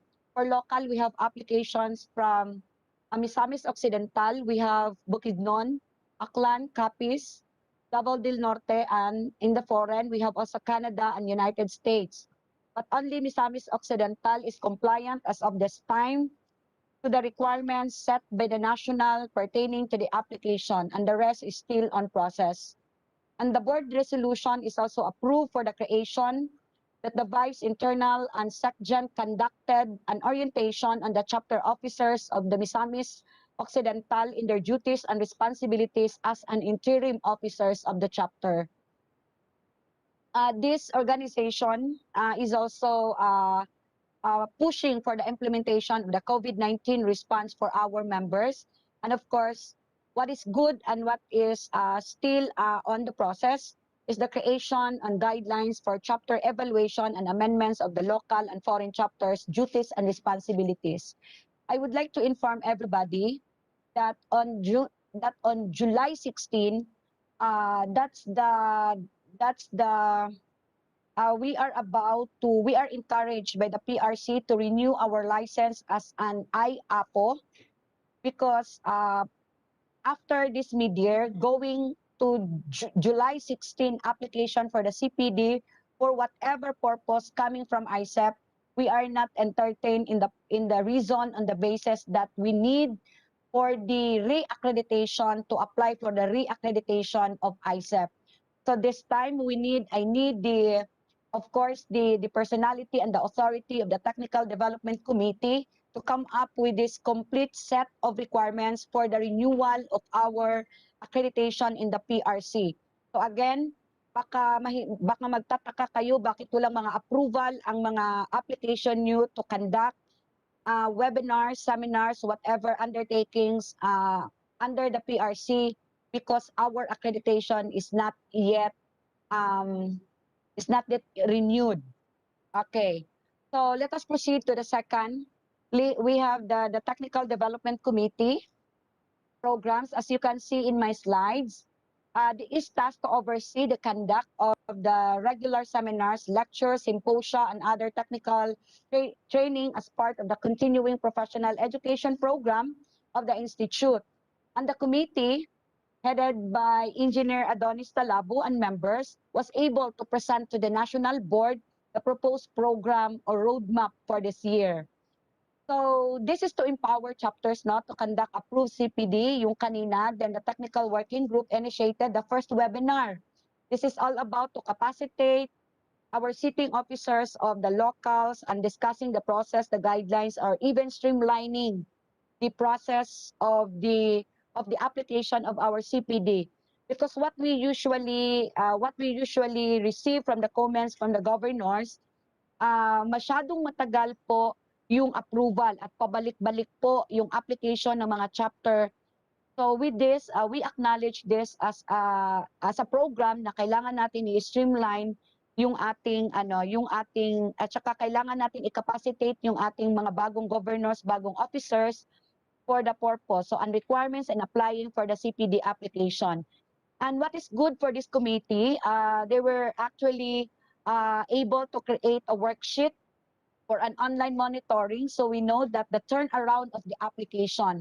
Actually, very strict na yung yung committee natin, kasi from time to time, they keep on asking the secretariat, kasi particular sila doon sa turnaround ng application yung time. And I am proud to announce that we monitored 366 CPD points approved by PRC as of May 2021. So again, with the indulgence of the committee, we have 366 CPD. Pag sabihin natin CPD approved, hindi po kasali yung mga webinars dito na self-learning or self-process yung pagkuha ng CPD points.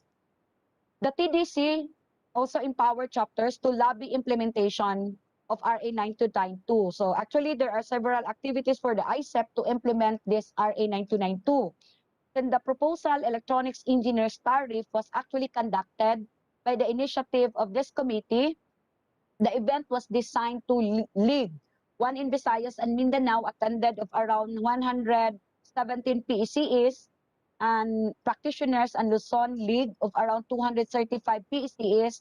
And these activities are still in progress because we still have to come up with the second round based on the proposal of the different sector and the different practitioners.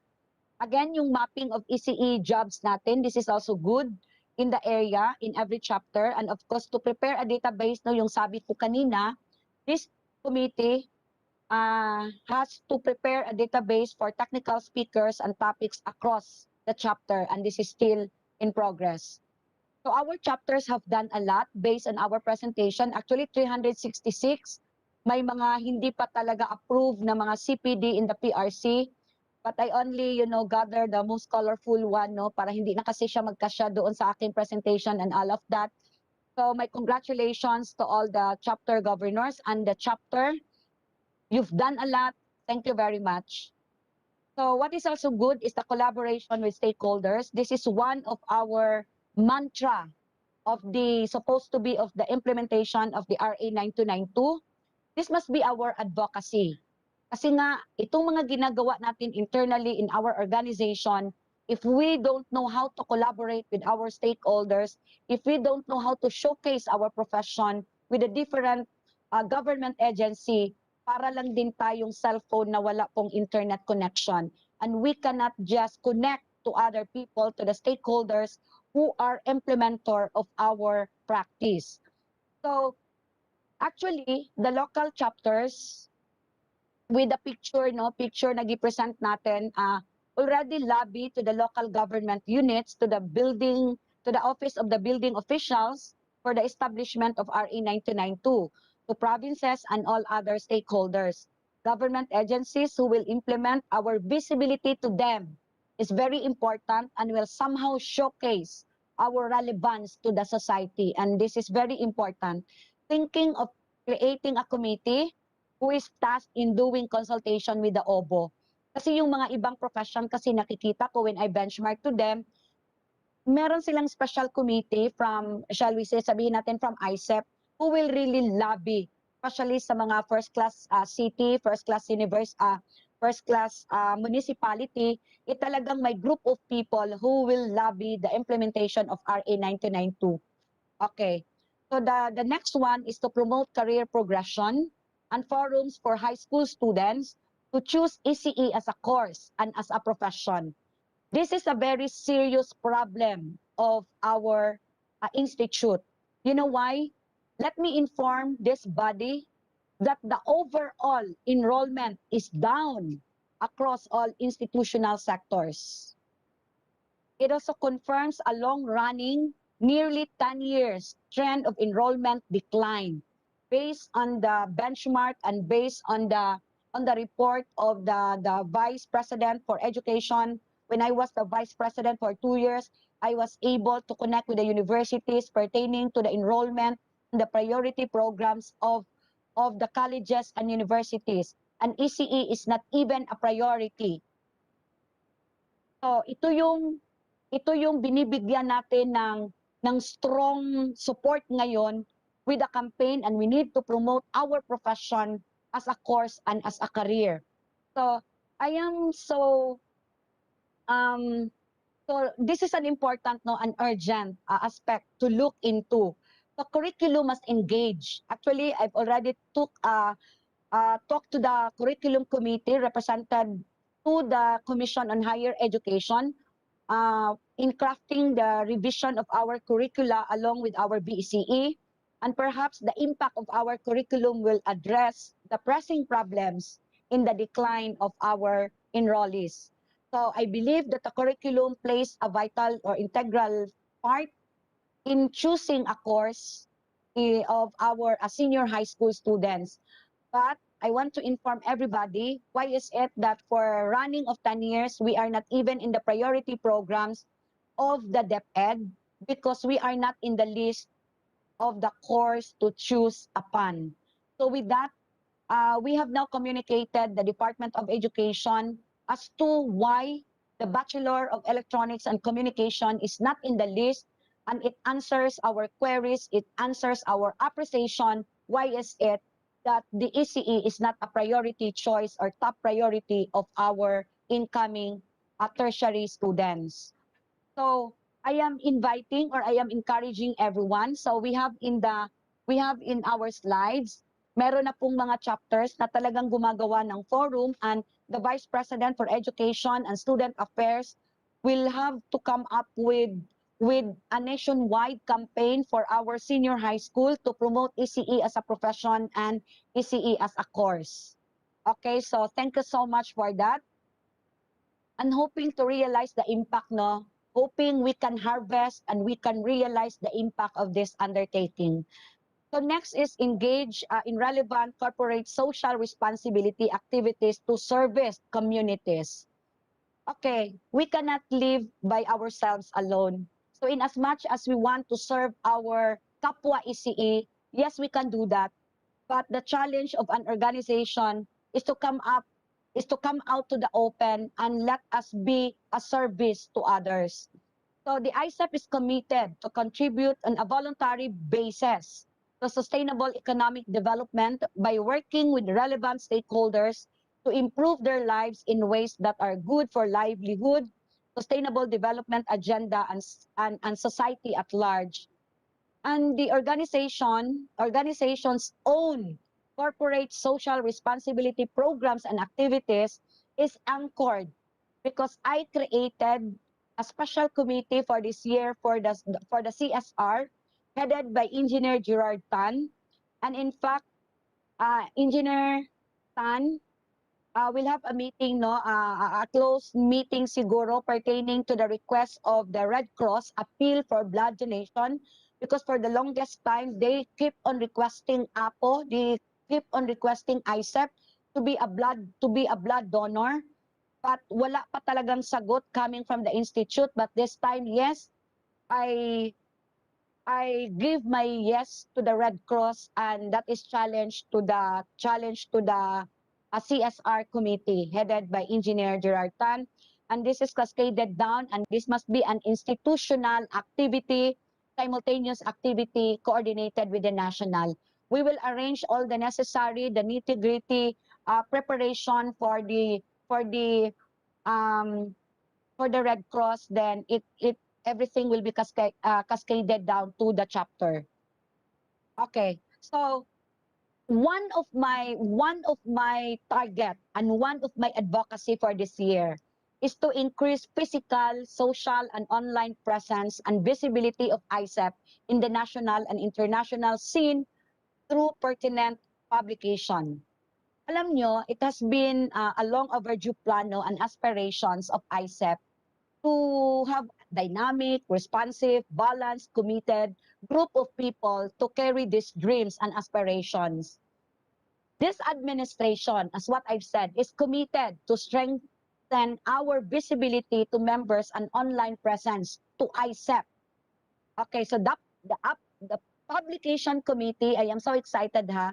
The publication committee is one of the standing committee of ICEP, and they are the one to take charge of all the proceedings and capture all essential professional related information.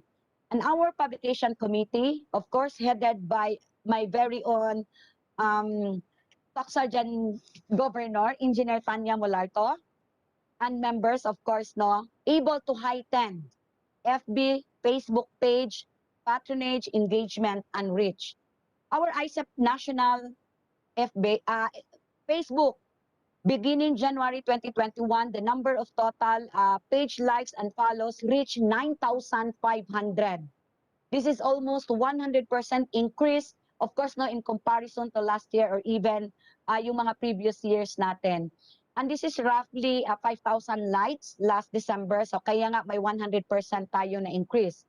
And we have reached 73,100 engagement and 18,300, peak around 112,000 reach and 30,000 engagements. So that's how popular the Facebook now for ICEP because of the leadership and the creation of the publication committee. So second, ito yon, mga excellent response rate on the Facebook page and positive recommendation via reviews, no, the primary avenue of publication, and it has been contingent to the communication or in the communication between the members and the ICEP national activities. Also, the query response is a collaborative effort, no, between the publication, the portal, website, committee. And of course, no, for the publication committee, the ICEP's official YouTube channel was launched last February 14, 2021. Our channel is being used not only by the national IECEP, but also by the local chapters to stream and share technical webinars. And to date, the channel has earned 1.48K subscribers and have 1.7 na pala because of our mid-year conference subscribers and has reached 21,076 views across all videos uploaded and is now qualified for monetization. This is what is good, no? With our visibility, we are now qualified for monetization. But as to monetization, as to how much, okay, we will wait for the annual general membership for the exact number and the exact monetization.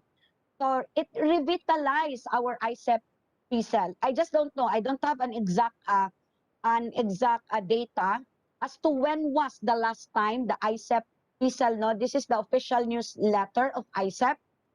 I don't know, 2015, I'm not so sure kung andoon ba. But yes, you hear it right, the publication committee was able to launch the revitalized ICEP PCell 2021. And in fact, before this presentation, it talagang nag-present sila for their issue 001. Okay, so I think na-launch na siya, no? And I would like to congratulate once again for the publication committee for a job well done. Let us proceed with the rationalized policies by constitution and bylaws revision. This is one of the things that we look into in this administration because the goal of this committee, no, is to undertake the amendment process of the ICEP constitution and bylaws. The term of office, de facto official, type of committee, or commonly referred to as build and collapse type of composition, wherein it is naturally dissolved upon accomplishing the purpose for which it was created. So and now, fellow engineers, I am also very excited to report to all of you, and it is incumbent upon us that we in the board has to address the incremental changes and the change we need. I am fully aware that we cannot rehabilitate our organization overnight.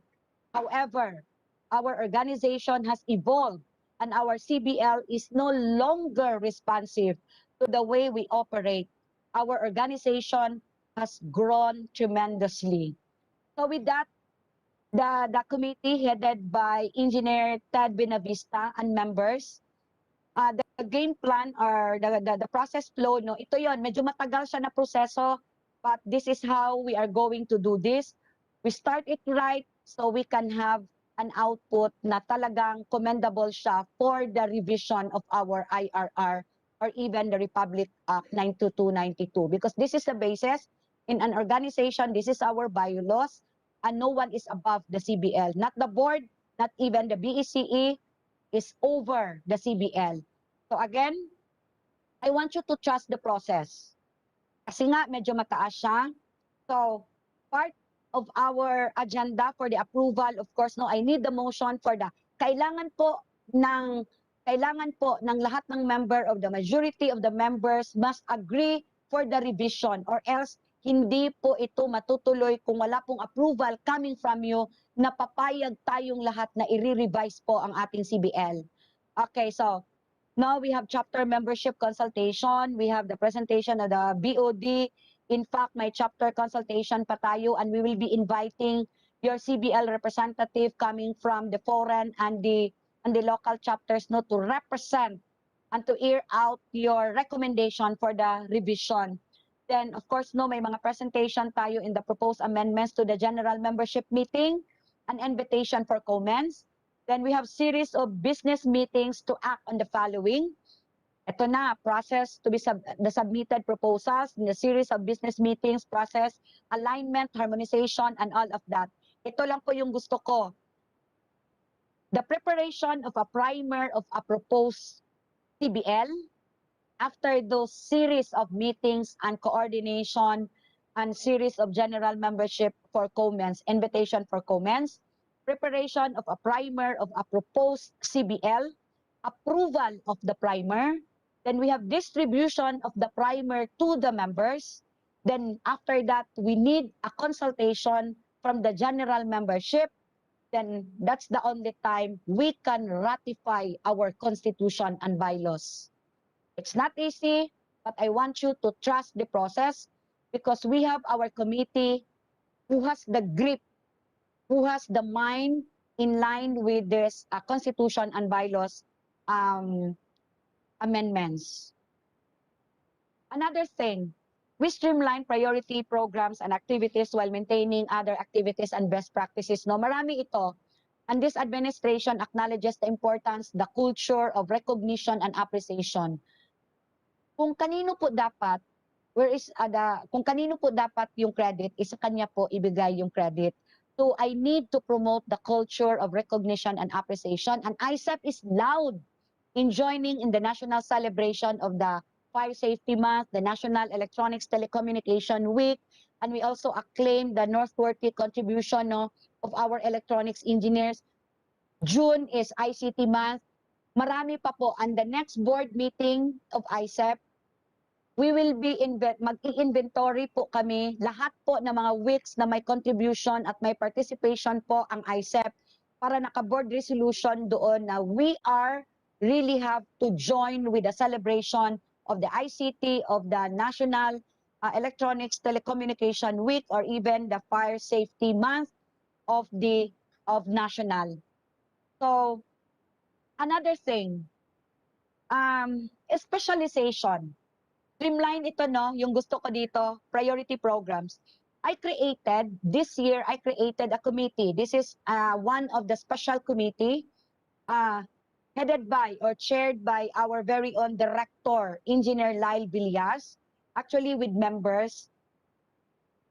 I always entrust to them the wisdom on how to really come up with a good claiming that we are on the pipeline, claiming that we are the priority program of PRC along with the other profession kasi nga nagko-compete tayo na sana mauna yung recognition ng specialization natin.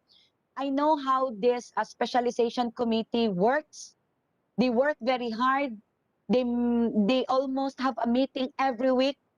May mga expert tayo dito coming from different foreign chapters and local chapters, no, in coming up with a good representation to our PRC, to the career progression and career progression natin. Okay. So, along with that, ECE. The ECE code is also one of the programs. The ECE code included the portal, no? Okay, wait.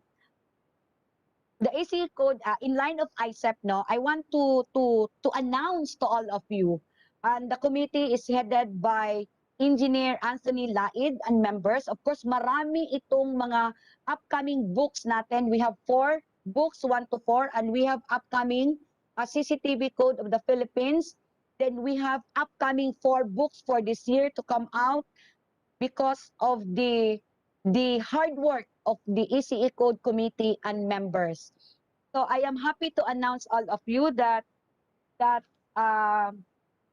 are determined to draft and develop new ECE code, or if not yet a code, we can recommend that as the best practice books, and it follows.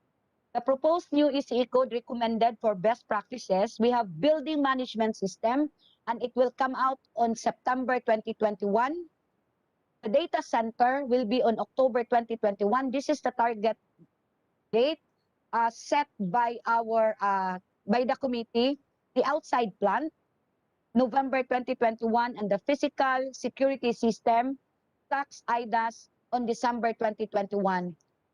Hoping that the target and the roadmap of our ECE Code Committee will come into realization, because we are all needing this one for the protection of our practice and for the realization of our dream that we can be the best professional organization adhering all the specification and the standards, no, of the implementation of our Republic Act 9292.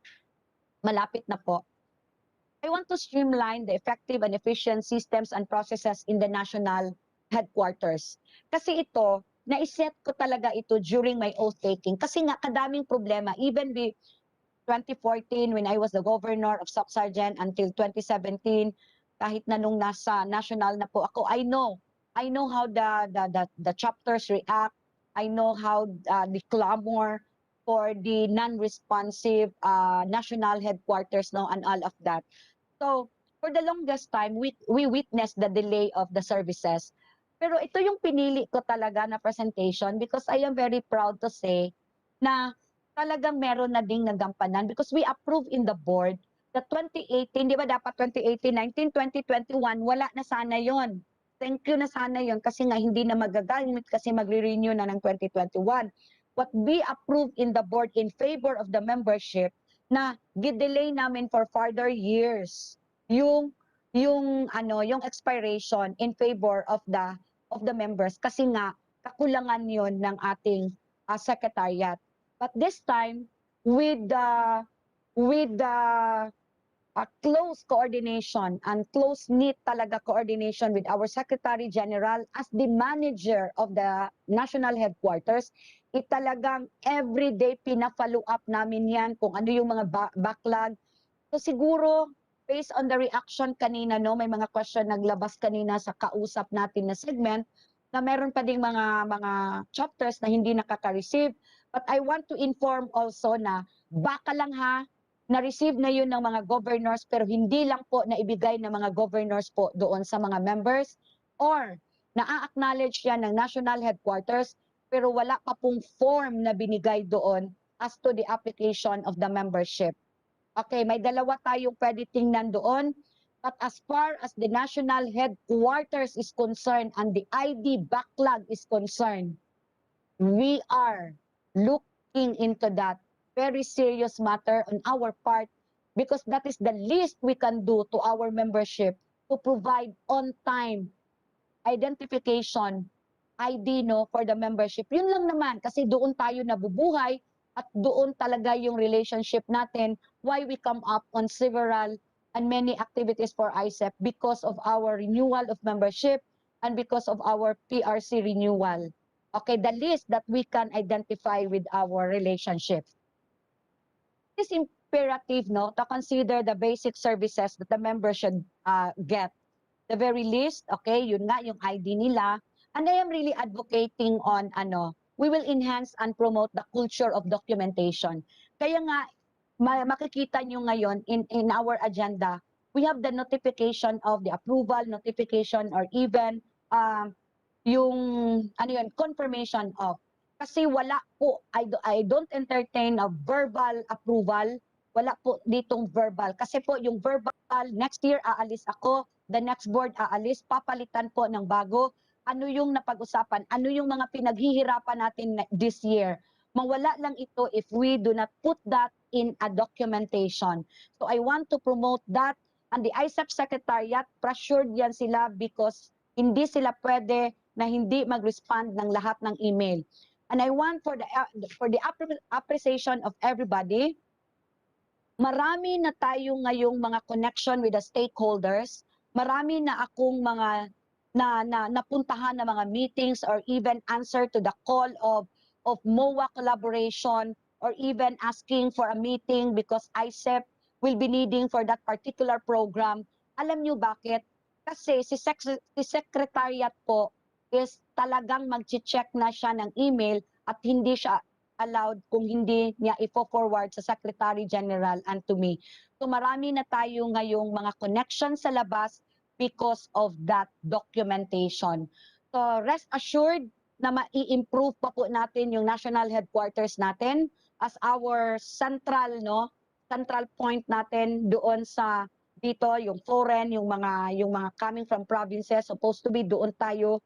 Tapos it could be a good manifestation also na wala na talaga, hopefully 95% good, and we've actually nasa 900 plus, almost 1,000 po na yung na-print na ng mga ID. And I believe 2021 na lang yung ongoing na pinoprocess na yon.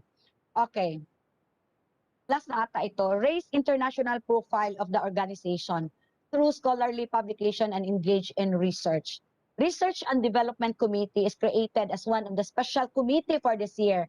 Yung sabi po kanina ni Engineer Rino, yung pinaka-first nga speaker siya in the afternoon, kasi nga sabi niya, pag mawawala yung presidente or yung national board na hindi po advocate doon sa research and development.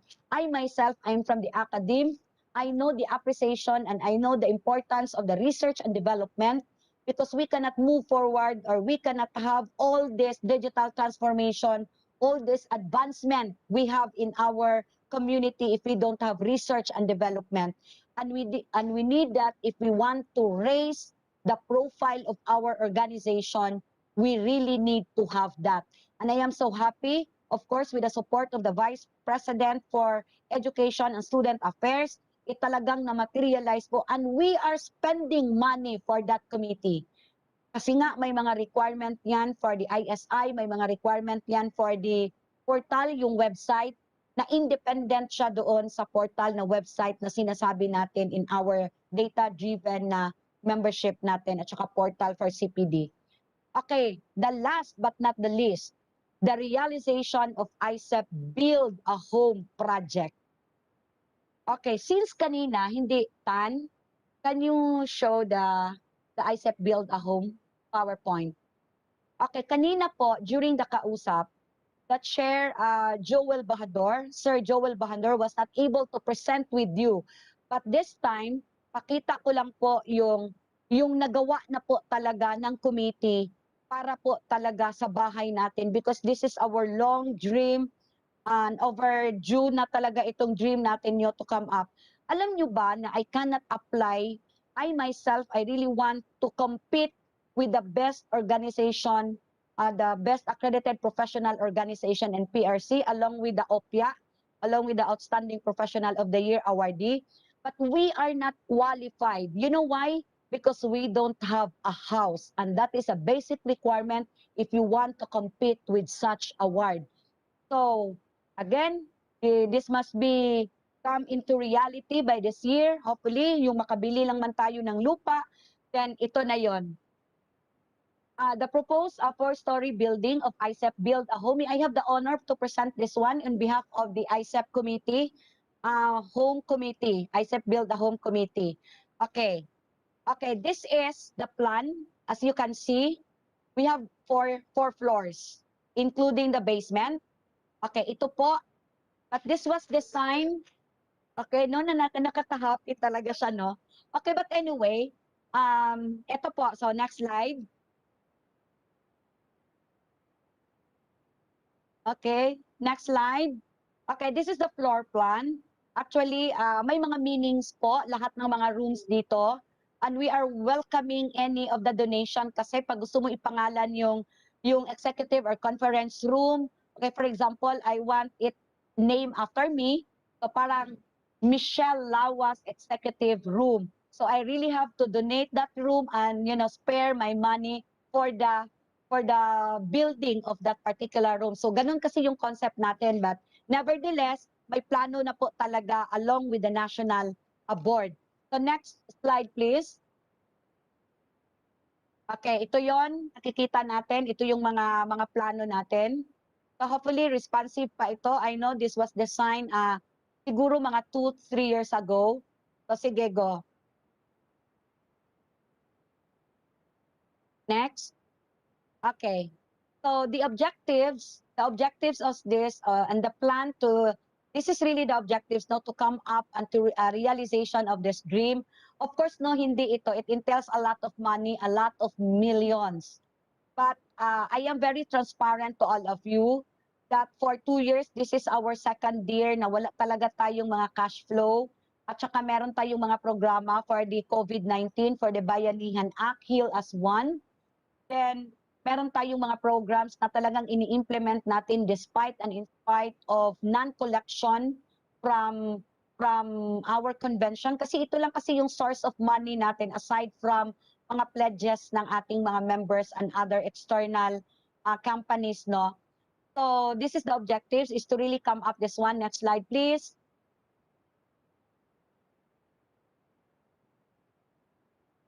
Okay, to be able to purchase 150, yung sabi ko kanina, kung wala palang restriction, nung August is talagang nakapag-sign na tayo ng contract with the purchase of 150 square meter, no? Yung sa location na sinabi ni Sir kanina, and it cost us 7.5 million. And I guess it's fair enough. The amount is fair enough since it is located naman sa heart naman siya ng city, no? So, talagang imama-materialize natin yung purchase of lot natin this year.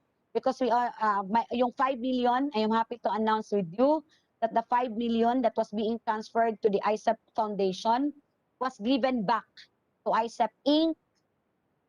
For the purpose of that lot, for the purchase of lot for the IECEP Build a Home.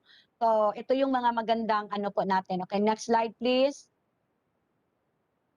So, execute income generating, ito yon projected expenses natin. No, wait. I have to...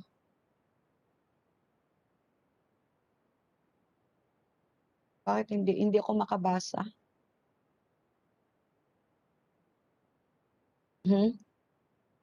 Gusto ko kasi makita on how to come up with the 21 million. Ako actually, kung pwede lang akong pumunta doon.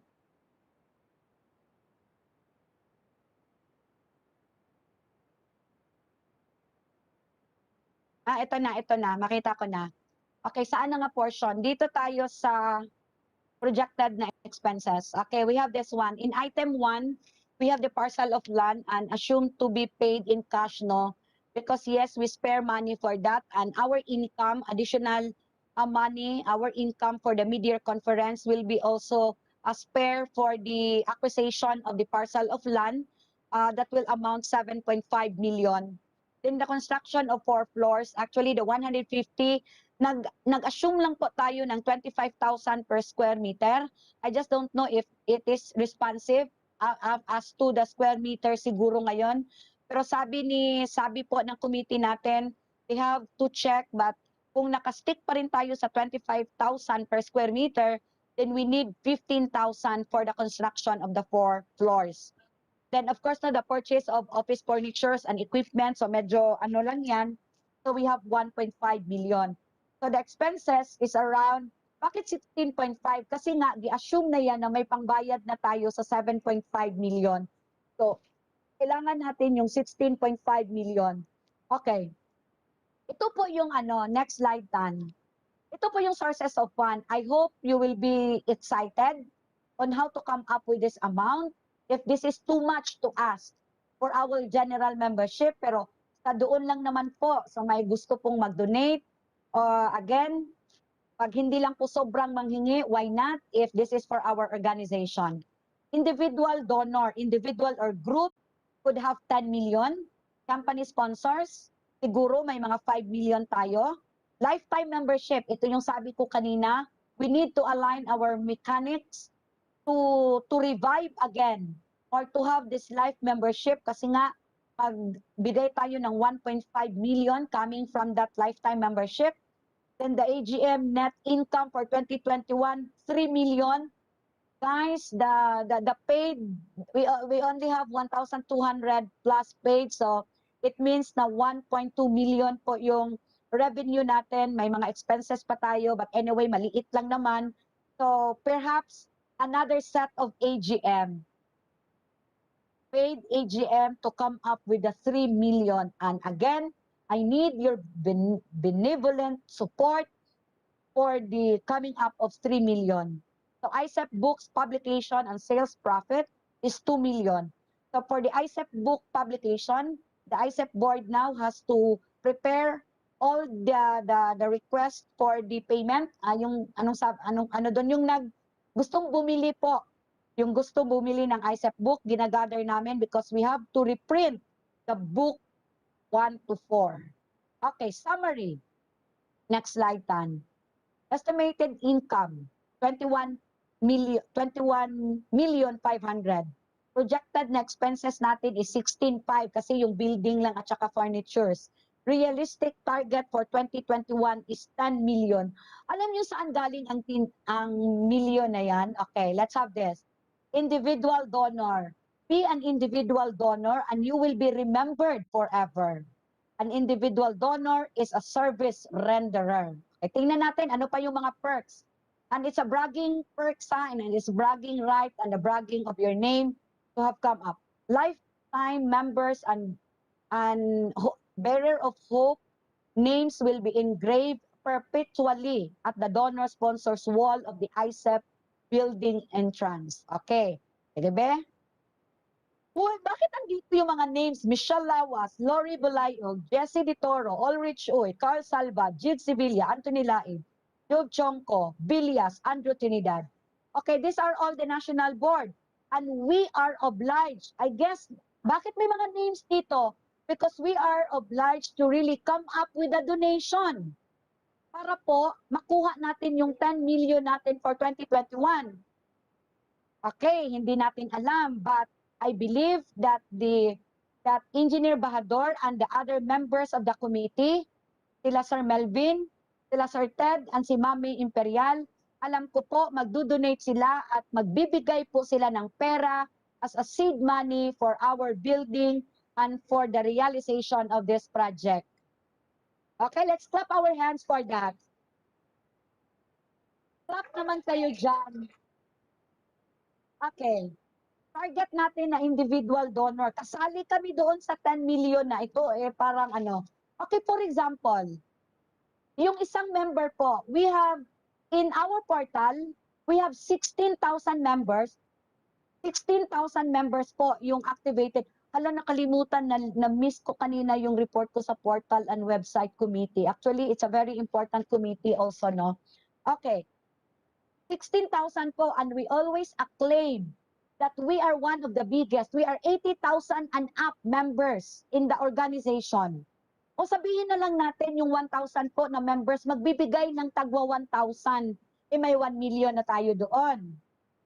Yung 1,000 members, another 1,000 members is magbigay ng 5,000 kasi nga medyo maganda yung kabuhayan. Is talagang generous lang po yung tao.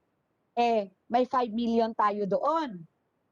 How about additional 1,000 members, magbigay ng 10,000.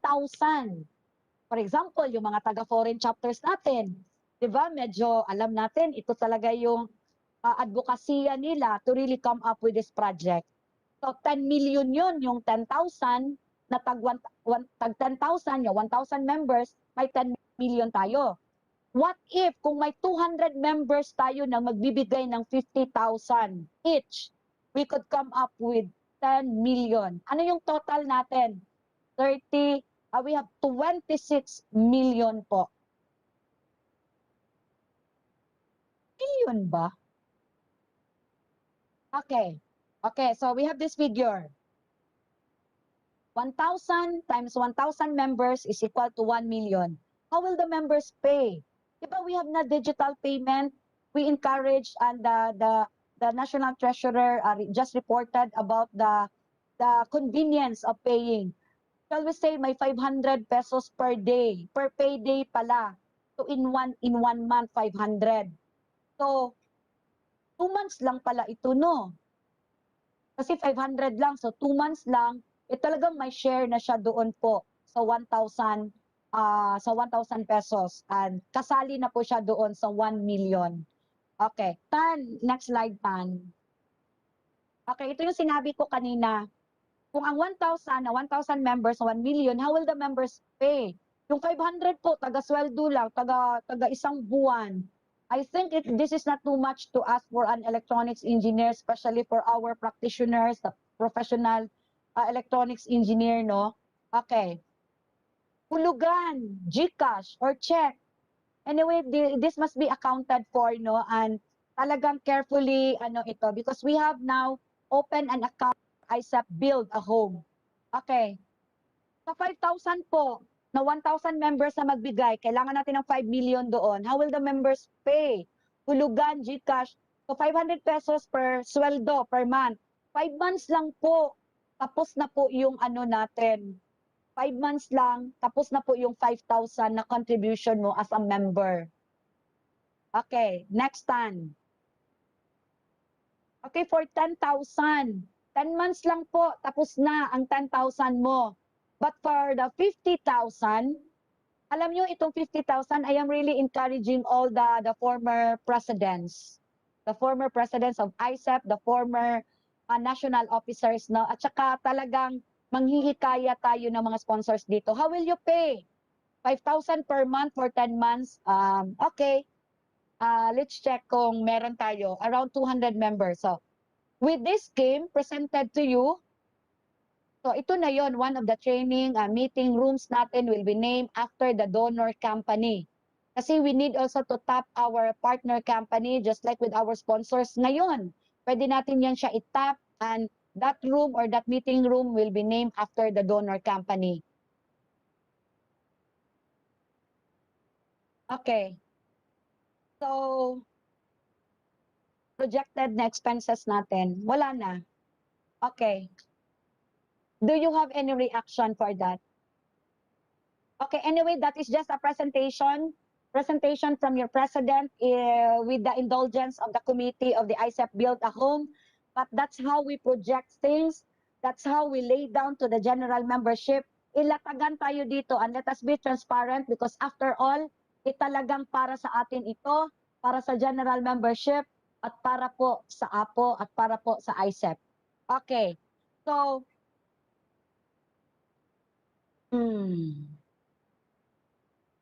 okay. For the portal, ibalik ko lang po, kawawa naman po yung portal kasi nag-i-effort talaga sila no with the portal website. Do we have the membership portal awareness no and the usage, then the campaign for reinforced use of the membership portal resulted in an increase of 224% increase in May 2021. Imagine 224% from 5K na users to 16,000 users as of May 30. Ito po yung sinabi ko kanina, itong portal. Wala ito. Ito po yung sinabi ko kanina na in the portal may 16,000 na tayo na users, so therefore they are all active kasi nga nagla-login sila doon for the CPD portal and for the CPD appreciation, no? Then, yung CPD portal awareness natin, recorded a total of 95 events as of May 2021. Tremendous increase in terms of CPD portal events, no? Then the monthly average of 15 service, then actually modern design. Our website is revamped, di ba? So enhanced features, ongoing po, tinatrabaho na po ng committee natin for the enhanced feature of our website. Okay, yung enrichment po natin at saka engagement po, traffic and engagement of the website is on a positive note as the new website now on the top 10. Okay, that is a good development for the portal, no, naging top 10 na sila. Okay, so, Diyos ko, ano ba? Okay, so we have other members and engagement services, no. I want to inform everybody because of the national headquarters na talagang every morning nag-check na sila ng mga emails, communication directly addressed to the IECEP, no, to the national president or even to the officers, no. Talagang marami na po tayo mga engagement ngayon. So because of that, PTC and the IECEP, your IECEP national president was being elected as the PTC secretary, and we are serving now as part of the 13 strong engineering profession in the PTC, no? And actually we are serving, I am representing there as the IECEP president, as a representative of IECEP. Then on the coming July and August, the PTC in collaboration with IECEP, we will be sponsoring an event for the virtual AER, ano yan, Advanced Engineering AER, Advanced Engineering Registry, virtual conferment of our ASEAN, different no ASEAN engineers. So we will be holding that in collaboration with PTC. So I will be assigning mostly foreign chapters para po doon sa mag-prepare to be partnered by the PTC for the conferment of our 109 conferees this coming July and August. So it will be, hatiin yan sila kasi papapasukin din yung other trade natin, yung mga mechanical, yung mga electrical, then we will be handling the program. Because this is the first time, because of our openness to serve to the community, then we're able to connect, we're able to communicate with them, and they are very happy na talagang responsive na po yung IECEP ngayon through that invitation and through the being so responsive no on the demand of our stakeholders, partners. Okay, so thank you so much. That's all for the President's report for this mid-year convention. Hintayin nyo naman ako, in God, puhon-puhon on our EAGM for my report for June 2021 to December 2021 accomplishment and issues of the national. Okay, so thank you very much for bearing with me and for having that technical problem no na ano. So let's proceed, I guess. Madam President,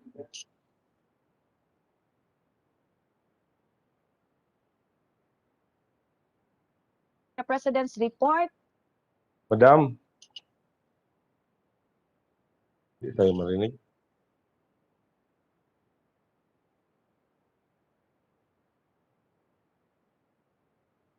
Madam President, may I have the floor? May I acknowledge the technical working group or the mid-year convention chair, Engineer Adonis Talabo. Yes, you are raising your hand. May I manifest that the President's report be included as part of the agenda? May I move, Madam Chair?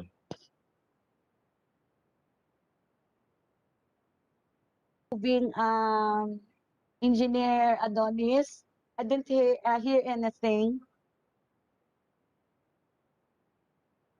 May bayad na to kasi pangalawa na eh. May I have the floor again, Madam? May I Yes, manifest? go ahead. You are acknowledged. You are acknowledged. Yes, please.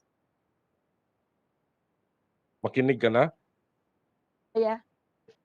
May I manifest that the President's report be included as part of the agenda? May I move, Madam Chair? Okay, thank you. Thank you so much for that manifestation, Engineer Talabo, that the President's report will be part of the agenda and we will part that as our documentation in the mid-year 2021. Since that is a motion, I need a second from the floor. Madam Chair. Madam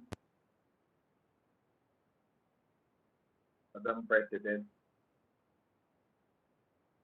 Okay, may I acknowledge Engineer Albert Ago, for, Governor of Cordillera, Par. I second the motion set forth by the convention chairman to include the report of the President in the agenda.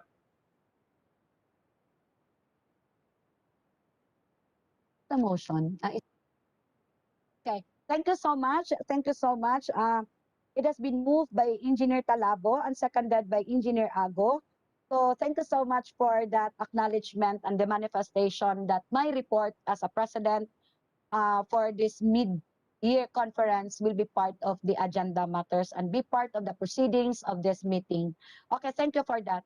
So perhaps we can now proceed to the new business. Okay, since the provisional agenda was being approved as the agenda matters for the day, so may I request the Secretary General to please flash on the screen the new business or the new business for approval, for confirmation, and for the notation. Yes, Madam President. Secretary? Okay, Madam President. The new business Can you read to us the first agenda matter? Yes, Madam President. The first for approval is the amendment You of are the muted. You are muted. Okay.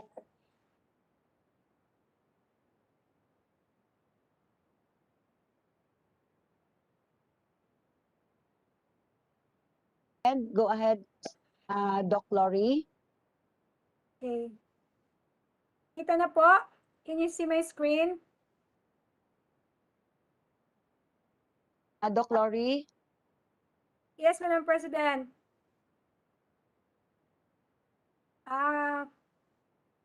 Okay. Naririnig ba po ako? Yes, Ma'am Lori, go ahead. Yes, Madam President, the first agenda for approval, the amendments of the current constitution and bylaws of the Institute of Electronics Engineers of the Philippines Incorporated. Okay, so thank you so much for that, Secretary General. Okay, for approval, the amendment of the current constitution and bylaws of the Institute of Electronics Engineers of the Philippines Incorporated, as what I have presented in the committee report of our constitution and bylaws, we cannot undertake all or any amendment of our constitution and bylaws if the general membership will not make a motion and make an approval for the amendment before we can proceed to the next activity. So with that, may I request the general membership for any motion for the approval of the amendments.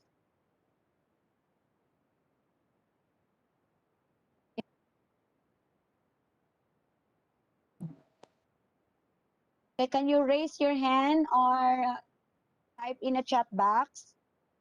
Secretary, you can check in the chat box, like somebody named Benjamin.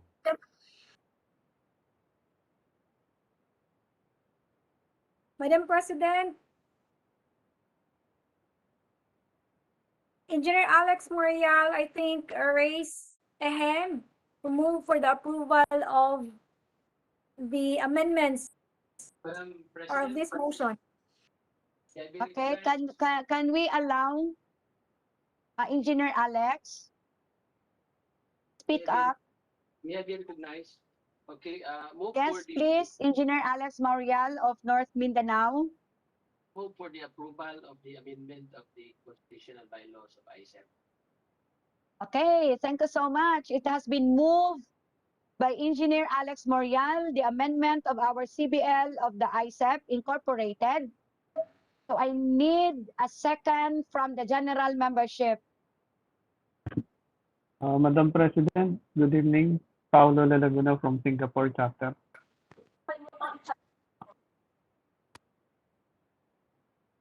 So yes, Engineer Paulo of IECEP Singapore. Yes, ma'am, I move the motion. I second the motion. Okay, so thank you so much. The amendment of the current constitution and bylaws of IECEP Incorporated is being moved by Engineer Alex Morial and seconded by Engineer Paulo Lalaguna. Now open for a discussion since the motion is being accepted and seconded. So any discussion on this matter? So if there is none, I will wait any manifestation from the ground, from the general membership, any discussion with regards to the approval of the amendments.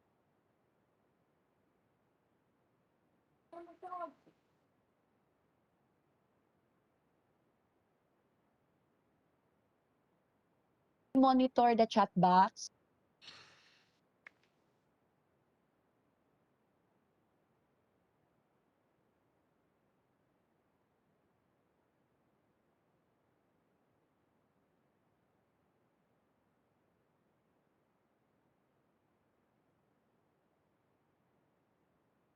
Page 1. Madam President, may I be allowed to read some Yes. reactions as Yes, requested please. from Engineer Tanya. Zamboanga North, from Engineer Jefferson Manrique. The reaction was, may we know what specific provisions will be revised? Okay, thank you for that question. Since in the CBL, again, according to based on my report kanina, this is no longer responsive with the way we operate or even in the coordination of our chapters and any other provisions in the bylaws. So we have created many special committee just to support for our standing committee in the ICEP and even the structure of the organization. But I will not talk so much on that because again, there is a series of meetings and series of consultation, even the legal aspect in the amendments of the of the amendments process.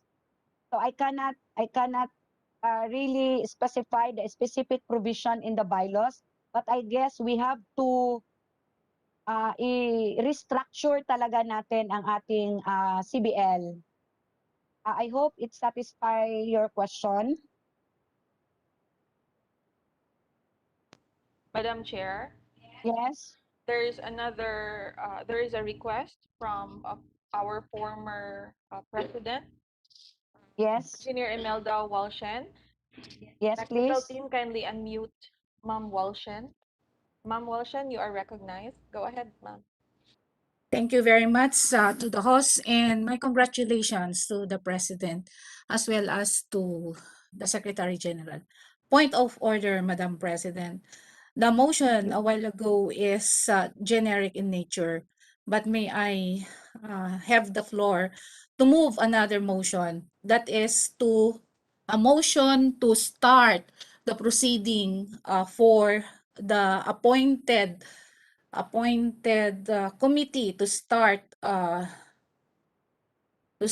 the activities in order to generate information on what provisions of the CBL needs to be amended. That's all, Madam President. Okay, thank you for that, Engineer Imelda Walshen, our immediate past president. Okay, so there is a motion that the committee chair will specify to what particular in the provision to be amended. Madam President, Can I recognize? Yes, Sir Alex. there was an amendatory motion, and I agree with the amendatory motion. So With IPP there was an Walshen. amendatory motion from Ma'am Imelda, and I agree for the amendatory motion. Just for the record. Okay. Okay, thank you so much for that. Madam Chair. Okay. So may I call on I guess, Madam Chair. Yes. Madam Chair, the chairman of the CBL committee is requesting to be recognized. Yes, please. May I request the CBL committee chair, Engineer Ted Binavista. You are recognized, sir. Tech team, kindly unmute Sir Ted, please. Sir Ted, you are recognized. Yeah, good evening, Madam Chair. Yes, Thank sir. you for recognizing me. I think the motion should not be the approval of the amendment. It should be a motion to amend the Constitution and bylaws. Once we have that formal motion, then we have to get the proposals from the different members. And that is why during the kausap, I was informing everyone that the moment we have all the inputs coming from the members, we can probably see the picture kung ano yung aspiration of the members.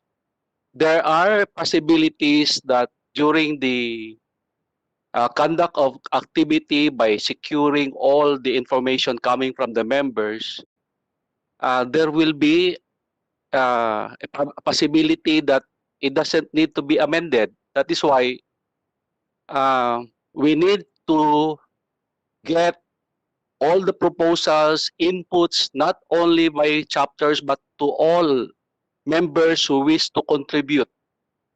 Kaya may I ask again, Madam President, to amend the motion instead of approval. It should be a motion to amend our Constitution and bylaws. And that's the only way to start with doing the activity. Otherwise, if there is no motion coming from the members, the committee cannot go forward. Madam President, thank you.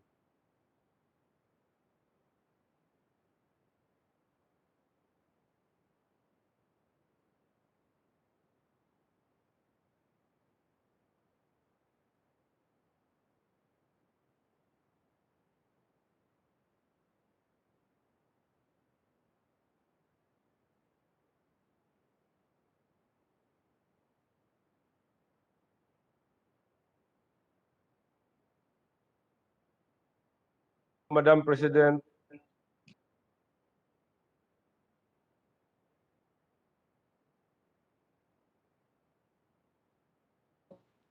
Okay, so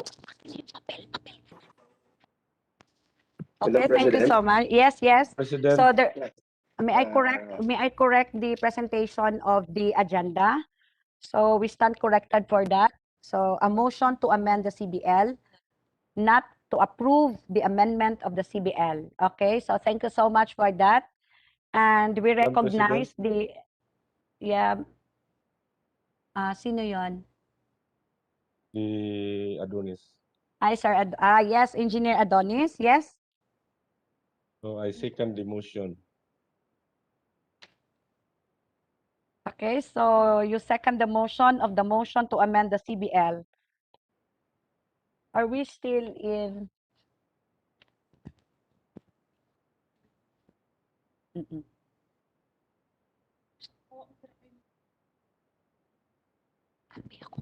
Yeah, Madam Chair, if I may be recognized, Madam Chair. Yes. Sir, you sorry, I cannot I do not see the name.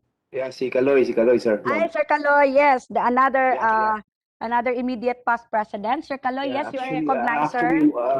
I support the idea of former President Ted Buenavista, so I made the motion to amend the current CBL.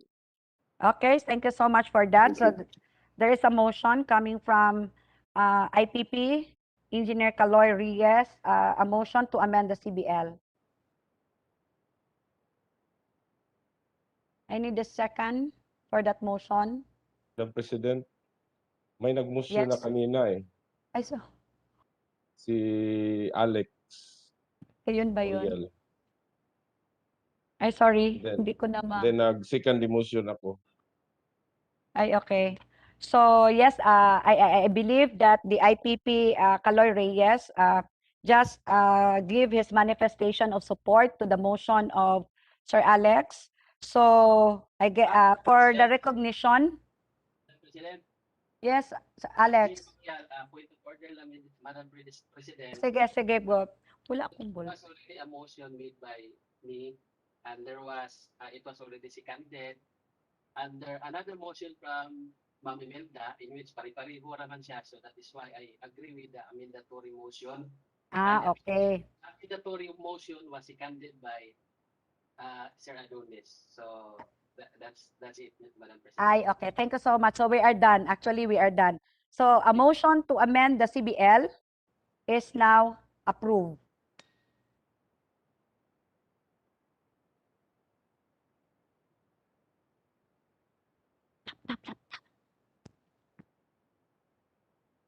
Okay, so let us proceed with our second agenda matter.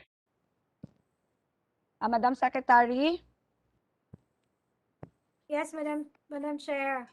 The second agenda is this is for approval, the adoption of the publication of the draft for the publication of the draft proposed CCTV code of the Philippines to be recommended as best practice manual of the institute and to be titled CCTV System Design, Implementation, Operation, and Maintenance Best Practices of the Philippines. Okay, so thank you so much for that, Madam Secretary. So our second agenda for approval, this is the adoption and publication of the draft CCTV Code of the Philippines to be recommended as best practice manual of the institute to be entitled the CCTV System Design, Implementation, Operation, and Best Practices of the Philippines. So I will just give you an overview of what happened to the draft CCTV Code of the Philippines that was approved during the plenary session, the plenary meeting EAGM in November 2021. And up to this time, actually, we had a letter of query to the BECE to Dr. Alnar Ditalia as to the status report of that draft code coming from IECEP. And it says in the letter that still in the DICT for evaluation, for further evaluation. And in fact, the DICT created a committee, a technical working group to really look into the draft for the recommendation, of course, for the recommendation. Then it seems that the process of the BECE will really delay and make delayed siguro further, because after that, not only the ICT, after that, ibibigay pa yan sa other stakeholders or other agency for their approval and for their evaluation and for the recommendation. So in fact, medyo marami pa yung siyang pagdadaanan, but since we forwarded the document, siguro mga last January or December yon, hanggang ngayon nasa DICT pa rin, and we cannot just wait and sit down and wait to the approval to be a code, no, or things like that. But based on the recommendation of the ECE Code Committee, and of course with the concurrence of the National Board, we decided that this draft proposed CCTV Code of the Philippines can be or to be recommended as the best practice manual of the Institute, because no one can stop us, no one can question to the Institute pertaining to practice onto what best practices or references we can have in our profession. So that is why we come up with this agenda item for the approval or for the appreciation of everybody, that while waiting for our CCTV draft, we can utilize this as our best manual or reference for our practice. So that's the overview and the rationale of this agenda. So before I seek for a reaction, so I need a motion. I guess I need a motion coming from the floor regarding the approval of our adoption and the publication. President, there is a message in the chat box from Yes. Russell Torres. Russell, yes, Engineer Russell, you are Can you- recognized. May I request Engineer Tanya beside me to please read.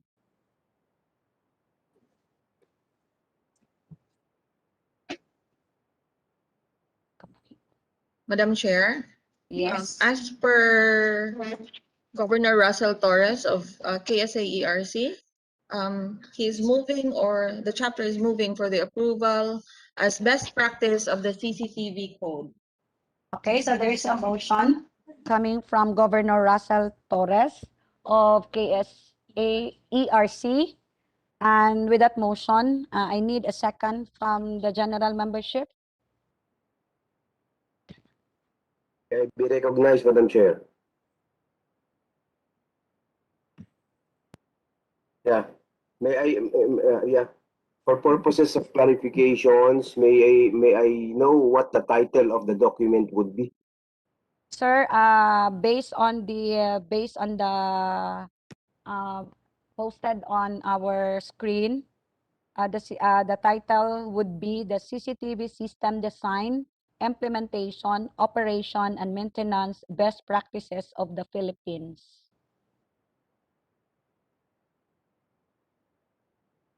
Sir Kaloy? Thank you very much, Madam Chair, for the clarification. No further comment. Okay, thank you so much.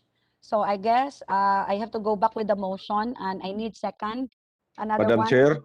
Yeah. Before I will entertain any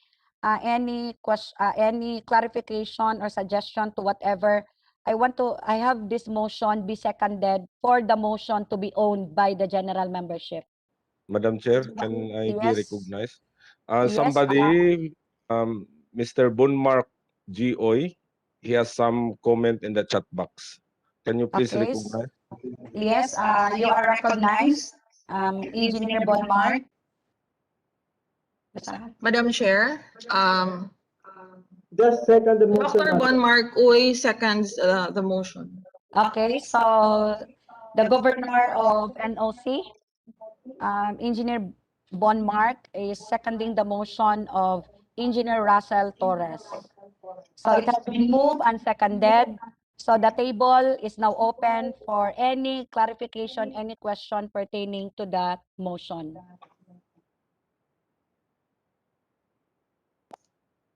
May we request the general membership, should you need to, or should you want to speak up, you are allowed to do so. Just click the raise hand option. It's click the reactions button. The raise hand option is inside the reactions button. Once you raise your hand, our tech team will be able to spot your reaction and we'd be able to know if you'd want to speak up.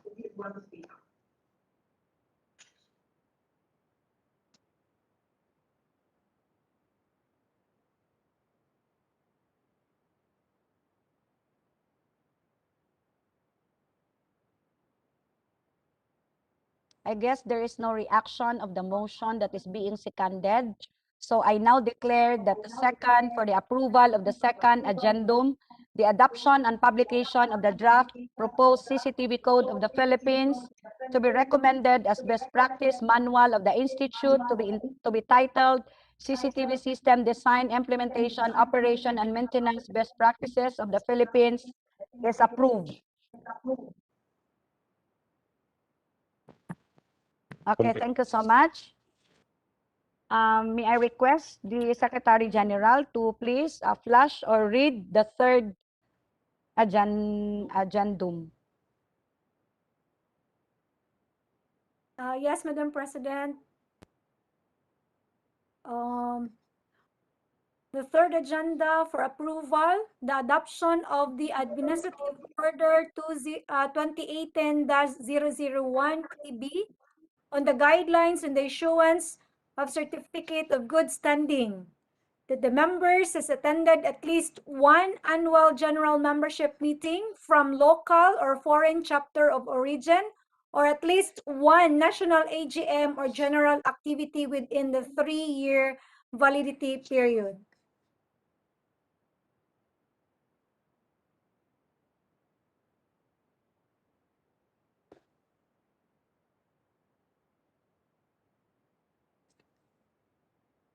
Madam President.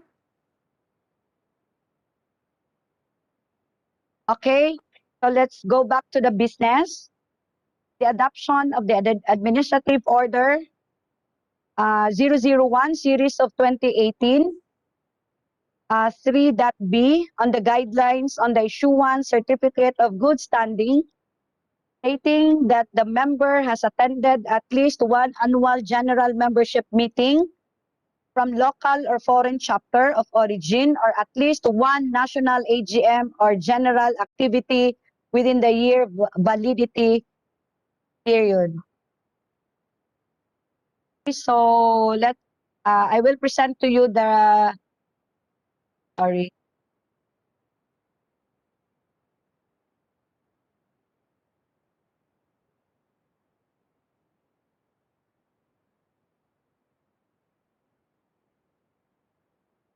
So you have in your screen the guidelines on the issuance of certificate of good standing.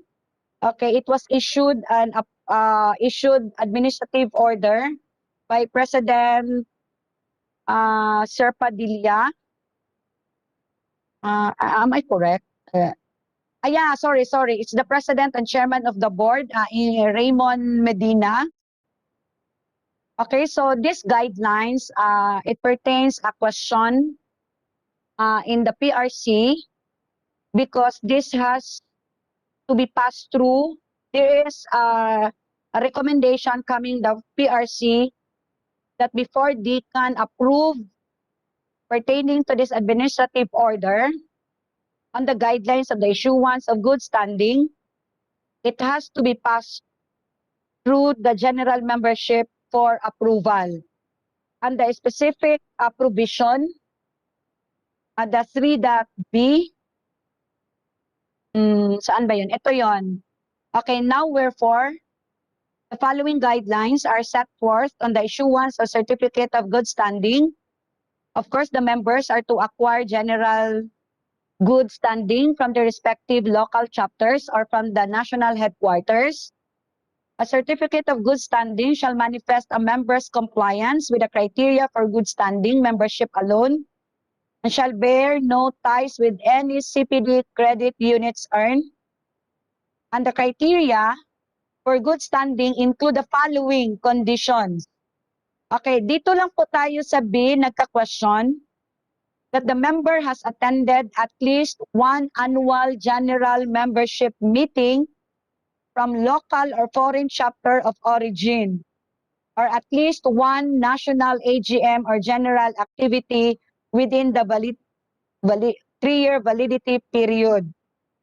Okay, so that's the only question of the PRC that needs the approval of this general membership.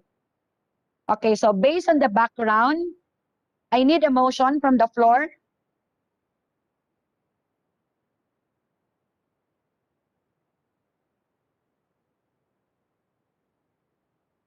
Madam Chair,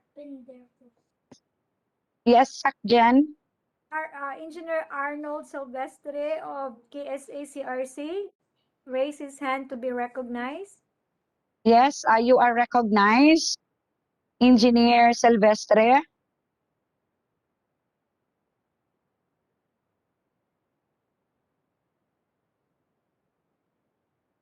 Yes, sir.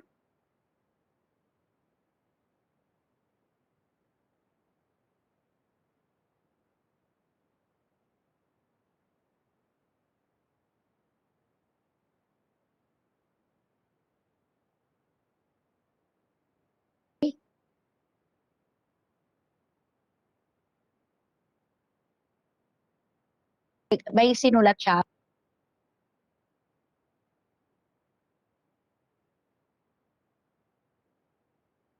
Madam Chair. Yes, I think wala siya, but there is another members, Madam Chair, Engineer Jimmy Santos. He moves the motion adoption of AO 2018-0013.b to be approved. Okay, so thank you so much for that motion, Engineer Jimmy Santos of Oman chapter, Foreign Oman chapter. Okay, since there is a motion, I need a second from the floor. Madam Chair. Yes, Madam Secretary. Engineer Mariano seconded the motion, and so with Engineer Steven Tiritan. And Okay, so it has been moved and seconded. So therefore, the adoption of the administrative order 110 series of 2018 3.b. And we can now, the table is now open for further discussion and clarification with regards to this administrative order. May I have a hand? May be recognized. Can I be recognized, Madam Chair? Sino? Yes, Engineer Alex. You are recognized, sir. Ma'am, we're in the discussion, no? Probably this is a good input for the CDL, this administrative order. Once this will be approved by the assembly, this could be a good input for the membership, particularly on the issuance of the good standing. It's in the CDL. Thank you for. Thank you so much for that. And that is noted. May I have another hand? Madam Chair, Director Lyle. Engineer Lyle, Director Lyle. Yes, may I be recognized, Madam? Yes, you are. Yes, Madam, just a point of clarification. Are we now accepting yung way of the motion and seconding the motion through a chat? And kanina po kasi we are advocating for verbal motion by the one who is doing that and seconding it. Now we are doing it for the past two motions. I think we have referred to the chats. just being Okay. articulated by the Secretary General. So, just a point of clarification po if we are going through that route. Thank you. Okay, so if the technical team, can you please be prepared for the raising of hands and recognize our member. So ibalik ko, the motion was being given by Engineer Alex Morial and seconded by Engineer Mariano. Correction, Madam Chair. Tama ba? Yes? No, but the motion is from Engineer Santos, seconded by Ay, sorry, Oman.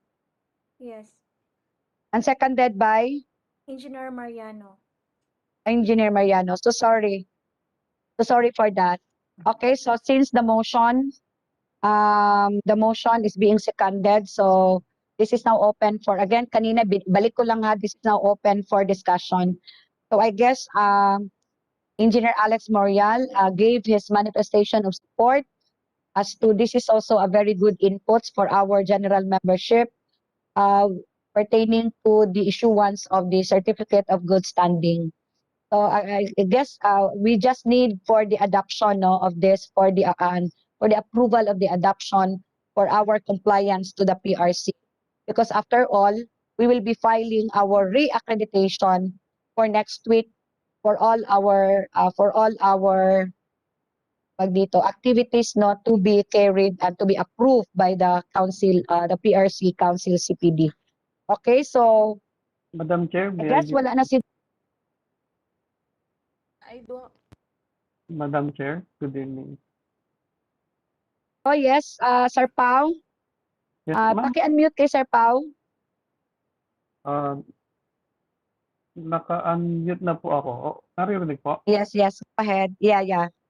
Yes, Madam Chair, point of clarification po with respect to the certificate of good standing. Is this pertaining to the certificate of good standing supposedly for renewal of the RC license o pati po yung mga advanced level engineering endorsements ng na attached with the certificate of good standing? Thank you for that. Yes, Engineer Pao.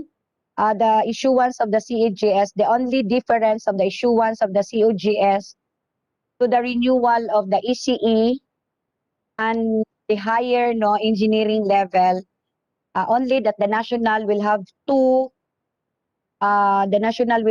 to approve or to give the COGS or issue the COGS.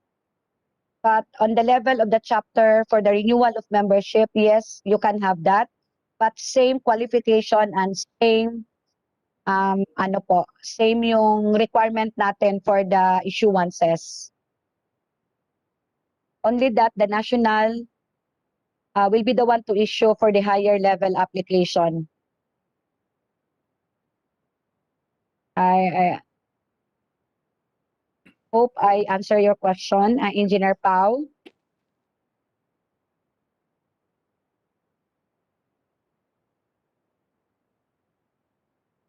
Okay, so since it's only a point of clarification and there is no violent reaction or Madam argument. President, may I be recognized? Yes, Madam President, Arnold